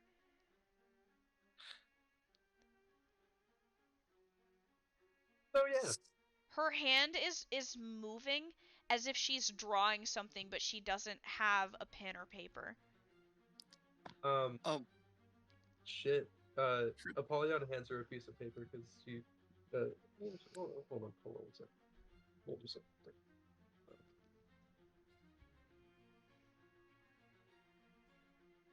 Yeah, Apollyon is gonna walk over there and hand her a sheet of paper. You don't really hand it to her. You kind of like hold it up. Yeah. She still doesn't have anything to write with. Pridwin will pull out his pen. You kind of slide the pen into her hand, and her eyes are just locked onto you, Soma. And she's drawing, and Apollyon tries to hold the paper, and Pridwin kind of assists as she's scribbling. And the two of you see she seems to be drawing out a soul. What are you doing? She's lost in whatever she's staring at. She's staring up in fear. And she continues to draw, her hand shaking as she does, and it starts to repeat, and that's when Apollyon pulls the paper away and takes it and looks at it. Apollyon, you're staring at a soul that you have seen a sketch of before, but it looks different. Half of it is fire and half of it is ice. Beneath it there is a long, spindly tail, the edge of which fades off into nothing. And at the top left there appears to be the beginnings of a gnarled horn coming out, and on the right there's a hint of another one. Well, I suppose I should show you this. He holds out the piece of paper. You all see it.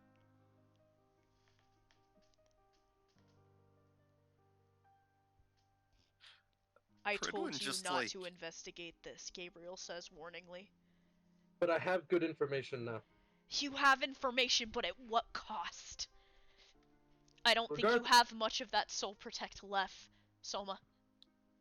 Regardless, I'm still on your side, and as long as I'm on your side, the plan that they are doing will not go into fruition.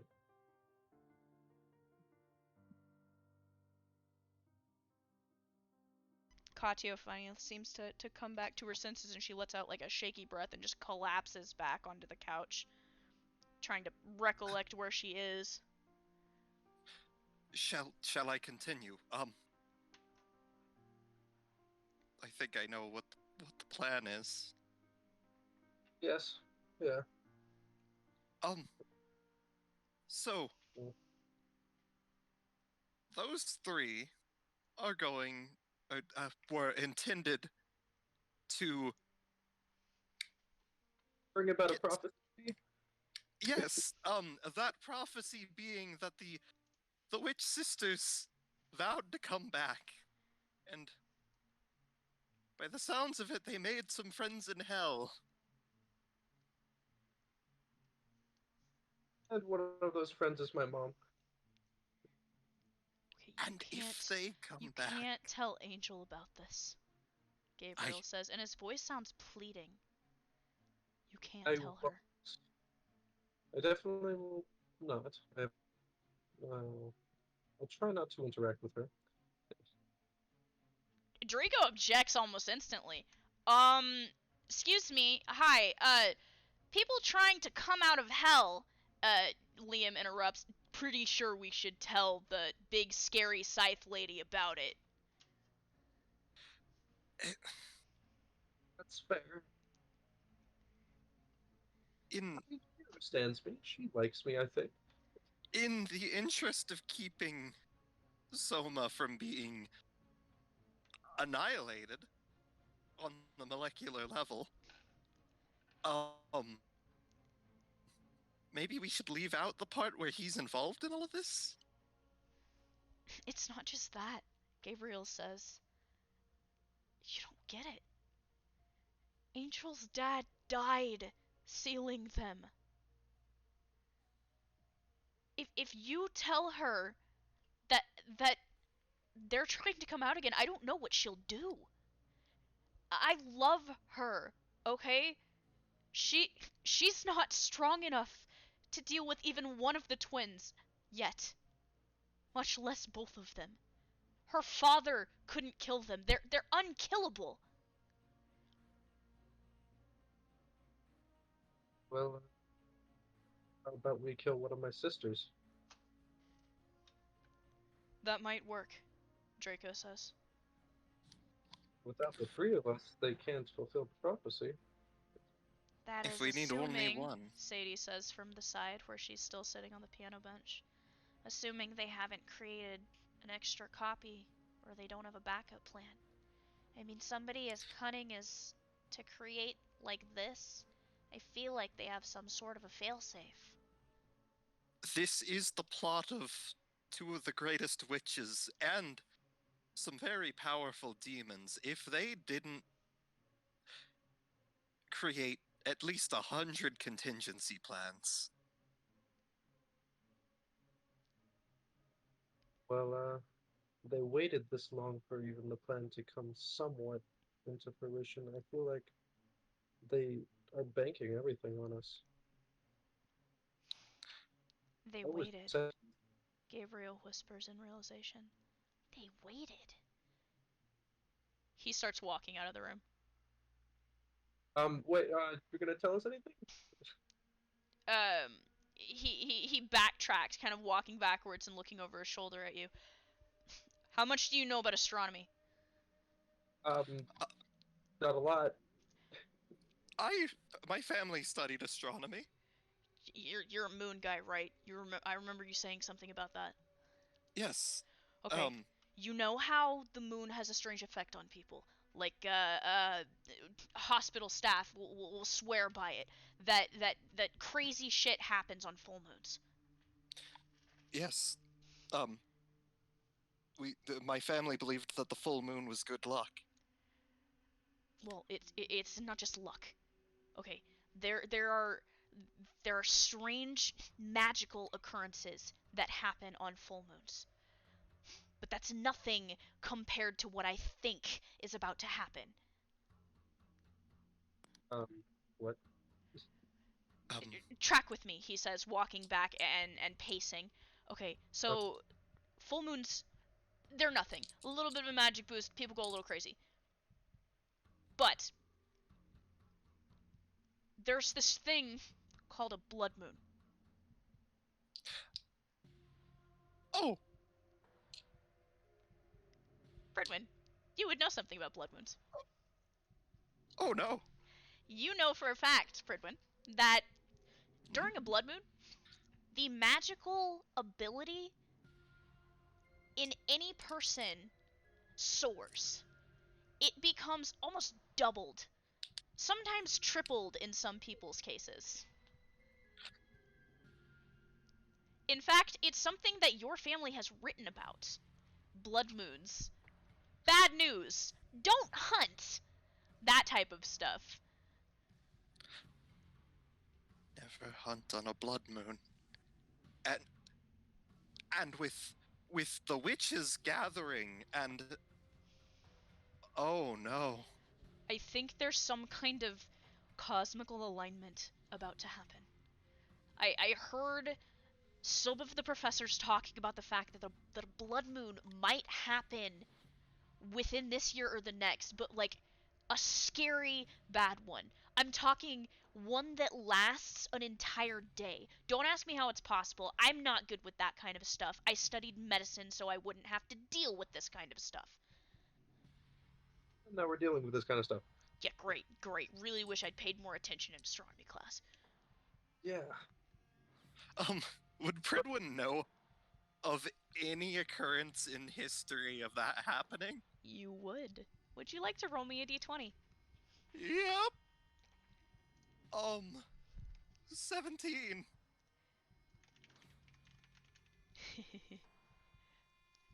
A word flashes through your mind. 2 words, actually. The Reckoning. There's a file somewhere on it. You've heard about it. Your mother spoke of it. There was a time when the moon turned a deep, deep red, and it lasted that way for 3 days. And during those 3 days, you lost more people to witches, to demons, to monsters of all types than you had in a decade. It was the most dangerous time, and your people, your family swore that they would prepare themselves for the next one if they could foresee it coming. So that something like this never happened again. The reckoning. Do any of you know about the reckoning? Soma, you definitely don't. I'm Yeah, thinking they don't know about it. Apollyon might, actually. Yeah. Let's see if Volume does. 17. Okay, Apollyon, you, um, how old is your soul? My soul? Yeah, because I know you're pretending to be a certain age, but we talked about your soul, you being a lot older. Yeah, I think I'm like around Sophia's age. I feel like you. Hold on. I don't know. We discussed it briefly. Abaddon speaks up. Okay. You mean you don't remember? You don't. You don't remember? We were there, dummy. Uh-huh. She sighs, emphatically. How can you not remember one of the greatest moments of our life? Well, technically, I guess I got the memory since we got split in two. He thinks it over. 1 second, actually, while I do that. You guys hear Abaddon speaking, by the way. You were there? The smile broadens along the scythe. So many tasty souls. That was the day we got strong. Gabriel is pacing, even worse now, running his hands through his hair. His glasses are fogging up. Liam's sitting on the couch, just kind of staring forward. Well, this sucks, he says under his breath.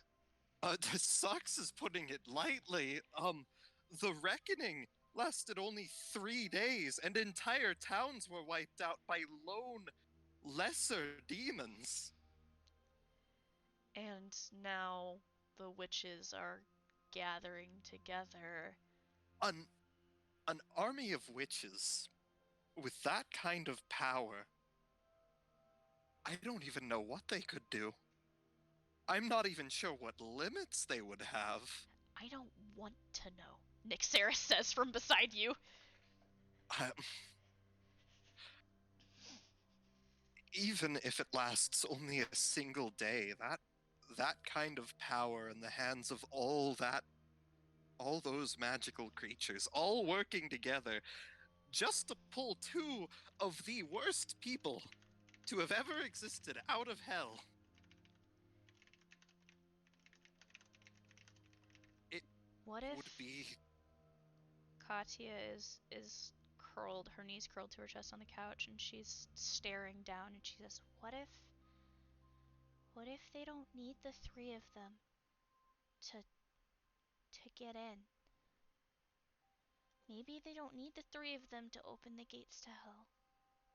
Maybe they need the three of them to get someone out. You said something about a safe. What if that's the safe?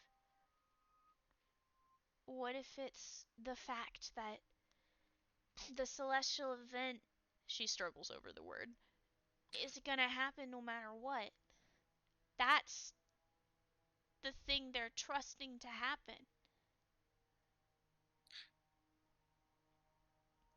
And if the three can't open the gate, then an entire army of witches most certainly could. Stands to reason so, Draco says under his breath. Well, this sucks, Liam says again. That's once again putting it incredibly lightly. This an apocalyptic event. You're not kidding, Nick Sarah says. She also has kind of lowered herself to the ground, just looking pale and dumbfounded. Giver, we have to tell Angel. No, you don't. We have to tell her. Please don't bring her into this yet. Yet. If we can't figure out something, then sure, okay, if we have to, but I don't know what she'll do.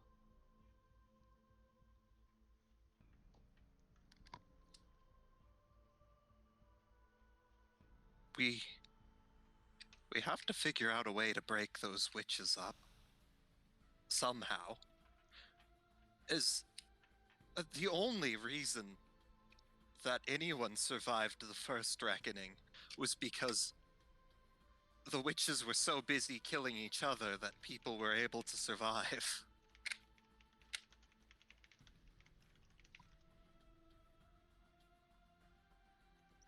Sorry about that. Welcome back. Everybody Yes. in the room's having a panic attack. Yes. What panic attack is everyone having? All of them. Well, anyway, Abaddon speaks of is I was there at the Blood Moon thing. Abaddon looks irritated. Can't believe I got your share of the memories for this.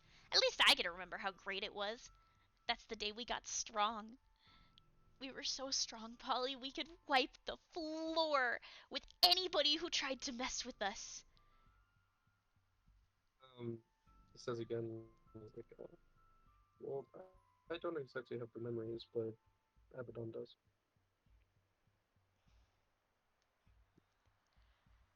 Everybody just panicking. That you're seeing like 1,000-yard stares from a good portion of the people in the room. He sighs and manifests Abaddon. Oh, so now I get to come out? Just tell them. What do you want me to say? I don't know. Stuff about the Blood Moon. Making you remember. You still got my memories. Well, I remember me, however you want to look at us back then when we were one.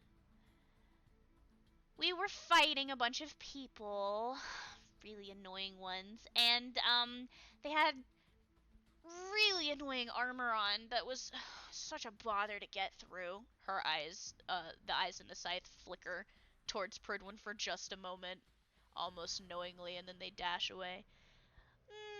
We ate a bunch of souls. 3 days straight of nobody telling us what to do. Of course, then we had to deal with all the witches, too. Those assholes were annoying. Trying to kill each other, trying to kill everyone else. You couldn't take 2 steps without somebody trying to take a shot at you. Probably why I don't like anyone. Yeah, that kind of makes sense.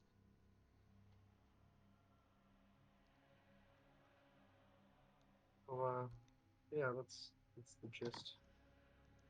So, are you saying another one's gonna happen?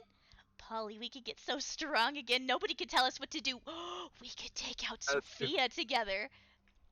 As soon as she starts speaking, you demanifest her. Aww, you hear in the back of your mind. Well, yeah.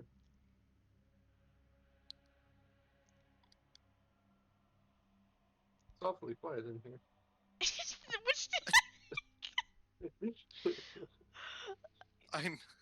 Liam, for the 3rd time, pushes his glasses up and goes, This really sucks.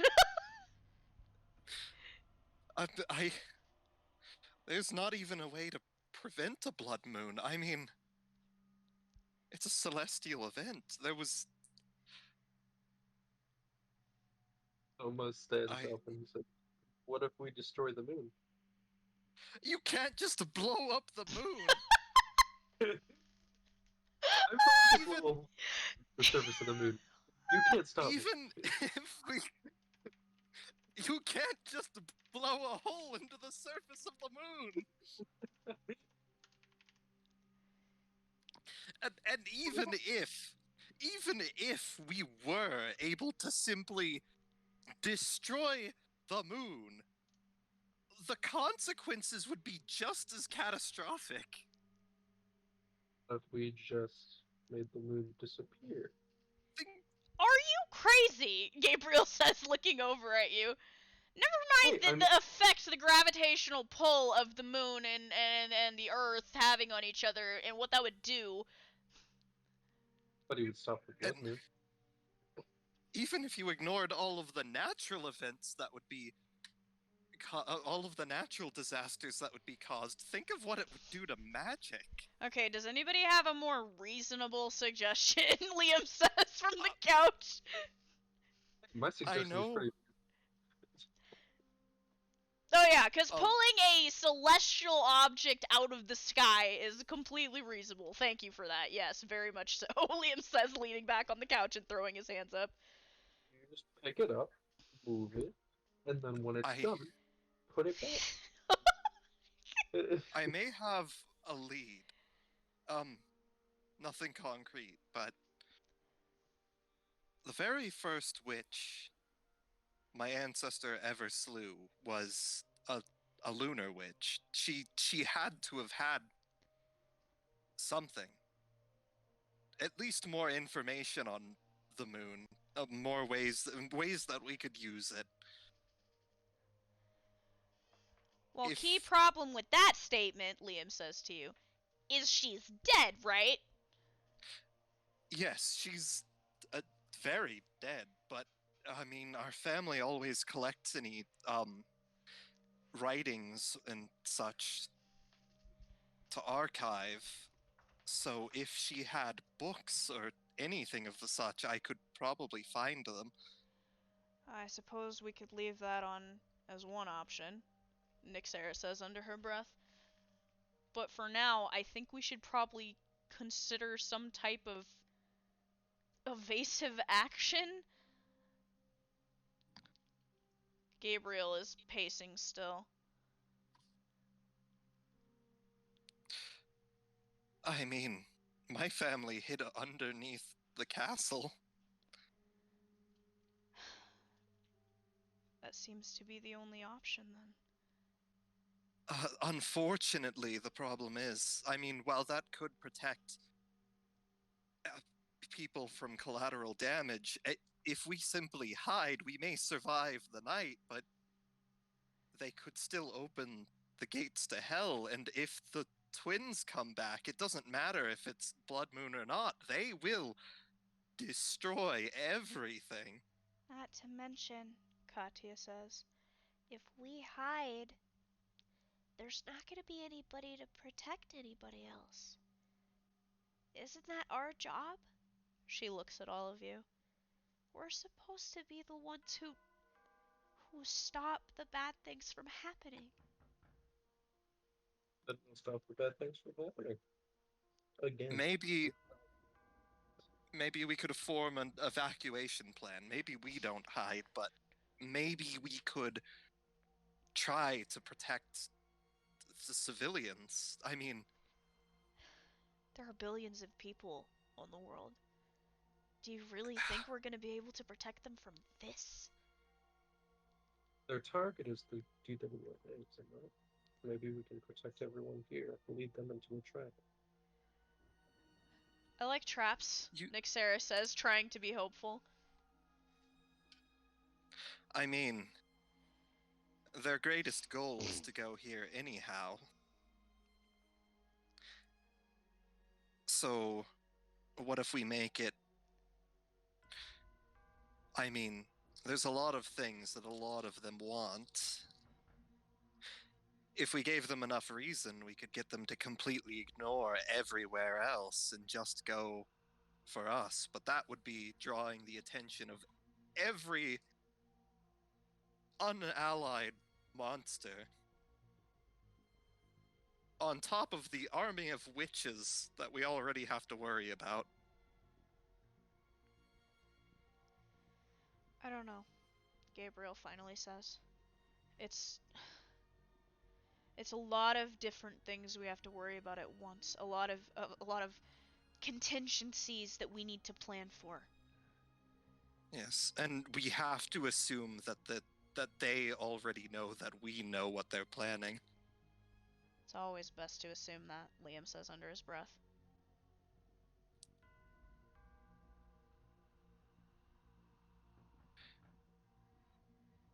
And that means we could still spring a trap on them. We just have to we have to figure out how to outsmart witches, and that's It's hard enough to outsmart one witch, Draco says emphatically.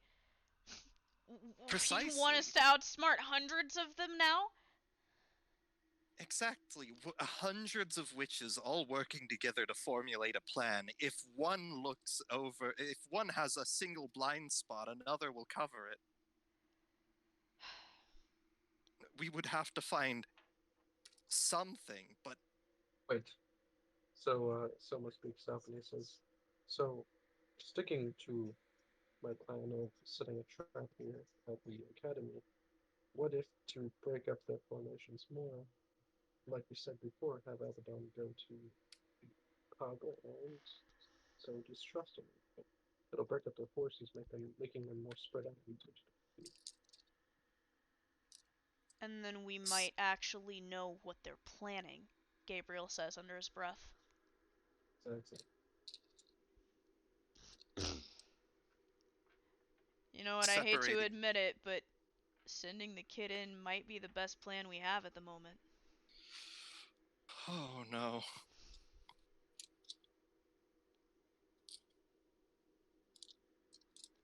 Katya looks up at Apollyon and her eyes much bigger. Apollyon looks up at them and says, "Well, I'm not a kid, but thank you."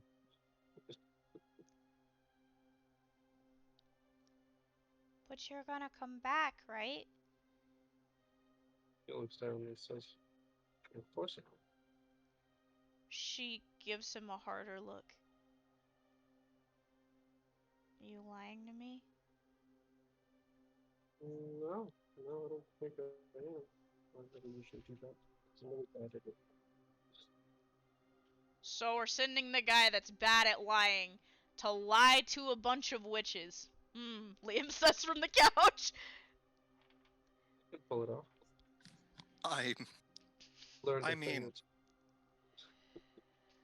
the greatest weakness the witch has is hubris. If you manage to somehow convince them that they think they're playing you, you might have a chance.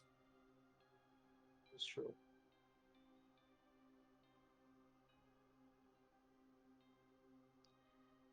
Well, it's the best plan we got, really. For the moment, unfortunately, it is. I'll start informing my colleagues. I suppose Angel should be made aware.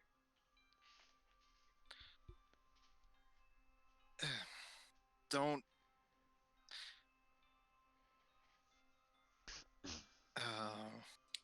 I'm going to try and do my best to get as much research done as possible.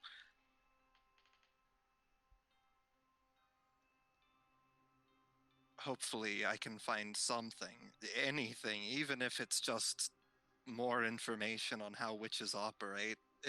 Anything could help at this point. I can't help but wonder, Nixeris says.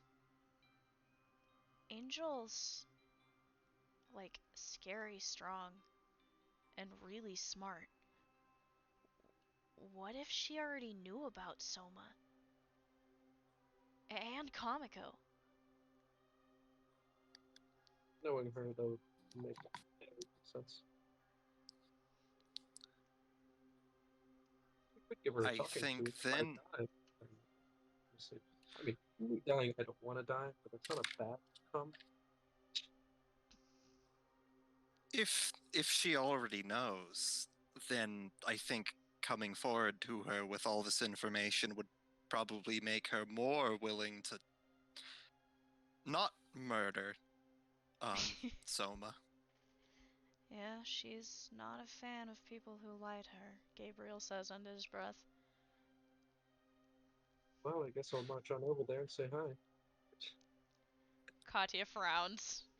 Don't go back in the scary place again. It's not that scary. It's pretty good. It's pretty beautiful, actually. I'll take some photos. Katya is having flashbacks to when the three of you went in there and almost didn't come back out. Sadie is, she calls out to you, Soma, as you, like, start to move.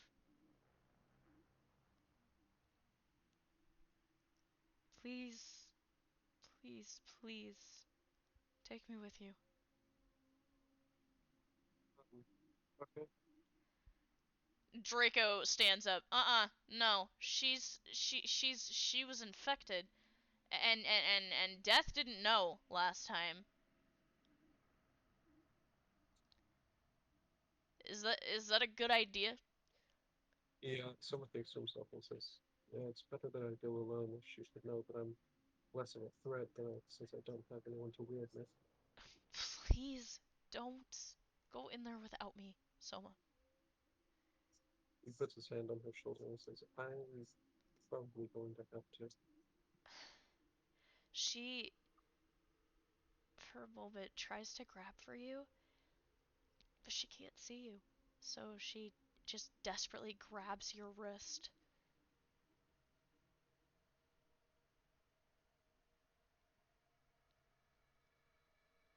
You just see tears welling up in her eyes, but she doesn't say anything else. Says, oh, I'm sorry. And he hugs her and then gets ready to walk towards Death's room. She just kind of sinks back down onto the piano bench. Katya, you kind of like hear little footsteps behind you as you're starting to walk to the death room. You look down and Katya seems to be following you.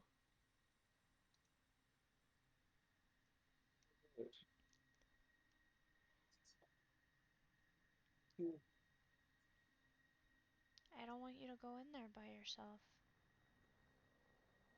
He looks to her and says, I have to. She has to know that I'm not a threat. And are you? God, I sure hope not. She just kind of stands there, her head hung. Liam softly comes up behind her and grabs her shoulder and looks at you. I won't let her follow you. He nods and keeps going.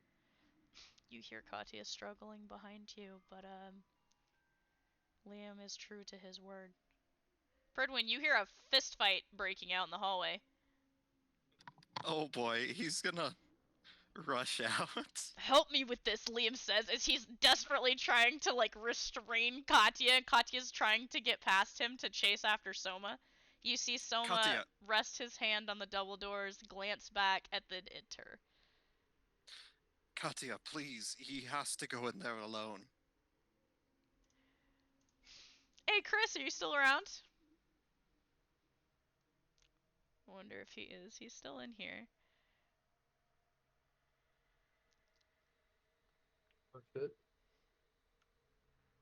Chris. He might have fallen asleep. It's fine if not. Yep. So you you two are in the hallway. Pridwin, you are watching Liam struggle. You hear the murmur of voices behind you in the music room. They seem to be trying to formulate some kind of ideas or anything and calm each other down. You guys did say Chris, not Lewis, right? I did say Chris. Lewis, though, if Okay. you would like to come join in on the absolute nightmare that's happening right now, feel free. Oh, yeah. So you realize that it's been a hot minute since everything went down in the music room, and you were like, for sure they're gonna come looking for me, and they didn't. So you kind of creep back, and you creep to the window of the music room, kind of peering in. Roll me a d20. I have bad experiences with Windows. 4. Oh, Jesus. Yeah. So almost instantly, Nyxeris's eyes snap to the window and then she calls into the hallway. Hey! Guess who came back to see his handiwork? Katya stops instantly. He Pridwin grabs her hand and says, "You know what we must do." Katya's eyes just like all the emotion that was there is gone. It's gone. There is a look of just murder in her eyes as she just slowly like wraps her hand around yours. You feel that pulling you into your weapon form. Oh boy, he transforms. She turns to the music room and goes sprinting through. Gabriel and Draco are kind of like taken aback as she just sprints, steps off the coffee table, lurches to the bench that Soma usually sits on, and out the open window. Lewis, you see her coming. Rather, you hear her sprinting, the shifting of this metal. Would you like to run? Yes. Okay. As fast as I can. You take off Pridwin's running. crackling with electricity. At this point, Liam is also chasing after you because he's not about to miss this shit. So you guys are sprinting. Soma, you hear this like refrain of noise for a moment, and then it dies down as you're standing in the space between. Yeah. You start walking forward. As you walk, there's a celestial, what looks like some kind of bird, and you pause for a minute because it looks kind of familiar. Roll me a d20. Well,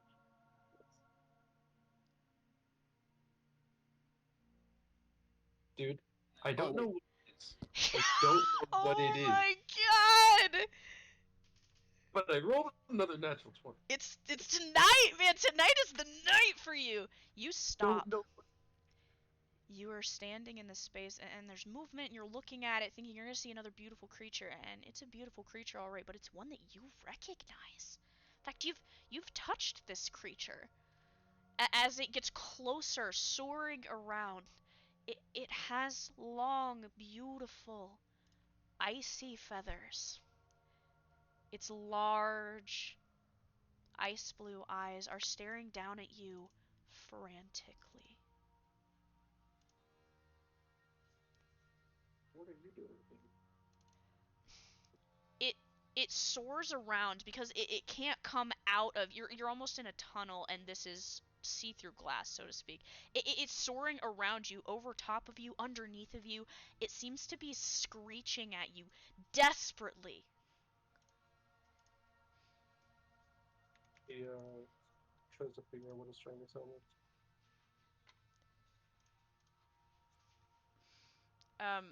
You aren't sure.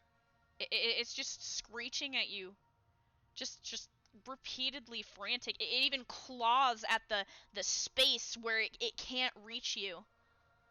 Its eyes are enormous. He continues going forward.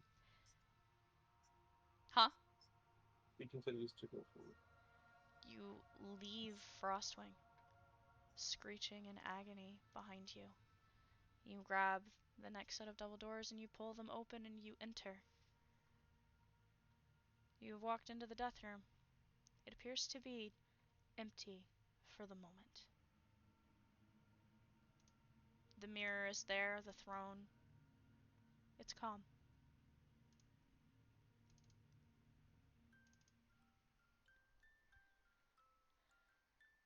Do you remember how to call death? Put in her good old number and hope for the best. Huh?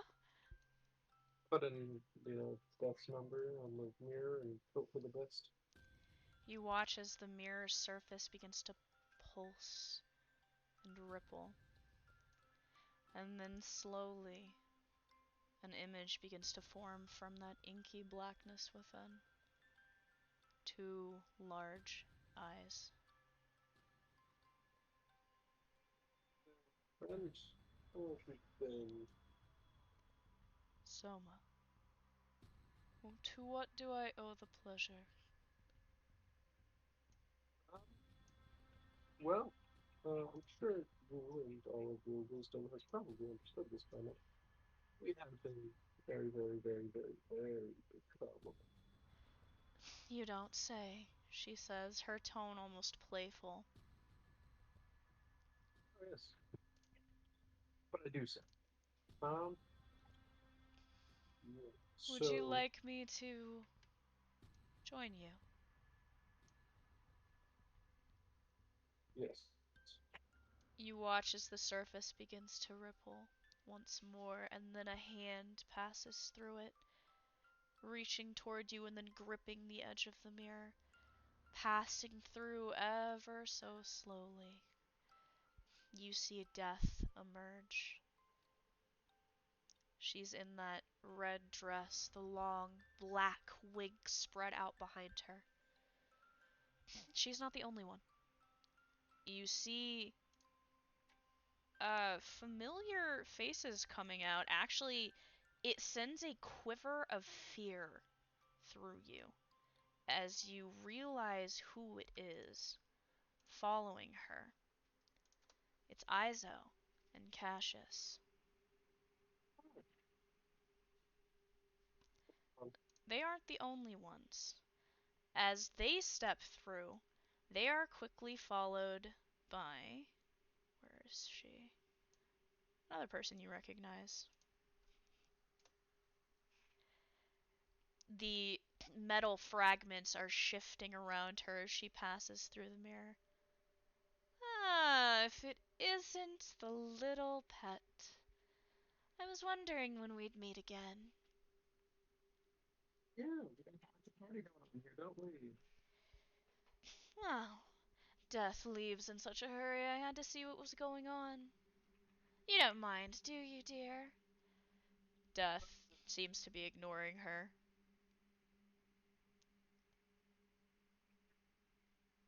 Anyway, yeah, there's a bit of an issue going on. Elaborate, Death says, seating herself not on the throne but on the steps nearby. It's actually Hadassah who lounges in the throne, much to Death's ire, apparently, but she again is ignoring her. Cassius and Izo have taken position on either side of the mirror, and they are standing there, hands folded in front of them, simply observing. So, where do I begin? So, Perhaps you should begin with why I was alerted last night that your death seal was about to break. um, yeah, well, uh, some of my friends and I, and, well, just my friends, managed to tear the soul of a black blood demon out of Sadie's body. Sadie, I wasn't aware that she was infected. Very recently. I haven't been given the time to talk to you about that. Soma, my patience wears thin with you. I trusted you to keep this from spreading. And yet, more people are infected now. It's there are much more problems than just blood now. Speak. So let's start on the topic of witches. I'm assuming you know a good bit about this. How much do you know? Izo says from beside the mirror. I've learned quite a bit in the last.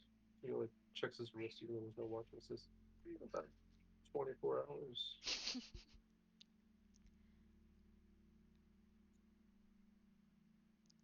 Well, Well,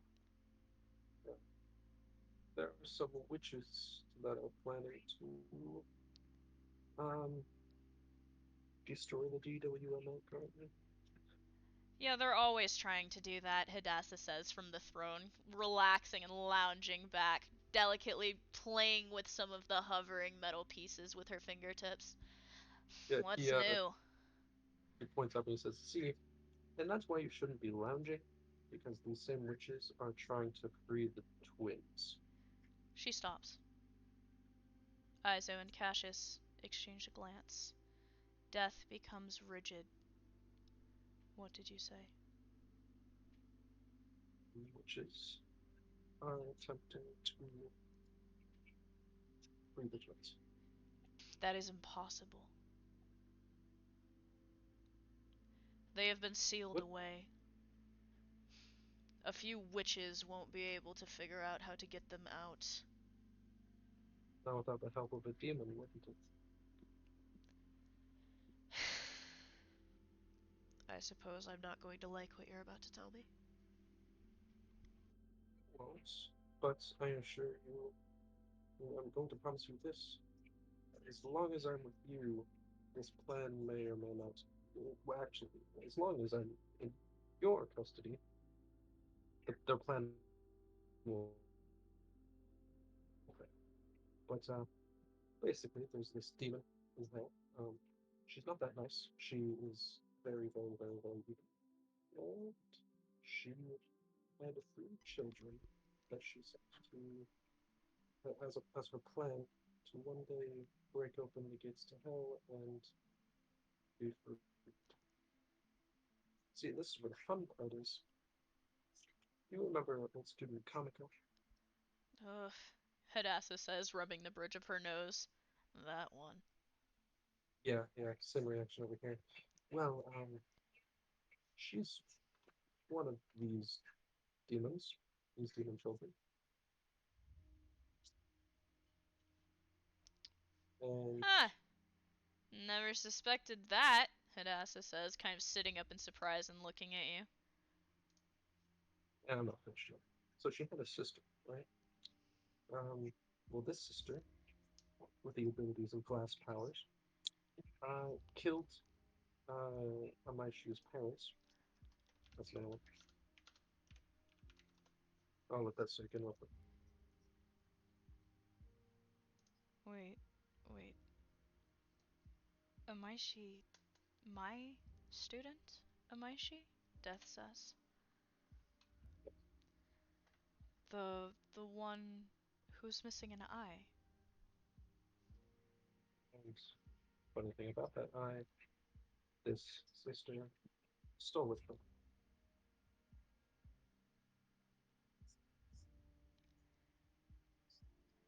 She sits back. Well, that's not good. It most certainly is not. Now, here is where I come into things.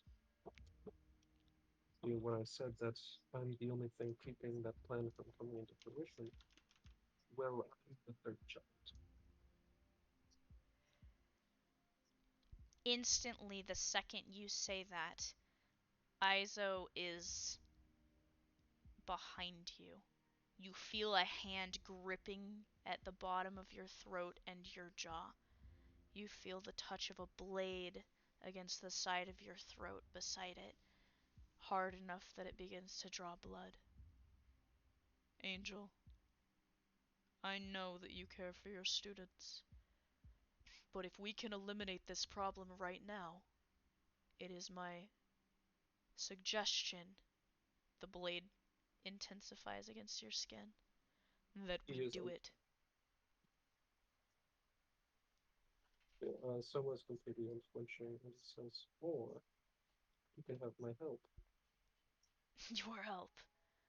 And what help could we get from a demon?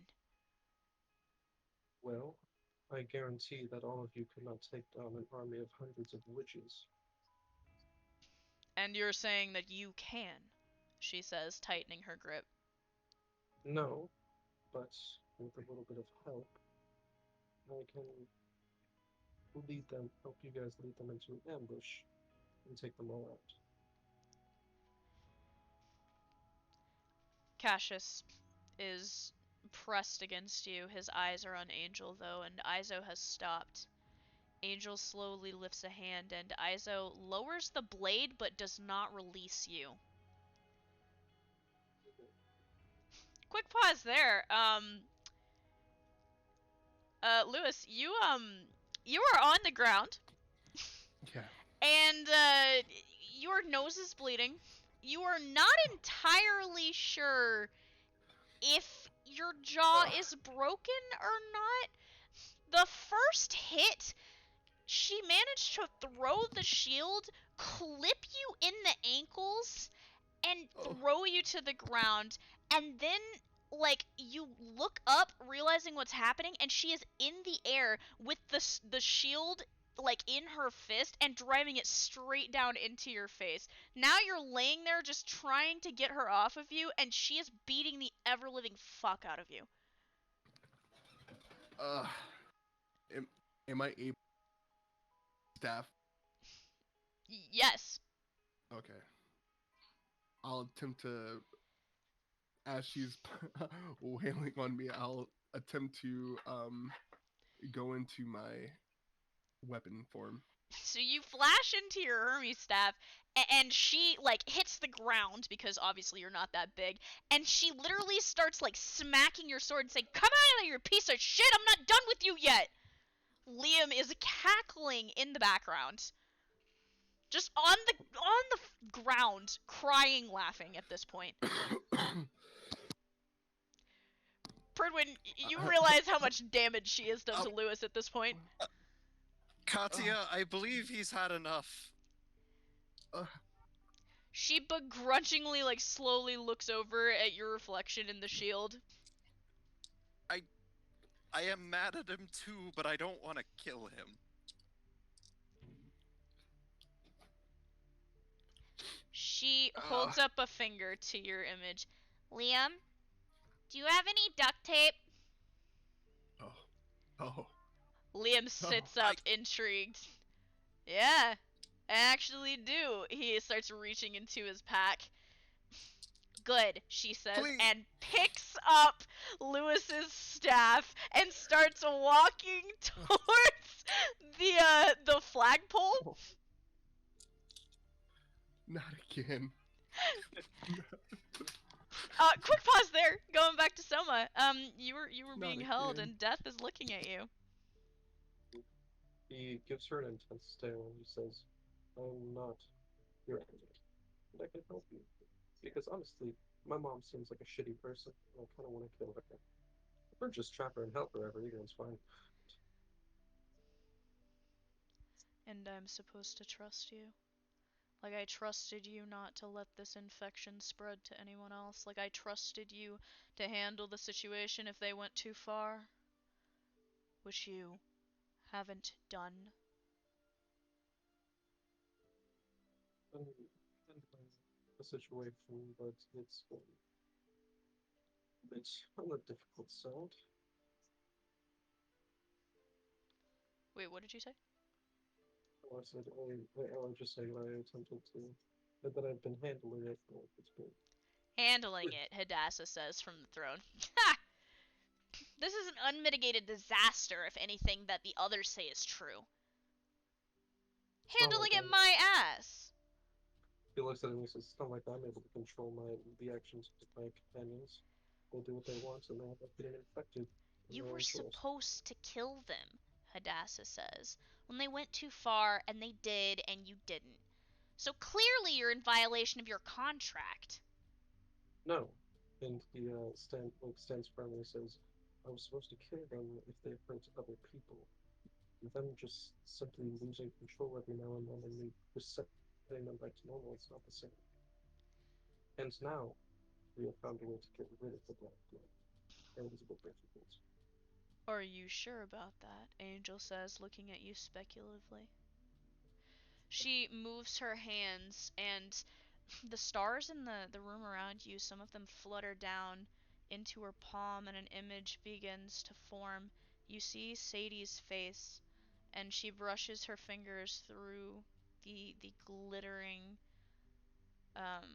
pieces near her eyes. She looks up at you. All of that. And I'm sure She's still infected. Regardless, there is a will.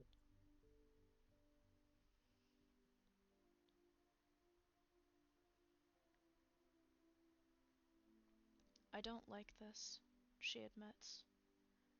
I don't want to hurt you, Soma. But you put me in a difficult position yet again.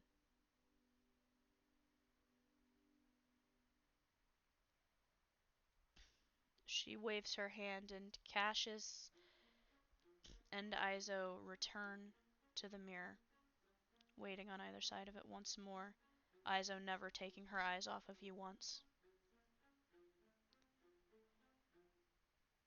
We're aware of the gatherings of the witches. I had no idea that it had come to this length. I had no idea it was this bad. If you think you can help, by all means. But I am warning you. The moment that the black blood goes too far, you're going to be in violation of your contract, and I am not responsible for what happens to you. He stands tall. He doesn't say a word. And if I find out that you have betrayed me, Soma, if I find out that you've used your demonic abilities and hurt one single person, intentional or not, your soul is mine.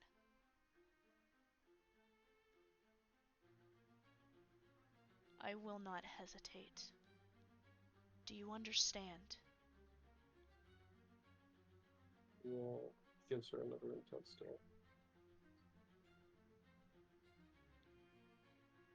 Sort of a stubborn.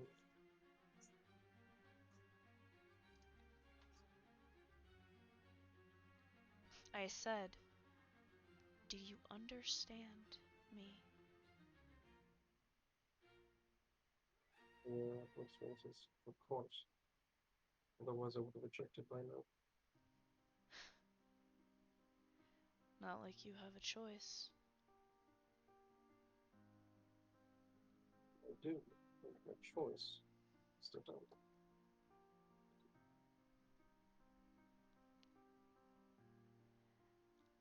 Come, she says to Hadassah, to Izo and Cassius.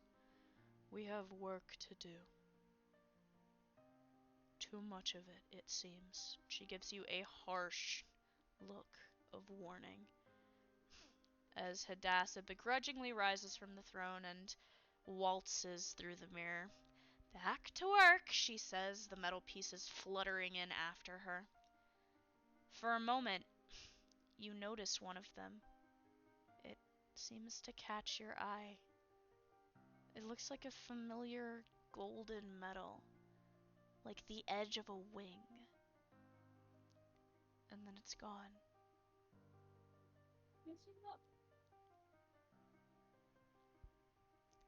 Izo and Cassius wait for Death to walk through the mirror, and then they follow her. And you're alone. Pridwin, you are standing in a courtyard. Liam is standing next to you, and Katya brushes her hands off and backs up to stand beside you as well.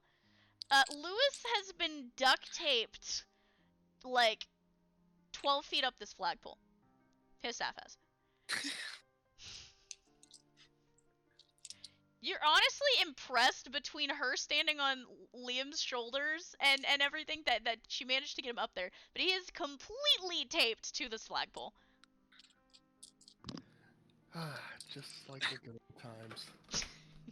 He like cups his hands around his mouth and says, Lewis, I tried very, very hard to be nice to you.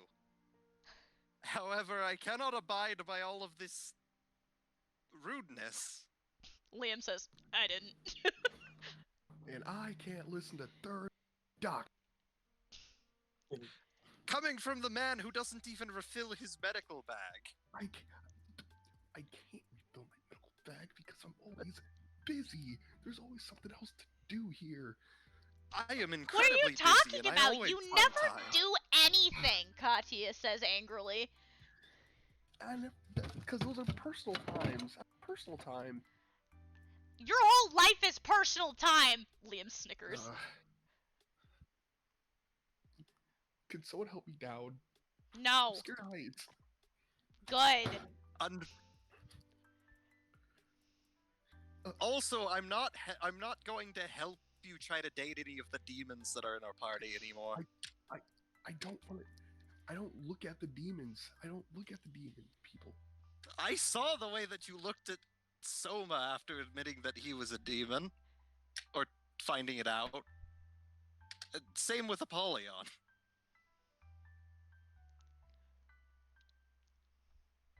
You have a demon fetish? Liam says, looking up at you suspiciously. Pridwin just covers Cat's ears. She's trying to pull your gauntlet off of her ear. What does that mean? Dude, that is unimportant. Oh, I think it's very important, Liam says, pushing his glasses up further. It's about this time, Soma, you've walked out of the death room and out into the courtyard, and you see the three of them shouting this conversation back and forth. Lewis is, in fact, taped up a flagpole. Pridwin, come on, man. I'm sorry. Don't you dare try to guilt trip me after everything I've done. Spray him, Katya says. No. You know what? How about this? If you apologize for everything that you've said to me, Lewis, as he's He talking, opens you the can't help nozzle. but notice, like, there's fucking, like, the mustache that you drew on his face is moving as he talks, just slightly with the shifting of the armor. if you apologize for everything, this will be healing water instead of salt water. Why are you able to make different types of water? That Spray him, means- Katya says. Okay. I am humbly sorry. That didn't seem genuine, For? Liam says. I'm going to need you to list everything that you've done. That one time I drew on your face. I tried to. I remember. I tried to remember that very unshackle you- clearly. Unshackle your mask while you're asleep. You tried to take my mask off? Well, I just wanted to see, Soma, are you gonna join this? just for Someone like. looking in, he's like, what is what are we doing? You Oh, Soma, can you help me down the stand tree real beside fast? Liam. Got Liam my says, foot in the just tree. desserts, and looks over at you. Continue. I'm sorry for. No, I did not try to date the demon ladies. Spray him. I don't know. Okay. I'm sorry for talking or attempting to flirt with the demon ladies. It will not happen again. That's a you problem, man. That didn't offend me. Demon fetish, Liam says, pushing his glasses up again. It's not what it is. It's not what it is. Have you ever went inside that lake thing that they brought you in? Oh god. So while this is Please? happening, Soma, you're standing there, and Katya leans over to you and she whispers, what does that mean? Do not. If you say one more thing on that subject, I am going to spray you with salt water. Someone like looks down and he says, "You'll find out when you're older." What? Dad says that all the time. It's not fair. What else did I do to you? What else have I done? And everything else in return? Well, let's talk about the time that you, all the times that you've lied to me, attempted to steal from me. Let's see. It was to get you inside of our little, our little club here Spray him. of people. Um, Come on. I'm not hearing an apology, so, and he's going to. I'm humbly sorry. It's too late. He's Too late. already started to It's spray salt it with water. salt water. while this is happening, it's just like a burst of salt water. Liam elbows you, Soma, and goes, "You know, Douglas's kid has got a mean eye. You should have seen her take him out." Really? I'm Yeah, sure she you- threw the shield so that it knocked his feet out from under him, and then he flashed back onto her hand, and she mid-air flew down and punched him in the face. Jesus God, I Christ. wish I'd recorded it. Douglas should be- Honestly, you know the frightening thing? As you're spraying him this whole time, you turn over casually. Yeah, it just keeps going.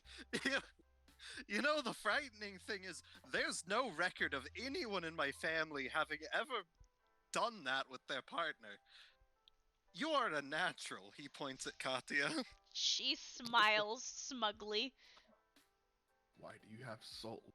He's choking on the salt water. I'm a jellyfish!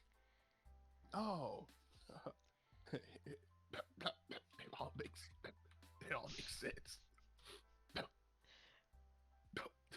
Not really. Not literally, Not really. thematically. Bird, when you finally stop spraying him for a minute. Yeah. I just want to know, do you have a thing in your arm that switches from salt to water to whatever else things you do? Spray him again. No, it's through science. As one medical Fine. professional will- from another. I will explain to you how I work, since this is so difficult for you. You know I'm a weapon, right? You know how those work? Now he's got a What? jellyfish fetish, Liam says under his breath to you, Soma. What? Uh, No. Please do not. The, you know how a weapon can turn any part of its body into a part of that weapon? But yeah, I kind of just turn my arm into the wing thing, kind of like this. But can I cut the tape? Quick pause. You turn a part of your arm into the wing. Soma, you see this. It is the same type of wing that you just saw a second ago. Someone looks at you. He's like, wait a second. Hold on. Okay. I just saw a death site that happened to have the exact same wing that you're currently producing.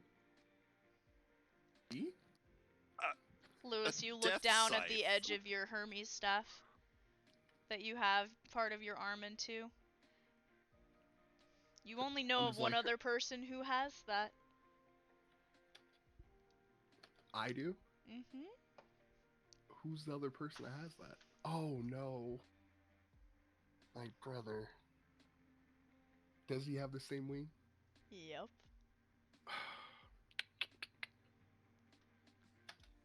Okay. So I'm looking at Soma. You know a person with this same wing? Yes. I'm just waving to him with my wing arm. And they weren't too fun to be around either.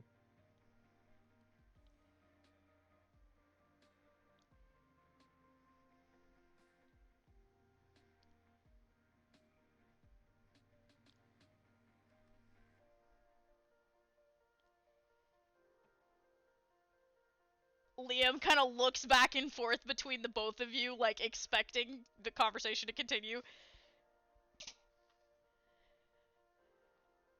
Well, is that it?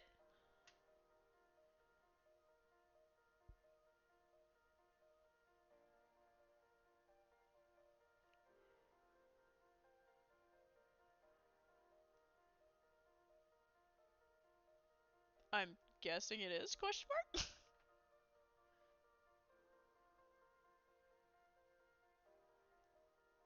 Did all of you die at once? Oh shit.